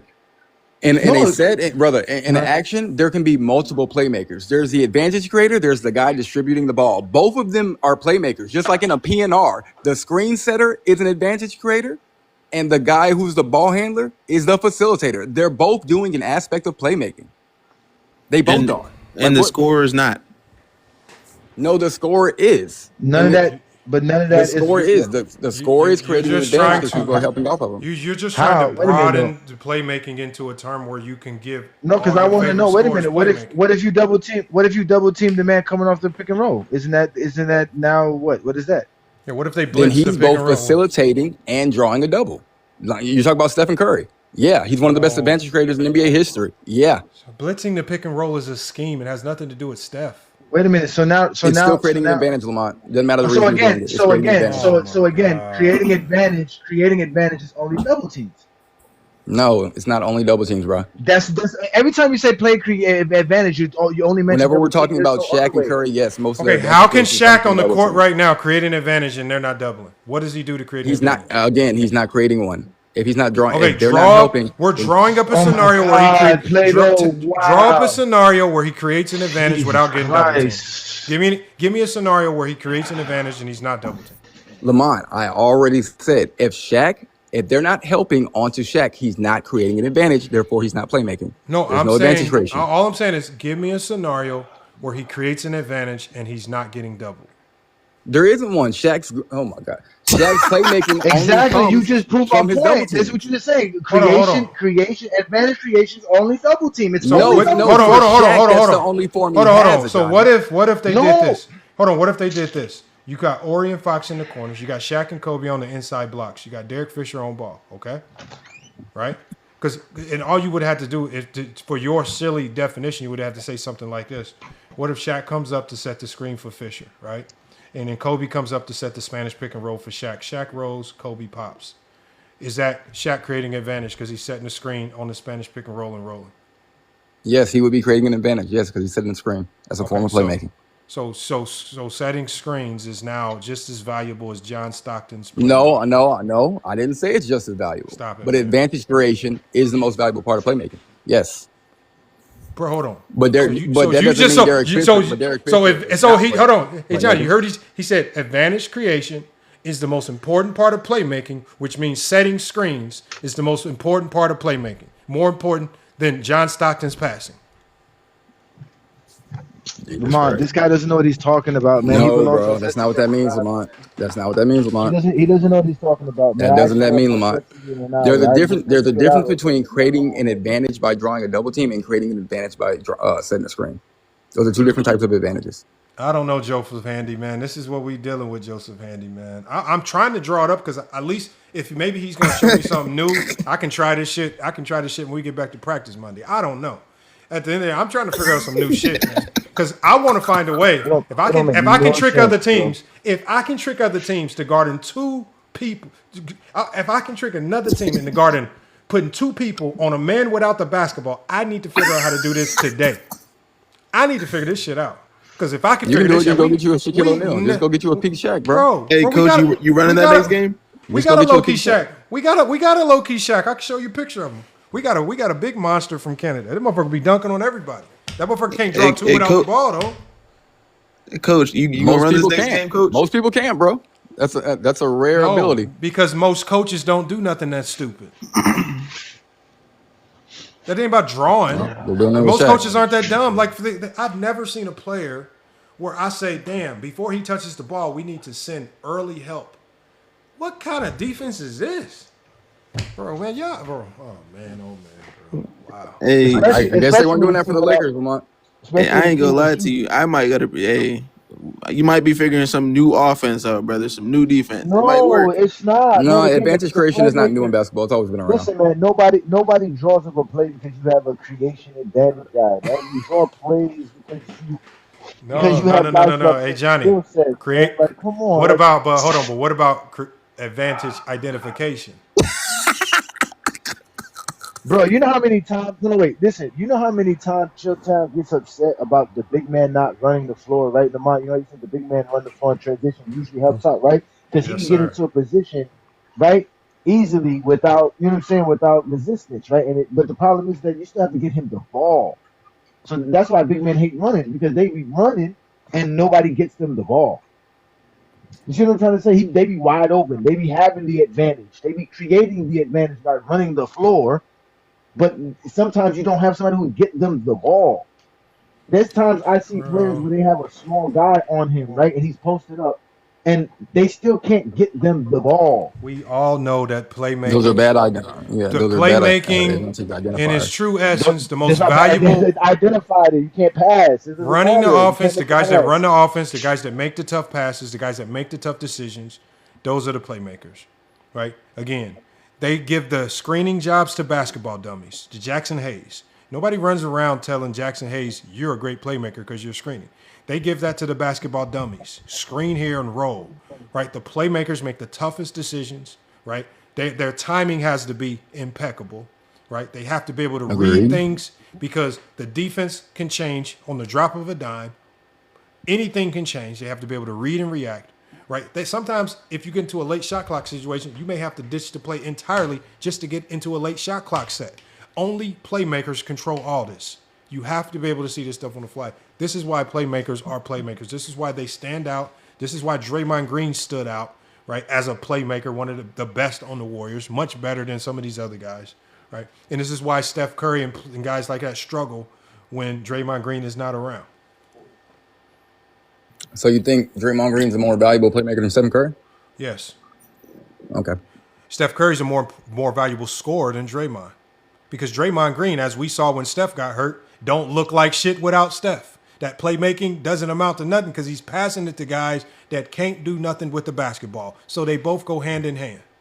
Of course. Yeah, they both go hand in hand. But I wouldn't say that Draymond's facilitation and screen setting is more valuable than the advantages that Curry's had. Then why do the Warriors always look like absolute garbage when he's out?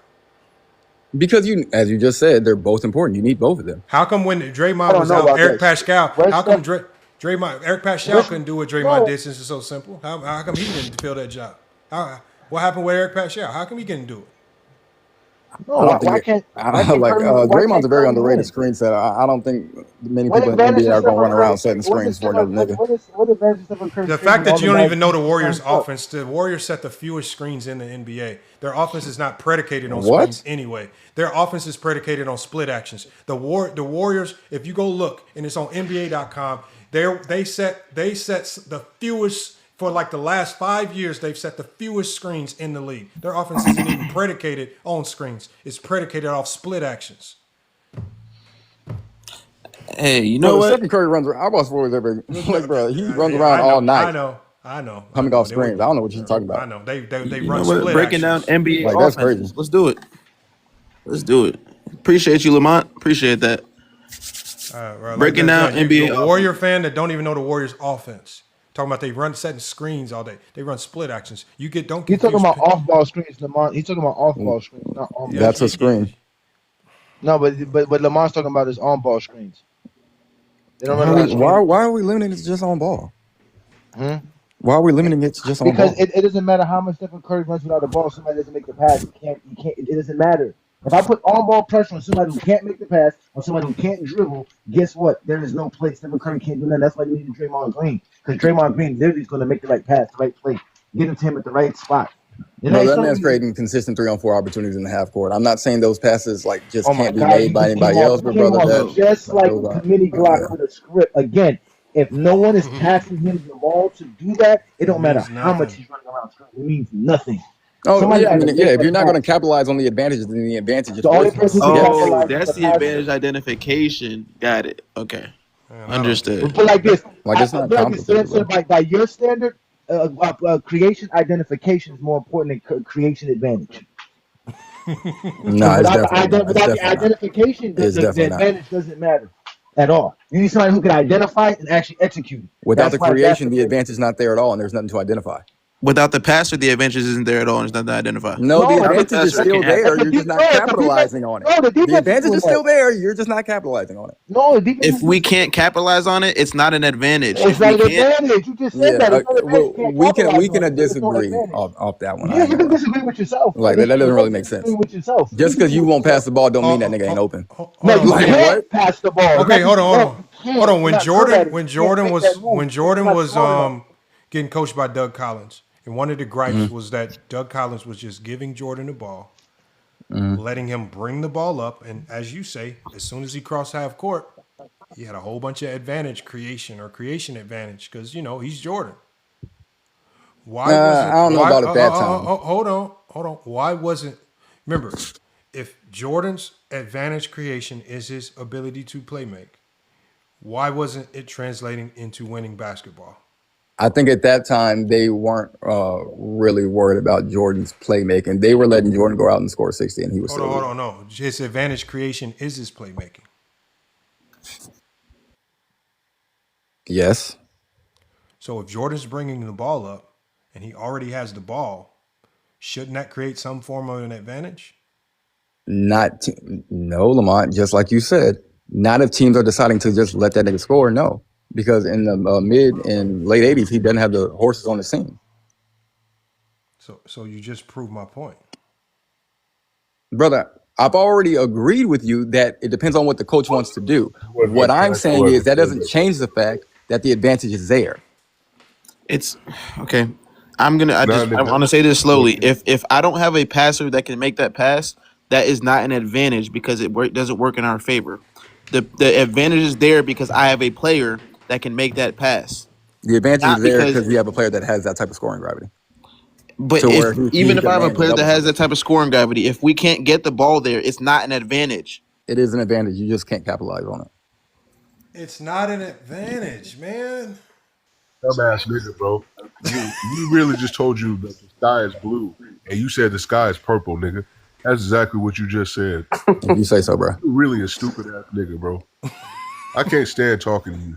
We've been talking circles around your dumb ass this whole time. Come on, New World. Well, let's not do him like they try to do us. Nah, man.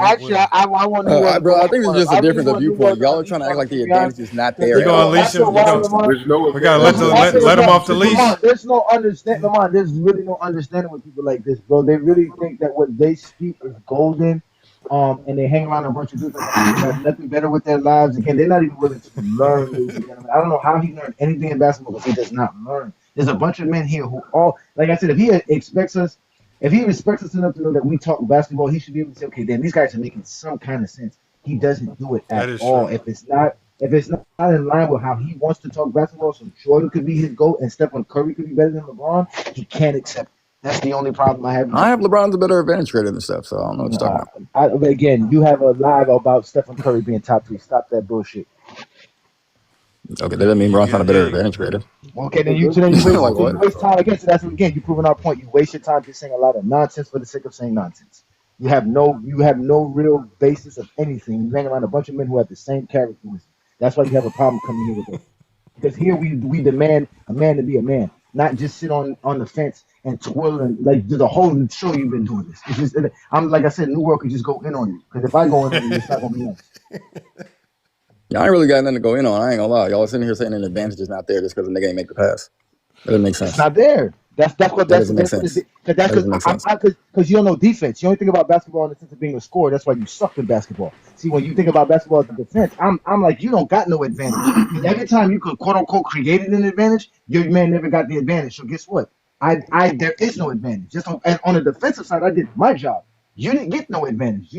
The point of You having didn't this guy. capitalize. The point of having this guy is that he creates the advantage, meaning the defense is at a disadvantage. Well, while the defense is supposed to be at a disadvantage, they keep having an advantage.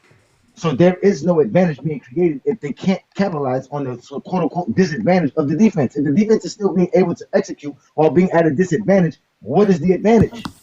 Yeah, exactly.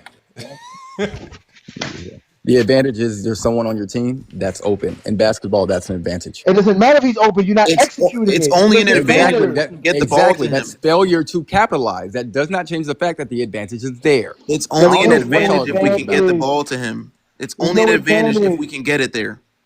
That's like saying, hey, I got in the red zone, but I never scored a touchdown. But hey, I got into the red zone. The defense comes like it doesn't matter how many times you got to the red zone, so you didn't score the touchdown. You didn't create no advantages. You didn't capitalize. Exactly. You didn't do nothing with it. Yeah, exactly. That doesn't change the fact that you were in the red zone, does it? No, it doesn't change that. It didn't give you an advantage. What are you talking That about? means you didn't get it. It doesn't give you an advantage. That's the whole point. It doesn't give you an advantage. You didn't score. That doesn't change the fact that you had an advantage.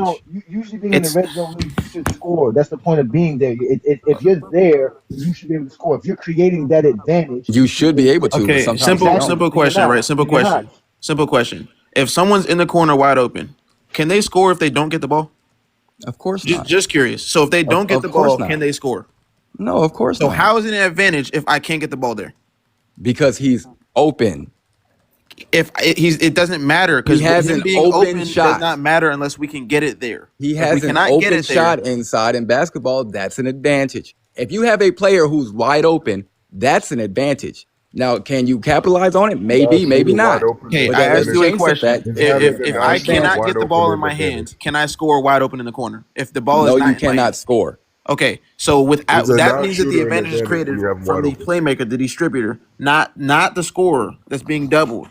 If I cannot get the ball there for that to be an advantage, then that's not an advantage because you being there does not help us if I can't get the ball there. That's just how basketball works. And if you need some help, I will break down the film on my page. I will break it down, bro. But please don't break it down. I don't want to hear this shit. This is I know you don't want to hear it because it's just going to prove everything you're saying wrong. I know you don't want to hear it. I know you don't want to hear it. Hold on. Let me just share my Every screen NBA player talks about it. Hold on. I don't know what y'all talking about. Okay, hold on. Let's just read the screen here. I just want to, because I want to walk through this because maybe there's some truth to what he's saying. So we're going to walk through this. All right, because I don't. What's on the screen? I'm about to put it on the screen now. Just give me 1 second. Because I don't profess to have all the answers, and y'all know when I get baffled, y'all know who I like to talk to. Oh Lord, Chat GP motherfucking T. You asked what advantage creation is? No, so this is what I asked it. I just gave it the same scenario we've been talking about. I'll let you guys see what I typed. So I typed in, is a double team an advantage, or shading help to a big an advantage if you lack a playmaker or facilitator that can read, react, and make the right pass, or even if the big catches the ball in the post and they cannot pass out of the double team. Is that an advantage for the offense or defense?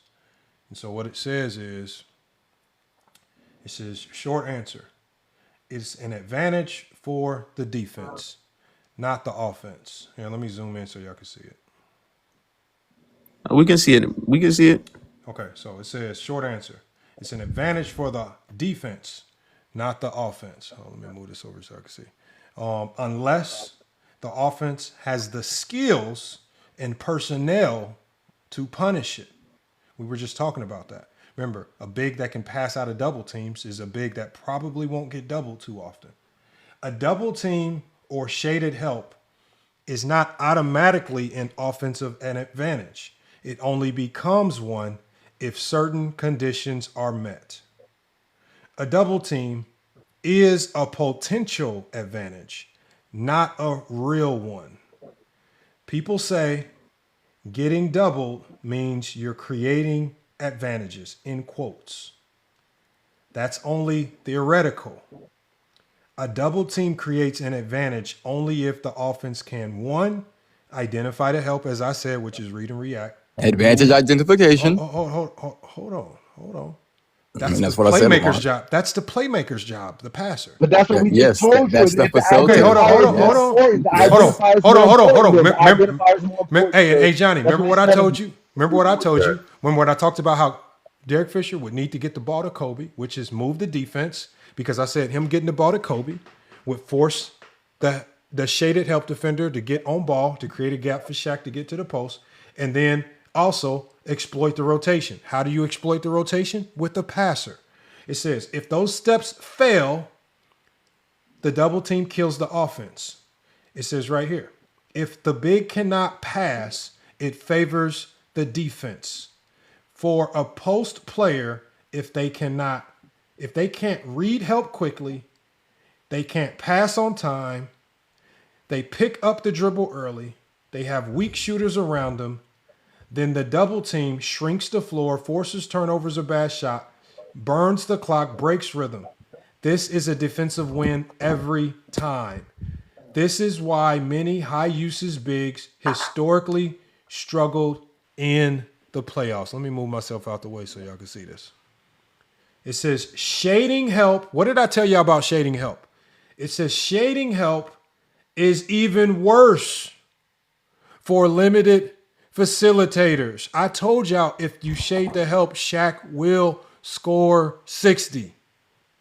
Shaded help, which is early stunts, digs, nail help, is more damaging than a hard double when the offense lacks playmaking because it disrupts before the catch, it baits indecision, it doesn't fully rotate, so recovery is easy.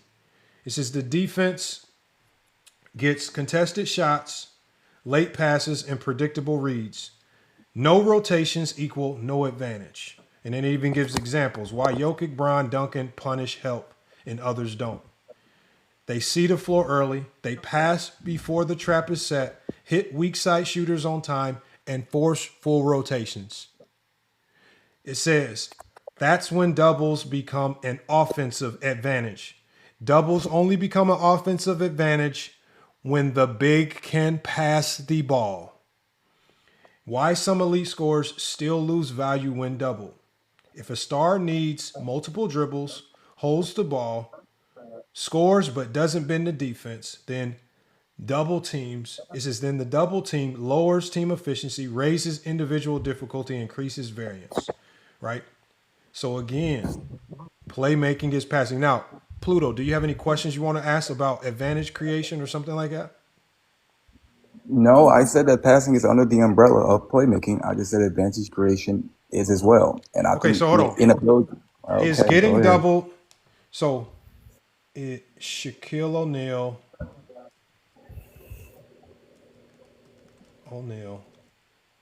getting double team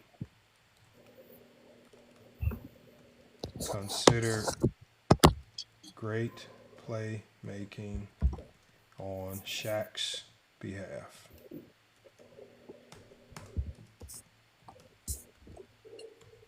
Use Patrick Ewing.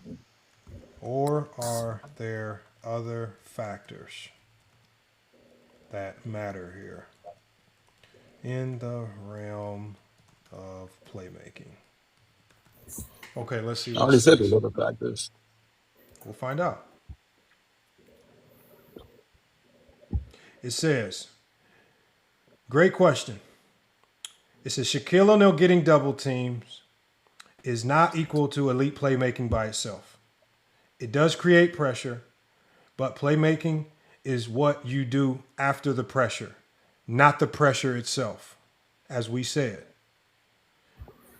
It says, drawing double teams is not equal to playmaking. Shaq's doubles were primarily caused by unmatched size and strength, deep post position, high field goal percentage at the rim, fear of foul trouble. It says that's gravity not playmaking. But again, that gravity is only dictated by what the other coach wants to do. But it says that gravity, as you said, scoring gravity, because this talks about Shaq's scoring gravity, it says it's not playmaking. It says playmaking is reading where the help comes from, like a Derek Fisher, like the great passers, passing before the trap is set, hitting the correct outlet on time, and repositioning after the pass. That means passing and then relocating. Drawing help is one step. Playmaking is steps 2 through 4. So again, Shaq's passing was good, but situational. Now it's talking about if Shaq was a capable passer, right? Shaq, a capable passer out of hard doubles, but when the double was obvious and late, less effective versus early digs, soft doubles, rotational help, or even zone principles, right? He could hit the strong side shooter, which again, I said nobody leaves the strong side shooter. Of course, Shaq can hit the strong side shooter. It's the easiest pass in basketball. Kick out to the top or dump off to cutters, right?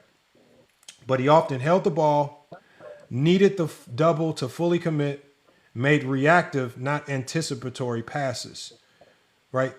But it said that's functional playmaking, but not elite processing. So again, they're talking about Shaq's ability to pass, which would be his playmaking, right? This is the real playmaking advantage around Shaq. Shaq's offensive ecosystem mattered. Entry passers, Kobe, Kenny, Derek Fisher, and Ron Harper. It says these were the playmakers, right? Getting Shaq the ball deep into the post and early reduced his decision burden. Floor spacers, Robert Horry, Rick Fox, Glenn Rice, Brian Shaw. Defenses couldn't fully load without punishment, right? During the rule era, legal defensive rules early in his career, more single coverage allowed less zone sophistication. All of that amplified Shaq's effectiveness against doubles. So again. So it sounds like it's saying that advantage creation isn't playmaking at all. It's saying advantage. First of all, I gotta ask it. I gotta ask it if it knows what. I don't know what this is. You like ChatGPT. Bro. You all right? What is advantage creation? Ask it what is playmaking. No, I'm going to ask you. It just told you what playmaking is. I'm going to ask. It literally just told curious. you what playmaking is. Hold on, we just got that definition right here. It just told us right up passing. here. No, what is advantage creation in basketball? Because you said this is a common term, so I should. And look, I'll see. You see what I typed in? Hold on, let me move the screen up. This is right. I don't know what it is. I've never heard of it. You could be right. Maybe advantage creation is everything that you say it all is. All right. I'm not going to put any extra slice on. I'm not going to put any extra finesse on it.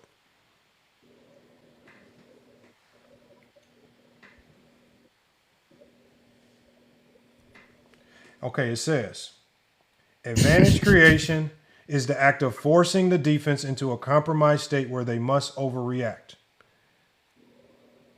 and then converting that reaction into a better shot. Not all pressure equals advantage. Pressure only becomes advantage if exploited. Okay, so Plato, it says here, advantage creation is the act of forcing a defense into a compromised state where they must overreact. Can you give me an example? I can give you an example of that, but I'm not going to help you. Give me an example of how Shaquille O'Neal forces the defense into a compromised state where they must overreact. That's literally him on the low block, drawing a double team or just making players shade. Oh my God, man. No, I'll give you a better example. If you're a no middle defensive team and you have a great player like Kobe Bryant who's able to get to the middle of the floor, you have now done something called compromise the defense. A no middle team does not want the ball in the middle of the floor. They now have to do something called overreact. So when a no middle team and somebody gets to the middle, that means those weak side defenders now have to overreact to Kobe, which compromises the defense. That's an example of advantage creation based on this definition. How does Shaq do that? You don't think them shading over is doing that? It's created. How is them shading over not doing that? Have you been paying attention, brother? No, I haven't. No, I've just It been up says, here hold on, inside. in basketball, it says advantage. It says advantage creation in basketball. An advantage is created when the offense forces the defense to break its optimal shape. So I just gave you an example where I said if you are a no middle team on defense and you have an offensive player like Kobe Bryant who's consistently able to get middle because of his just sheer skill, ball handling, and his ability to, just bully you and get wherever he wants on the floor, that means he is creating an advantage through his sheer force. And what it does is it warps your no middle defense. How does Shaq do something like that? I think that them shading over to Shaq is doing the same thing that you're saying Kobe's doing. What teams just I think randomly that's shade? the We just literally read about shading right here. Nobody's doing it because it said shading is one of the worst things you can do. Did you see what it said? Hold on, let me That go doesn't back change to the fact what that teams are doing it. no teams were doing it, man. Man, that was a brain Oh, okay then. cells. Oh, all right. And That teams was weren't a shading brain over cells. Shaq. You got it. It You also got it. said it's only an advantage if the offense can convert it. It's Which only means an if the advantage if the offense can force it. That I means you have definitely to disagree with you that. it's, you means you have to force the defense to bend to your will. So how do you force a no middle defense to bend to your will? By getting to the middle of the floor. That takes a getting to Kobe. the That takes a deep fish. That takes passing. That takes moving the ball reversals, right? You're trying to move this defense around so we can, because every play that's ever designed, right? Most plays that are ever designed are designed to either roll somebody through the middle or for the ball handler to get middle. You're always looking to attack the middle of the floor. That's why they even created no middle defenses. So again, you're trying to force the defense out of their, as it said, optimal position. No middle defensive teams want to keep you on the outside. Why? Because they're going to ice everything with ice coverage, right? They can contain that. Their help side is going to be loaded up. If you skip it across, they're probably going to exit out, right? It says right here, common ways, right? Common ways and advantages created. Dribble penetration. That's probably the most common way. Forces help. Post gravity, which goes to Shaq. Forces, doubles, or digs. But again, that's up to the coach. Off ball movement. The off ball movement is going to be key. Movement of the basketball. Transition, obviously. And then mismatch hunting. That you can only do that with passing, right? It says pressure is not always an advantage. This is where people get it wrong. It says a double team by itself is not automatically an advantage. It becomes an advantage only if the ball handler or post player can read the defense, right?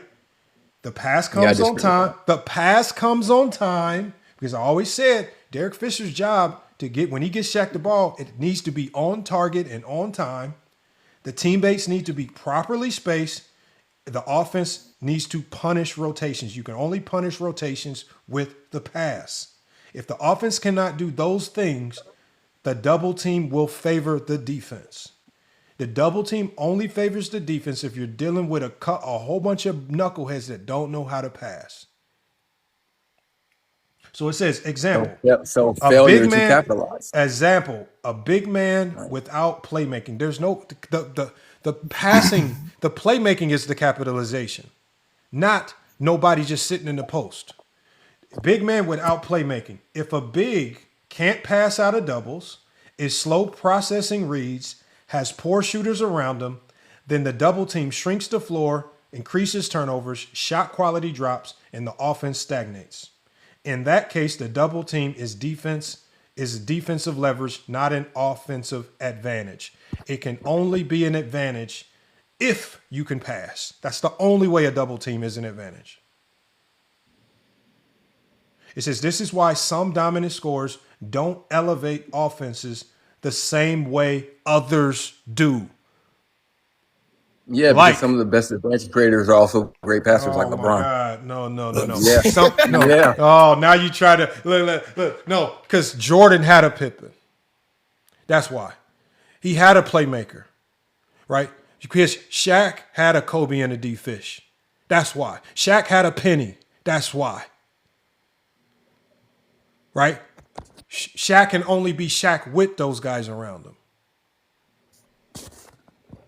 Yeah, I think some people's playmaking is definitely predicated on what they have around them sometimes. Yeah.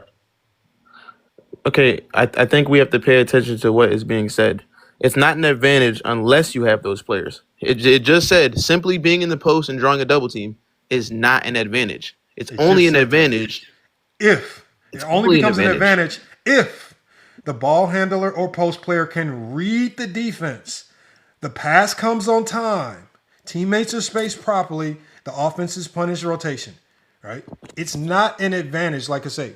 There is no advantage if you dump the ball into a big who cannot pass out of a double. That's not an advantage. That's a big who's going to be forced to take tough shots all night. That's not an advantage. That's advantage defense. That's what Johnny just said. If you're going to say one side of the coin has an advantage, that means the defense has a disadvantage. You can't say the offense has an advantage, but the defense also has an advantage at the same time. Impossible for the two to exist at the same time. If the offense has an advantage, the defense is now disadvantaged. But the advantage isn't dumping the ball down to Shaq when they're shading over. It's hitting the guy in the corner. That's where the advantage is. I don't know, why are you still trying to get the ball to Shaq? So basically what you're saying is it's an advantage when the passer can make a pass to the corner. No, I'm saying it's an advantage regardless. It's only an advantage if the playmaker knows I need to get this ball to the weak side wing or to the weak side corner to make the defense get out of this early shaded help if that's what they choose to do. And I told you guys, Shaq would score 60 to 70 points in a game if you shaded help in the manner that you described. I don't think teams are that dumb. They're not going to make it that easy for Shaq to score, that easy for Kobe to facilitate, that easy for guys to just get off on them like that. Nobody's going to play Shaq on the high side like that because Shaq is too big, too strong. You're going to throw it over the top. He's going to be living at the rim. Playmakers are going to have a field day dumping passes down to Shaquille O'Neal. Nobody's going to be that crazy. Why are you still trying to double down to it if they're helping on to him, bro? It's not making sense. I'm telling you that the advantage is coming off the guy helping off the corner. That's the advantage. I don't know why we're talking about giving the ball to Shaq. Because that's not an advantage unless the person can get the ball there to the corner. If we can't do that, then him being in the corner is useless. You have to be able to get it there. It's not an advantage unless we can't can capitalize on the advantage. That doesn't mean it's not there inside. It's not an advantage. Okay, hold on. Let's just let Pluto. Maybe I'm asking the wrong question. Tell me what to ask. Ask it what is playmaking. Hey, Lamont. Well, actually, Lamont, you don't have to ask. No. What? I was actually hold on, Johnny. I read it. Everything that it mentioned. Hold on. That's a great question. What is playmaking in basketball? Now, do you want to add any layers to this, or you just want me to hit? No, just ask it that. That's fine. Well, I'm pretty sure I already said it though.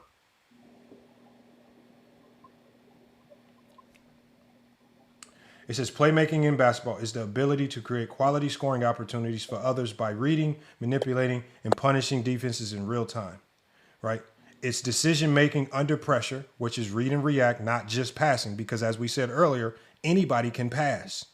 Just like anybody can get an assist just by being in the game. That doesn't make you a playmaker. It's the decision making that makes you a playmaker. Playmaking is a skill of turning defensive attention into efficient offense for your teammates. Who does it say it's for? Playmaking is that sounds like Shaq. For your teammates. That sounds like Shaq. Hold on, when you have a Shaquille O'Neal on your team, you are not doing. Shaq is not playing for his teammates. They are playing to get him buckets. What are you talking about? It says if the defense reacts to you and you make them pay with your playmaking, right? Not just assists, not just holding the ball, not just getting double teamed, not just gravity by itself, not just scoring a lot. Right? It even says right here, you can average 8 assists and still be a weak playmaker if those assists are late. Right? Why is it talking about assists first? Obvious or system generated, right? Remember, we're not just talking about guys who luck up into assist. We're talking about guys who go out there, facilitate and manipulate defenses. High leverage playmakers who actually create. All right. Four core components of real playmaking. Reading the defense. Who reads the defenses typically on every half-court set? The facilitators, point The guard. point guards, the facilitators. Okay, they have to read where the help is coming from. Okay, does Shaq have to read where the help is coming from, or does the point guard have to read where the help is coming from? The point guard has to do that. Right? Does the point guard have to read if the help is early, late, if it's a soft hedge or a hard hedge? The point guard has to read. All right, hold on. Who has when you're talking about tagging rollers? Who has to be aware of all of this? A point guard, the passer, because you cannot pass the ball to a guy who's cutting to the basket, and then you have somebody in the lane who's just tagged a roller. Now he's knocked off his route. You throw the ball, it's a turnover, right? And you also have to recognize who's zoning up on the weak side. This is what you were talking about, Pluto, which is shading help. Shading help is what we would call, and what you were doing when we drew it up, zoning up on the weak side. He would have to 2-9, yes, but he's essentially zoning up on the weak side. Why is it saying that a playmaker needs to read all these things? Elite playmakers see the second and third defender, not just their man. So when we're talking about Derek Fisher, when he starts with the ball, he has to see the second and third defenders, not just his man. He has to see that Shaq's man is fronting him. He has to see that Kobe's on that wing. He has to see that Rick Fox is in that corner. He has to know that Kobe needs to get this ball so he can force Rick Fox's man back to being one pass away, strong side defender. Shaq can then flash to the block, and Kobe's going to have to make that read, quick dump down into Shaquille O'Neal so he can score. So it says timing. This is where most playmakers fail. This is correct. Good playmaking happens before the double team fully commits, before rotations recover, before the window closes. Late passes equal turnovers or contested shots. On-time passes equal layups and open threes. Once again, it's talking about passes. Great players also manipulate.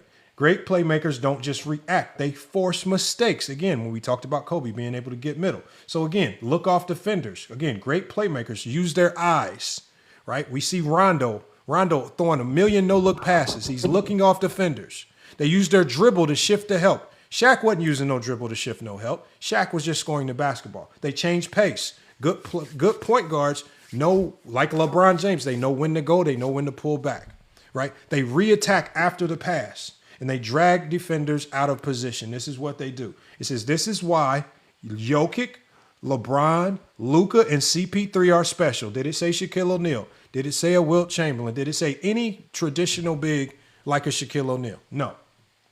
So it says the play must end in an open shot, a layup, a foul, or secondary advantage. It literally says swing, swing, score. If the defense recovers and nothing happens, no playmaking occurred, even if a pass was made. So it even classifies this stuff. Scoring versus playmaking. I didn't even tell it to do this. It's just doing all this extra shit on its own. Scoring. Just beating your defender. That's what Shaq did. Go dunk on this motherfucker. Playmaking is beating the defense, right? Setting it up so Shaq can go dunk on somebody, right? It says you can be an elite scorer and an average playmaker, right? Elite playmakers bend defenses. It gives examples of elite playmakers. LeBron, Jokic, Steve Nash, Chris Paul. Oh, guess what it says here, you guys? What does it say here? Pressure creators, not playmakers. Shaquille O'Neal, Carmelo Anthony, Allen Iverson. It says they force help, but they don't always solve it. It literally classifies Shaquille O'Neal as not playmaking. It says he's not an elite playmaker. He's not a playmaker, bro. It gives him his classification, gravity and processing. He has gravity, but he lacks the processing to be a playmaker. That's a fact. Which is why it says not elite. Big misconception. Big misconception. Hold on, y'all. Look at this stuff. See, now y'all see this in real time. Y'all saw exactly what I typed. Who said this today? Who said this statement today?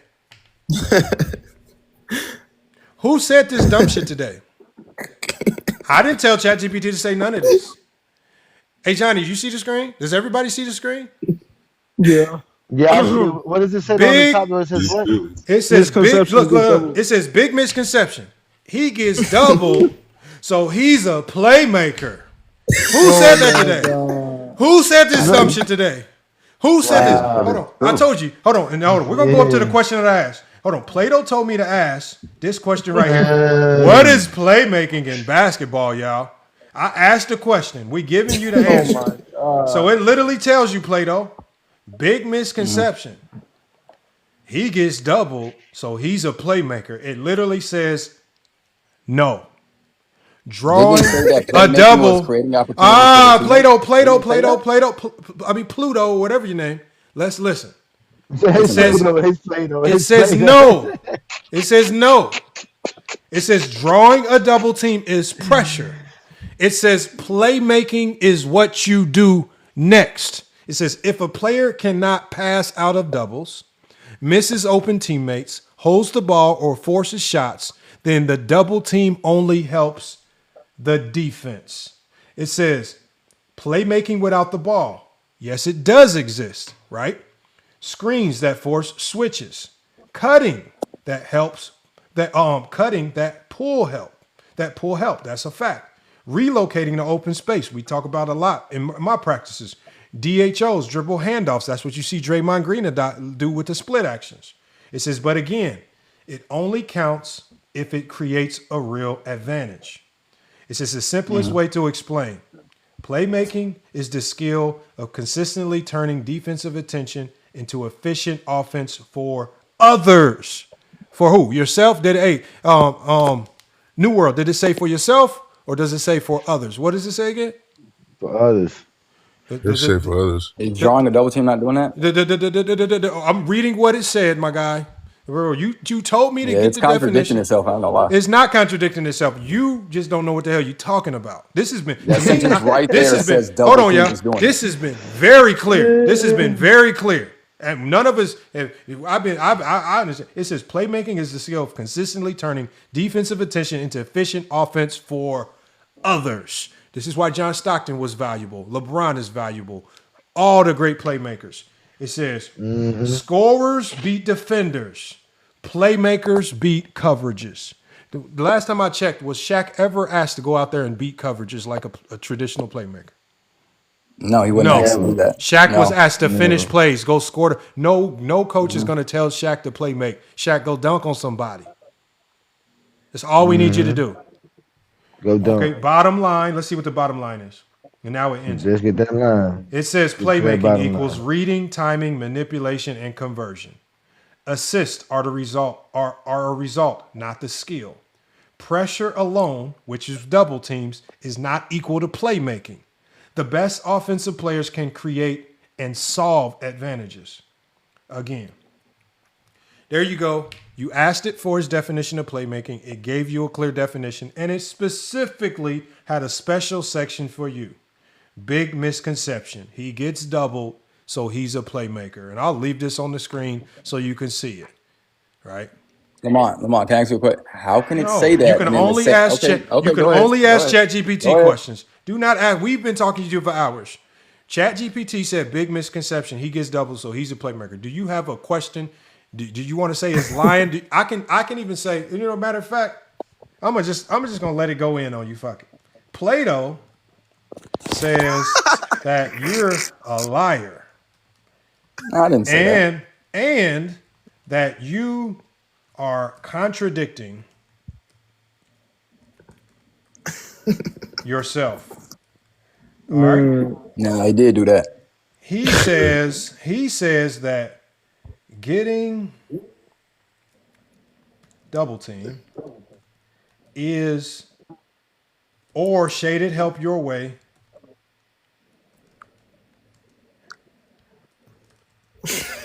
is some new term. Man, what the fuck? Called what's good, JJ? Advantage what's up? Creation. My boy. That he has identified as elite playmaking.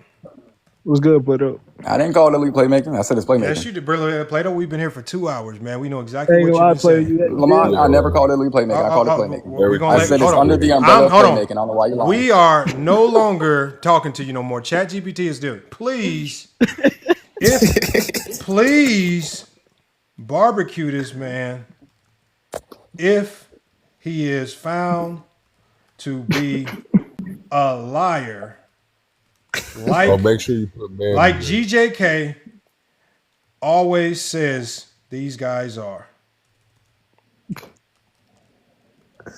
Says these zesty Jeffries are. Let's do. As typical zesty Jeffries. Damn, Lamar. Dude. Hold on. Plato asked for it. Plato, if you're going to say ChatGPT is wrong, you cannot talk about my ChatGPT out of body like this, just calling it a liar and whatnot. So again, he may be right. ChatGPT may be like, if ChatGPT is wrong, it's going to be like, my bad, I was wrong. But if ChatGPT is right, he's going to say you got to go, man. All right, let's see what it says. Content for sure. Oh, y'all haven't seen Lamar's ChatGPT roast anybody. It's about to be the first time on TikTok. I'm telling you. Lamar's ChatGPT is ghetto as ever, bro. I'm telling you this right now. And they hate Kobe. It's only going to get This more. is the only live word advantage creation ain't playmaking. I ain't gonna lie, but that's all right. No, of course, it's the only live that talks hoops. Because it's the only live that talks hoops. Just go ahead and read it, Lamar. And let me tell you something. And this is why in New World, this is why we let stuff like this go. Because again, people need to hear these discussions. They need to understand basketball a lot more, bro. Because the people like Plato and their lives, they'll literally make it seem like because a bunch of idiots agree on something that they're right. I'm telling you, they're the worst, bro. I'm telling you, man. It's a actually, hey Johnny, you know what? Hey Johnny, it must know we on TikTok, so it literally says, all right, I'm gonna barbecue the argument, not the person. It's going light on you, Plato. It says I'm going to do it clean. It ain't gonna go in because it has went in on people. Logical and undeniable. And it said, but it says it's warning you, Plato. So if Plato keeps talking after this, it's because he's just choosing vibes over basketball truth. So I suggest that you just let it die after this, Plato. It says the first. This is the first core issue. It says the first core issue. Plato is committing a category error, then inventing. Hold on. Hey Johnny, what does it say he's doing? Inventing a label. Inventing a label. Hold on. Inventing advantage creation to cover it up. It literally is saying you made it up, Plato. That's what It literally says you made it up. Hold on. It says his claim boiled down. If a player gets double or shaded help, this is advantage creation. Therefore, elite playmaking. That is false by basketball definition. This is false by basketball definition, film evidence, and coaching terminology. What did I tell you? I've never heard a coach say this stuff before, but we got to let ChatGPT tell you because, again, we don't know nothing, man. It says the key distinction he's ignoring. It says either on purpose or ignorance. And I'm starting to lean towards on purpose. Pressure is not advantage. Gravity is not playmaking. Because you said scoring gravity was playmaking. Attention is not. It says attention is not creation. Getting doubled is defensive attention. Playmaking is what you do with the attention. It says if those were the same thing, then every high usage scorer would be an elite playmaker. Every dominant big would be equal to Nikola Jokic. Every double team would guarantee efficient offense. None of those are true. It further says what his advantage, and it puts it in quotes, advantage creation equals double team logic. It says it collapses instantly. It says a double team can help the defense. This alone kills his argument. It says if the player can't read the floor, can't pass on time, can't punish rotations, has poor floor spacing around him, then the double team shrinks the floor, forces turnovers, burns clock, produces worse shots.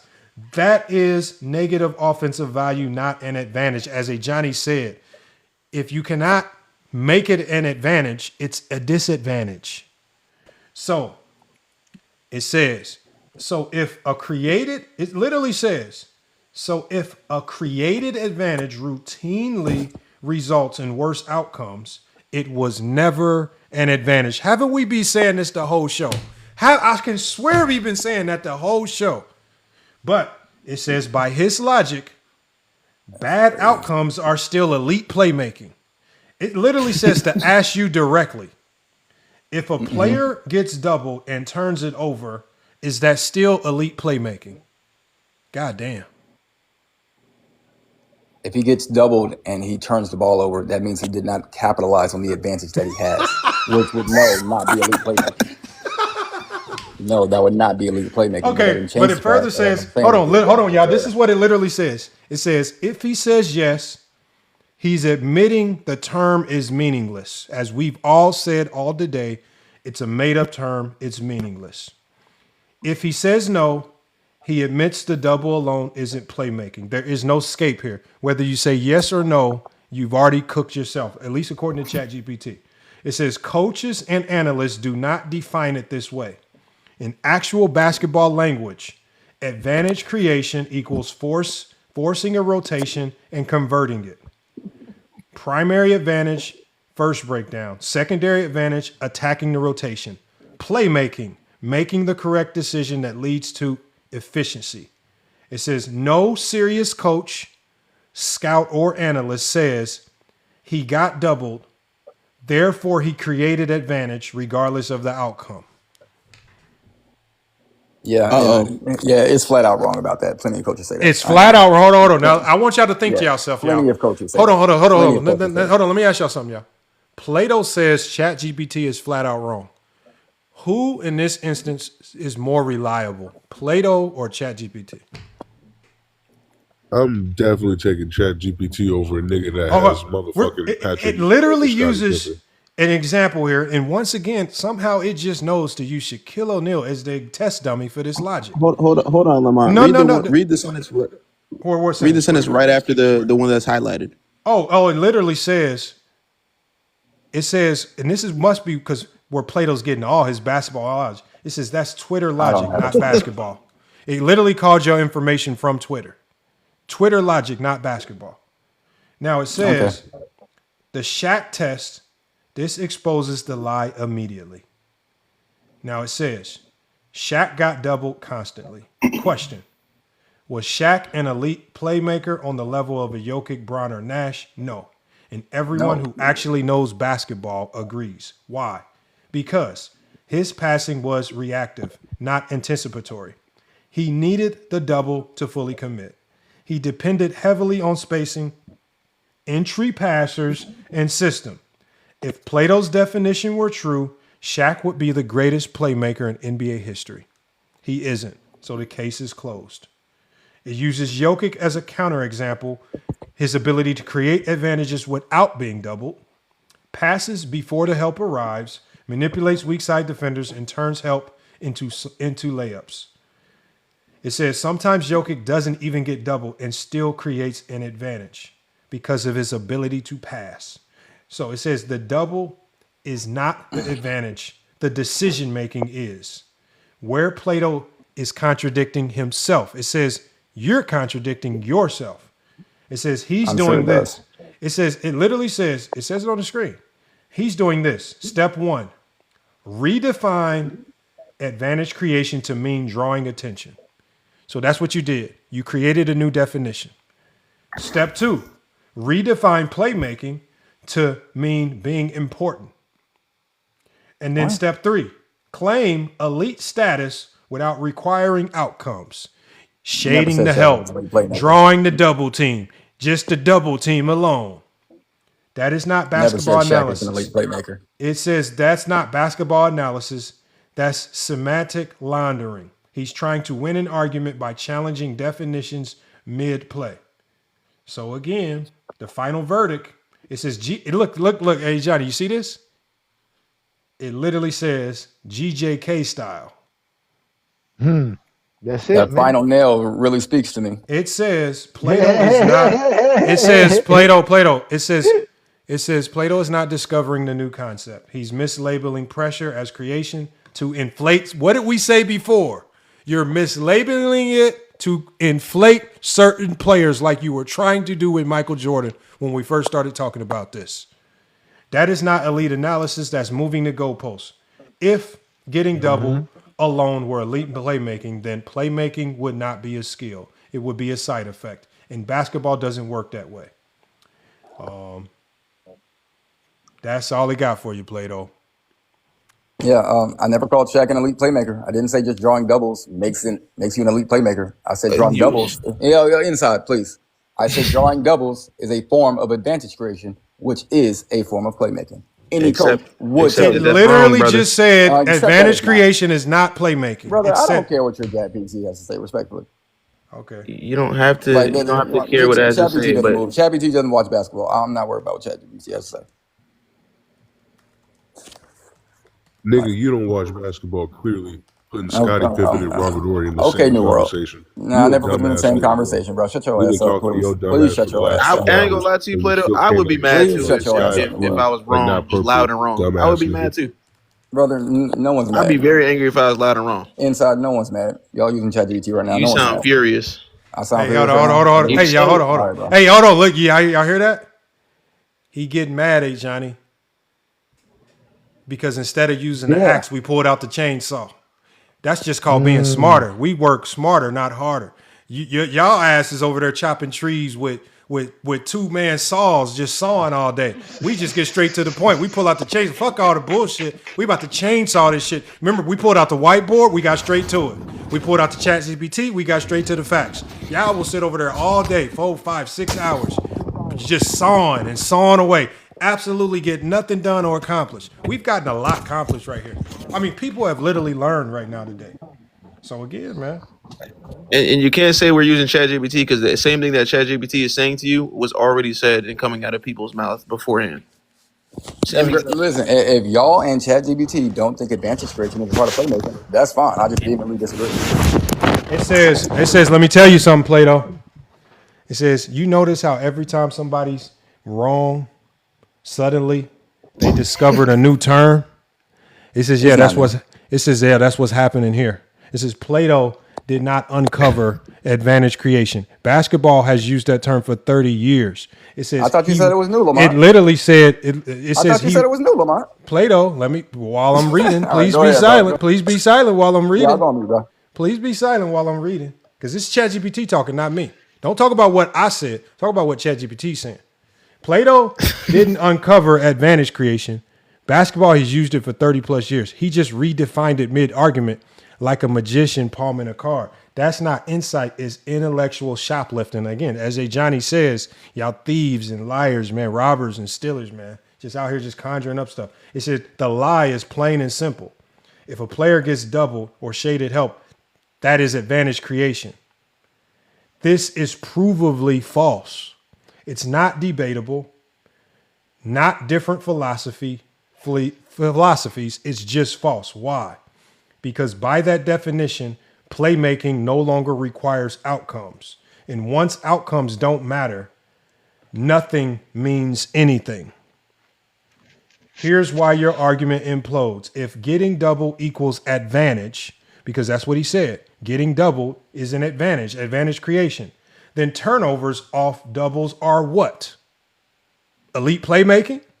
So when a guy gets doubled, it says, and panics, picks up the dribble, throws the ball out of bounds, and forces a shot, Plato wants us to clap and say, wow, advantage created. That is exactly, not nigga. basketball. Yeah, that's what I'm saying, bro. It says that's participation. Exactly it says that's participation trophy analytics. By his logic, the defense is helping the offense by stopping it. Let me get this straight. It says, let me get this straight. The defense sends help, offense scores less efficiently, and Plato calls it an advantage. We were all saying that.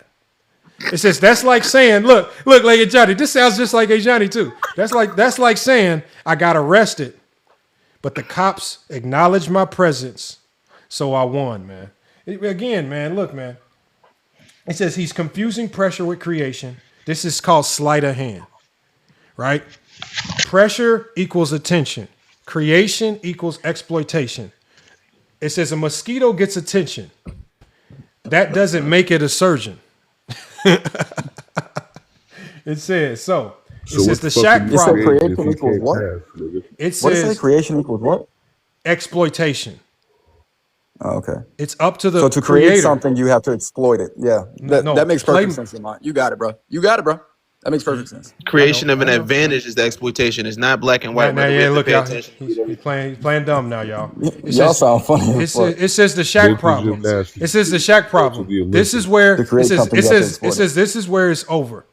Shaq got doubled every possession. By Plato's logic, Shaq equals elite playmaker on Jokic's level, right? Shaq is better than Nash.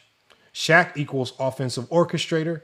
But in basketball reality, Shaq needs obvious double. It says Shaq needed obvious doubles, passed late, relied heavily on system plus shooters, did not manipulate any rotations. That's why no coach, analyst, or former player calls Shaq an elite playmaker. If Plato's definition were true, Shaq would be the GOAT playmaker. He isn't. Plato knows it.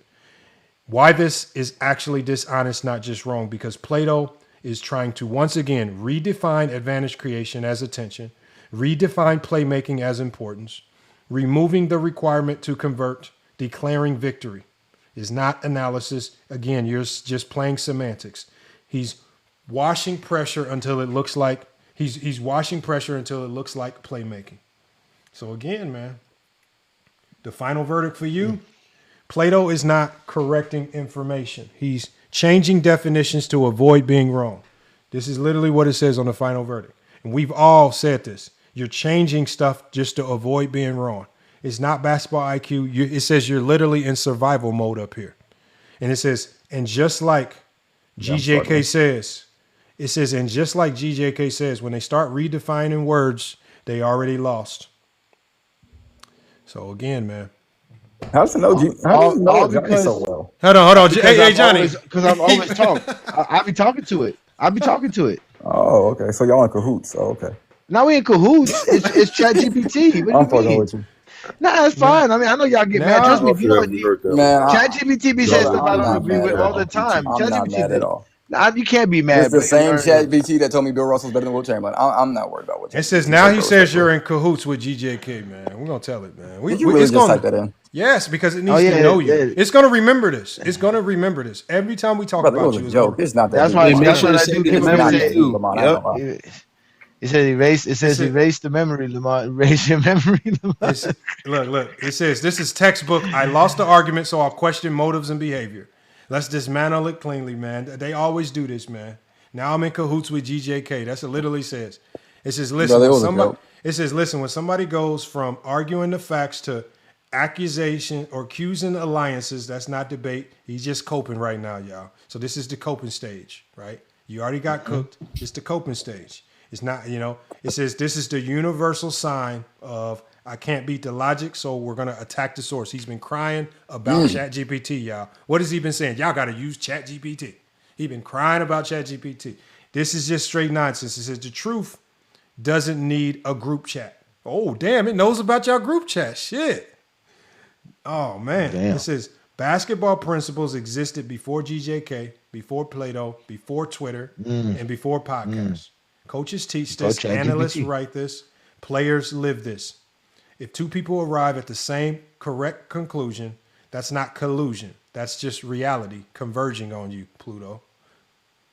If math gives two people the same answer, do they accuse each other of cheating? No. They accuse the person who got it wrong. So again, man. Look, man. All right. Hey, I guess you're on to something, bro. Advantage creation is involved. What's the final verdict? Y'all got it, bro. What's the final verdict for Plato? Is sufficient has officially. It says this conversation has officially moved from basketball discussion to narrative defense, and that always that's how it always ends when someone can't explain outcomes, can't defend definitions, can't reconcile contradictions. It says you didn't need GJK. It says you didn't need me. You didn't need a coalition. It says, Plato, that you just need basketball logic. And it says that basketball logic has already cooked you. So unfortunately, man, Plato, you might be, I would suggest, let's just go ahead and leave ChatGPT alone. I think it has enough information on Plato for the day, man. So, now you're in the books, man. Yeah, it's Lamont, I'm going to go ahead and change my criteria, man. Advantage creation is not a part of playmaking. Well, your I'm saying, criteria is the best player, anyways, in the to the most championships. no, no, Really, no. Fuck all that. Advantage creation is not a part of playmaking. but I All think right. I think y'all need to come up with y'all top 10, like y'all top 20 list, though, with all these criteria. Y'all This is supposed to be hilarious, dudes bro. who have ball knowledge. Y'all should be able to come up with a top 20, man. Y'all should be able to say, okay, with my criteria, these are the 20 best players to ever play the game. I think y'all need to expand it, man. We need to hear some more of this knowledge, man. I think we been misfortunate here in Goat James Kingdom FYF to not have you guys break it down for us like that, man. We need to see that. Man, bro, maybe I just watch more basketball than other people, than a lot of people. I don't understand how, I truly don't understand how someone cannot get the logic that if someone's wide open and I can't get the ball to him wide open, him being open does not matter. So I think that it's like sometimes we genuinely just have to watch like basketball. I watch plenty of I basketball, watch bro. passers literally get people open. Like that's the point of the playmaker. He gets you open. He I watch finds you scores get open. people open. I don't know no scores get nobody open. I just don't know. None. If All I right, don't have the ball in my y'all got it, hand, bro. it's not. Y'all got I'm it, not bro. affected. Y'all got it, bro. Y'all got it. Player. I got a question. So, What's up, man? what's the argument here? Like, what are they trying to say? Oh What man, you? oh god, I don't want to go back down all the way to it, bro. I ain't gonna lie. Hoops around the world. Hold on, hoops around the world. Why the hell would you ask the man that just went through the worst barbecue session we've ever seen on this channel yet? Why don't you just Because ask he knows me? how this live is. Why He knows how this live is. don't you Lamont, I ain't just gonna lie. ask? Hold on. Why don't you just? First of all, I don't know who he is. He didn't introduce himself. He wasn't cordial. He didn't say anything. I said he knows how the live is. It don't I'm about to matter. say, we never seen I don't him. know. I don't know how he knows anything because he hasn't even mentioned the host. He hasn't said nothing to GJK. Damn, we Are you can't blowing even up, get a Lamont? what's up. No, I'm muting you because No, I'm we just talking we're to trying to hoops. figure. No, I'm saying your live is blown up. That's how he knows you, bro. No, God I damn. don't care. No. I'm saying you come on the panel and you ask. Remember, me and A Johnny are the hosts. You don't direct questions to the panel. You direct questions to me and A Johnny, man. Come on, man. Let's lock in. So All right, my bad. what do you want to know, man? What do you want to know? I just want to know what the argument is in terms of advantage creation. Like, Advantage what creations is? of fake. Advantage creations of fake term created by Plato. Yeah, that's basically the consensus at the game too. So what? Goat James Kingdom. What do you think advantage creation is? Like, I Bro, just man, want to no. Hold on, we don't damn, move Lamont, why you goalposts. keep doing this, Lamont? Let me Like get I these two said, it's guys, only in bro. y'all's live that we act like I'm this going ain't to real, tell you bro. what It's only I'm y'all's going to tell you live, bro. eventually what advantage creation is being double teamed. You said being double teamed. Yes. I'm understanding from talking to Plato is being double Yeah. teamed. That is a form of advantage creation, yes. Or help shaded That's your the only way. form. That's the only form you spoke of. You didn't speak of no other We form. There asked is you no about other form. ways. Yeah, you're lying. You're lying. I No, said hold I on. said Hey that. Johnny. No, you Didn't didn't. Don't lie. we asked How him? does Hold screen on. set an Plato, stay on advantage? mute. Plato, hold on. We asked Come on, you man. You said it's a specifically. point of playmaking. We asked you specifically when we had the whiteboard up. What are other ways you can create an advantage outside of double teams? And you said, I don't know. I can't. You didn't tell us nothing. We can. That's not what I said. Oh my God. Y'all like to lie a lot, bro. So Plato, what are other ways you can have advantage creation without getting shaded, help, or double team? Without getting a double team, you can set a screen. That creates an advantage, Lamont. Oh my God, man! That creates an advantage. Like, what are you As talking about? ChatGPT just defined, a screen only does something called create attention. It then becomes on the defense to react. And once that screen is set, it's on the playmaker to make the right read. You can set the perfect screen, but if the playmaker makes the wrong read, if he doesn't hit you on time, that screen was for nothing. You can be the greatest screen in the world. Failure to capitalize. It creates no advantage. It has no advantage. If for example, May as well just agree to disagree. No. We're talking basketball. There's no need to agree to disagree. Yeah, there's a word salad. I ain't gonna lie. No, this is not word salad. We're talking basketball. And I can show film of my team, whatever team you want. A screen is worthless if the playmaker does not know how to play make out of it. So again, for example, if it's a screen and you're going towards the wing and the defense calls ice coverage, right? As a point guard, you have to be able to pick up, okay, they're icing the screen. I have to know what to do when they ice the screen. I have to know, because if you don't know what to do, you're going to have two on you. You're going to be trapped in the corner, and you're going to be stuck in the corner with the baseline as an extra defender if you don't know how to make a read out of that. You can screen and roll perfectly, but if the point guard does not know how to read, react, and play make out of that, it was for nothing. There is no advantage created. The playmaker's decision is what makes the advantage. It's not the screener. The screen is just the attention, because once the screen happens, what does the defense do when the screen happens? All the defenses start to communicate. Switch, ice, hedge, soft hedge, something. They're doing something because they're reacting. The attention is now on this screen. This is why they say defenses have to talk. Draymond Green is great on defense because he talks, right? And so he's always communicating. What are we doing?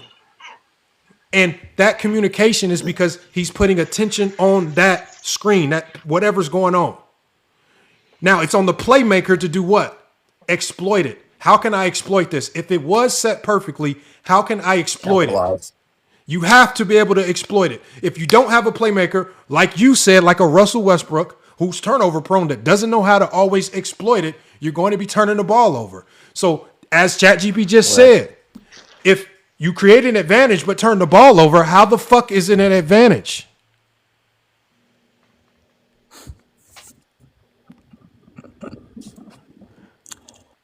I wanted Hoops to speak. I don't want to talk to Plato. Plato, please. I don't want to kick you. I want to hear somebody who's smarter than you right now. Let's see if Hoops is smarter. He has a British accent. He may be smarter. Again, listen. I have to do this because again, we are all men up here. I never heard of creation advantage in my life. I'm 44 years old, going on 45. I've been playing basketball since my church league at 11, 12 years old. I've never heard anybody ever say anything in my life called creation advantage. From my understanding, you're being double teamed. I don't know how setting a screen creates an advantage. It just creates attention. The defenses have to talk when they attention. See this. From what I'm hearing, what I've been hearing from Plato, I don't know how a screen correlates to the same thing what Shaq does when Shaq get double teamed. That I don't see where that correlation is because Rudy Gobert is one of the greatest screeners in NBA history. Nobody talks about his supposed creation advantage. It's because the reason why is because I may set a very good inside. I'm tired of you guys explaining this. I want the Zesties to explain this. Stop trying to defend Zesties. I want to hear it from them. So Hoops, you came up here and I want you to help me understand this, please. No, I'm just asking questions because it's kind of like a word, not a word salad, but there's a lot of definitions being thrown around. I think advantage creation has always been around. Like, I think inherently, if you draw the double team, yes, there is an advantage created, but you also have to say, how are you taking advantage of that double team? If we're not calling Shaq a great playmaker, but is not Shaq drawing a double team an advantage? No. Thank you. No. Thank you. So Hoops, let me ask you this. How is it an advantage, right? For example, how is a double team an advantage if, for example, you got all 30% three-point shooters on the floor?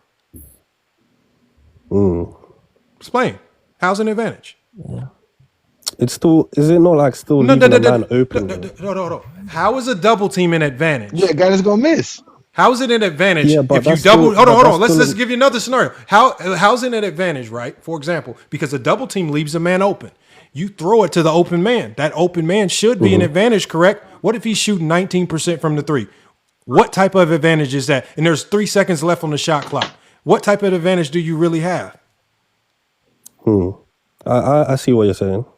I do see what you're saying. It's only an advantage. The advantage only happens when you are able to successfully convert. The conversion is the playmaking, manipulating the defense to do what you need to do, right? So again, double team is the attention that we send to a player. For example, if we got all horrible three-point shooters, for example, when the Lakers had Westbrook and all those horrendous three-point shooters, you know what teams did? Yeah. They let the fucking Lakers shoot threes. Right? You know what they did? They doubled guys like LeBron. They doubled the guys who can score. You know what they said? This is not an advantage because this motherfucker Vanderbilt's standing wide open. That's an advantage for us because this motherfucker can't shoot. How is it an advantage if you can't convert? It's a disadvantage. This is why teams push for 3-and-D shooters or guys that can actually make the shot at a competent level. Then it becomes an advantage when you have players on the floor that can punish the attention that you send to one player. But if the team is able to double team you and not capitalize, and you're not able to capitalize it either because you don't have a point guard smart enough to get the ball to the open man or manipulate the defense, right, to pull that double team off of your best player, it is absolutely no advantage whatsoever. Most teams don't really do this wild doubling stuff. It's typically like a last resort tactic because you really can't defend as a team. So when you see teams doing this silly blitz and doubling shit, it's because they, like when they're trying to do it to SGA, it's because, damn, I can't do nothing else. I can't figure, our defenders ain't good enough, so we're going to do something desperate. And you get cooked anyway. Like when the Lakers, what did they do last year? They went into a stupid zone against the Minnesota Timberwolves. You know who the fuck destroyed them? Rudy Gobert cooked them. Because in that particular situation, the Lakers did not have the defenders to guard a player like Rudy Gobert at the rim. Who was feeding Rudy Gobert? So did Rudy Gobert create an advantage, or did the Lakers' stupidity on defense create an advantage that the Minnesota Timberwolves playmakers were able to exploit by getting to the middle of the floor, throwing lobs to Rudy Gobert all night? There is no advantage just by attention. The playmakers still have to get the job done. It's still a silly. You cannot create terms, try to redefine them, and label them to try to sound smart. Like we're not going to go look this shit up. Come on, man. So, player, why don't we just kind of change it to like drawing attention? I think that would be a better term to use. No. Plato said it's playmaking. He said getting double teamed is playmaking. It's not playmaking. That's the point. They're trying to take away a real basketball term, which is playmaking, which we all know what playmaking is since Bob Cousy days, right? We all know what playmaking is. Playmaking is being the ball facilitator, the passer of the team, the guy who is the offensive general. He's the one who calls out the plays. He's the one who knows who he finds the open man. He finds the open man. He's the reason why the open man is open, because he finds him at the right time, at the right spot. So that's always been the term for playmaker. It's never been nothing else. You don't need nothing else. Basketball has everything it needs. There's nothing new about basketball. Even the term drop coverage, right? They use it a lot all the time. It's just it's just basically saying what I'm detaching. I'm playing drop coverage. It means it's basically not hedging. I'm not hedging. I'm letting you come around the screen. Come downhill all you want to, but I'm gonna be right here waiting for you. So player, like in terms of the drawing attention, was this in relation to not drawing attention? What do you call it? Advantage creation. Was this in regards to Michael Jordan? Of course it was. Yeah, of course it was. Of course, no, it was of course.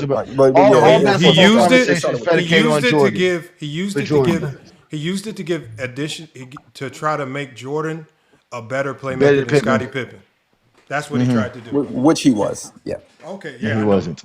No, he was not a better playmaker than Pippen. Sorry, player. Can I just so I know I keep asking questions, but I just want to get the full player. When you say the better playmaker than Scottie Pippen, what do you mean by that?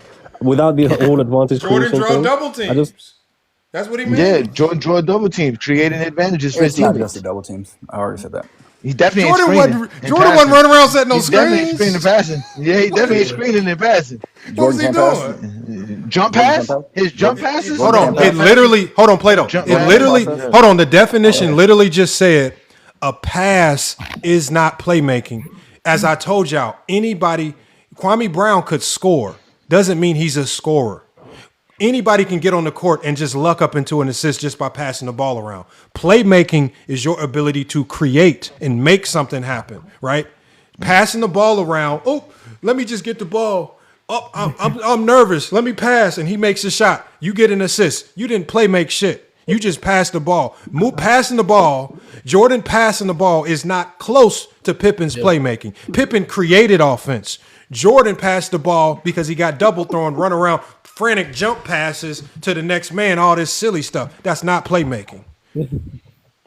Jump pass, especially jump passes. So Pippen was creating more than Michael Jordan. Gotcha. Yes, of course he was. That's literally he's the focal of the triangle. That's why he was called a point forward. Why did they created a position for him called a point forward, bro? He was the focal of the triangle. That's how the offense worked. Give me the Marquise Johnson bullshit. Because Scottie Pippen was the first point forward. not Marcus Johnson. You lose Making all doubles. Y'all act like doubles are just automatic. Like teams just are forced to double. Like teams are just like, oh, you know what, we're just He was doubling. literally the facilitator for the Bulls. It was That's nuts. the triangle Yes, he was a offense. facilitator, All yes. right, the way that the triangle offense works, But yes, you he was need the person that's going to distribute the ball. Scottie Pippen is the one distributing the ball, and that's how the triangle offense works. He's the focal point of the triangle offense. It runs through him. That's how the triangle works. What's the most That nigga just said it mandatory? runs What through is the Scotty. number Go. one? Stop What is the talking. number one mandatory element of the triangle? It does not work without a ball reversal. That ball reversal cannot start without a playmaker because the playmaker has to identify where Jordan is, make sure we're running the ball reversal to the right side, make sure we're running it right, also understanding what the defense is doing. And you have to be able to see these things because it may call for a time for Scottie Pippen to just branch off from the offense to go get a bucket on his own or hit somebody else. He might see something else. But at the end of the day, Pippen, as the primary facilitator and playmaker, has to make those reads. It was an offense designed to force ball reversals. That's the number one element of the triangle offense. You need a ball reversal for it to work. And Pippen's ability to run the triangle offense on top of that, which made it easy for the other players to run alongside it as well, because they noticed how if they did what was part of the triangle offense, they would all get their shots. Everybody would get, and they would get open shots. Don't need Jordan for that. You don't need the triangle. If Jordan is the quote unquote creator, advantage player that is, why you got the triangle? You don't need it. You just put Jordan on the floor, and then, there you go. The triangle is creating the advantage, not Jordan. But you need the playmaking. You need a guy who could pass the ball. And Scottie was the best one on the team. That's the whole point. Scottie was the best passer and playmaker on the Bulls. That's just it, man. He was the It's best fine. creator. He facilitated, ran the offense. He was their best creator. Best defender. Best defender. He was the best defender and the best playmaker on the team for sure. Yeah. If we're taking advantage creation out of playmaking, I agree with you. That's good. We're not using that. We don't. I don't know what that I know. term That's what I is. said. We're not using that. We're not using that at all. I don't know what that means. Hold on. We can't take it out of it when it was never there. It was Getting never a double part of teamed it. don't mean nothing. Getting It double was teamed never. is definitely We're a not part of it. taking nothing out of nothing. You tried to insert it in somewhere where it don't belong. Oh, okay. It don't belong. Yeah, there. It's not playmaking. We don't use bullshit 2K terms like gravity. It's not shot even a 2K creation, term, advantage man. creation. That's like saying Dale Davis Y'all and hear young Antonio players in the Davis. NBA mention gravity That's and like all saying the Dale time. I don't know Davis why and y'all niggas Antonio keep talking about Davis it. were great playmakers because they were setting screens all day for what's it called? Yeah.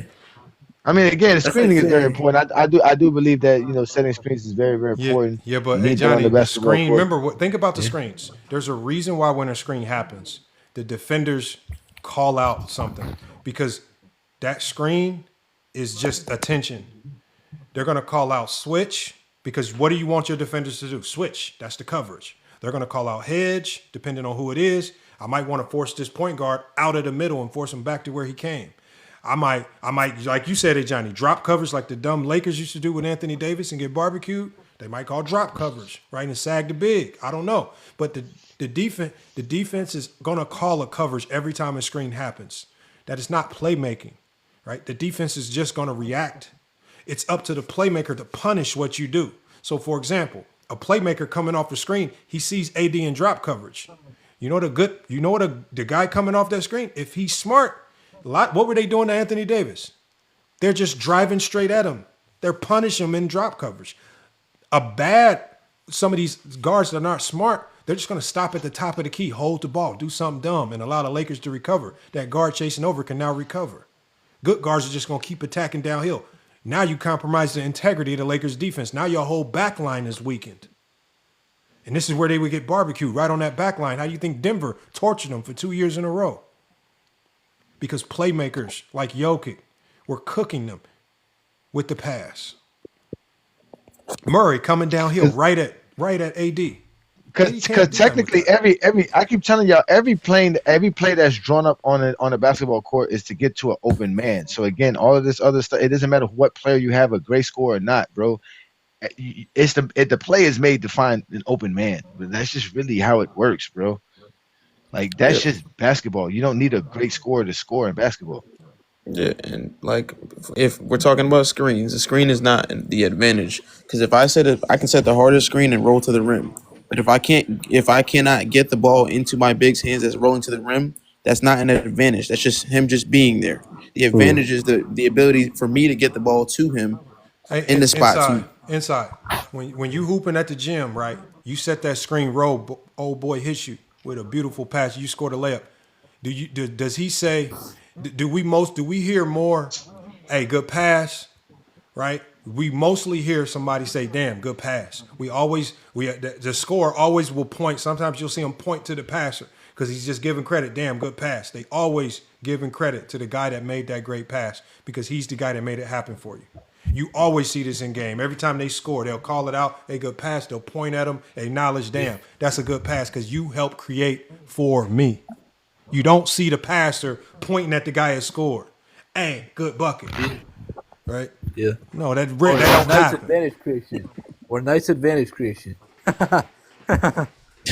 didn't hear that. Just to let you know, Hoops, there's take a four step terms back. that Take a step back. there's four terms. There's four terms that we hear all the time, or at least that I hear all the time. That's just annoying and really has no basketball a place in basketball. It's portability, gravity, playoff translation, and now this silliness called advantage creation or creation advantage, whatever. These are not real basketball terms. They're made up basketball terms on TikTok. They don't really exist. They got TRT, they got SRS, they got game I mean, score. professionals use them, so I don't know why. They got all types Never of heard shit. it. Never Go heard ahead, it. though. Come on, man. Never heard it. Bro, I can pull up an NBA Brother, scouting your report goat right now. uses a majority Hold of on. the So time. Pluto, you're telling me if I put an NBA scouting report on the screen right now, I'm gonna find the term advantage creation on it. You want me to pull one up? I don't know about a scouting report. I'm saying You seen NBA just players use said all the terms. you just said NBA players use it. Who NBA players? Who would use it other than a scout? Who would use this term other than a scout? The NBA players themselves. For what? To describe basketball as they do. They don't sit around and say, man, Shaq was one of the greatest creation. They don't say that stuff, bro. You never heard nobody say this, brother. They definitely mention his gravity.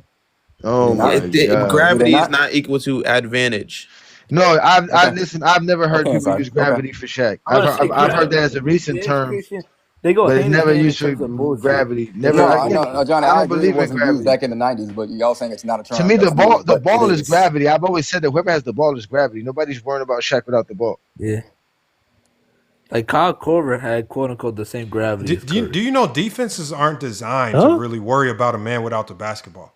Most defenses are like, for example, when the Spurs in 07 were guarding LeBron James, bro, they were hyper focused on the basketball. Tim Duncan said we were guarding LeBron James with 5 players. Every time LeBron had the ball, it was 5 people focused on him. Most defenses are focused on the basketball. This is why they say a connected defense is the best defense. The ball moves, the entire defensive unit moves. Nobody's connected to one player, focused on shade and help to one player. A good defense is always going to be consistent in what they do. They're not going to over-help, over-rotate because of one good player. A good defense should take care of all those problems anyway. A good defense is going to naturally take care of all those problems. That's why basketball is the really a good sport, because it's kind of like chess. Even though people think chess is complicated, chess is really not complicated. It's just that there's so many different ways you can play it, and in basketball, there's just so many things you can do on the court. But it's really just a real simple thing, bro. It's a ball. You must dribble it to get it to move to a certain spot, or pass it. One of the two. It's the only way to get the ball to the spot. Nobody draws up a play where one player just dribbles and shoot. So, especially in the history of the league, where most of the greatest scorers or the guys you want to shoot the most are 7-footers. So to get a 7-footer the ball, you definitely need somebody who can dribble and pass so that they can get in the ball. Because if I put a defender on you, how are you going to get him the ball? If the play requires you to make a pass within 10 feet, but you're 15 feet away, how are you going to make that pass? Hey, why? We can go to the 98 Bulls versus Pacers. Why do you think they put a 6'7" Scottie Pippen? Or was it 97 or 98? I can't remember. It was when they played the Pacers. It was 98. Yeah, 98. When they put Pippen on Mark Jackson. Why would you put your small forward best defender on the Pacers' best playmaker? Why? I want you to ask yourself that. Right? Teams do that now. He's the one. Teams slow down the ball. Remember, Mark Jackson, yeah. in this stage, Mark Jackson was not a great offensive player. He was only good for getting that Pacer offense going. He was the engine. He got everybody to open shots, facilitated. They had Scottie Pippen picking this man up full court to disrupt the offense. disrupt his ability to play make. That's why when they selectively put Pippen on Magic in the 91 finals. Off ball, they used him in passing lane to disrupt passes. On ball, they had him picking Magic up full court, disrupting, turn, making them turn, take a shot, not pass. I don't know, like, bro, it's always been like this, bro. You always want to attack the head of the snake. If you can stop the playmaker, you can stop an entire offense. You do not stop an offense by trying to double Shaq, hoping that he catches it down low, and then hoping that your double team can stop Shaq. That is a losing defense. Dumbass game plan to me. We're going to let Shaq catch it. We're going to trust that our double team can stop Shaq in his prime. Come on, man. Hell of a scheme. I don't know who says let's catch it, but y'all just be saying shit. How am I saying stuff, man? Bro, because remember, you're not incorporating what the defenses have to 2-9. Yeah. So again, that entry passes are going to eventually open up. That help can't just stay in the lane. When they 2-9 and that guy has to go out and come back in, that I best believe that pass is coming over the top. Or you're going to hear a whole bunch of Laker coaches yelling 3 seconds, and they're going to be shooting technical fouls all day. So at the end of the day, you're going to get punished by just letting somebody sit in the paint. But best believe you said the help was going to front Shaq. As soon as that man 2-9s, best believe Derek Fisher's throwing that ball over the top to Shaq, and Shaq is about to be living all day. And we know Fisher could throw the pass. We know Kobe could throw the pass. Even Ori at times could throw that pass. Rick Fox was a decent passer too. So again, they surrounded Shaq with guys that could pass the basketball. They didn't surround Shaq with no slouches that was just going to hold the ball. Come on, man. You're not incorporating the game in its entirety. Like it's not as simple. The double team for Shaq is not that simple. I didn't say it was simple, bro. I said it creates an advantage. That's it. It creates. There's no advantage with a double team. It's only an advantage. Play creates an advantage, man. A play creates an advantage, not a player. Yeah. That's it. A play creates an advantage. You draw up a play, and with that play is executed correctly, you'll have the advantage. You'll quote unquote should have that advantage. Shaq and Jordan. I think having a team and all these that other opens an players. advantage. That's just me, though. But go ahead. No, it doesn't. Of course, that's you. Come on, you was a loser. You've been losing your whole life, even in these debates, bro. I don't understand this. Right. My God, Oh, man, come on. Right. No, it has to be this way, Hoops, because grown men should know how to learn, brother. This is learning, brother. This man told us that he was a loser in high school. He said he played on a horrible team. He couldn't win. So how are we supposed to judge his? How are we supposed to judge his judgment in basketball when he wants to stay on this hill that he's being pounded on and pounded on? Just say, okay, listen, Jordan is great. He doesn't have to be a playmaker to be great. That's why I keep telling y'all Jordan's career is not enough. Because you have to invent and create all kind of stuff to help his career so that he can be great enough to talk like you know basketball and say, yeah, Jordan's my GOAT. This is knowledge. This is what I possess. I was sitting in my room and created the greatest criteria. I come here and I tell you about terms nobody else knows about. This is nonsense, bro. We're all grown men who know basketball. And whatever y'all say on these TikTok lives are getting exposed, bro, because it's not real basketball. I keep telling y'all there's two options. Talk basketball or get exposed. And all you Zesty Jeffries do is get exposed because y'all can't talk basketball. You just can't. Can't. It don't make no sense. Shaq's double team. Willie's one of them. Let's get the ball to the open guy. Who's the open guy? I don't know. The guy on the corner. What if they don't double team from the guy on the corner? Who's going to be open then? Yeah. Willie's another one of those. There's nobody open and there's no advantage for us. It's simple. Then that means Shaq's not creating nothing. We're double teaming That's Shaq. exactly what I said. We're double teaming Shaq. Hold on, Plato. Jesus If there's a Christ. double team, I'm somebody double should be teaming open. Shaq. If And you that man who's double open team, can't somebody's shoot. open. He Hold said on. that there's not one. He just said If that there's not one. I double team He off of just said that Joel there's not Anthony one. every day, if I double team Right. off of I'm Joel tired of Anthony, running there's no advantage. Y'all don't believe in advantage, Chris. There's no advantage. If I double team it off of Vando, there's no advantage. Vando can't do nothing. Okay, if I double team it off a guy who can't score, if I double team off of Tristan Thompson, there is no advantage. If I'm double teaming off of Draymond Green, there is no advantage. If I'm double teaming off of Dennis Rodman, there's no advantage. It's an advantage for the defense. That's where we disagree. I think there's an advantage. I think he just can't capitalize on it. But that would make it not an advantage. If he can't capitalize on it, that means it's not an advantage. I kick your ass, man. Get your ass off just my going in goddamn live, man. circles, Fuck man. out here with that bullshit, man. Bye, man. Just Get the hell out going of in here, man. I'm circles, done with you, man. Fucking done, bro. It's 4:00 in the morning, man. I can't deal with niggas who's not smart enough to learn, bro. It's not an Bro, advantage, Jim. It's god not an advantage. I damn. mean, double teaming is not an advantage. Advantage creation doesn't fucking exist. You're just another dummy, man. Go to a Zesty Live so we can record you saying stupid shit and talk about you over here. We don't need you over here talking because we can get you recorded and listen to that bullshit here and clearly understand that you just can't talk basketball. You can't explain yourself. You guys can't explain yourself. You really cannot. You are a parasite to basketball fans. I can't wait till every last one of you are gone. Damn. Hold on, Hoops. What you got for us? Hoops, before we round it up, we haven't even fully heard Hoops out. Hoops, man. Yeah, good night, Plato. What you got, Hoops, man? No, sorry. I was just coming in to talk about the whole advantage creation thing because I think. What are your thoughts on it? I think it's tough because I hear your explanation, FYF. I do understand that. Yeah, if you don't capitalize off of the advantage of leaving a man open, or if they're a bad shooter, then it's not really an advantage. But for example, what would you say if, I don't know, like if you have like a 36% shooter out there and someone's getting double teamed on the inside, and would that not be advantage if leaving that type of man open? So what I'm saying is this.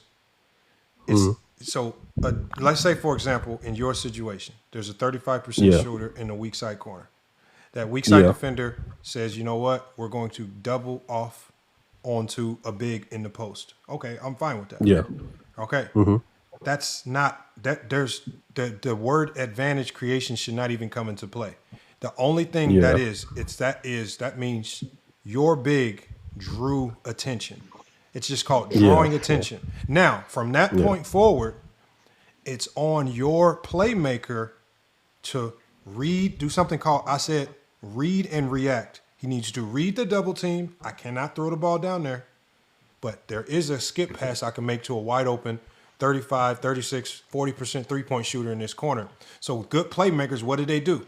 They use their eyes to look off defenders. There may be, so for example, you have to be cautious on these skip passes because a lot of teams will X out skip passes. And so a pass that looks open isn't there, but good playmakers like the LeBrons, the Rondos, the CP3s, they know how to make subtle dribble moves. They know how to use their eyes. Maybe he's going to look it off, look to the strong side corner, but maybe skip it weak side. But he's going to find a way to play make and get that ball to that three-point shooter in the corner. And this year especially, we've been seeing LeBron do it a lot. I want y'all to watch how LeBron, now that he's losing a little bit of his athleticism, watch how he uses his eyes more to get three-point shooters open. He's looking defenders off more, hitting shooters. That's playmaking. That is what I'm talking about. Manipulating defenses, confusing them with your language, with your eyes, with where they think you might go versus where you actually go. That's playmaking. And the term creating an advantage shouldn't even come into play because, yes, Luka might draw attention here. Ayton on a roll might draw attention on a roll. Even Jackson Hayes been doing really good. But his ability to be a lob threat, he's going to draw attention when he's coming off a Spanish pick and roll. It's on Luka, it's on Bron to make the right read and play make based on what they do, based on the attention that they draw. The word advantage, there's no advantage created if the playmaker cannot execute. Right? Yeah. So the term doesn't even come to play. We've already when we looked it up, it already said that he's using the term incorrectly. It has nothing to do with what he says. Right. And secondly, he's just jumbled it all up to in trying to make it mean something else.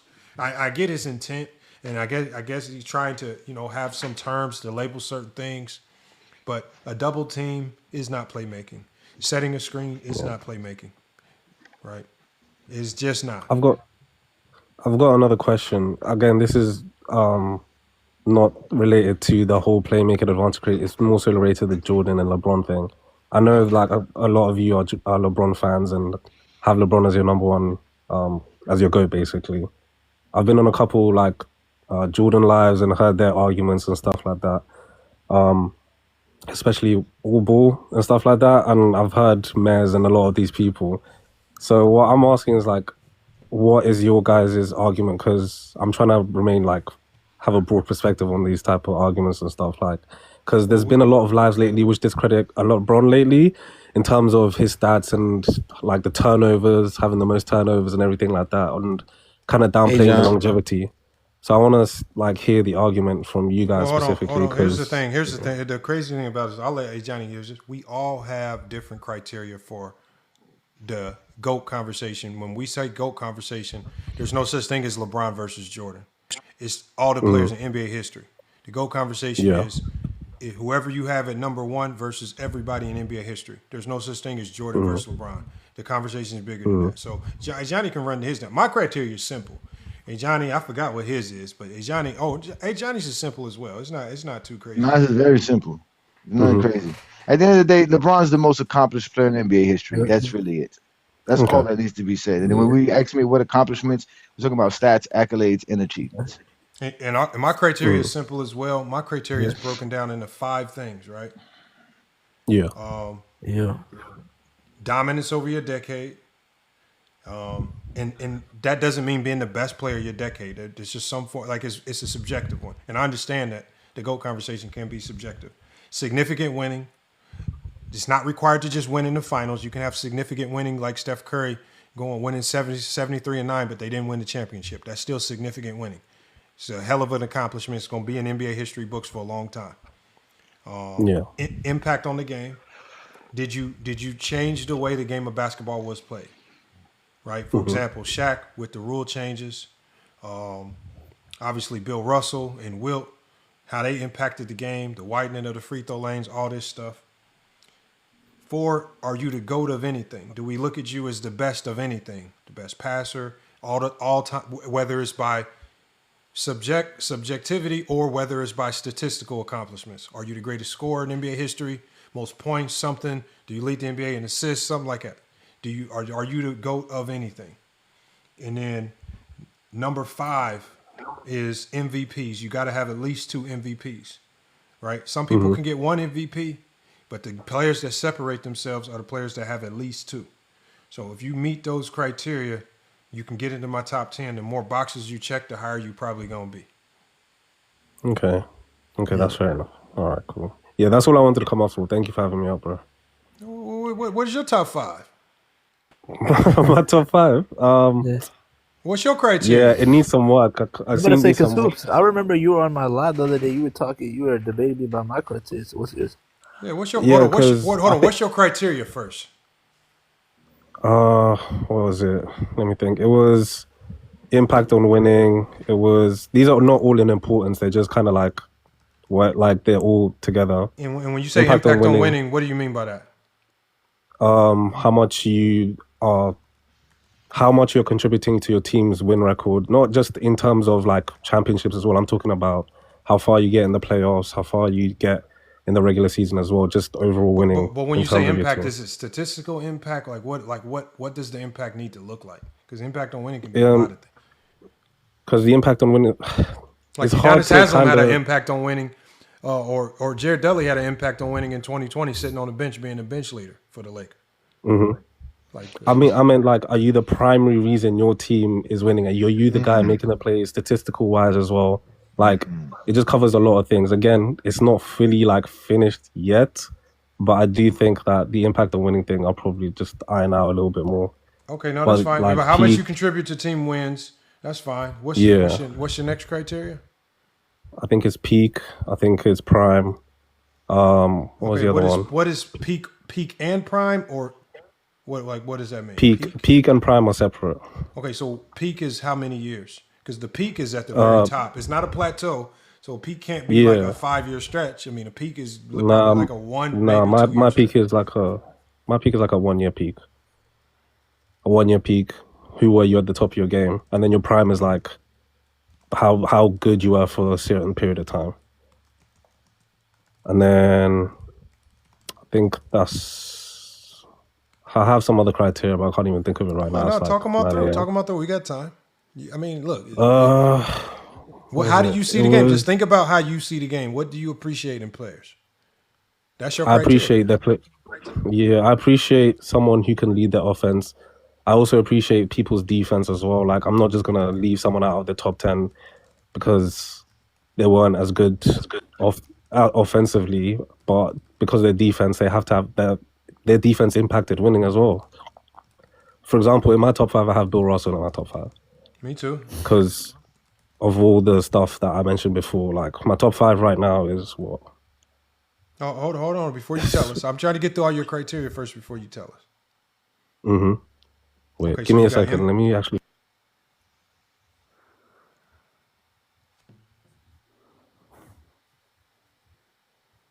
Coffee break, man. Coffee break. Hold on, Coffee break, but do you notice the difference? How me and Johnny, our criteria, I'm telling you, criteria should be simple. It should be simple. The more you It add can't to be it, simple. I guarantee you, George is gold. It ain't gonna be simple if George is gold. It has to be some complex formula because George's career is not enough. Also have playoff resume and also have accolades as well to extent. okay. So I've you heard said this player. before. So, hold on, you said player resume. Playoff. Oh, Sorry. playoff. What do you mean by playoff resume? Oh my god. How far did you get in the playoffs? What did you do in the playoffs? Your production in the playoffs? Yeah. Okay, so going playoff resume. Then what'd you say? And then after that? accolades as well. Now, do you include all accolades? Now, some people don't value all accolades. Is there any accolades you don't value as much? Because if you say accolades, even the minute accolades, NBA Cup MVP, Player of the Week, Player of the Month, all that can get incorporated if you don't identify what accolades mean the most to you. I would say Player of the Week and NBA Cup MVPs and stuff like that. They don't mean as much to me, but I would say if you mention them, then I wouldn't have a problem with that either, because at the end of the day, they're an accolade, I guess. Okay, so I'll just say all accolades. Common sense. Someone with common sense, man. Okay. Do you understand? And so if you mention them, it's not gonna it's not gonna change the argument completely, but I'm also speaking about the All NBAs. I'm speaking about the championships. I'm speaking about MVPs, DPOIs, etc., etc. Yeah. Yep. Major ones. The common awards and accolades. We got you. Yeah. So again, this is why. So that's all my categories. Now, if I were to do my top 5, this is why I specifically came up here and I was asking LeBron fans, because I'm still making my whole thing. Because I'm stuck on the 1 and 2 personally. Just tell us, no matter what you got, just tell us where you're at right now. And hey, Johnny, we don't Johnny care can where write people it got down. players ranked. Yeah, we don't really care where you're I'm ranked. at right. We don't care where people have players ranked. Yeah, where I'm at right now is Jordan 1, LeBron 2. I have Bill Russell at 3. I have Kareem at 4. I have Tim Duncan at 5. The disrespectful Wilt is incredible. Yeah. Oh gosh. All right. Well, I mean, like I said, Jordan's his GOAT. Hold on, I'm about to see what ChatGPT says. Yeah, I don't know. ChatGPT is always going to say LeBron. He has the same criteria as most. No, we just had somebody. We had somebody with Bill Russell one time. Yeah, because he said impact on winning, accolades. It's not gonna be Bill Russell with this one. It's gonna be LeBron. Per usual. Because LeBron has all the accomplishments. I keep telling people that. And ChatGPT, especially the Moss ChatGPT, it doesn't discredit LeBron for anything. It recognizes everything LeBron has. So once it does that, and you start saying, "Hey, I love this. I value that," with LeBron should go because he has all of these things. And that's why I came here asking, Go James Kingdom, why, apart from the accolade standpoint, apart from the, why do you think he's the GOAT specifically? Especially if you're just talking about the on-call production and the playoff resume, I just want to know a little bit more about that, obviously. Well, obviously nobody's produced more than him. With the stats is which we really talk about when we talk about impact and production, right?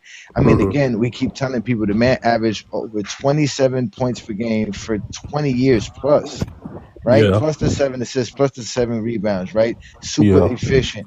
He's one of the if like this, he is the best driver of the game. Nobody can get to the rim like LeBron James and finish like LeBron James. He does it at an elite level.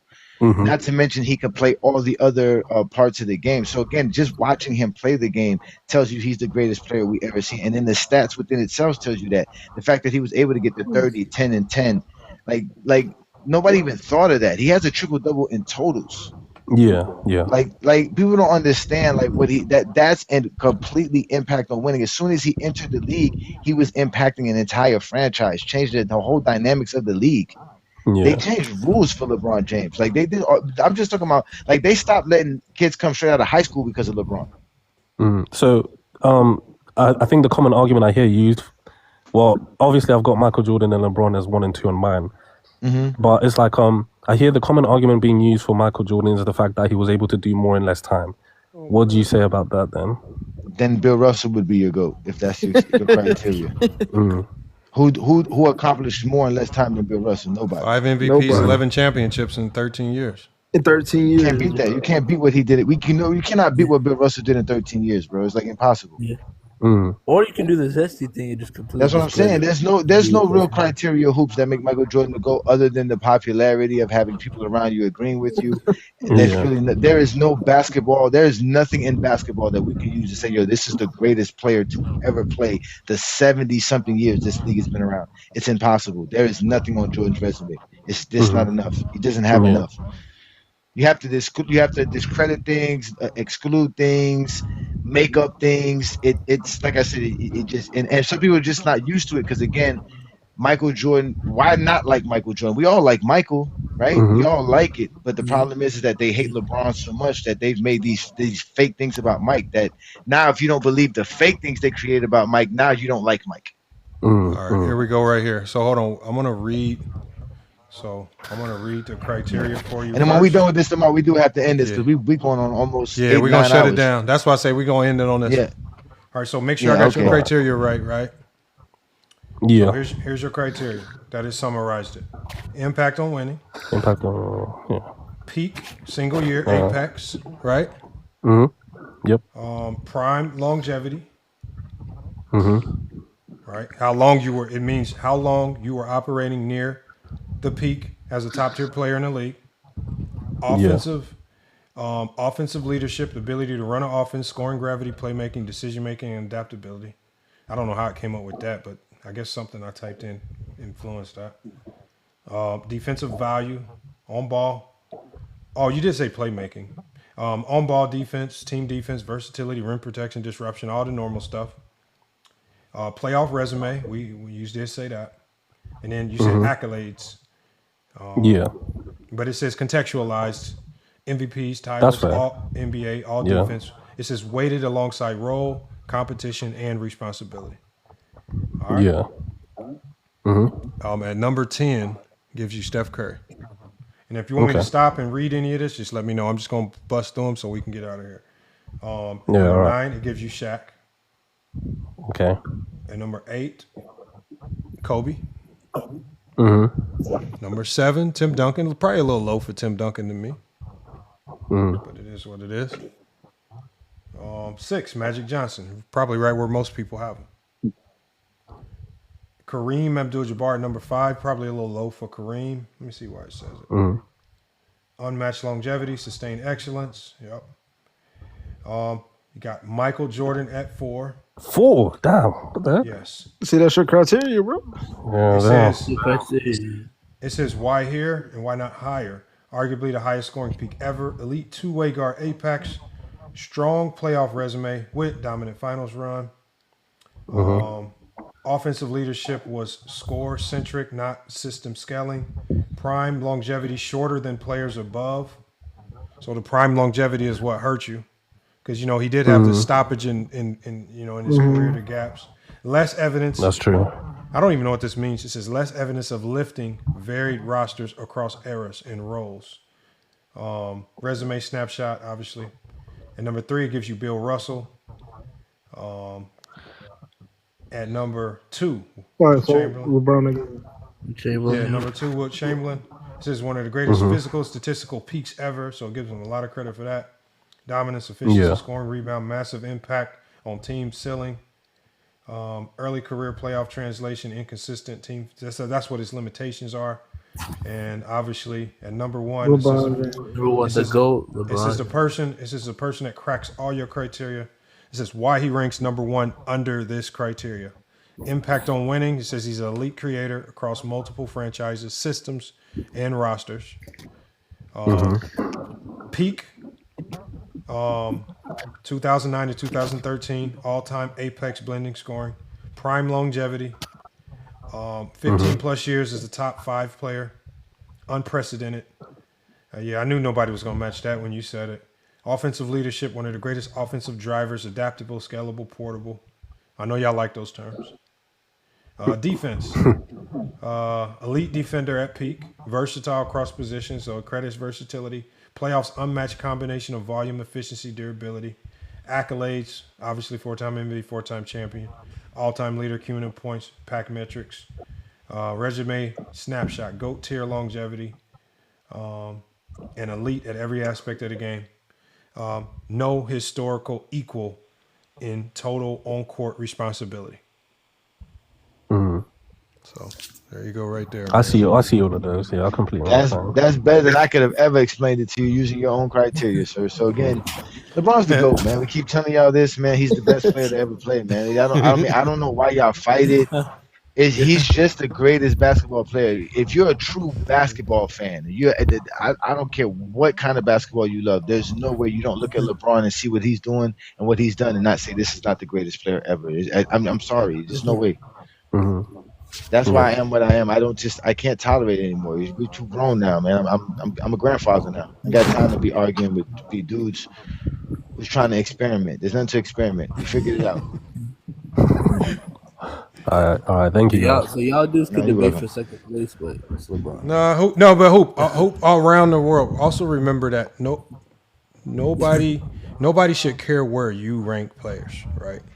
Rank, just stand on it, and who cares what anybody says? I mean, whatever your criteria says, even if your criteria says Kareem, Will, don't matter. If your criteria says somebody is the GOAT, that's what my criteria say. I don't care. And there's going to be a lot of people that's going to try to, you can't do.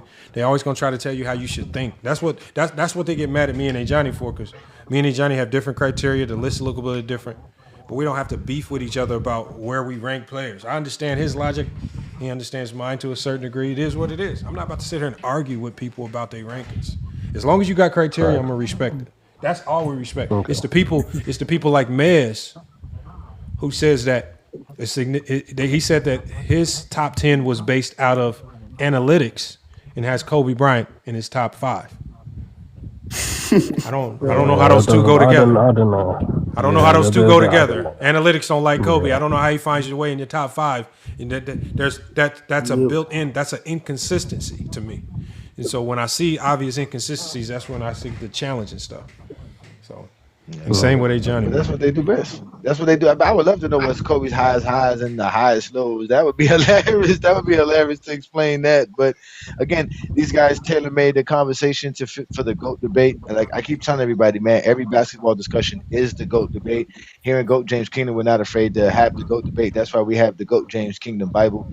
And at the end of the day, LeBron's the GOAT. We're going to prove it every time. And nobody can prove why Jordan's the GOAT. So you can go to those other lives and hear grown men yell and scream at each other, or you can come here and listen to us explain basketball in its purest form. Because that's all we are. We're just true hoopers and we talk hoops. So if you like this, again, follow Lamont, FYF Sports Debate on here, which is TikTok. Join his membership or subscription here as well. That way you have access to us. You help support what Lamont's doing. He'll be able to do more lives as well if you guys do this. And again, Lamont gives you the type of lives y'all like, 8-9 hours, 10-hour lives. He loves it, and this is what y'all need. Look what they try to come here in the last minute and say. They say, "Oh, look, we don't." I'm going because he started his live. Remember, his shift starts at 3 a.m. Think about this, Jay. They talking. Think about it. And the beauty of this, Jay, is they're going to talk about us. They're not going to talk about basketball. They're not going to talk about they're going to cry about the topic. They're going to cry about. They're never going to talk about what we say about basketball. When we pulled up that conversation with Mez, we were talking about his own words, basketball breakdown, right? Same with all ball. And as much basketball we can get out of them, we tried to talk basketball. Outside of that, salute to all ball, man. Keep it. You pumping out, 1,600 hours a month on live streams, man. Trying to, fuck it, man. Accomplish absolutely nothing. It is what it is. Yeah, like I said, man, they can't talk hoops. That's why they get exposed by the exposer. Now, if you like what I do, you know where to find me on GOAT James Kingdom, We on YouTube, Instagram, Facebook, Twitter, TikTok. We're all over the place. We are Zesty Jeffrey's worst You see, Willie? nightmares, and that's the facts. See, this is their way. Willie. This is why I've been, and this is why I've been blocking and not blocking, but timing people out. I don't like when people stay in the comments, but they try to. They had all day to come up here. No. It's not even about that. It's not even about that. I don't like when you try to use our comments to try to provide free promotion for other people. Like, at least come up to the panel and say something. But when you come over, Mez live right now, man. Like, why the hell would we care? Mez had an opportunity to come to our live. But you want us to take our platform, you want us to take our viewers to see us over there when he never once ever in his life has brought whatever platform he got over here to us. Stop doing that, Willie, because that will get you blocked. I don't like that. That's what I don't respect. Quit doing free promotion. He said I don't like his voice. They said I don't like to hear Mini Glock's voice, but we played Mini Glock's voice and showed him getting exposed right here. Bro, he was upset. He got clipped. I was outside, Willie. I was outside, Willie. No, I was outside. Me and you have been over to those platforms one too many times. These idiots will, because of their pride and egos, they will never come over to FYF Sports. So the fact that you won't, the fact that y'all try to make it seem like it's Crips versus Bloods and GDs versus Vice Lords, and y'all try to turn it into some serious. Well, then we're gonna just keep it that way. Keep y'all ass over there with 16 people watching. We gonna keep glowing up because every time we go live, the numbers go up. We were over 100 for a long time today. How about y'all try to do that with y'all stupid basketball talk? I'm not about to bring, as we keep growing, I'm not about to keep bringing the people that follow us over there just so because they thirsty to just drag us over there. You don't talk about anything interesting. You don't have anything that is vaguely educational for anybody to learn from. Why the hell would I take to go over there for what? That's what Willie. I don't know who Willie worked. Willie, these motherfuckers don't pay you nothing. You be donating to them. Hell, play the song for them, Lamont. Play the song for them so that we can so they can go tell No Ball Talks. We made another diss track about them. We put them on another diss track. Play the song for them, Lamont, so we can get about here. Play this song. George's career is not enough, y'all. We out of here, man. You know what it is. You already know, man. They wanna talk everything but hoops with us. No proof. Jordan's career's not enough. Get online, it's cool just to appear tough. No proof. Jordan's career's not enough. Talking tough online won't get you point across. It'll only lead to getting mad and walking off. Upset at Ajani who spoke truth to your ears. They put proof to the rear, hoping to soothe the fears, but they knew the deal. The rules are set, so stop whining and remove your tears. Let's review the real and remove how you feel. There's no crying in the Hey, y'all, we about to shut it down. I had to go ahead and just block Willie because now he running promo for Vision. Salute y'all, FYF Sports. Go James Kingdom, man. We about to get up out of here, man. Salute. Peace and blessings, fellas.